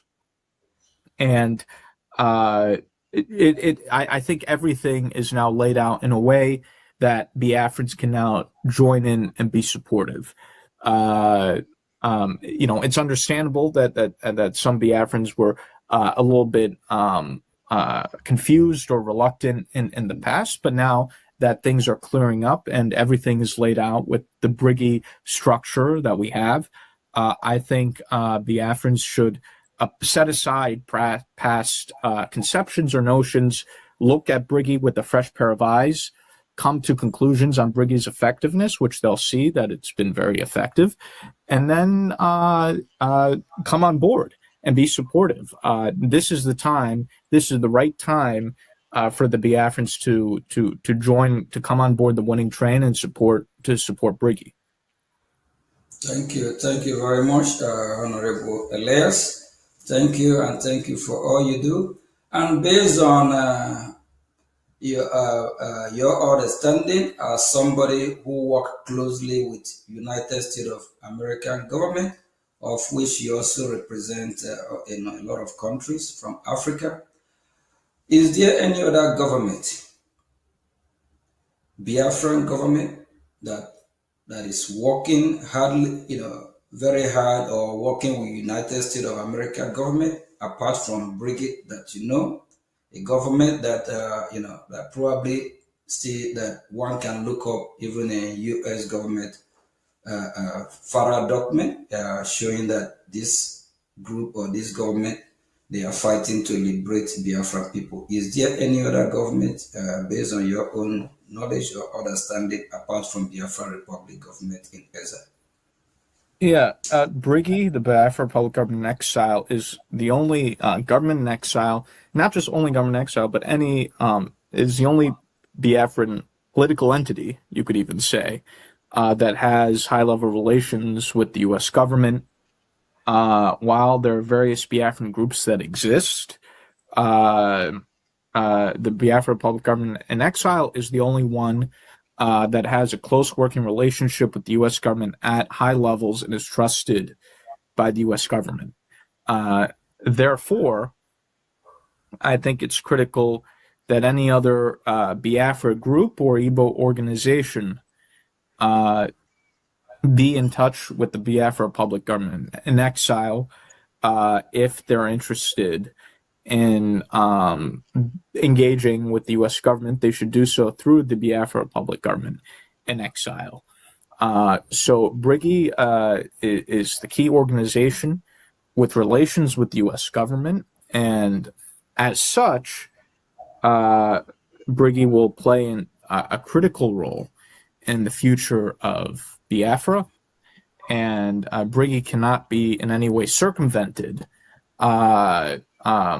from decision making on Biafra, because any attempt to go around Brgie in some way means you're trying to also cut out the U.S. government. So Brgie is the only organization that has that's viewed in a serious way by the U.S. government.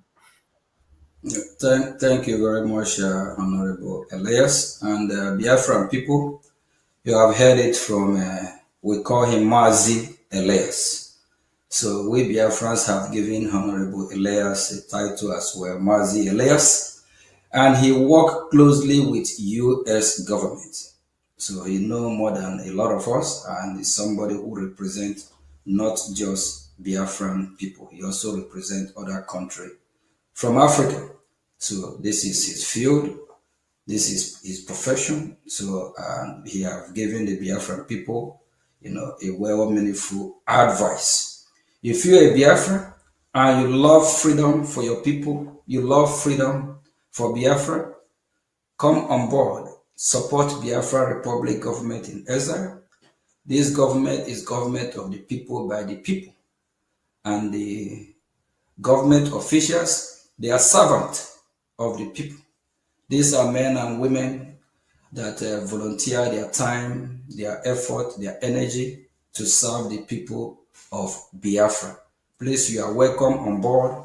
Any group that you are affiliated with, you are welcome to join Biafra Republic government in Israel, the government that is working closely with United States of America.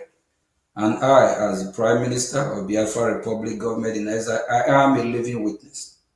I have had series of meetings with U.S. government officials. So I heard what echo in my ear, and I also heard what we need to do, and their advice, and what is expected of us. We need to unite. We need to focus. We need to organize. We also need to know that United States of America have our back. The question is that, how ready are we? Are we ready for our freedom? And I also want to remind Biafrans what happened in Iran. Why Iranian citizens are protesting on the street, even not minding that the Iranian terrorist regime is killing the citizens of Iran. Iranians are so determined to go out the street, protest, make a loud noise, and it get to the ear of the president of the United States of America, the president of the free world, and he told the Iranian people they should keep protesting, that freedom, their freedom is in their hand, meaning that help is on the way. If the Iranian people have stopped protesting, sending a strong signal to the world about what is happening, if they have stopped to alert the world that they are ready to be free, do you think what is happening in Iran today will be happening? And do you know that very, very soon the people of Iran will be free? So my fellow citizens of Biafra, we need to make some noise. We need to show how serious we are. And we need to stop this emotional blackmail that the Nigerian terrorist state have used on us. We are so glued with our past. Let's focus on the present.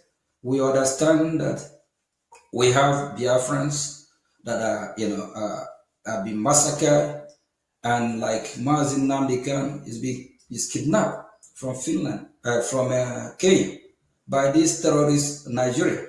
And we also understand that Mazi Simon Ekpa likewise is arrested, all because of fighting for the people of Biafra. So we're not going to dwell on past. Let's dwell on present. And the present is what we revive our past. We that are fighting are the ones that will free all the political prisoners, because that's what they are. They are political prisoners because they are locked up because of agitating or fighting for Biafra freedom.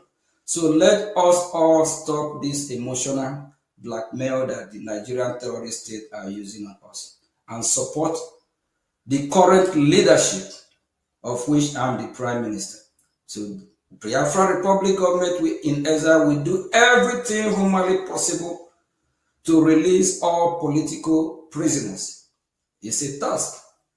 We represent the entire Biafra, so we don't represent some group of Biafra and avoid other group of Biafra. So all Biafrans are citizens of Biafra, so we'll do everything humanly possible to free all political prisoners. So your support, we hasten it. Your support, we speed it up. But when you keep dwelling on the past, we'll go nowhere. So let's dwell on the present and focus on the government that is making it happen. The government that have taken the cause of Biafra to Washington, D.C. Because for over 10, 20 years, Washington, D.C. have not been talking about Biafra like today. Please, your support will go a long way. Thank you very much. And Honorable Elias, let's get your closing remark to Biafran people. I know you already encourage Biafran people. I'm still getting a message that they would like you to speak more, but because of time and other engagement, and we'll be wrapping up. So Honorable Elias will also be at VOB in near future, very soon. Thank you very much. Yeah, thank you. It's an honor to be here. What I would say to Biafrans is the issue now is not even external support, because we're making huge progress with international support. In fact, I think the challenge is if the Biafrans themselves can move quickly enough and show that they're ready for their independence. So how fast everything moves, in a way, depends on you, the Biafran people. And I think you need to show seriousness. I think you need to show determination. You need to show commitment. When you have, let's say, Biafrans that are, talking about 2027 elections and people in the Southeast voting for these Nigerian politicians and, all this sorts of stuff, that shows lack of seriousness, right? So there needs to be seriousness. There needs to be commitment. There needs to be an understanding that we're dealing with international diplomacy at this point and not noise making and not all this emotionality. So I think the Biafrans have to show greater seriousness and determination. And part of this will, yes, depend on external support, but part of it will also depend on the Biafrans themselves. If you show the necessary level of maturity that's needed for what we're trying to embark on. So thank you, and it's an honor to be with you today.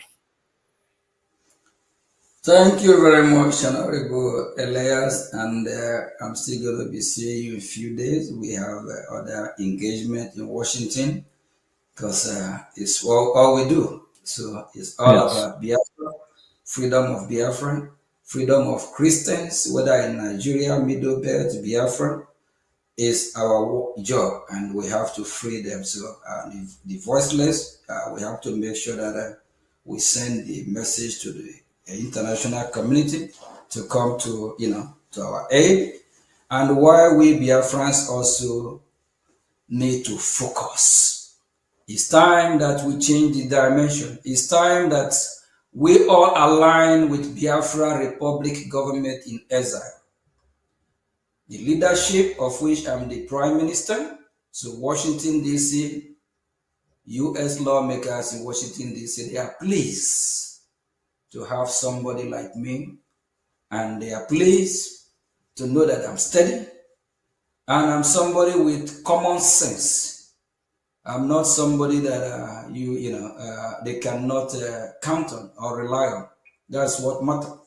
So last week we traveled out of town for a very important gathering, of which we also have some very meaningful meeting. Just a few days ago in Washington, I came across some of the members that we we met at the occasion. They remember who I am, and they always say good luck, in what we are doing. So they wish us well because they know we are fighting a just cause. Please, if you're a Biafra, support the current leadership. Ask yourself question: if this leadership of Brgie is delivering, the answer is yes. Of which Honorable Elias pointed out earlier. He also talked about how the Nigerian newspaper have talked about our impact in Washington D.C. Actually, there's a time they were attacking us, right? They said, yes, yeah, but now Nigeria as country of particular concern we are the one behind it. Yes, we play a very vital role. Since 2014. But you go ahead. Yeah, Prime Minister, even the Nigerian government media, if you notice, if you watch Arise TV, unlike previously when they let's say mocked IPOB or mocked different Biafran leaders, now they even the Nigerian government media is very careful in the way they talk about you and Brgie. Because they're now reporting on these international news stories about you and Brgie, and they're much more careful now with what they say, and they're a little bit more respectful. So the Nigerian gutter media is very they feel a little bit nervous. I think they feel very nervous. Yeah, because our message is sinking in, and I also want to appreciate Biafrans that are active in social media. Just like Mike Arnold that we talked about earlier. We remember months ago, if you talk about Biafra or about separation, before it's all about how things will work Nigeria, one Nigeria, but based on what he himself observed and what he have seen, he came to a conclusion that Nigeria will not work. That Nigeria will not just work. And that also drew my attention to this group that are calling Save Nigeria group.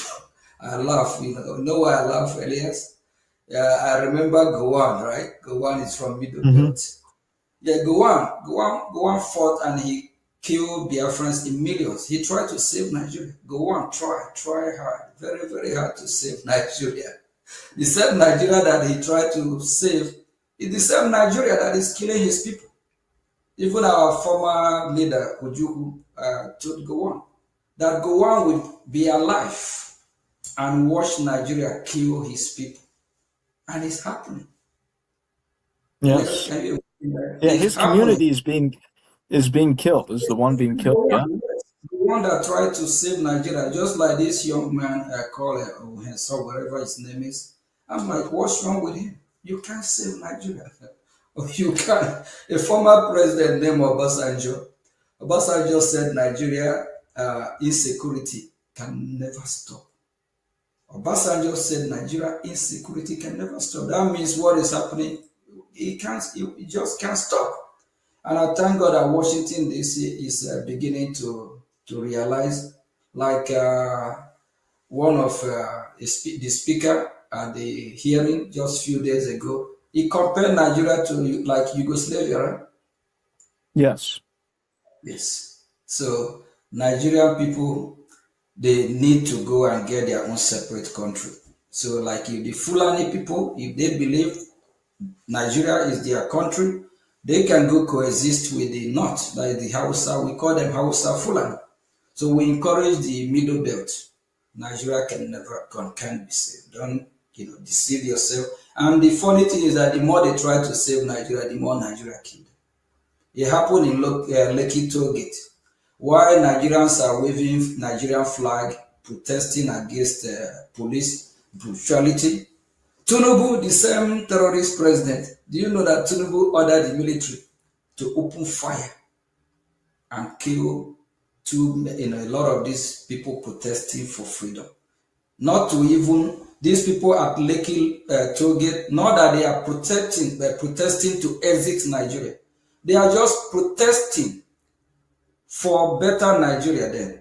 They are just protesting against the police, a police force called SARS, because this SARS are actually terrorists. The way they, actually the SARS turned to terrorists that are kidnapping people for ransom, because if they arrest you, they will tell you how much you need to pay before they release you. So they're committing a lot of crime. Tinubu ordered military to kill this innocent Nigeria protesting. Nigeria can't just be saved, so this Save Nigeria group need to stop wasting their time, because whenever they keep posting of their meeting from Washington D.C. to save Nigeria, that go on, their brother, uncle tried to save. It never worked.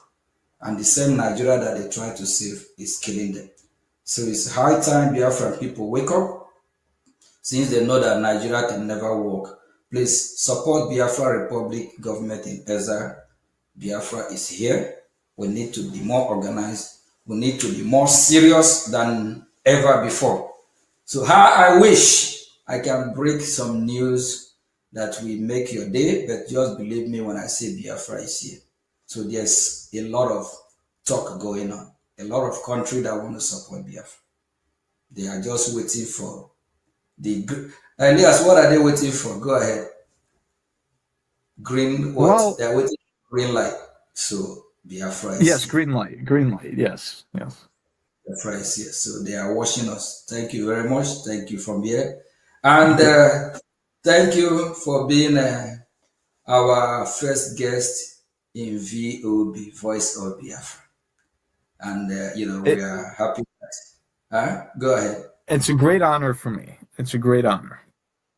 Yeah, thank you very much. Thank you. God bless you. Thank you. Thank you. Thank God bless you too. All right, have a great day, Biafrans. Prime Minister, Yes. thank you. Thank you. Thank you. Thank you very much. Biafran people, I hope we are ready for our freedom. Our freedom is in our hand. Our freedom will not be given to us in a platter of gold. If you hate me, don't hate my message. Don't hate what I represent. Don't hate what Mazi Ogechukwu Nkire is fighting for. I'm fighting for the freedom of Biafra. Of which freedom of Biafra is your freedom, is my freedom as well. Freedom is beautiful. It's so sweet than honey. Freedom is priceless. It's worth more than gold. We dream for a Biafra where the security will be touched, no, the best of best.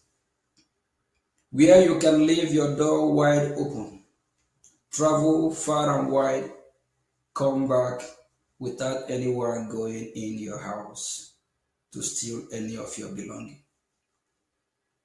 A Biafra where midnight you can walk on the street of Biafra without Islamic jihadist terrorists kidnapping, chasing you. A Biafra where you have a steady electricity. A Biafra where you have good education system. A Biafra with hope.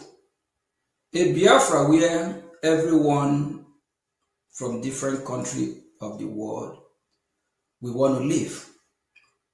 A Biafra where people want to travel, like the way people travel to Dubai, America, Hong Kong, Singapore. A Biafra that will bring positive vibe to the global community. A Biafra that will be love. A Biafra of live and let live. A Biafra where neighbors will love themselves, cherish themselves. A Biafra with the same ideology, not like Nigeria, where you have this Islamic jihadist terrorists with different ideology. While you are preaching peace, while you are preaching unity, while you are preaching live and let live.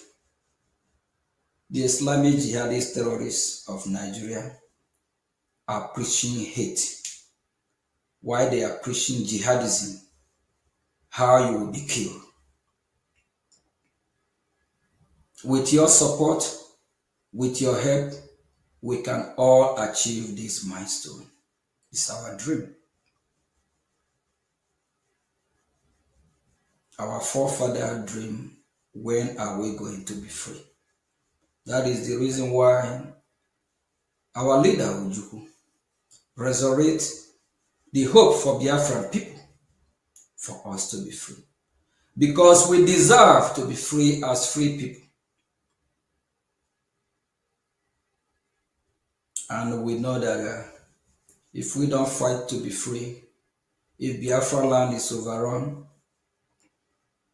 the West should prepare that these terrorists will attack them, even from Biafra land. That is, if they succeed, capture Biafra. We encourage the West to support Biafran cause. We also encourage United States of America to hasten up so that we can all fight this one common enemy, this terrorist state of so-called Nigeria.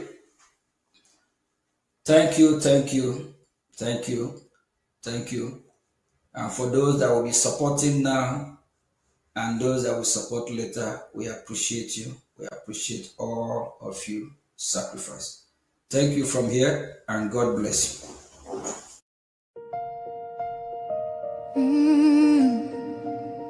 Can you hear the cry from the broken land, from the wounded hearts? Nigeria, they bleed, people they cry, tears for the ground, nobody asks why. Over 7,000 souls don't fall every single day, we still there call. Churches burning, hope fading fast. Since 2009, the pain don't last. 50,000, maybe more. Heaven they count every single soul. Children without home tonight, mothers praying through the night, fathers lost no strength to fight. Who go stand for what is right? Oh, stand for love, stand for life. Be the answer in this time. You can have to wipe their tears. You can calm their fears. Give a hand, don't turn away. Be the light in darkest day. Every little you provide keeps a soul alive.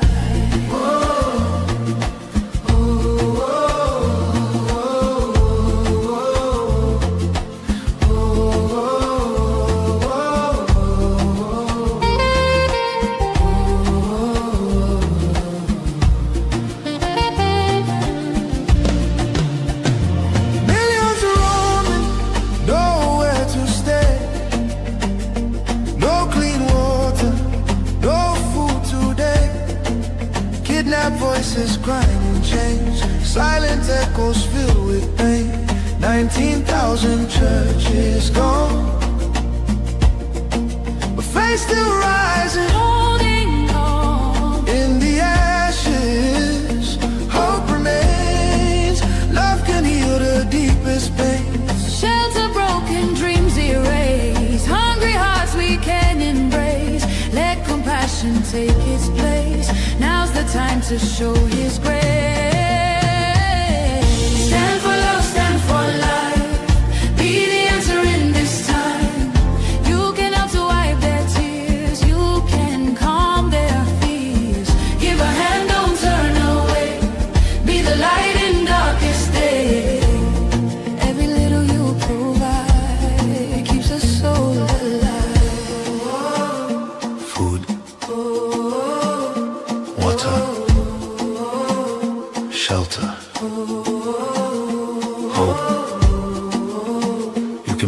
miracle they pray for. You can change a life today. No matter how small it seems, your love can rebuild their dreams. Together we can make a way. Keeps us all alive.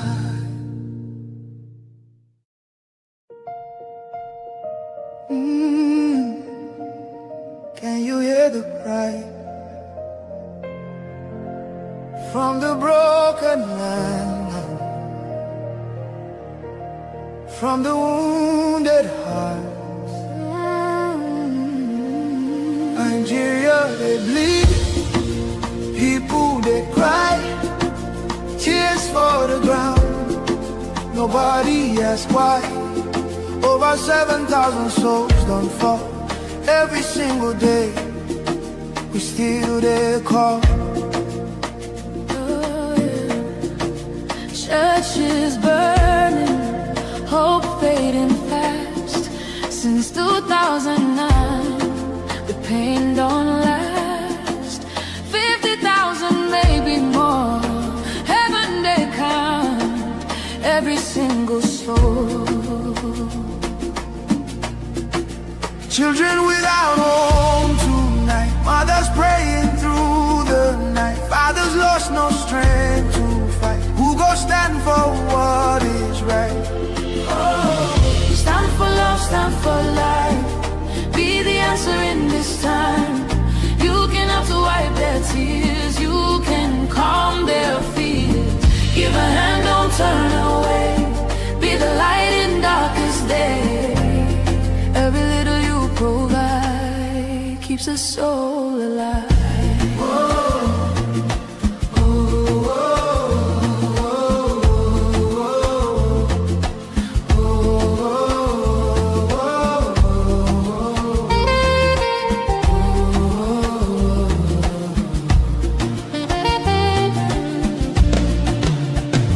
Millions roaming, nowhere to stay.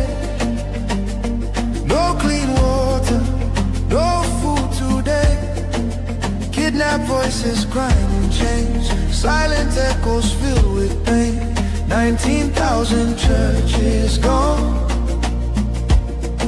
but faith still rising, holding on. In the ashes, hope remains. Love can heal the deepest pain. Shelter broken, dreams erased. Hungry hearts we can embrace. Let compassion take its place. Now's the time to show His grace. Stand for love, stand for life. Be the answer in this time. You can help to wipe their tears. You can calm their fears. Give a hand, don't turn away. Be the light in darkest day. Every little you provide keeps us soul alive. Food, water, shelter, hope. You can be the miracle they pray for. You can change a life today. No matter how small it seems,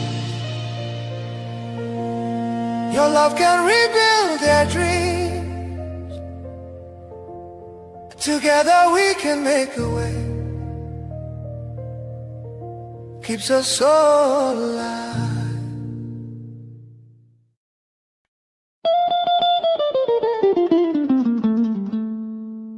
In the heart of Africa, a nation bleeds.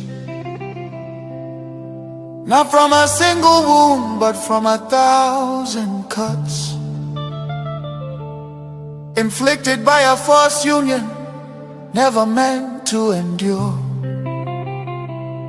This is the story of Nigeria. A giant built on false foundations, now straining beneath the weight of its own contradictions. And at the center of that storm stands the unbroken spirit of Biafra, crying out for freedom from a nightmare that has consumed millions.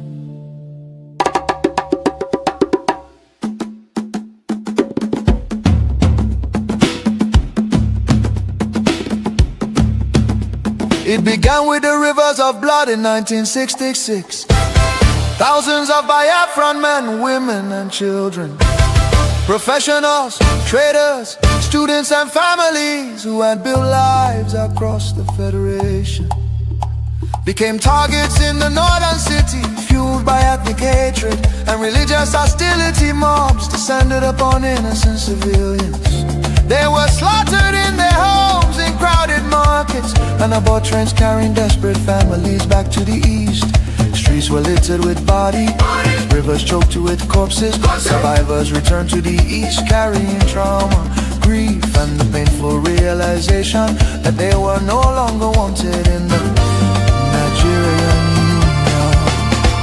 Biafra, Biafra, voice of truth and freedom. Biafra, Biafra, the rising sun will rise again. Then came May 30th, 1967. A desperate act of survival. What followed were 30 months of unimaginable devastation. The Nigerian military, armed and backed by foreign powers, including Britain, Russia and Egypt, surrounded the young republic. A total blockade was imposed. No food, no medicine, no escape. Starvation became a weapon of war. 5 million, mostly civilians, many of them children, perished during what was not just a conflict but genocide against Biafra. Bombs fell on markets, hospitals and villages. Communities were razed. The world watched in silence while famine hollowed the faces of innocent children. Some nations spoke out, but many turned away. The war officially ended in paper in 1970 under the declaration, no victor, no vanquished. Yet for Biafrans, the suffering did not end. Their properties were confiscated, careers destroyed. Biafrans were given only £20 regardless of how much they had. Entire families struggled to rebuild shattered lives. The promise of reintegration faded into disappointment. Marginalization deepened in Nigerian government appointments. Infrastructure and control of resources from Biafran land. Oil flowing from the Biafra land enriched the center, while much of the east remained neglected. Roads deteriorated, industries collapsed. Biafra, Biafra, voice of truth and freedom. The rising sun will rise again. The nightmare did not disappear, rather it evolved. Across Nigeria today, violence and insecurity continue to devastate communities. Armed attacks by Fulani herdsmen terrorists have left villages destroyed, farmers killed, women violated, children orphaned and churches burned.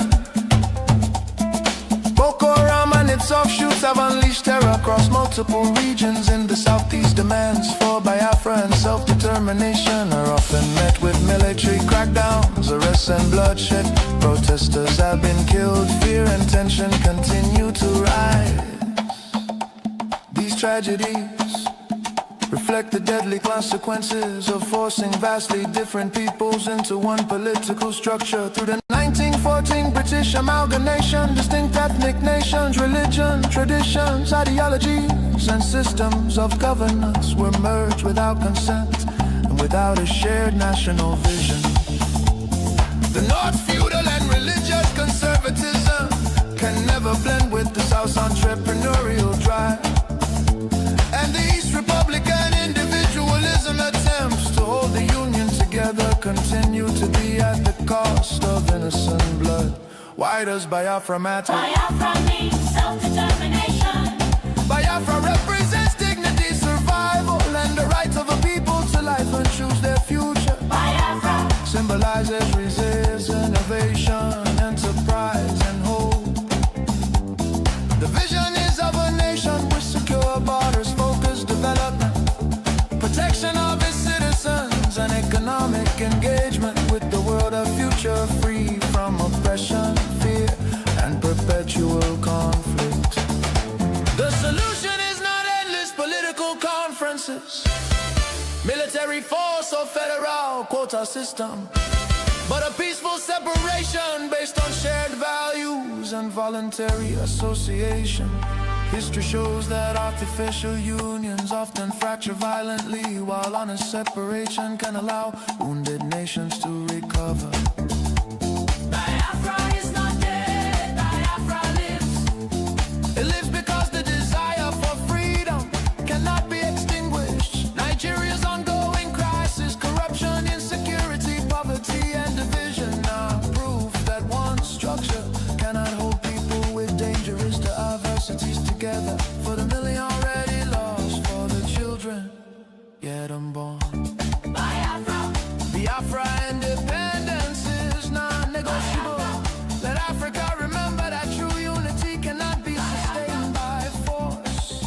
The world must listen before more lives are lost. Biafra, Biafra lives, freedom calls. God bless Biafra. God bless the land of the rising sun.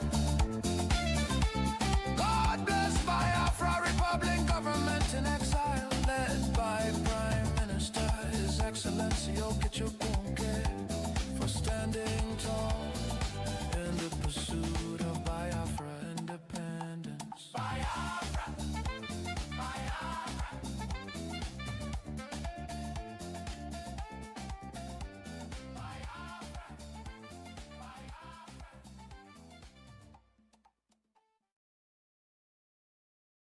Way here to the rehabilitation center for the Boko Haram. So that means these have not been rehabilitated yet, and this is like kind of a prison, because this is actually where they have their sentence, you can say, where they're trying to rehabilitate them. So this will be even more risky than before. But let's see if we get the allowance to get in. So this is not so easy to get into this rehabilitation center. So the people are very friendly, and one is calling his boss, and another is calling his boss, and another was calling his boss, and now we're going to meet with a general of everything. Yeah, they are imprisoned inside here. I'm not sure if these are, they're probably not. If maybe they are, they could be Boko Haram, and then they are allowed to get outside, because he just told me some few of them will get a pass or something to get outside to, get some water here from the well, or maybe, little by little try to go out in the town to rehabilitate. So it could be, but they are inside here, and there's like 100 plus Boko Haram members inside here. Oh, so this is one of the security guys from the rehabilitation center. So he's going with us to the general to get the approval, and he's telling us now that there was an explosion here the 24th of December at Christmas, where there was a mosque, which was there was a suicide bomber, but there was also some people collaborating with these guys, and inside the rehabilitation center, they think that there was a guy collaborating with these Boko Haram from outside. So he's now taken to court, right? They have took him to the general there. But how is it possible for him to collaborate with the Boko Haram from outside? Because we can't know. Sometimes they used to go out. They will say that they want to go and buy some things. They will move out from morning till night. Isn't it a problem that they are allowed to go out when they are like terrorists? Shouldn't they be inside until they are like more rehabilitated? Yeah, exactly. Yeah. I mean, when they are released for good, will the government have a place for them? No, the problem with when they release them for good, the government will give them some money and give them To start some business. So they will release them to go back to their area. So after a long meeting with that very important person inside that office here to get into the rehabilitation center, or at least he thought himself that he was very important, a little annoying type, if you know what I mean. But the thing is, it got me in more troubles than a solution to get inside the rehabilitation center, because it seems that all the stuff I was doing, I just been doing, you know, I was not allowed. I needed a permission for everything from the governor, not even from the general. I mean, I needed from the governor to visit all these other places with the Boko Haram and the ones who fight them and everything like that to document it. He was like, which company are you from? Where are you from? I never heard about that, anyone like getting a permission for that without a license from the governor and etc. etc. So I was just like, no, don't worry. I just got a picture with them because I could see where things were going, right? Did you take any videos and stuff like that? But I was like trying to kind of man flirt. I'm like, okay, I see. I totally understand. So you're from here. I heard you were in the military doing a really good job. So I just changed a little subject, you know, he forgot about what I actually just did, which was not allowed. Anyway, I don't give up so easily, even rejected with a warning from the general. So we head on to another Boko Haram rehabilitation camp, trying to get access. This time the biggest with many hundreds inside. This is the place. Yeah, this is the headquarters of the rehabilitation center. Maiduguri, which is the rehabilitation center of Boko Haram, basically. I managed to get inside for a short while, but without filming much, because all eyes were on me, and suddenly I needed to speak with the manager running this place. He told me politely I needed to leave immediately. My contact also told me the general from before had called all the rehabilitation camps and likewise places, warning them. But this is filmed from inside the rehabilitation camp, and this is Boko Haram. Then I heard that the Boko Haram repenters, or as you know, many still with Boko Haram minds, were preparing to get out in the bush and fight. So now the military armed them, so we drove back. But it definitely didn't feel more secure. Not me, thank you. Oh, a little more to think about now, because all of them, they have like weapons here as well. So they are former Boko Haram, so you will never know what they're going to do. But they're actually going in the bush now, right? In the bush. Even here in the night, they will go out. You will sleep in the bush also? I'm living like one month in the bush. So they're spending month in the bush before come back. So now when they go, there will be 1 month? There is some people now, they come. Some people, they come. They go and replace the person they come and relax more. So they go on shift? Yes. Yeah. Some come in, some go. Yeah, so they will go out and hunt their old friends, I guess. But it's still very crazy to think about that these people, they have killed a lot of people when they were like in Boko Haram, and then so just now being here with all these former Boko Haram is just crazy, because as you probably know, they did a lot of evil stuff, all of them probably, but now they are trying to do the right thing, or I'm not sure if they are forced to it, and they can probably turn side every moment. Okay, so this was interesting. So now their kind of leader was here, and they were giving ammunition out to these former Boko Haram, because now they're going out in the bush, and he wouldn't let me allow to film that, because the military is also coming, because they will go together with the military, and these former Boko Harams will show the military where their old friends, where the Boko Haram are, so they can tell their locations. So that's why they go together with the military to hunt them down and fight them. Repenters are former Boko Haram. So all these people here, they were Boko Haram. They killed a lot of people. But they went into rehabilitation. Now I want to ask these old Boko Haram, but now repenters, some questions. When the 14 Boko Haram da suka yi repentance, suka yi switching, suka dawo suna taimakawa vigilantes, civilian JTF suke fighting da su, shine ke son yayi. Was it because of money or saboda kudi ko saboda poverty? Okay, they say they don't have this answer. They don't want. Shimayate, don't worry. Shimayate, if there is any answer, if you doesn't refuse to answer, just say you don't have answer. Yeah, that's okay. You can refuse to answer also. Boko Haram, they are killing people. So what's the reason they're killing people? Because of the money, or because of the religion, or because of what? That's what you want to know. Yeah. I'm thinking about now, when you see a white person like me now, because when you see a white person like me now, because you were indoctrinated to hate me, you were indoctrinated to kill me, you should kill all Westerns, right? How do you feel when you see me now? Do you feel the same, like, is he bad, is he evil, or how is it? Da kuka gan farin mutum ya zo wurinku da lokacin da Boko Haram suna je. They say they are very comfortable with you. They don't have like anything in their mind. Oh, okay. I hope that, and not 2 minutes later, they will kill me out here.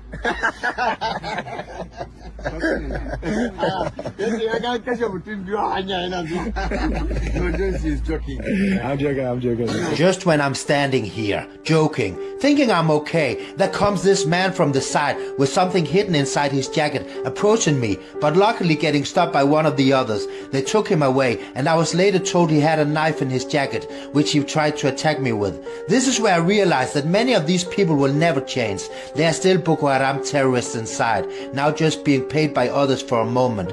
Many don't regret a single thing, and this guy would have been a hero of Boko Haram if he stabbed me and finished the white Western guy for good. And later my contact was told he had a knife under the jacket, but I guess he's just taken into the rehabilitation camp again, or probably just still walking around freely.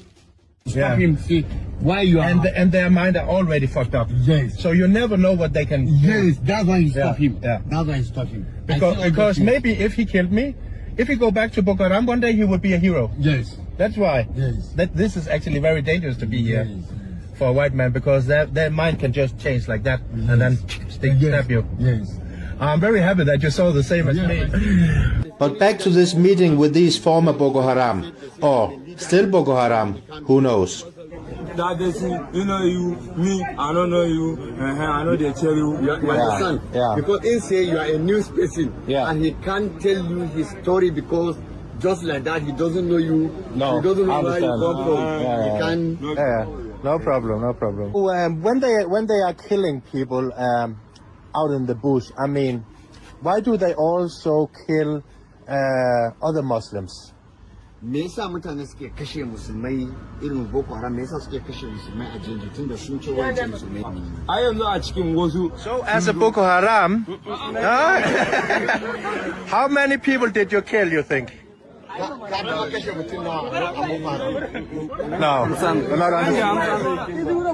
You're not answering. This man say he killed like 100 people. 100 people? So you killed, I mean, normal people around Maiduguri and in the bush? Only in the bush. Only in the bush. What was your age when you started? 10 years. 10 years, starting with a gun. Yes. And the elders, they forced you to kill. Manyan da suka dinga sa ku kuna kashewa. Manyan ne suna nema kuma. Yes, the elders they give them instruction to kill. Wow. Yeah. So this guy, he killed more than 100 people. Yeah. And now he's hopefully on the right path. You needed to burn villages? You even needed to kill children and women like everyone, right? That's how it is. Yes. No, they say the big one, they are married. If they capture the ladies, they can't kill the ladies. Okay. They are married them. Let me narrate in the house. When an kama mata, ba a kashewa ana aura ne. Am I right? Yes, they are married. If they catch the women, so they are spraying their married women because they doesn't have plenty women in the place. No. So that they doesn't kill women. If they carry women, they marry her. So they can't kill it. And the small kid, they can't rape him because he never reach that age. Okay. You understand? Look at this. Who would have thought that I could just go here and meet these former Boko Haram and without killing me now?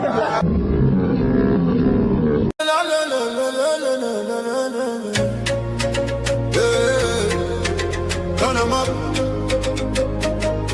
From Biafra land to the whole world. Now who they talk? The voice of Biafra. We know they hide again, we don't show face. True don't wake up in no 50 race. From village squad to overseas, everybody they have frequency. We they stand the dig bar, no shaking. No more silence, we they breaking. From the east side to the diaspora, now we be the real voice of Biafra. Biafra, make them hear us. Biafra, nobody can stop us. Biafra, fire they burn. Anywhere you they make you tune and done. Signal down strong, we don't reach everywhere. From Africa go Europe, then they hear I'm clear. We they talk truth, we know they fear.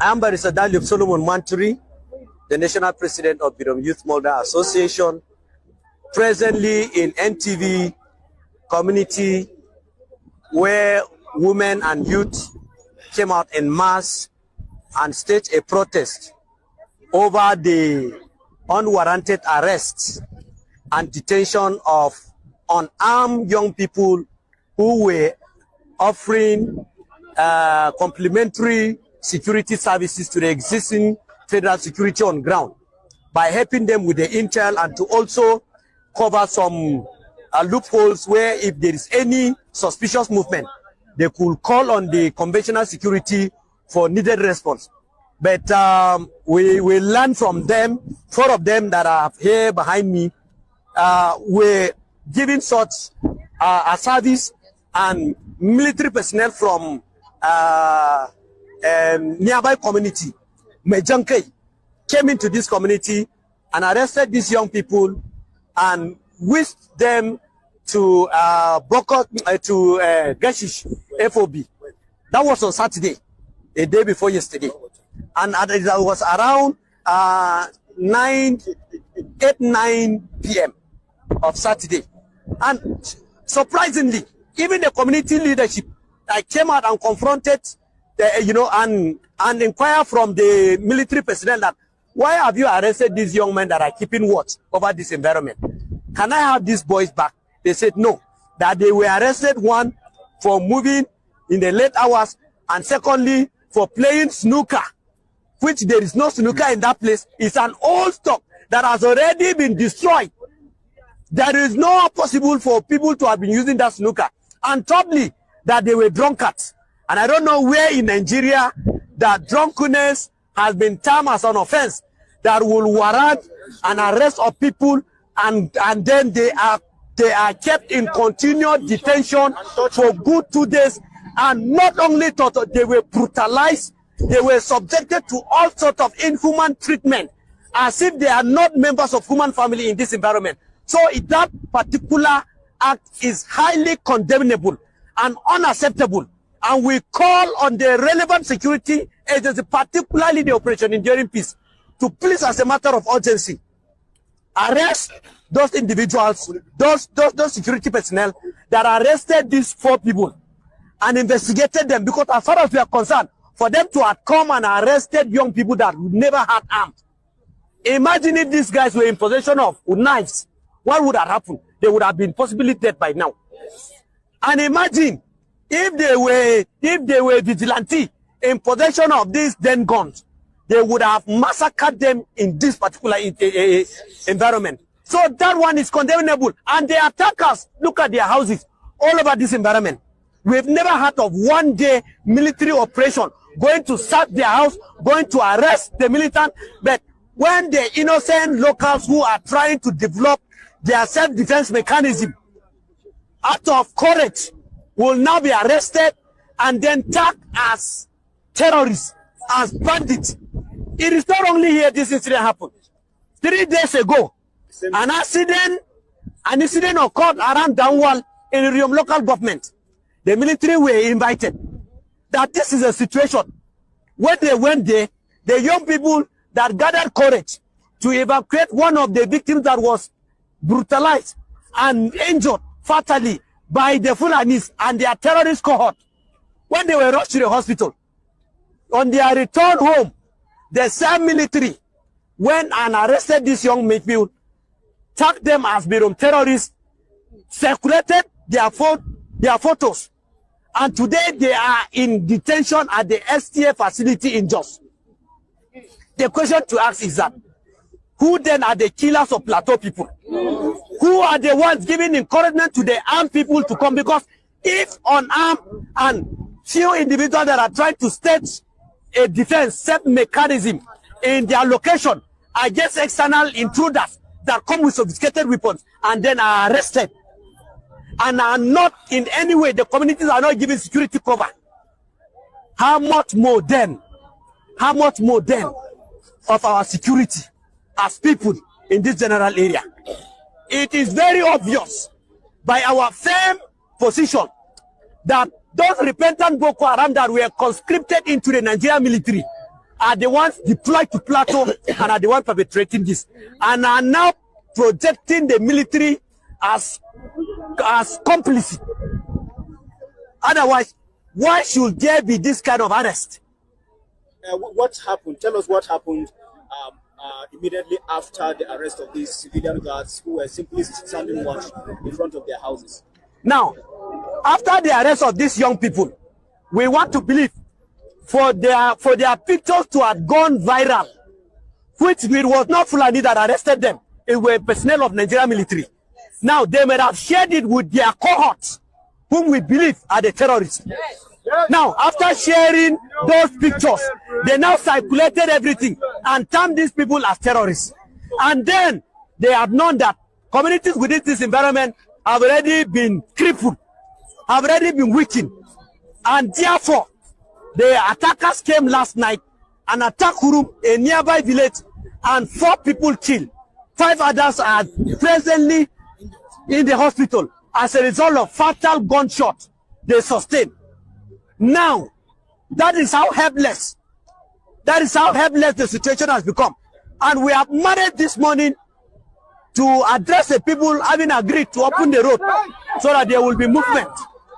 Therefore, we are calling that please, as a matter of urgency, there should be an overhaul in the military architecture so that our people here can breathe and breathe well. If the military family is not ready to fight terrorists, then they should better be taken back to the barracks and be replaced with Nigerian mobile policemen so that they can come and man the security, because people are losing confidence daily on the Nigerian military on daily basis. The attackers, the terrorists are killing them. The attackers are also killing us.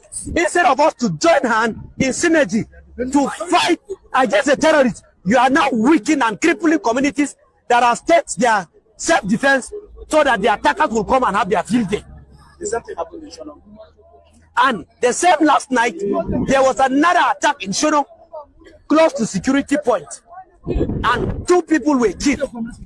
2 princes were killed. The former traditional ruler of Shono was also a sustained injury, and a pastor. They are currently on admission. And then we have not seen the military coming to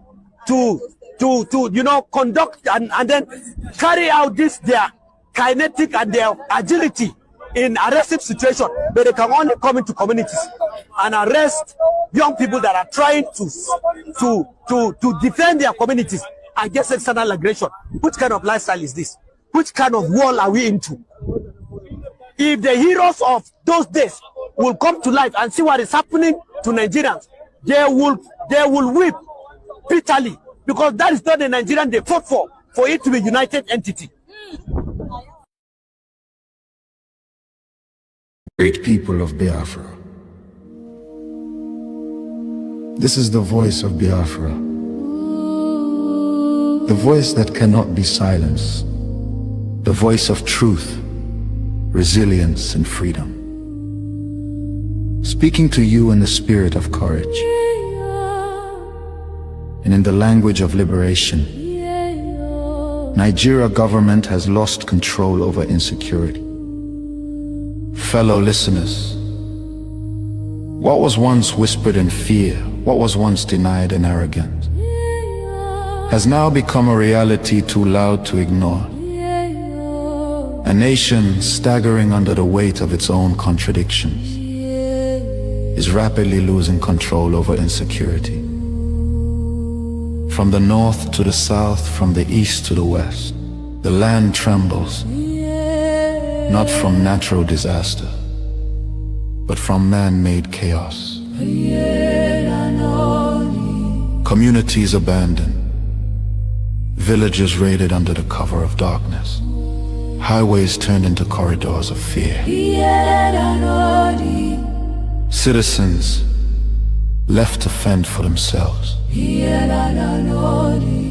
In a country where the government once promised protection, the question now echoes across the land. Where is the government? Where are the security forces? Where is the accountability? In recent times, markets have become targets. Travelers have become victims. Families have become statistics. And yet, those in power continue to speak in rehearsed tone. Detached from the suffering of the people, observers say, this is no longer a matter of isolated incidents. This is systemic failure. A collapse of responsibility. A nation where innocent lives are wasted daily. As fear grips the population, a new reality emerges. The people have lost confidence. Trust has been eroded. Hope has faded. But here, on this frequency, we do not deal in fear. We deal in truth. And the truth is this: a government that cannot protect its people has failed its most sacred duty to the people. Listen. Remain vigilant. Remain aware. Remain strong. Nigeria has failed its citizens, and in awareness lies survival. This is a wake-up call. You are listening to the voice of Biafra, where truth lives and freedom speaks. Biafrans stand firm until justice speaks louder than silence. And stay safe. God bless Biafra Republic. God bless Biafra Republic government in exile. Oh, no.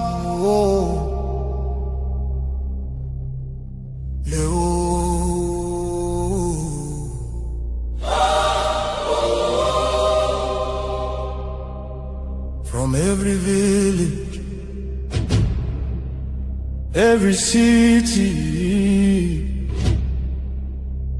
from homeland to diaspora, hope is rising again.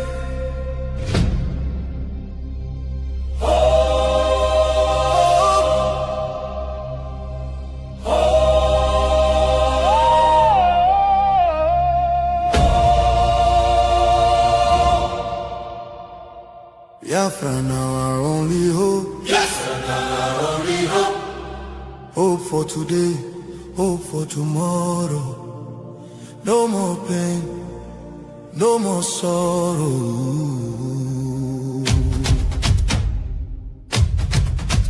Ha! We bring better news, make you head on clear. We get hope, now Biafra we dey see. Beautiful nation, shining bright justice and fairness. Now the light. Biafra go be one beautiful nation. Every Biafran go enjoy true freedom. Fine, fine country, shining nation. Justice and fairness. Shining nation. justice and fair. Everybody equal, one law for rich and poor. Leader or citizen, no different, justice go speak with confidence. No pressure, no discrimination, rule of law for the nation. Truth and justice go reign forever. Biafra go get strong and better. Where your hope? Biafra. Who be your hope? Biafra. Waiting be your country. Biafra. No more suffering and smiling, no more fear, no more hiding. Respect and dignity for all. Every citizen standing tall. Free education, rich university, healthcare for every community. No more dying, because no money. Life go better for everybody. Biafra now our only hope. Biafra now our only hope. Stand up now, make we claim our Biafra now our destination. Women go deliver safe for hospital. Citizen go get support every month. Better roads go connect every city. Modern railways and airport. Clean water go flow for houses. Electric light go shine every night. Security go protect every family. Day and night. Everything go right. You fit waka free for midnight. Go your road without fear. Kidnapping and violence disappear.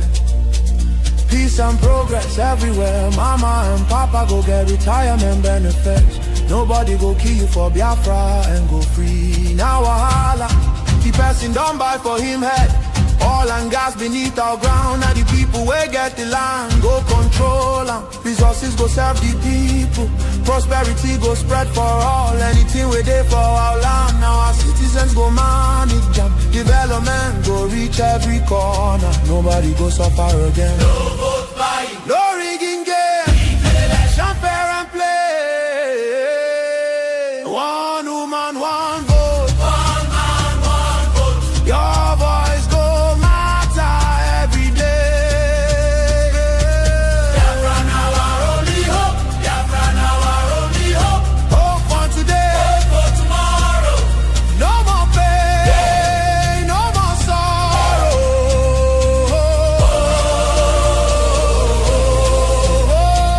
Biafra now our only hope. Biafra now our only hope. Hope for today. Hope for tomorrow. No more pain, no more sorrow. Biafra. Our home, our country, our future, our future. Biafra now our only hope. No.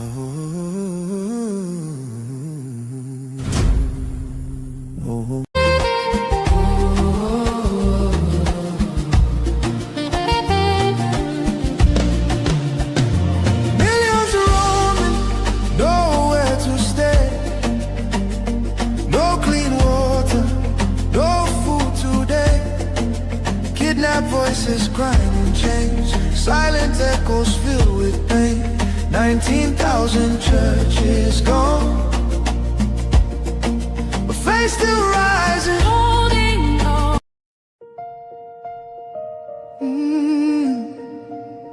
Can you hear the cry from the broken land, from the wounded hearts? Nigeria, they bleed. People, Nigeria, they bleed. People, they cry. Tears for the ground. Nobody asks why. Over 7,000 souls don't fall.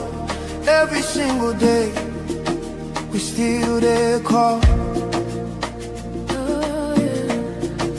Churches burning, hope fading fast.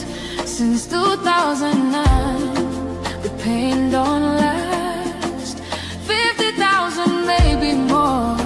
Heaven they count every single soul.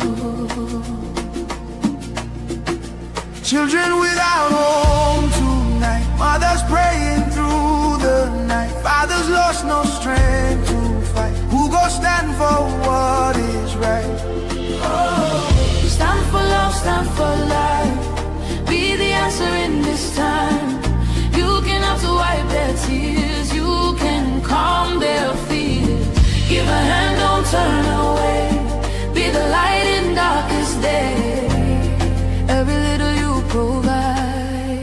keeps the soul alive.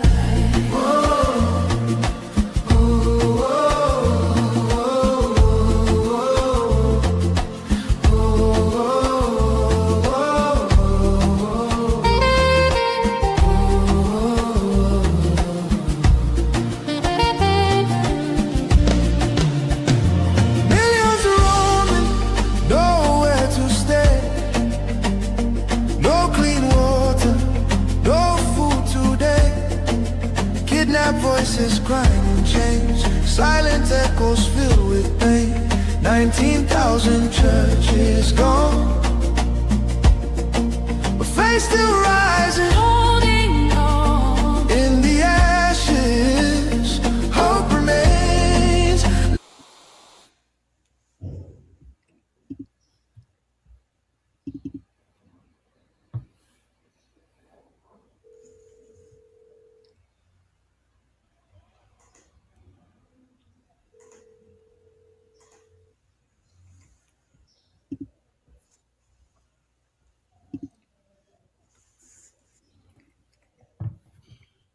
Greetings from here and welcome to VOB. Are we coming out loud? Yes, Yes, Mr. Information Minister. Okay, thank you, and welcome to Politics Insight on Voice of Biafra Television. And we are sorry for the break in transmission and the technical issues that has delayed us this far. And with us in the studio today, we have our honorable guest from America, and I would be the one to make the introduction. I will bring in the Prime Minister of the Biafra Republic Government in Exile, and he will take it over from here. Honorable Prime Minister, His Excellency Honorable Okechukwu Nkere, welcome to the show. The floor is yours, sir. Thank you from here, and greetings, lovers all over the world, Biafrans and friends from Biafrans. So we have our guest in the studio here, and we also have our lobby, Honorable Elias. Honorable Elias, please, you have to be the one to introduce and bring the one and only special guest we have today. Thank you. Thank you. So I'll just do a brief introduction of the ambassador, and then you and the ambassador will go straight into the interview. So Ambassador Tibor Nagy is one of the most highly respected State Department officials and career diplomats in Washington, D.C. It's a pleasure to have benefited from his friendship and his guidance and counsel. I've said this before. I've known many State Department officials, both current and former, but Ambassador Nagy is truly unique. He's someone who not only has a passion for Africa, but a passion for justice, which is quite extraordinary. And it's an honor to have him as a friend and someone who I've learned a tremendous amount from. So it's an honor to be here with the ambassador to give just a very brief, abridged version of his biography, because I know we're short on time. Ambassador Tibor Nagy held the position of Undersecretary for Management between June to April of 2025 and Assistant Secretary of State for African Affairs from 2018 to 2021. From 2003 to 2018, Ambassador Nagy was Vice Provost for International Affairs at Texas Tech University. He also lectured nationally on Africa, foreign policy, and U.S. diplomacy, and advised 2 presidential campaigns during his tenure. He was the U.S. ambassador to Ethiopia from 1999 to 2002, a period which included the Ethiopia-Eritrean War and a robust anti-terrorism campaign.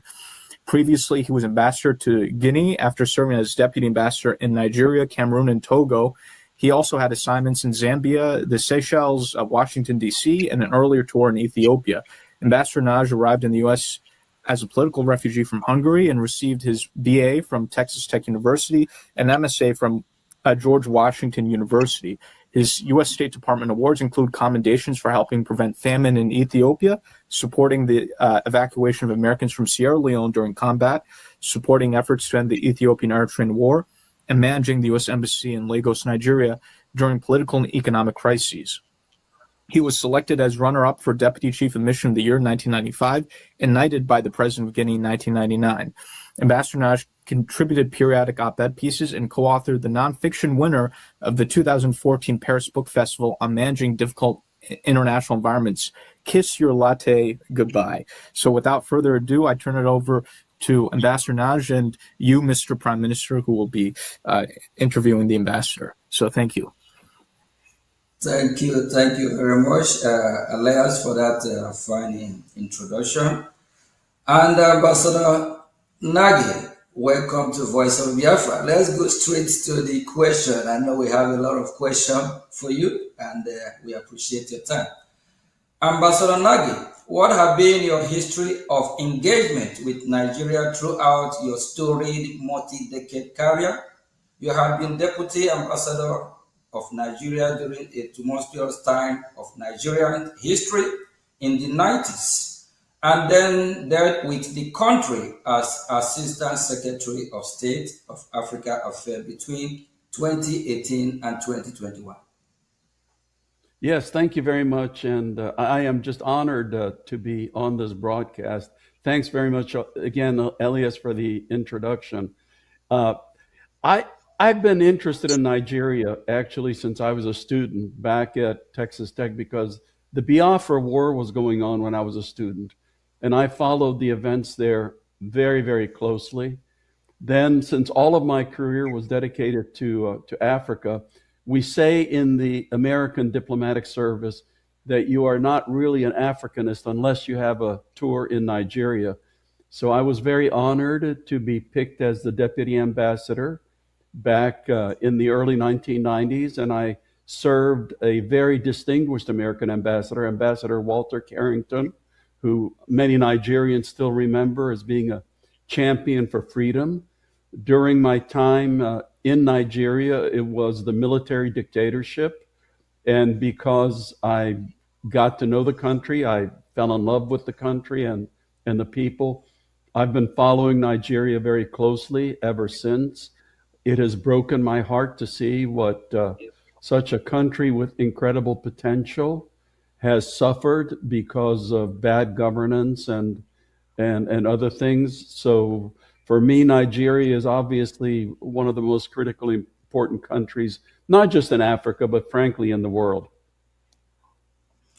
Thank you very much, Ambassador. Ambassador, why do you have a passion for justice for the people of Biafra, as well as similar groups such as Ambazoni? Yeah, that's also a great question, because I mentioned just a minute ago that I know the incredible potential that Nigeria has. And I also know, specific to Biafra, that it is the part of Nigeria that contains so many resources. It is actually the part of Nigeria that makes the country rich. And also, as I said, I've been following events in Biafra since I was a student. I saw the incredible suffering that the people endured during the Biafran War. And even now, I've been following closely how the people of Biafra do not get the share of resources. They do not get the investments. And the after effects of the Biafran War, which was more than 50 years ago, that there's still some after effects which the people are suffering from. So like a couple of other places in Africa, it's tragic, and the people of Biafra deserve much, much better than what they're getting today.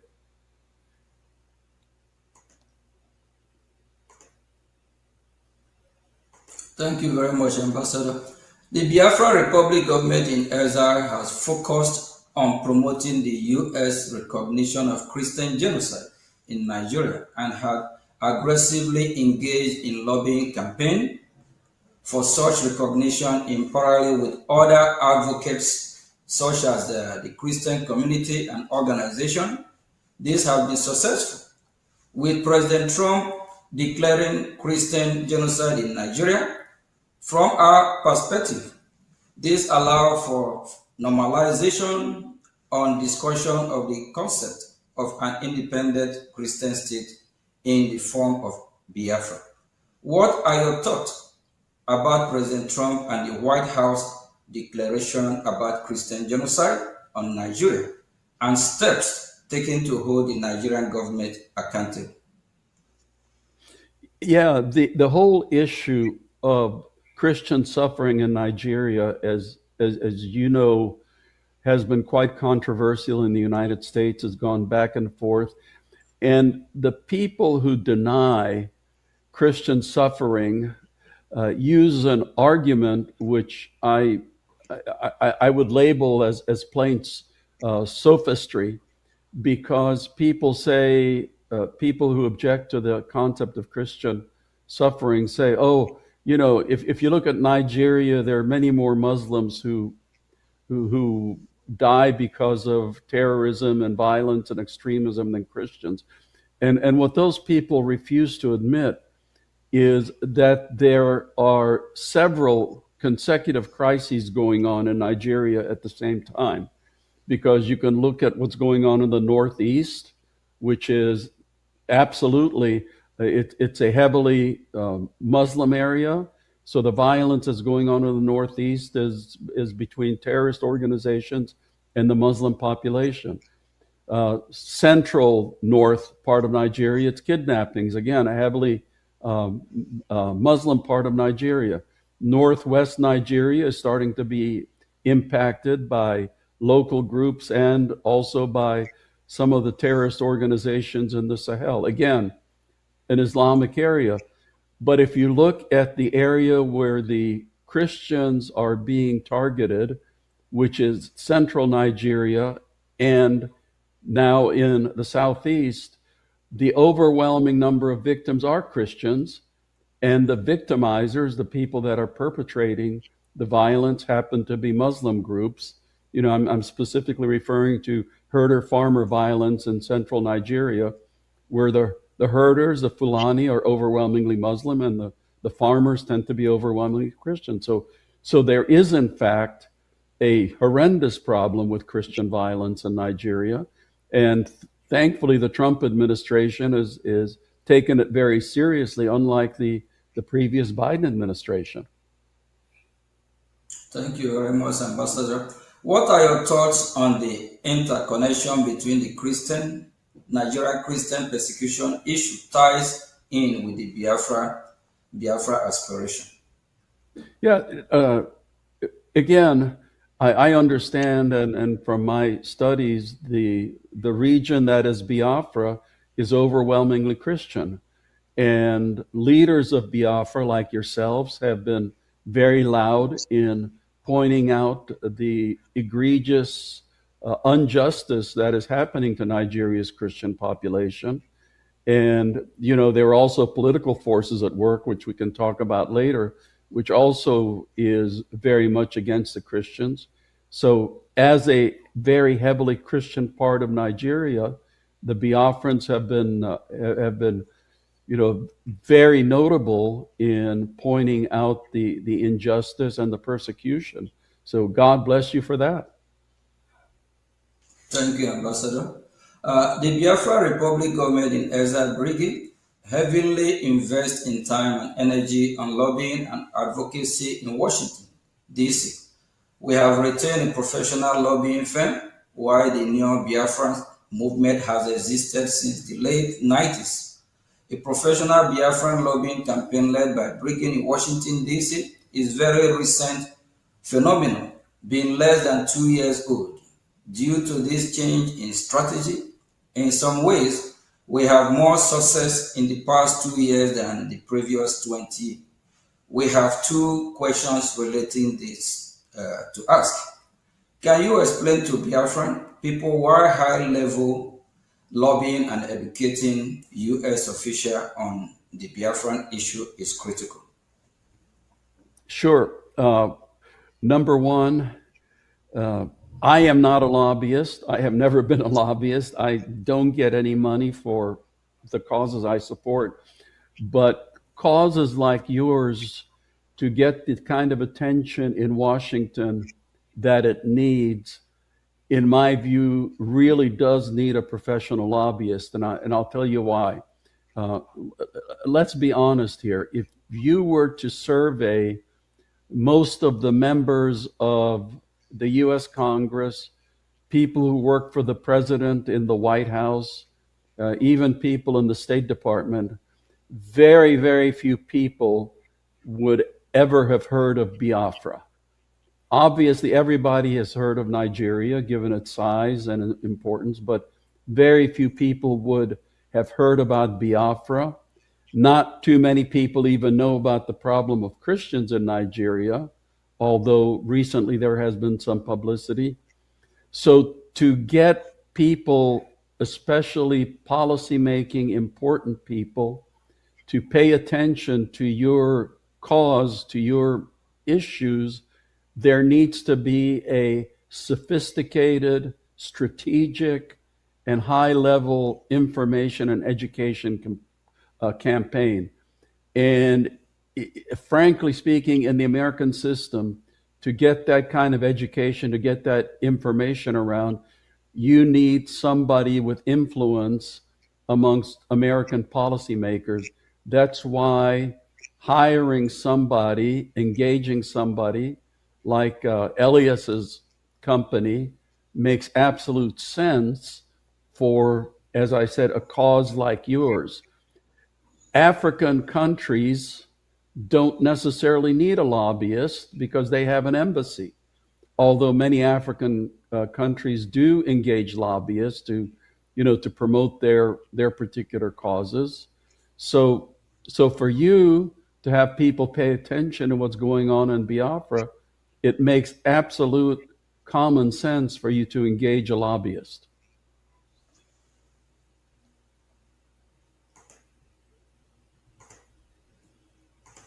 Thank you very much, Ambassador.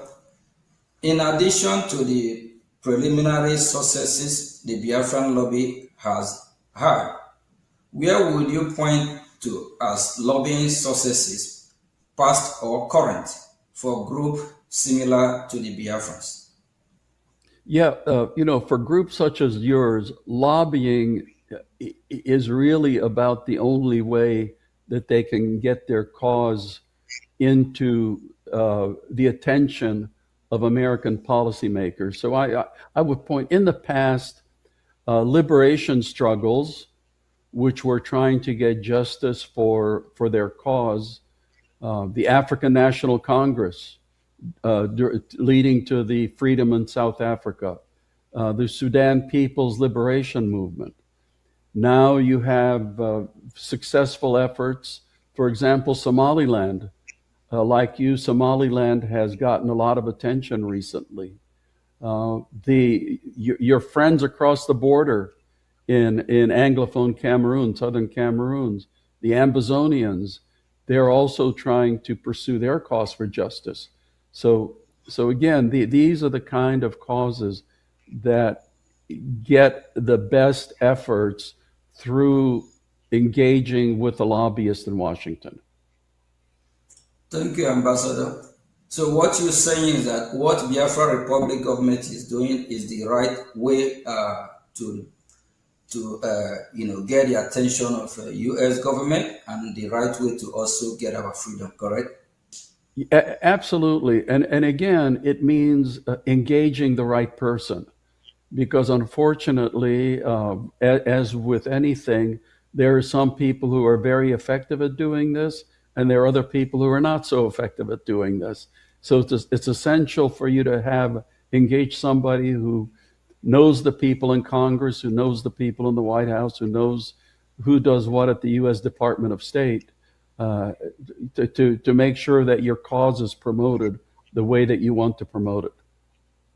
Thank you very much, and special thank you to our lobby, Elias, for being our voice in Washington. Thank you, Elias.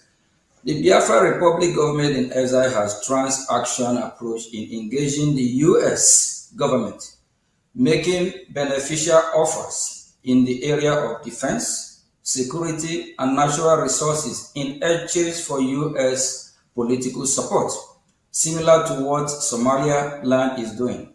What are your thoughts on this approach? Okay, so, I am not now speaking for the U.S. government. That's very important to say. I am no longer working for the U.S. government.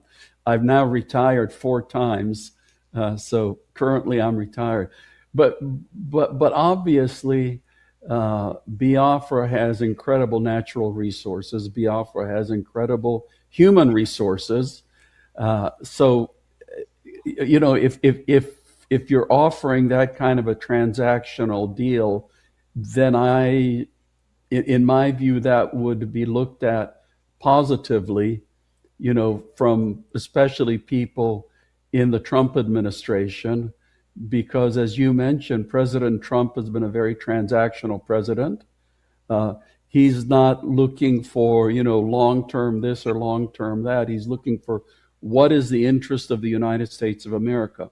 And as Secretary of State Marco Rubio himself says, whenever the United States engages overseas, it should meet one of 3 qualifications. Does it make America more secure? Does it make America stronger? Does it make America more prosperous? So what you are wanting to offer obviously would meet, I think, all 3 of those criteria. Thank you, Ambassador. But Ambassador, we believe that your voice matters. You might be retired, but you're still Ambassador. And we believe that U.S. government is still listening to you. Thank you very much. As a follow-up for the previous question, Biafra Republic government in exile, which is Brgie, I think you already answered that question. So let me just go on. And for years, the Nigerian government has used terrorism in the country as an excuse to ask for arms sale to Nigeria. Instead of using the weapon to fight Boko Haram, either the Nigerian government will use the weapon to engage in military action against Biafra, or provide those weapons to so-called reintegrate terrorists.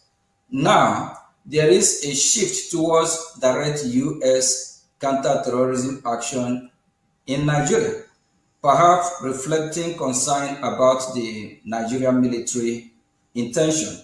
So the question goes, what are your thoughts regarding arms sale to Nigeria? Should they block or at least condition attached the U.S. arm cannot be used against Biafrans and the Christian population? Yes, so let's look at today's world.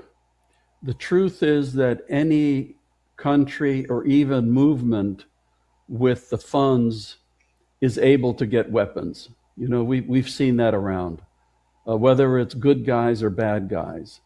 So the Nigerian military is going to get weapons.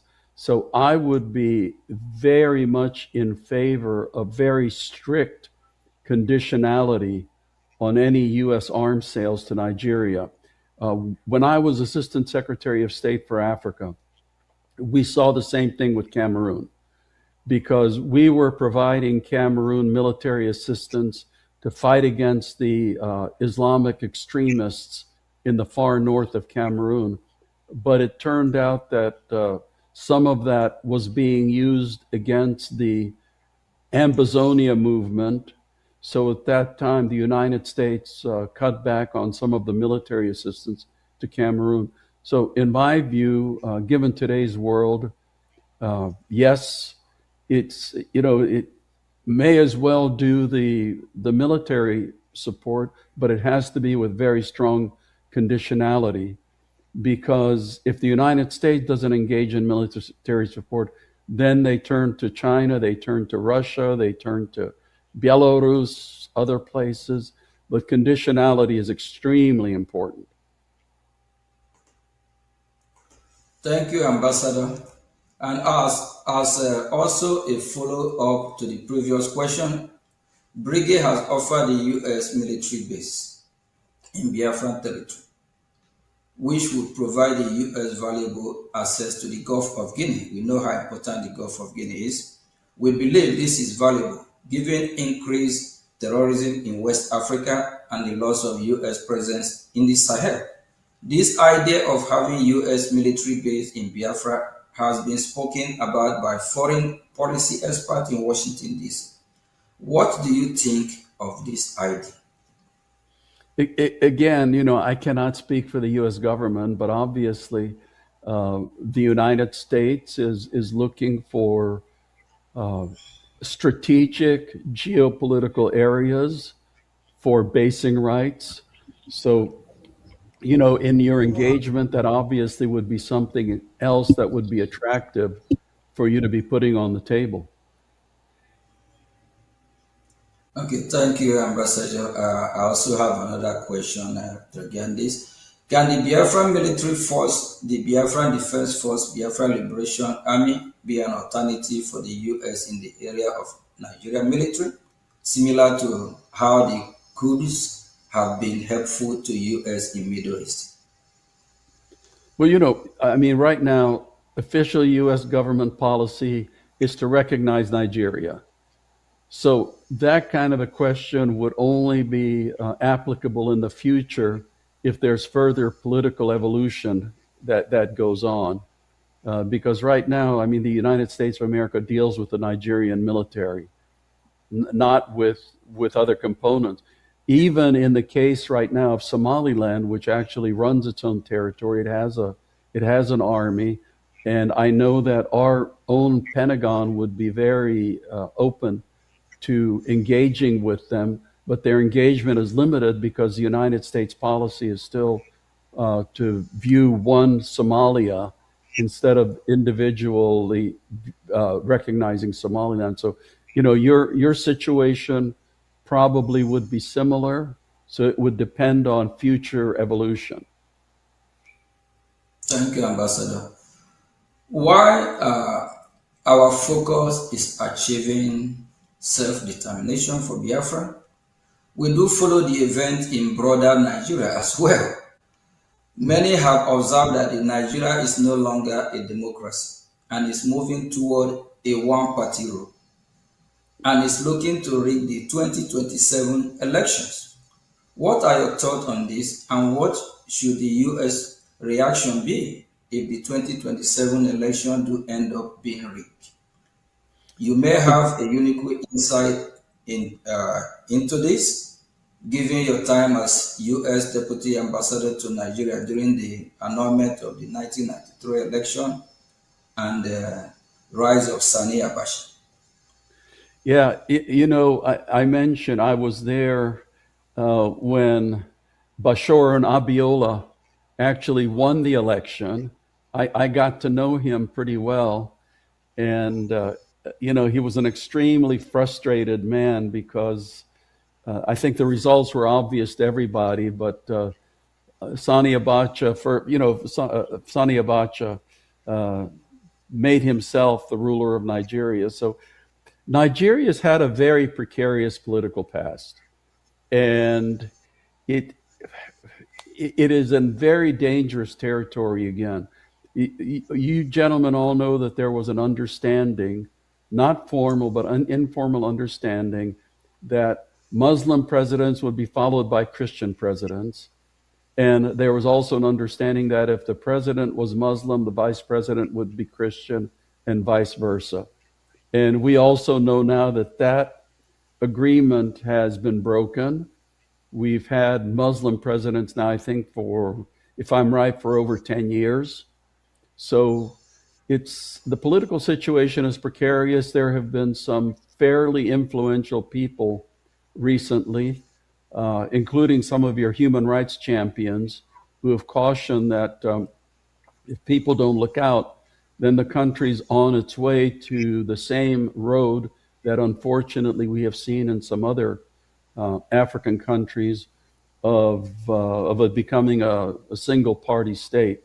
I think, when democracy was restored and Obasanjo became president, I think it was a very well-devised plan to make sure that there would be at least two, if not more, national political parties. And it would be tragic for the rest of Nigeria if that system was now overthrown.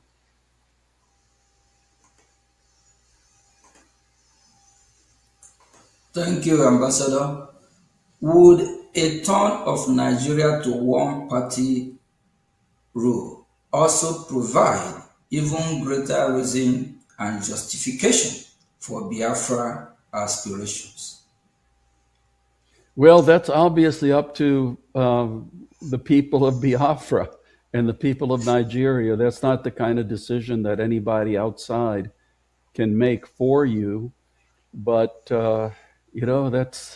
that's definitely something that I'm sure that your leaders would put into the equation, because I understand that the whole thrust for what you're wanting to achieve is coming because the people feel marginalized. They feel like second-class citizens.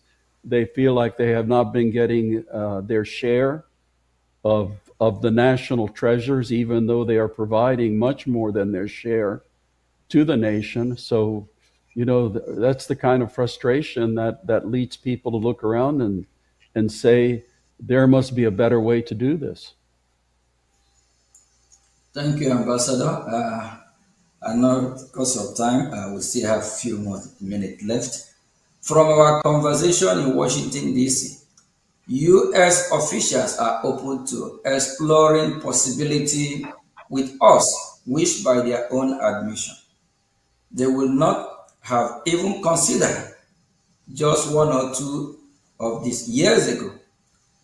We suspect that this is not only due to our education campaign, but also U.S. dissatisfaction with the Nigerian government.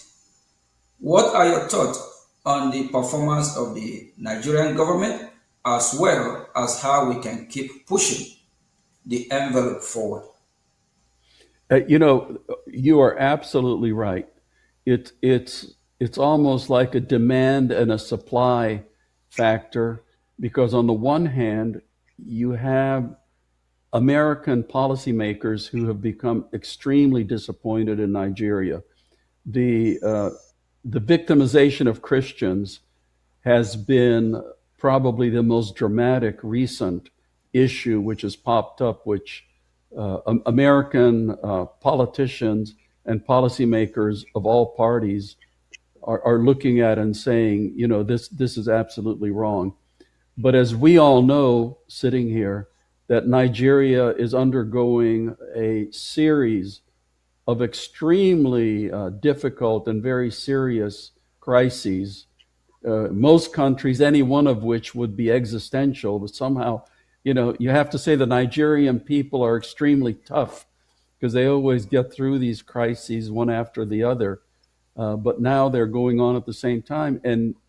And with all of the crises going on, with all of the disappointment in Nigeria, all of a sudden you have your group, which is stepping forward, which is educating people and informing people about this solution that might be right in front of their eyes if they were to follow it, or if they were to support it.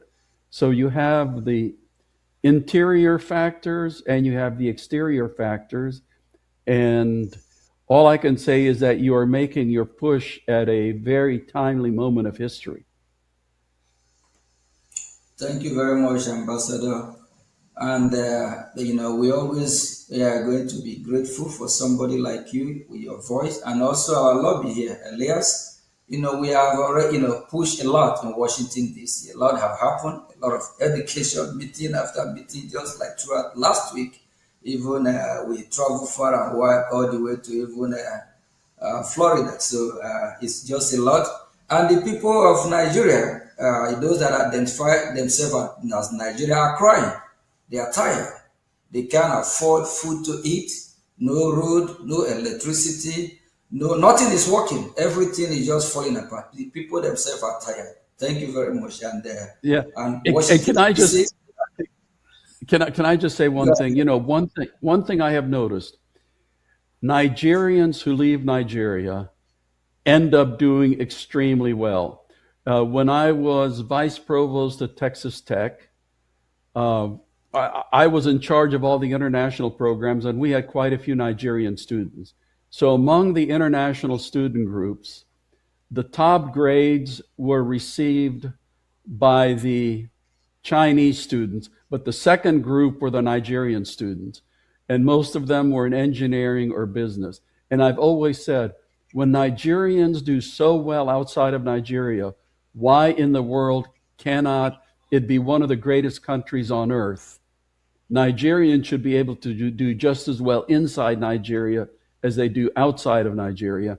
And unfortunately, what has been stopping them has been the government. Yeah, you're absolutely right on that. Just because of the foundation of Nigeria, is built on faulty foundation. The division is just too much. That brought me to a former president called Goodluck Jonathan. Goodluck Jonathan quote from former president before him, like Nnamdi Azikiwe, Tafawa Balewa, and other before him, that they said that Nigeria, that the British government is trying to make it work, but the people are not making it work because the people are different. So they always like if the Yoruba today happen to be the president, from the southeast Biafrans, they're not gonna like it. If the north happen to be the president, both the southwest, southeast, they have problem. Then if it just don't just work. So I think the best thing is us to go our separate way, and that's where it's heading to. Thank God that US is doing what they're supposed to do as leader of the free world now, and I'm so happy because going to Washington for the past 2 years, Elias have really taken me on the journey. We have had a lot of meet a lot of US. Actually, we have met with you, I believe, 3 or 4 times too. So, and what we hear coming from Washington, they are now beginning to shift, move from how they think about Nigeria before, because now they find out it's not going to work. Thank you very much, Ambassador. And just one thing I want to add, Prime Minister, too. I think another timely aspect, and Ambassador, you might find this interesting, is that unlike in the 1960s during the first Biafran civil war, when you had a strong sense of Nigerian nationalism, because so many communities throughout Nigeria had been marginalized, unlike in the 1960s, a lot of Nigerians outside of Biafra, people from other tribes and other regions of the country, are not opposed to what the Biafrans are doing because they themselves have been victims of either bad governance in Nigeria or have been victims of terrorism and these general plights. So if you in monitoring and speaking with non-Biafrans, the mindset of a lot of not the government but the Nigerian people is, okay, if the Biafrans want to go, let them go, because we're also suffering a lot of the same issues. So I think the good thing is I don't think we're going to have a repeat of the 67 to 70 war, because a lot of people throughout the country see the flaws in the system and now personally relate to many of the things that the Biafrans have gone through. Granted, the Nigerian government is, of course, vociferously opposed to the to what the Biafran aspirations are, but putting the government aside, I think in terms of the general population, even outside of Biafra, there's a lot of, if not sympathy, at least understanding. And I don't think the Nigerian government will even have the moral support to engage in heavily militarized conflict against the Biafrans. I think what they're doing against the Biafrans is already unpopular throughout the country. Even many non-Biafrans have criticized the Nigerian government for their heavy-handedness in dealing with the Biafrans. And I think from a population perspective, I think many things are moving our way. Of course, the Nigerian government has its vested interests, and they'll be much more aggressive towards the Biafrans for the foreseeable future. So I just want to add that perspective as well. Thank you very much, Elias. And Ambassador, I know we have thrown a lot of questions on you. You just have a few more to go. And it actually shocked me, and I believe it shocked other people when they see this, find out that the same people that have been massacred today, like the Middle Belt, both the minority in the North, these are the same people that fought against Biafra, killed Biafrans in millions. And these are the same people that Years ago, all of them be campaigning one Nigeria to save Nigeria. The same Nigeria they try to save is killing them. So they themselves, I believe, they want to leave, they want to exit Nigeria. They are getting tired. We need to save the life of the middle belt, minority in the north, even the Muslim moderate, whether Muslim moderate or whatever, no one deserves to die. So, each region just have to go their separate way. I believe even the north will live better on their own, the southwest will be better on their own, the north, southeast, which is Biafra, will be better on our own, and the middle belt, and they are good in agriculture, did not have a gold. There's gold in Zamfara, so the southwest have minerals, and they also have a potential of surviving as a country of their own. We Biafrans also, we also survive on our own, of which if they don't, we will help them. Thank you very much, Ambassador. Ambassador, we have just 2 more questions for you. What are your thoughts on how Biafrans should frame the Biafran struggle to the U.S. government and to international audience who may be unfamiliar with the conflict?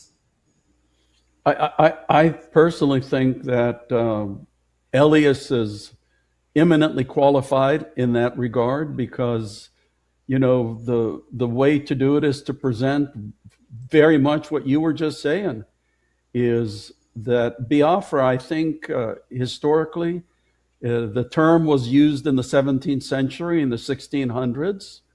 So there is a distinct history, there is a distinct people, there is a close historical record.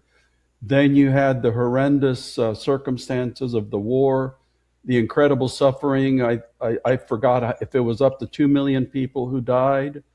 Now you're a region of anywhere from, I don't think there's been a census, but I know estimates go from 50 million to 70 million people in the region, very heavily Christianized. The last thing Biafra would want is to have any part of Sharia law, which exists, I think, now in 19 northern states of Nigeria. So it's almost like, I've heard Elias, it was, I think, Michael Rubin, who referred to a second wave of decolonization, that the first wave of decolonization in Africa was against the European powers that had colonized it. Now, colonialism is not necessarily by somebody who's a different race, because being Hungarian, we were colonized by Austrians and Russians along with the Turks. So it can be that, in today's Africa, that some people see themselves being colonized by a fellow African ethnic group, and those forces are steering very quickly. So, information, education, the truth about what's going on, the truth that has gone on, and the kind of future that you want. I have never, said it has to be independence. My own campaign has always been for justice and equality and fairness for all of the people, and that's what I absolutely believe in, and that's the points that you should be making. Thank you very much. Thank you Very much, Ambassador. And that justice, that's where we are. Because when you mention of Sharia law, we are Christians, 100% Christians. From we Biafrans, that's who we are as Christians.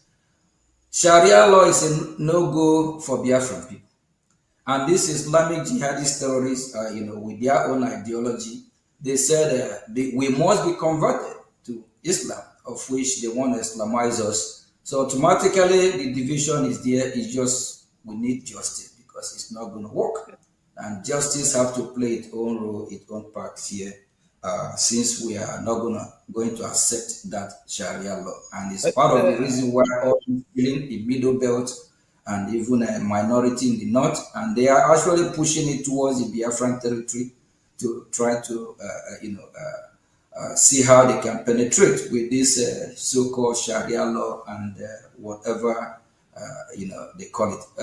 Elias, I just want to quickly, I just want to quickly add to this. This is not an overblown concern. This is a very legitimate concern. Senator Ted Cruz, for example, has introduced legislation addressing this issue of the spread of Sharia law in Nigeria. It's throughout the North, but what people are less aware of is that the radical Islamic politicians in Nigeria are trying to bring it into the Middle Belt and even into the South. So, for example, in some parts of the Southwest, what we call the Yoruba traditional territory, they're now discussing in some states the introduction of Sharia law, which is very, it's not native at all because, Ambassador, as you know, the Yorubas, they're a mixture of Christian and Muslim. They tend to be very moderate. Sharia law is really not indigenous to those people at all. And even with the Biafrans, Sharia law has not yet been introduced, but now the Nigerian government, for example, we've noticed propaganda recently talking about this concept of Igbo Muslims, which is very strange. And we see this as the beginning of what they're already trying to do in the Southwest, of trying to now push Sharia law into the Southwest. So they're slowly bringing Sharia from the North into the Middle Belt and even in the South now, or parts of the South. And if they continue to do that, I do think there's going to be significant unrest in Nigeria, not just in Biafra, but throughout other parts of Nigeria, if they try to impose Sharia on Christian or moderate Muslim populations. Yeah. And I think this is something the U.S. government has to be engaged on. Yeah, because people should remember that the reason South Sudan split off from Sudan was the whole issue of Sharia law, because the South Sudanese were Christians or animists. Like me, they like drinking their beer. And when the extremists tried to implement Sharia law, that really added to the desire for separation and freedom. Thank you very much, Ambassador. Before I find a question, let me add something there. Let me add something, please. Ambassador, do you think with the Nigerian Constitution of 1999 having the Sharia law, since then down to this time, with the numbers of massacre of babies, women, and children that have gone so up to this very point, which also necessitated Senator Ted Cruz Accountability Act legislation invoked, we've seen like 5,191 in 2021. We've seen like 5,061 in 2022. We've seen 8,222 in 2023. We've seen 6,500 in 2024. 2025 has 7,500 Christians massacred. Looking at the future or in the next 2-3 years, do you think Christians have a hope or they will still be alive in Nigeria with the Sharia law? Absolutely. No, Christians absolutely have a hope because they have to stand up and against this kind of what I call religious intolerance. If you remember when Sharia law was introduced in the northern states, the deal was that it would not apply to Christians. So when Ramadan came along, Christians were supposed to be able to continue their meals. Christians were supposed to be able to continue buying traditional beer and things like that, but that's not how it turned out.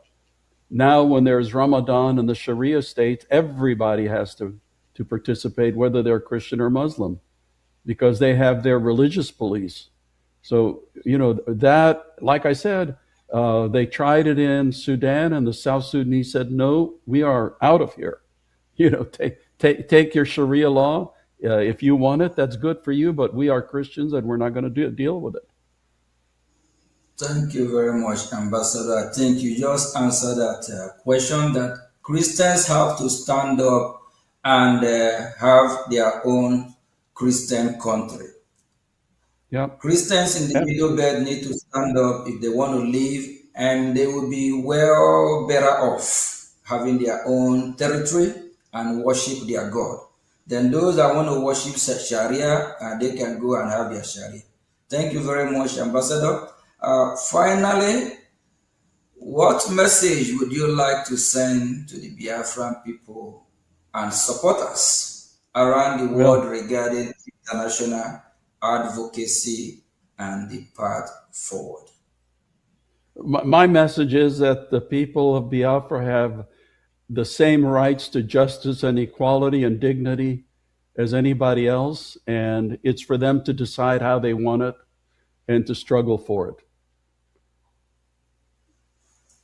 Thank you very much. Thank you, Ambassador. Thank you for being part of this program today. And I know that Biafrans and the lovers of freedom around the world will be very happy to see you on VOB, Voice of Biafra.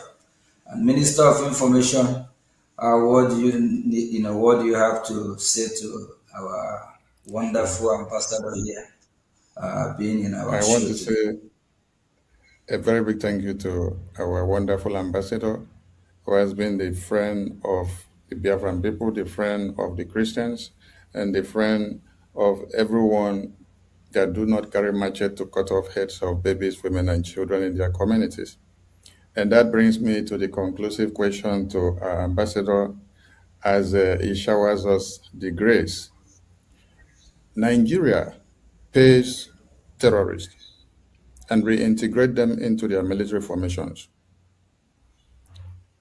Some people may be asking, if Nigeria wants to emulate America, where are they copying this kind of habit from? Is it okay for Nigerian government to pay terrorists and reintegrate them into the military formations? When I went through some documentaries the last time, they said they are trying to use the terrorists by reintegrating them into their military formations to go after another terrorist. And these are the same terrorists that ruined their plan before they go out to attack the other terrorists. What do you have to say about this? Because I would have loved to hear if America is reintegrating the ISIS or the Al-Qaeda into the U.S. Department of War. Thank you, sir. So do you turn the hyena into a guinea fowl by bringing the hyena into the guinea fowl house? I don't think so. Ambassador, what is that not the same playbook of Afghanistan by Taliban, right? Yeah, no. Anyway, listen, thanks so much for having me, and God bless you, and God bless your struggle. Thank you very much. Thank you. Thank you. Thank you. Bye-bye. Thank you very much for having you. Thank you. Thank you. Okay, Biafrans.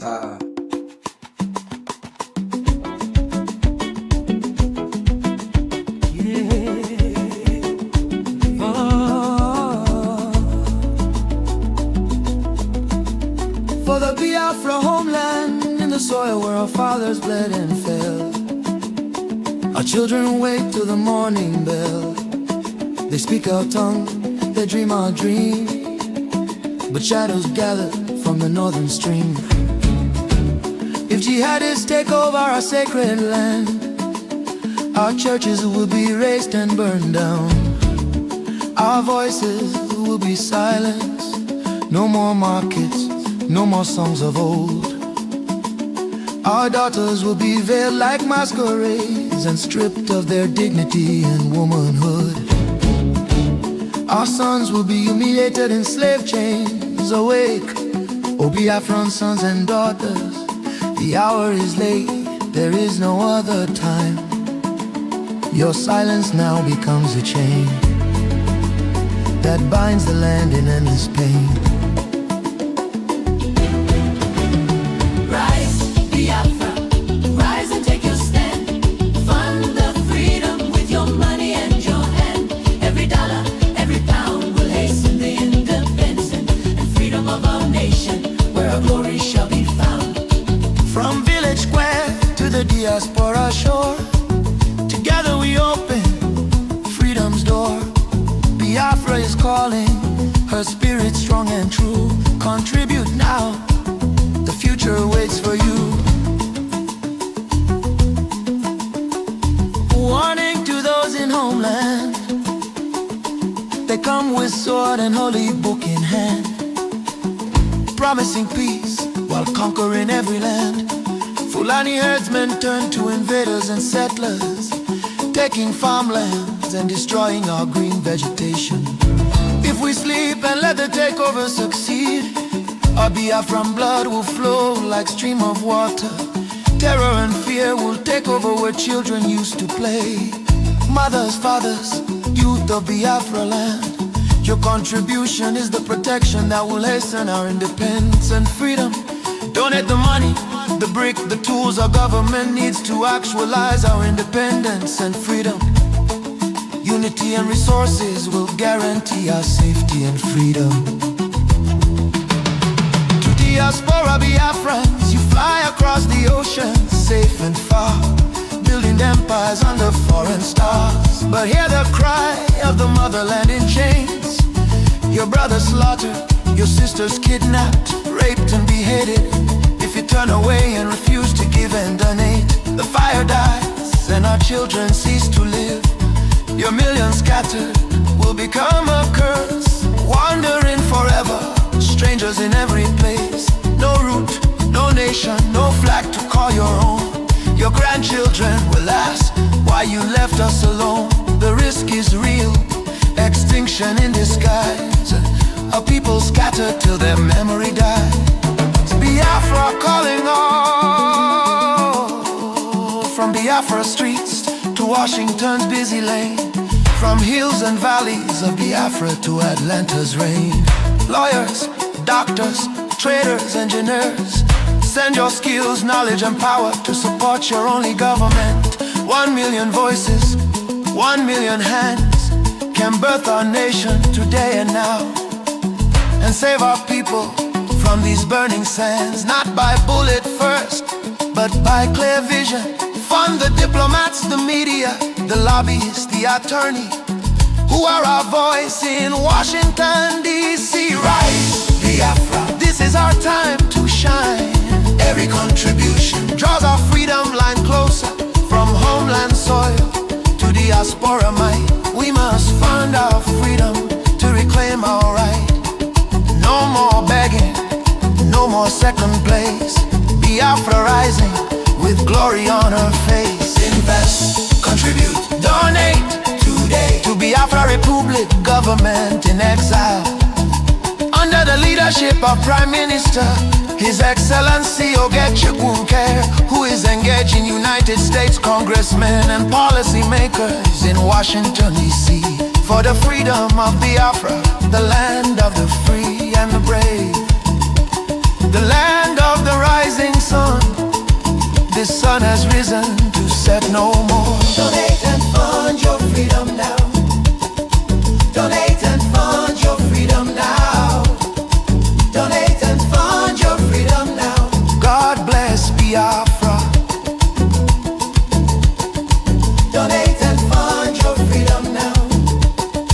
Donate and fund your freedom now. Donate and fund your freedom now. God bless Biafra.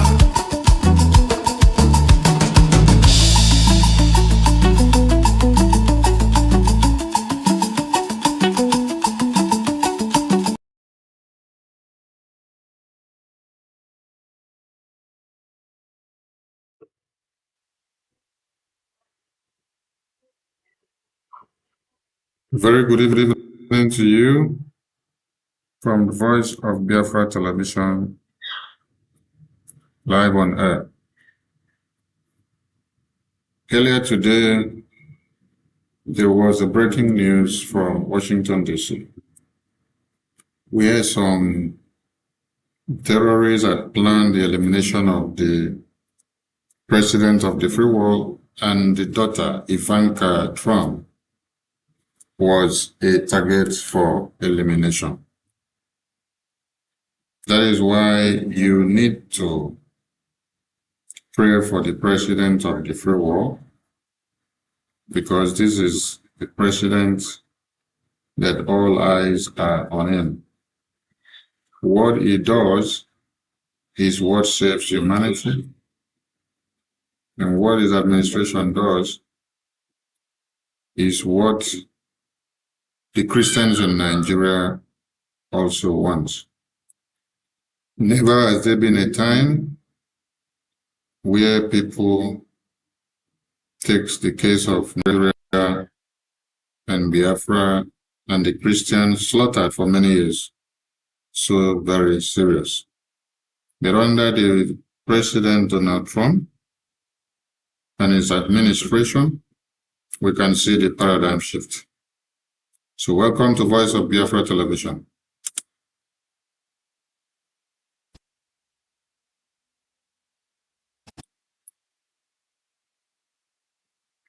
It's good to have you on the show. It is Sunday night.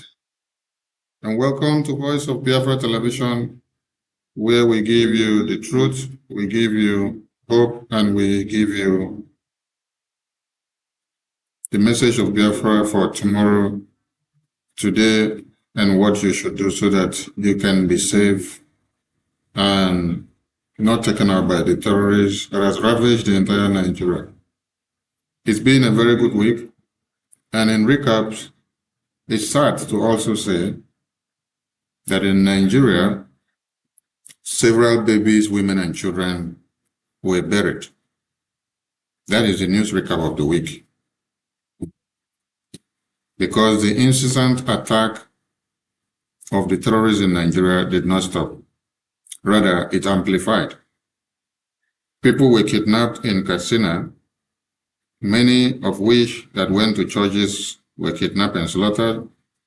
Many of which that also went for marriage ceremony were kidnapped and slaughtered. Many of which that went for different kinds of occasions and events were kidnapped and also slaughtered. And on top of all this, the Nigerian politicians are very okay with their settings of the day. They are planning of how they will become the winners of the 2027 elections. And don't be shocked when you see that the election primaries are ongoing in full force. This is Voice of Biafra. And joining you from Washington, D.C. was a news correspondent that was updating the entire world about what was happening in America. We wonder why they want to eliminate the President Trump and everyone doing well in his administration.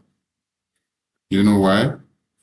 Because he is the end to the terrorist regime. This is Voice of Biafra Television and it is Sunday night. The line is open to anyone that wants to call in. Our calls comes in on WhatsApp, and for those that have other measures of calling in through Telegram, it is permissible, so you can call in. Welcome to Voice of Biafra, and we delve into the issue of the day.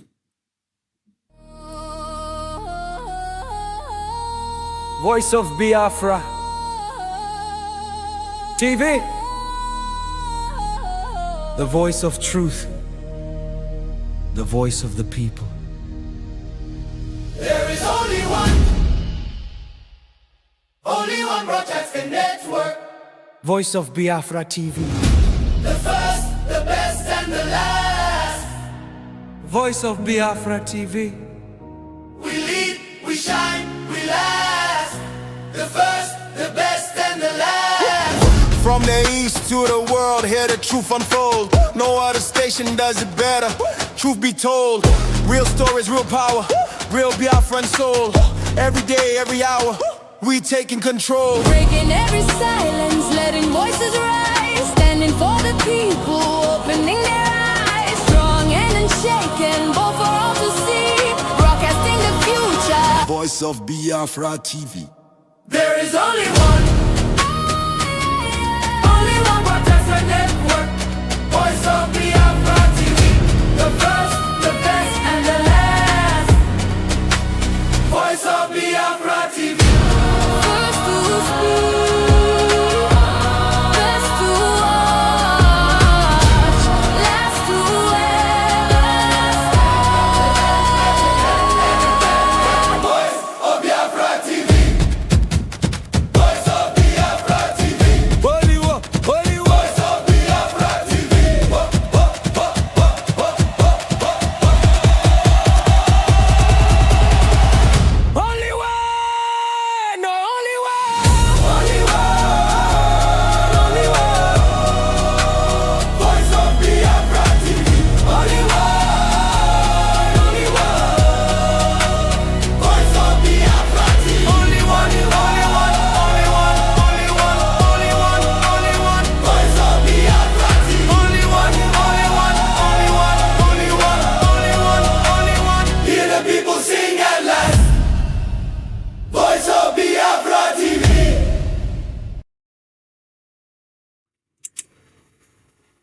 welcome back to Voice of Biafra TV. And let's check the news in recap. Now, people that went to prayer were slaughtered in the prayer ground, while 15 more were kidnapped. This is to add, to remind everyone that the people that were kidnapped 2 months ago, that they are all there and they have not been released yet.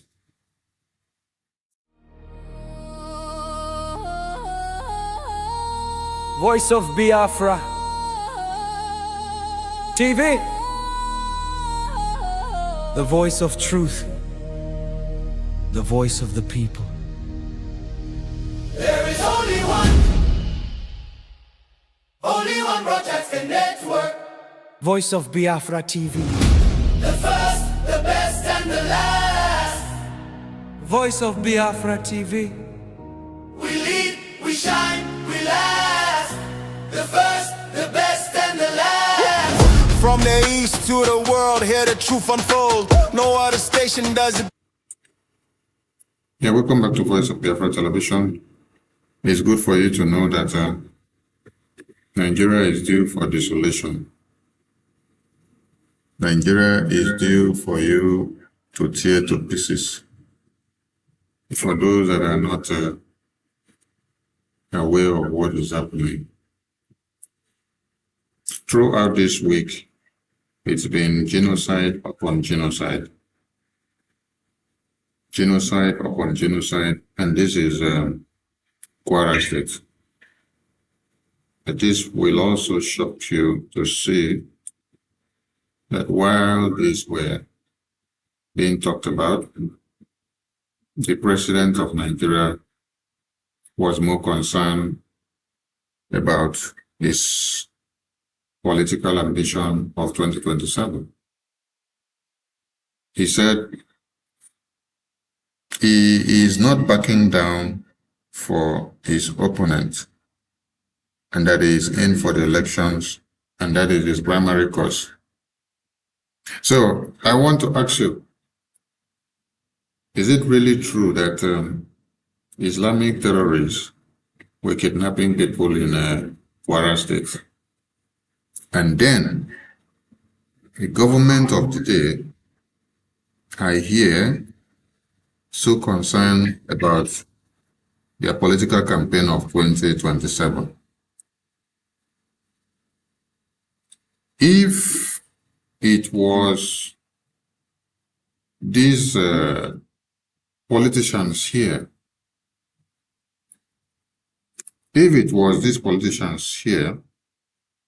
that were kidnapped by the terrorists, or their children or their babies, women and children were kidnapped by the terrorists, I don't know if they will still be here having these political discussions and political campaign.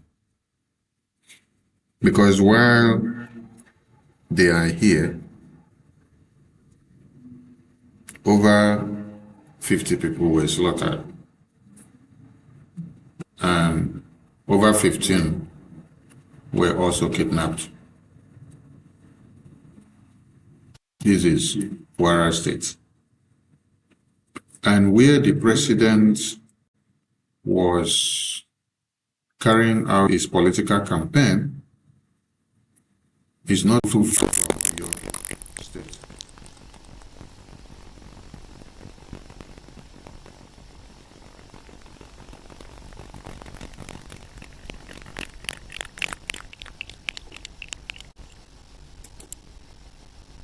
Real stories, real power, real Biafran soul.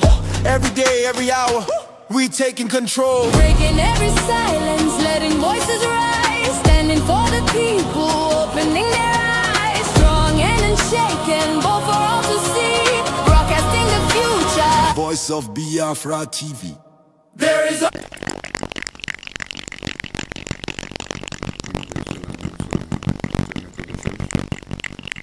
only one broadcasting network. Voice of Biafra.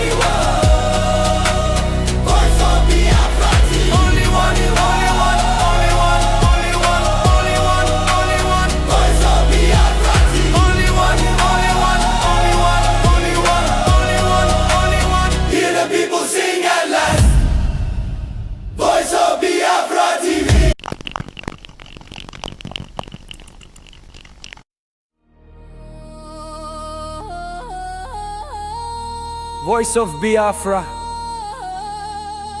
TV, the voice of truth, the voice of the people.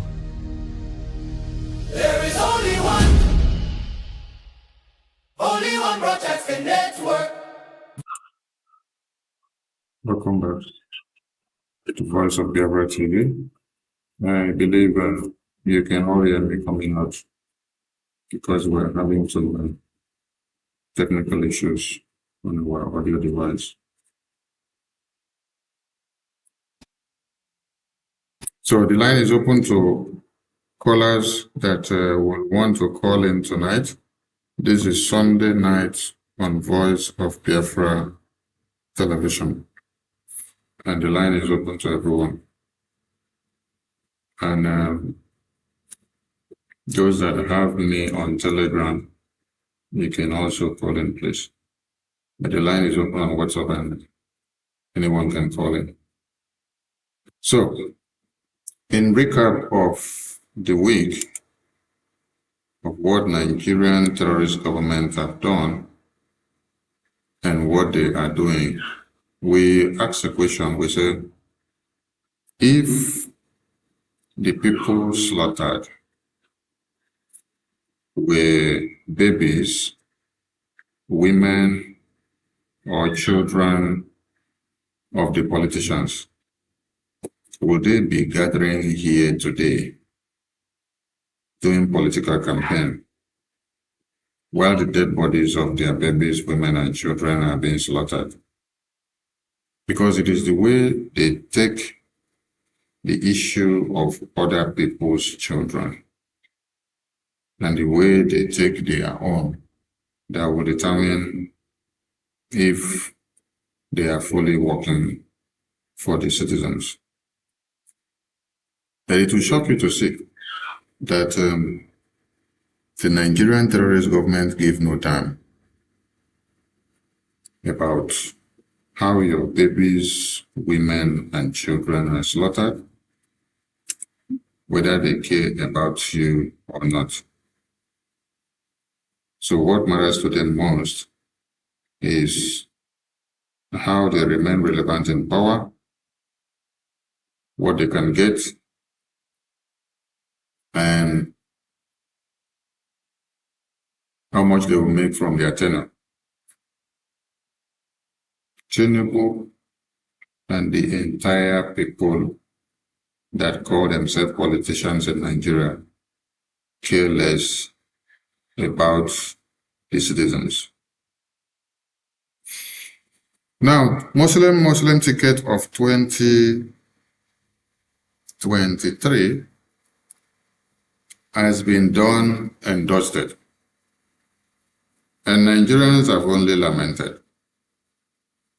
They haven't been able to do anything or to change anything. So my question is, are you all going to lament like this in the next 4 years of Tinubu administration, or Tinubu taking over Nigeria and handing it over to the Boko Haram terrorists?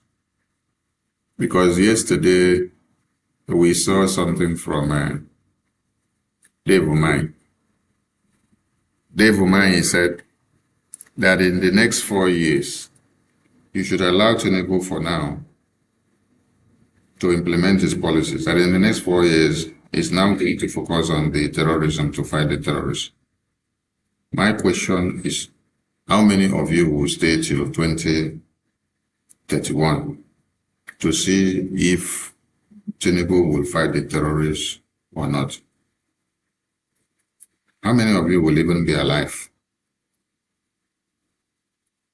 to see the next 6 months when the terrorists are rampaging everywhere and taking charge of entire Nigeria?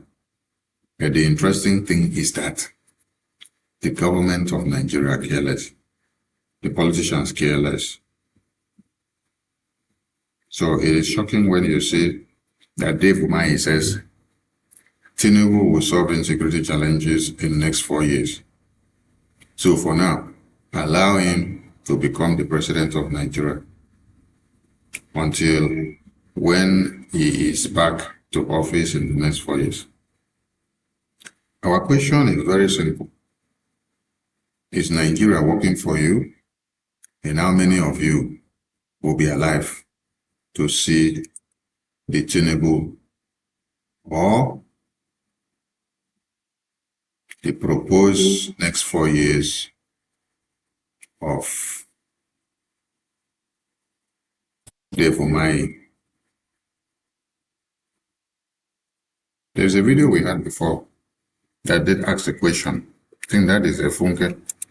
Let's see if we can bring her to the screen again, where she asked it, is Nigeria working for you?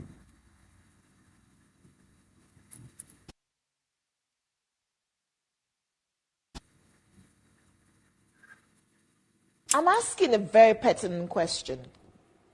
Is Nigeria working for you?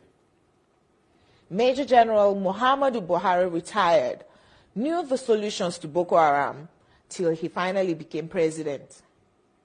He asked ex-President Jonathan to resign because of insecurity. He cried empathetically. He promised to end Boko Haram in 3 months. But now, he's telling us he's done his best to arm the military. Why isn't he resigning? Governor Fashola knew the solutions to providing stable power supply till he became Minister of Power, and darkness pervaded the land. After trying hard and giving excuses like he only plays a supervisory role, the ministry was assigned to someone else. Power grid, still they collapse. The NSAS protests were tagged insurrection. In fact, Nigerians have every reason to ask themselves many questions. Because this lady here started by reminding you of Buhari promises. And then she went into the Minister of Power. And then Buhari has done, I think Buhari seems to be the most serving president in Nigeria. Yeah. Every other president have served on a short term, but when you calculate Buhari's tenure in Nigeria as a president, Buhari has served more than every other president in Nigeria. Starting from the 1977 era to 78 and coming down to this time of 90-something, 2000 and something, coming down to 20-something and to this time. So Buhari has actually served and been the most longing president of Nigeria. But this is a man that was not ready to end the terrorism. So the question is very, very important. Let's take it again. I'm asking a very pertinent question. Is Nigeria working for you? Major General Muhammadu Buhari retired, knew the solutions to Boko Haram. Buhari knew the solutions to Boko Haram. Buhari knew the solutions to Boko Haram. Buhari knew the solutions to Boko Haram. So if Buhari knew the solutions to Boko Haram, but he refused the solutions to be implemented, what does that tell you? And they went on and on to draft out contracts to Boko Haram terrorists, because almost all Boko Haram terrorists were given contracts. You remember when there were videos that were flying from Roots TV that said Nigerian terrorist government pays the Boko Haram 100 billion naira contract. I think we need that video to play so that we remind people something. 100 billion. The terrorists were asking for 200. The Nigerian government later negotiated to, I think, we said 150. And the later beat, no, the later beat the price down till we later hit 100. We'll look for that video and bring it to the screen so that people can hear and understand what is happening. So, if Buhari knew the solution to Boko Haram terrorists, but Buhari refused. But what they were doing was to create a contract and give it to the Boko Haram terrorists. They started expanding the territories of the terrorists. The Emirates started expanding and going far and wide.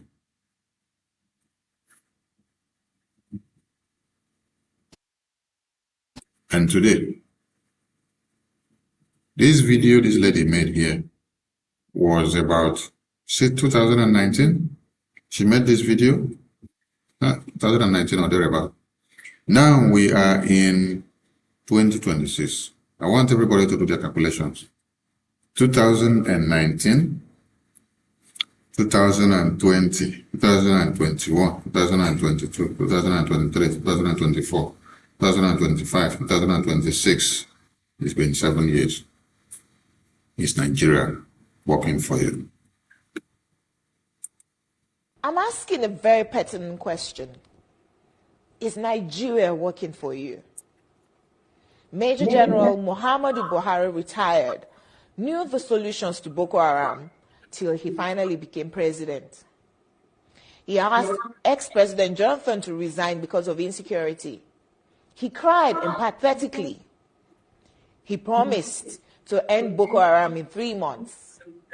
But now, he's telling us he's done his best to arm the military. Why isn't he resigning?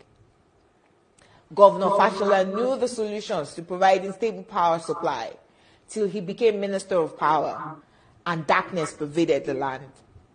After trying hard and giving excuses like he only plays a supervisory role, the ministry was assigned to someone else. Power grid, still they collapse. The NSAS protests were tagged insurrection. In fact, someone said Aisha Yusufu ought to be in jail for instigating violence. Then farmers were beheaded in Borno. Same person asked Aisha Yusufu to lead a protest. Aren't these people supposed to forbid hypocrisy? Is Nigeria working for any Nigerian today? From leaders hoarding food for the poor, receiving kickbacks from government contracts, to farmers needing permission to go to their farms. Is Nigeria working for you? Why is Zamfara's gold for Zamfara and Niger Delta oil for Nigeria? Why is Hisba destroying alcohol, but their state governments receive federal allocation from monies received via taxation, including tax on alcoholic beverages? Why are some federal roads abandoned to bandits and kidnappers? Who is in charge of Nigeria's security? The president is talking tough this time. Most times, he's as shocked by the rest of us by the absence of good governance under him. Regardless of his campaign promises and the manifesto of his political party, Nigeria has rolled back in terms of development. From Naira continually losing its value to a recently launched locomotive trains breaking down in the middle of nowhere. Nigeria has to be working for some people, though. The government can do no wrong. To this set of people, their money isn't being stolen, even if the money is being borrowed, leaving debts for their own children to pay in future.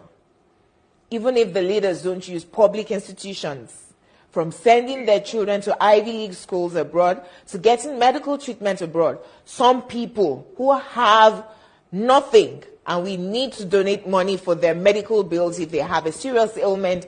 Continue to hail the obvious lack of good governance till Nigeria happens to them. Then they get a little pissed. May Nigeria never happen to you. Say amen. We deserve better than the political class who go home with millions monthly to represent people who can't even afford to feed themselves. I am Olajumoke Alaode James. Nigeria is not working for me. Is Nigeria working for you?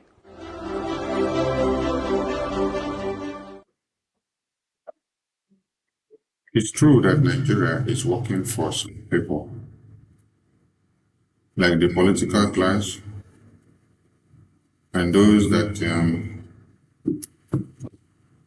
their parents are into politics and embezzling Nigeria money, taxpayers' money, and putting it in their purse as part of the ways of preparing funds for them ahead of their retirement. But those that bear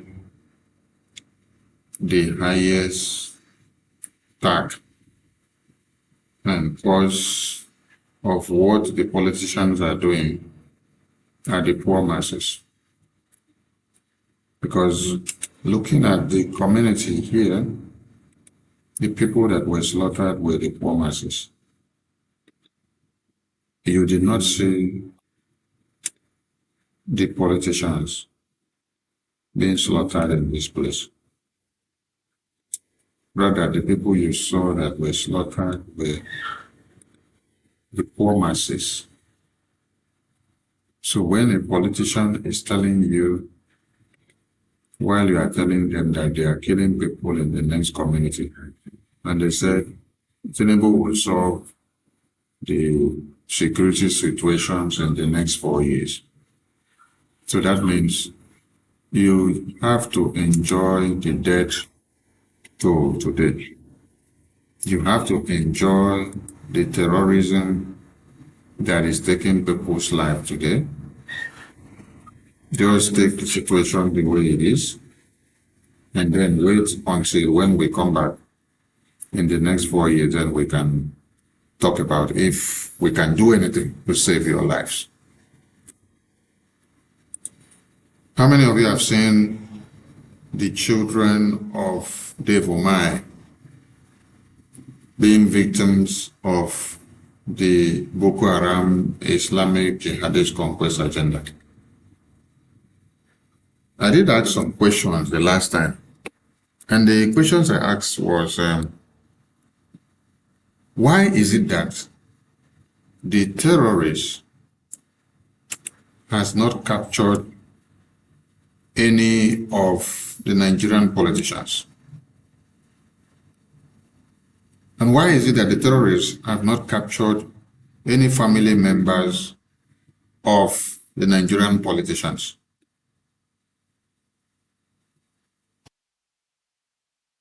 Why is it only the poor masses?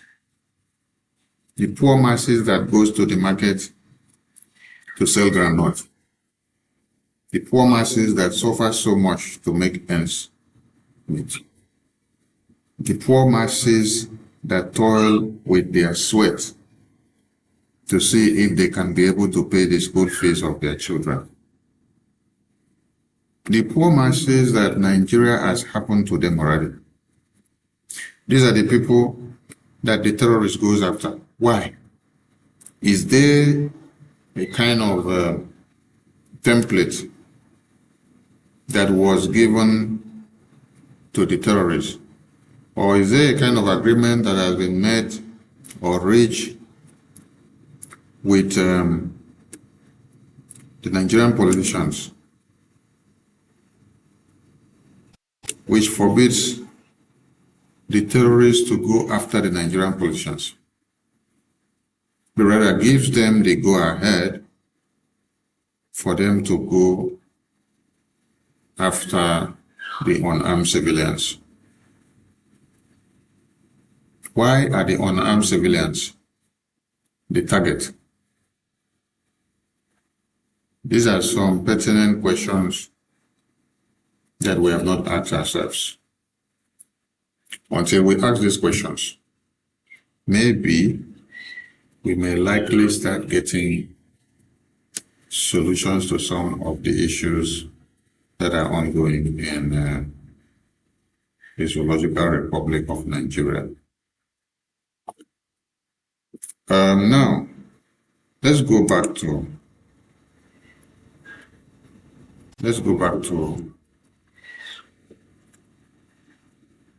US Washington D.C. We have some important questions to ask. And then we are asking why every terrorist, their prime target is to eliminate President Trump and family. For those of you that may be calling into the program today, please, when you call into the program, we want you to center your energy also on America. Because the terrorists mapped out the daughter of the US president for elimination. Why? Because the president and his entire cabinet are speaking for all of you. Because they have happened to be the only government and the only time where the world sponsor of terrorism and jihad has been picked. It is during this time that the terrorists in Iran gets to understand and know that their cup is full. Their brother terrorists and recruits in Nigeria are feeling the heat as well. They have collected many bombs from the US Department of War. They collected some in December 2025, and they collected some again in this May 2026, and they are still collecting more.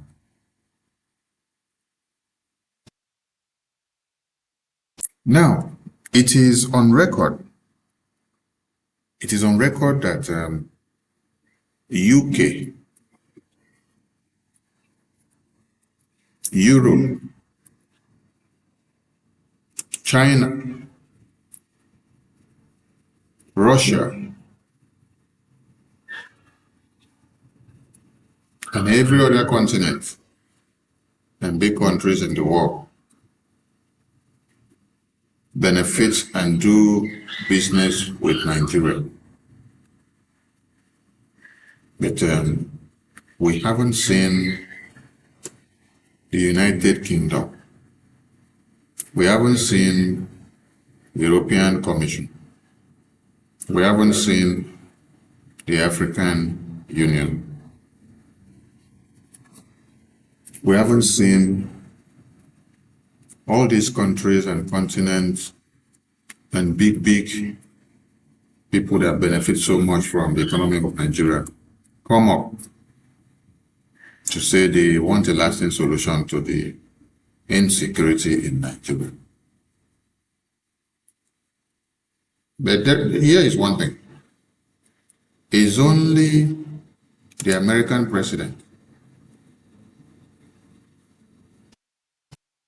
It's only the American president. And it's only America that are actually taking the issue of Nigeria serious the way it is.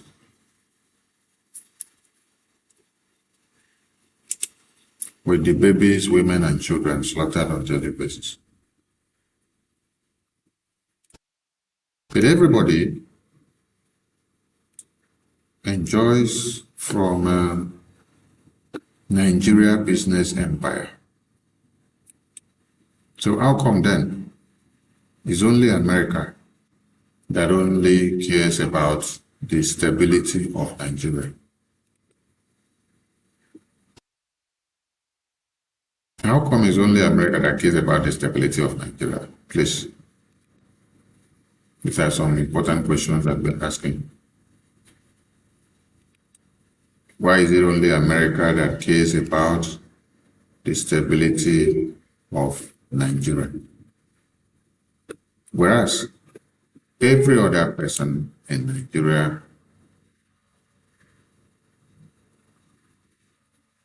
every other person in the world benefits from Nigeria existence.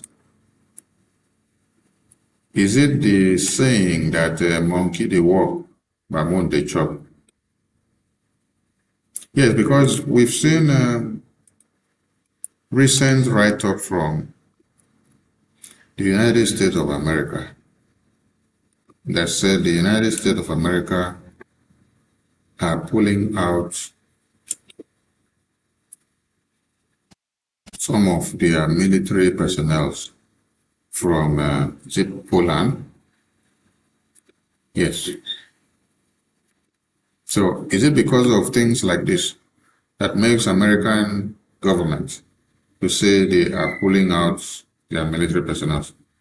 Because we can't see that everybody sees the problem, and the problem is the Islamic jihadist terrorists. And then getting to the solution, everybody now draws back. Nobody wants to take the responsibility or to take the decisive position for us to eliminate the terrorists. It's only one country that is concerned about the solution, while the rest of the people are concerned only about what they will gain from the situation in Nigeria.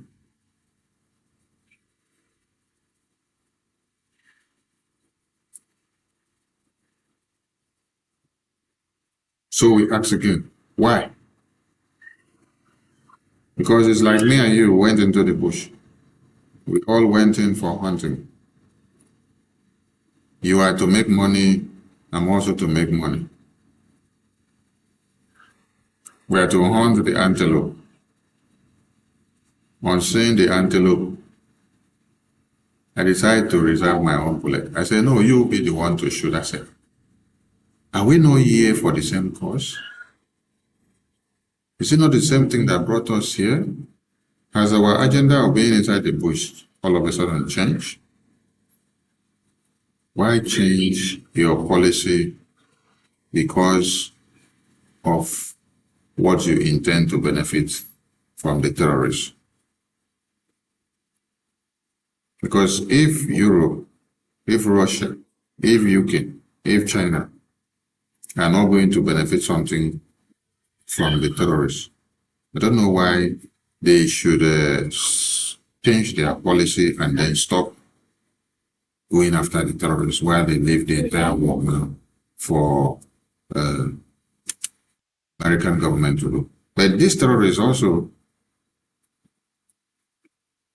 is killing the people from where they are making the money. And if the terrorist finally destroys every situation, then everybody will be at danger. The first, the best, and the last. Voice of Biafra TV. We lead, we shine, we last. The first, the best, and the last. From the east to the world, hear the truth unfold. No other station does it better. Truth be told, real stories, real power, real Biafran soul. Every day, every hour, we taking control. Breaking every silence, letting voices rise. Standing for the people, opening their eyes. Strong and unshaken, both for all to see. Broadcasting the future. Voice of Biafra TV. There is only one protester network. Voice of Biafra TV, the first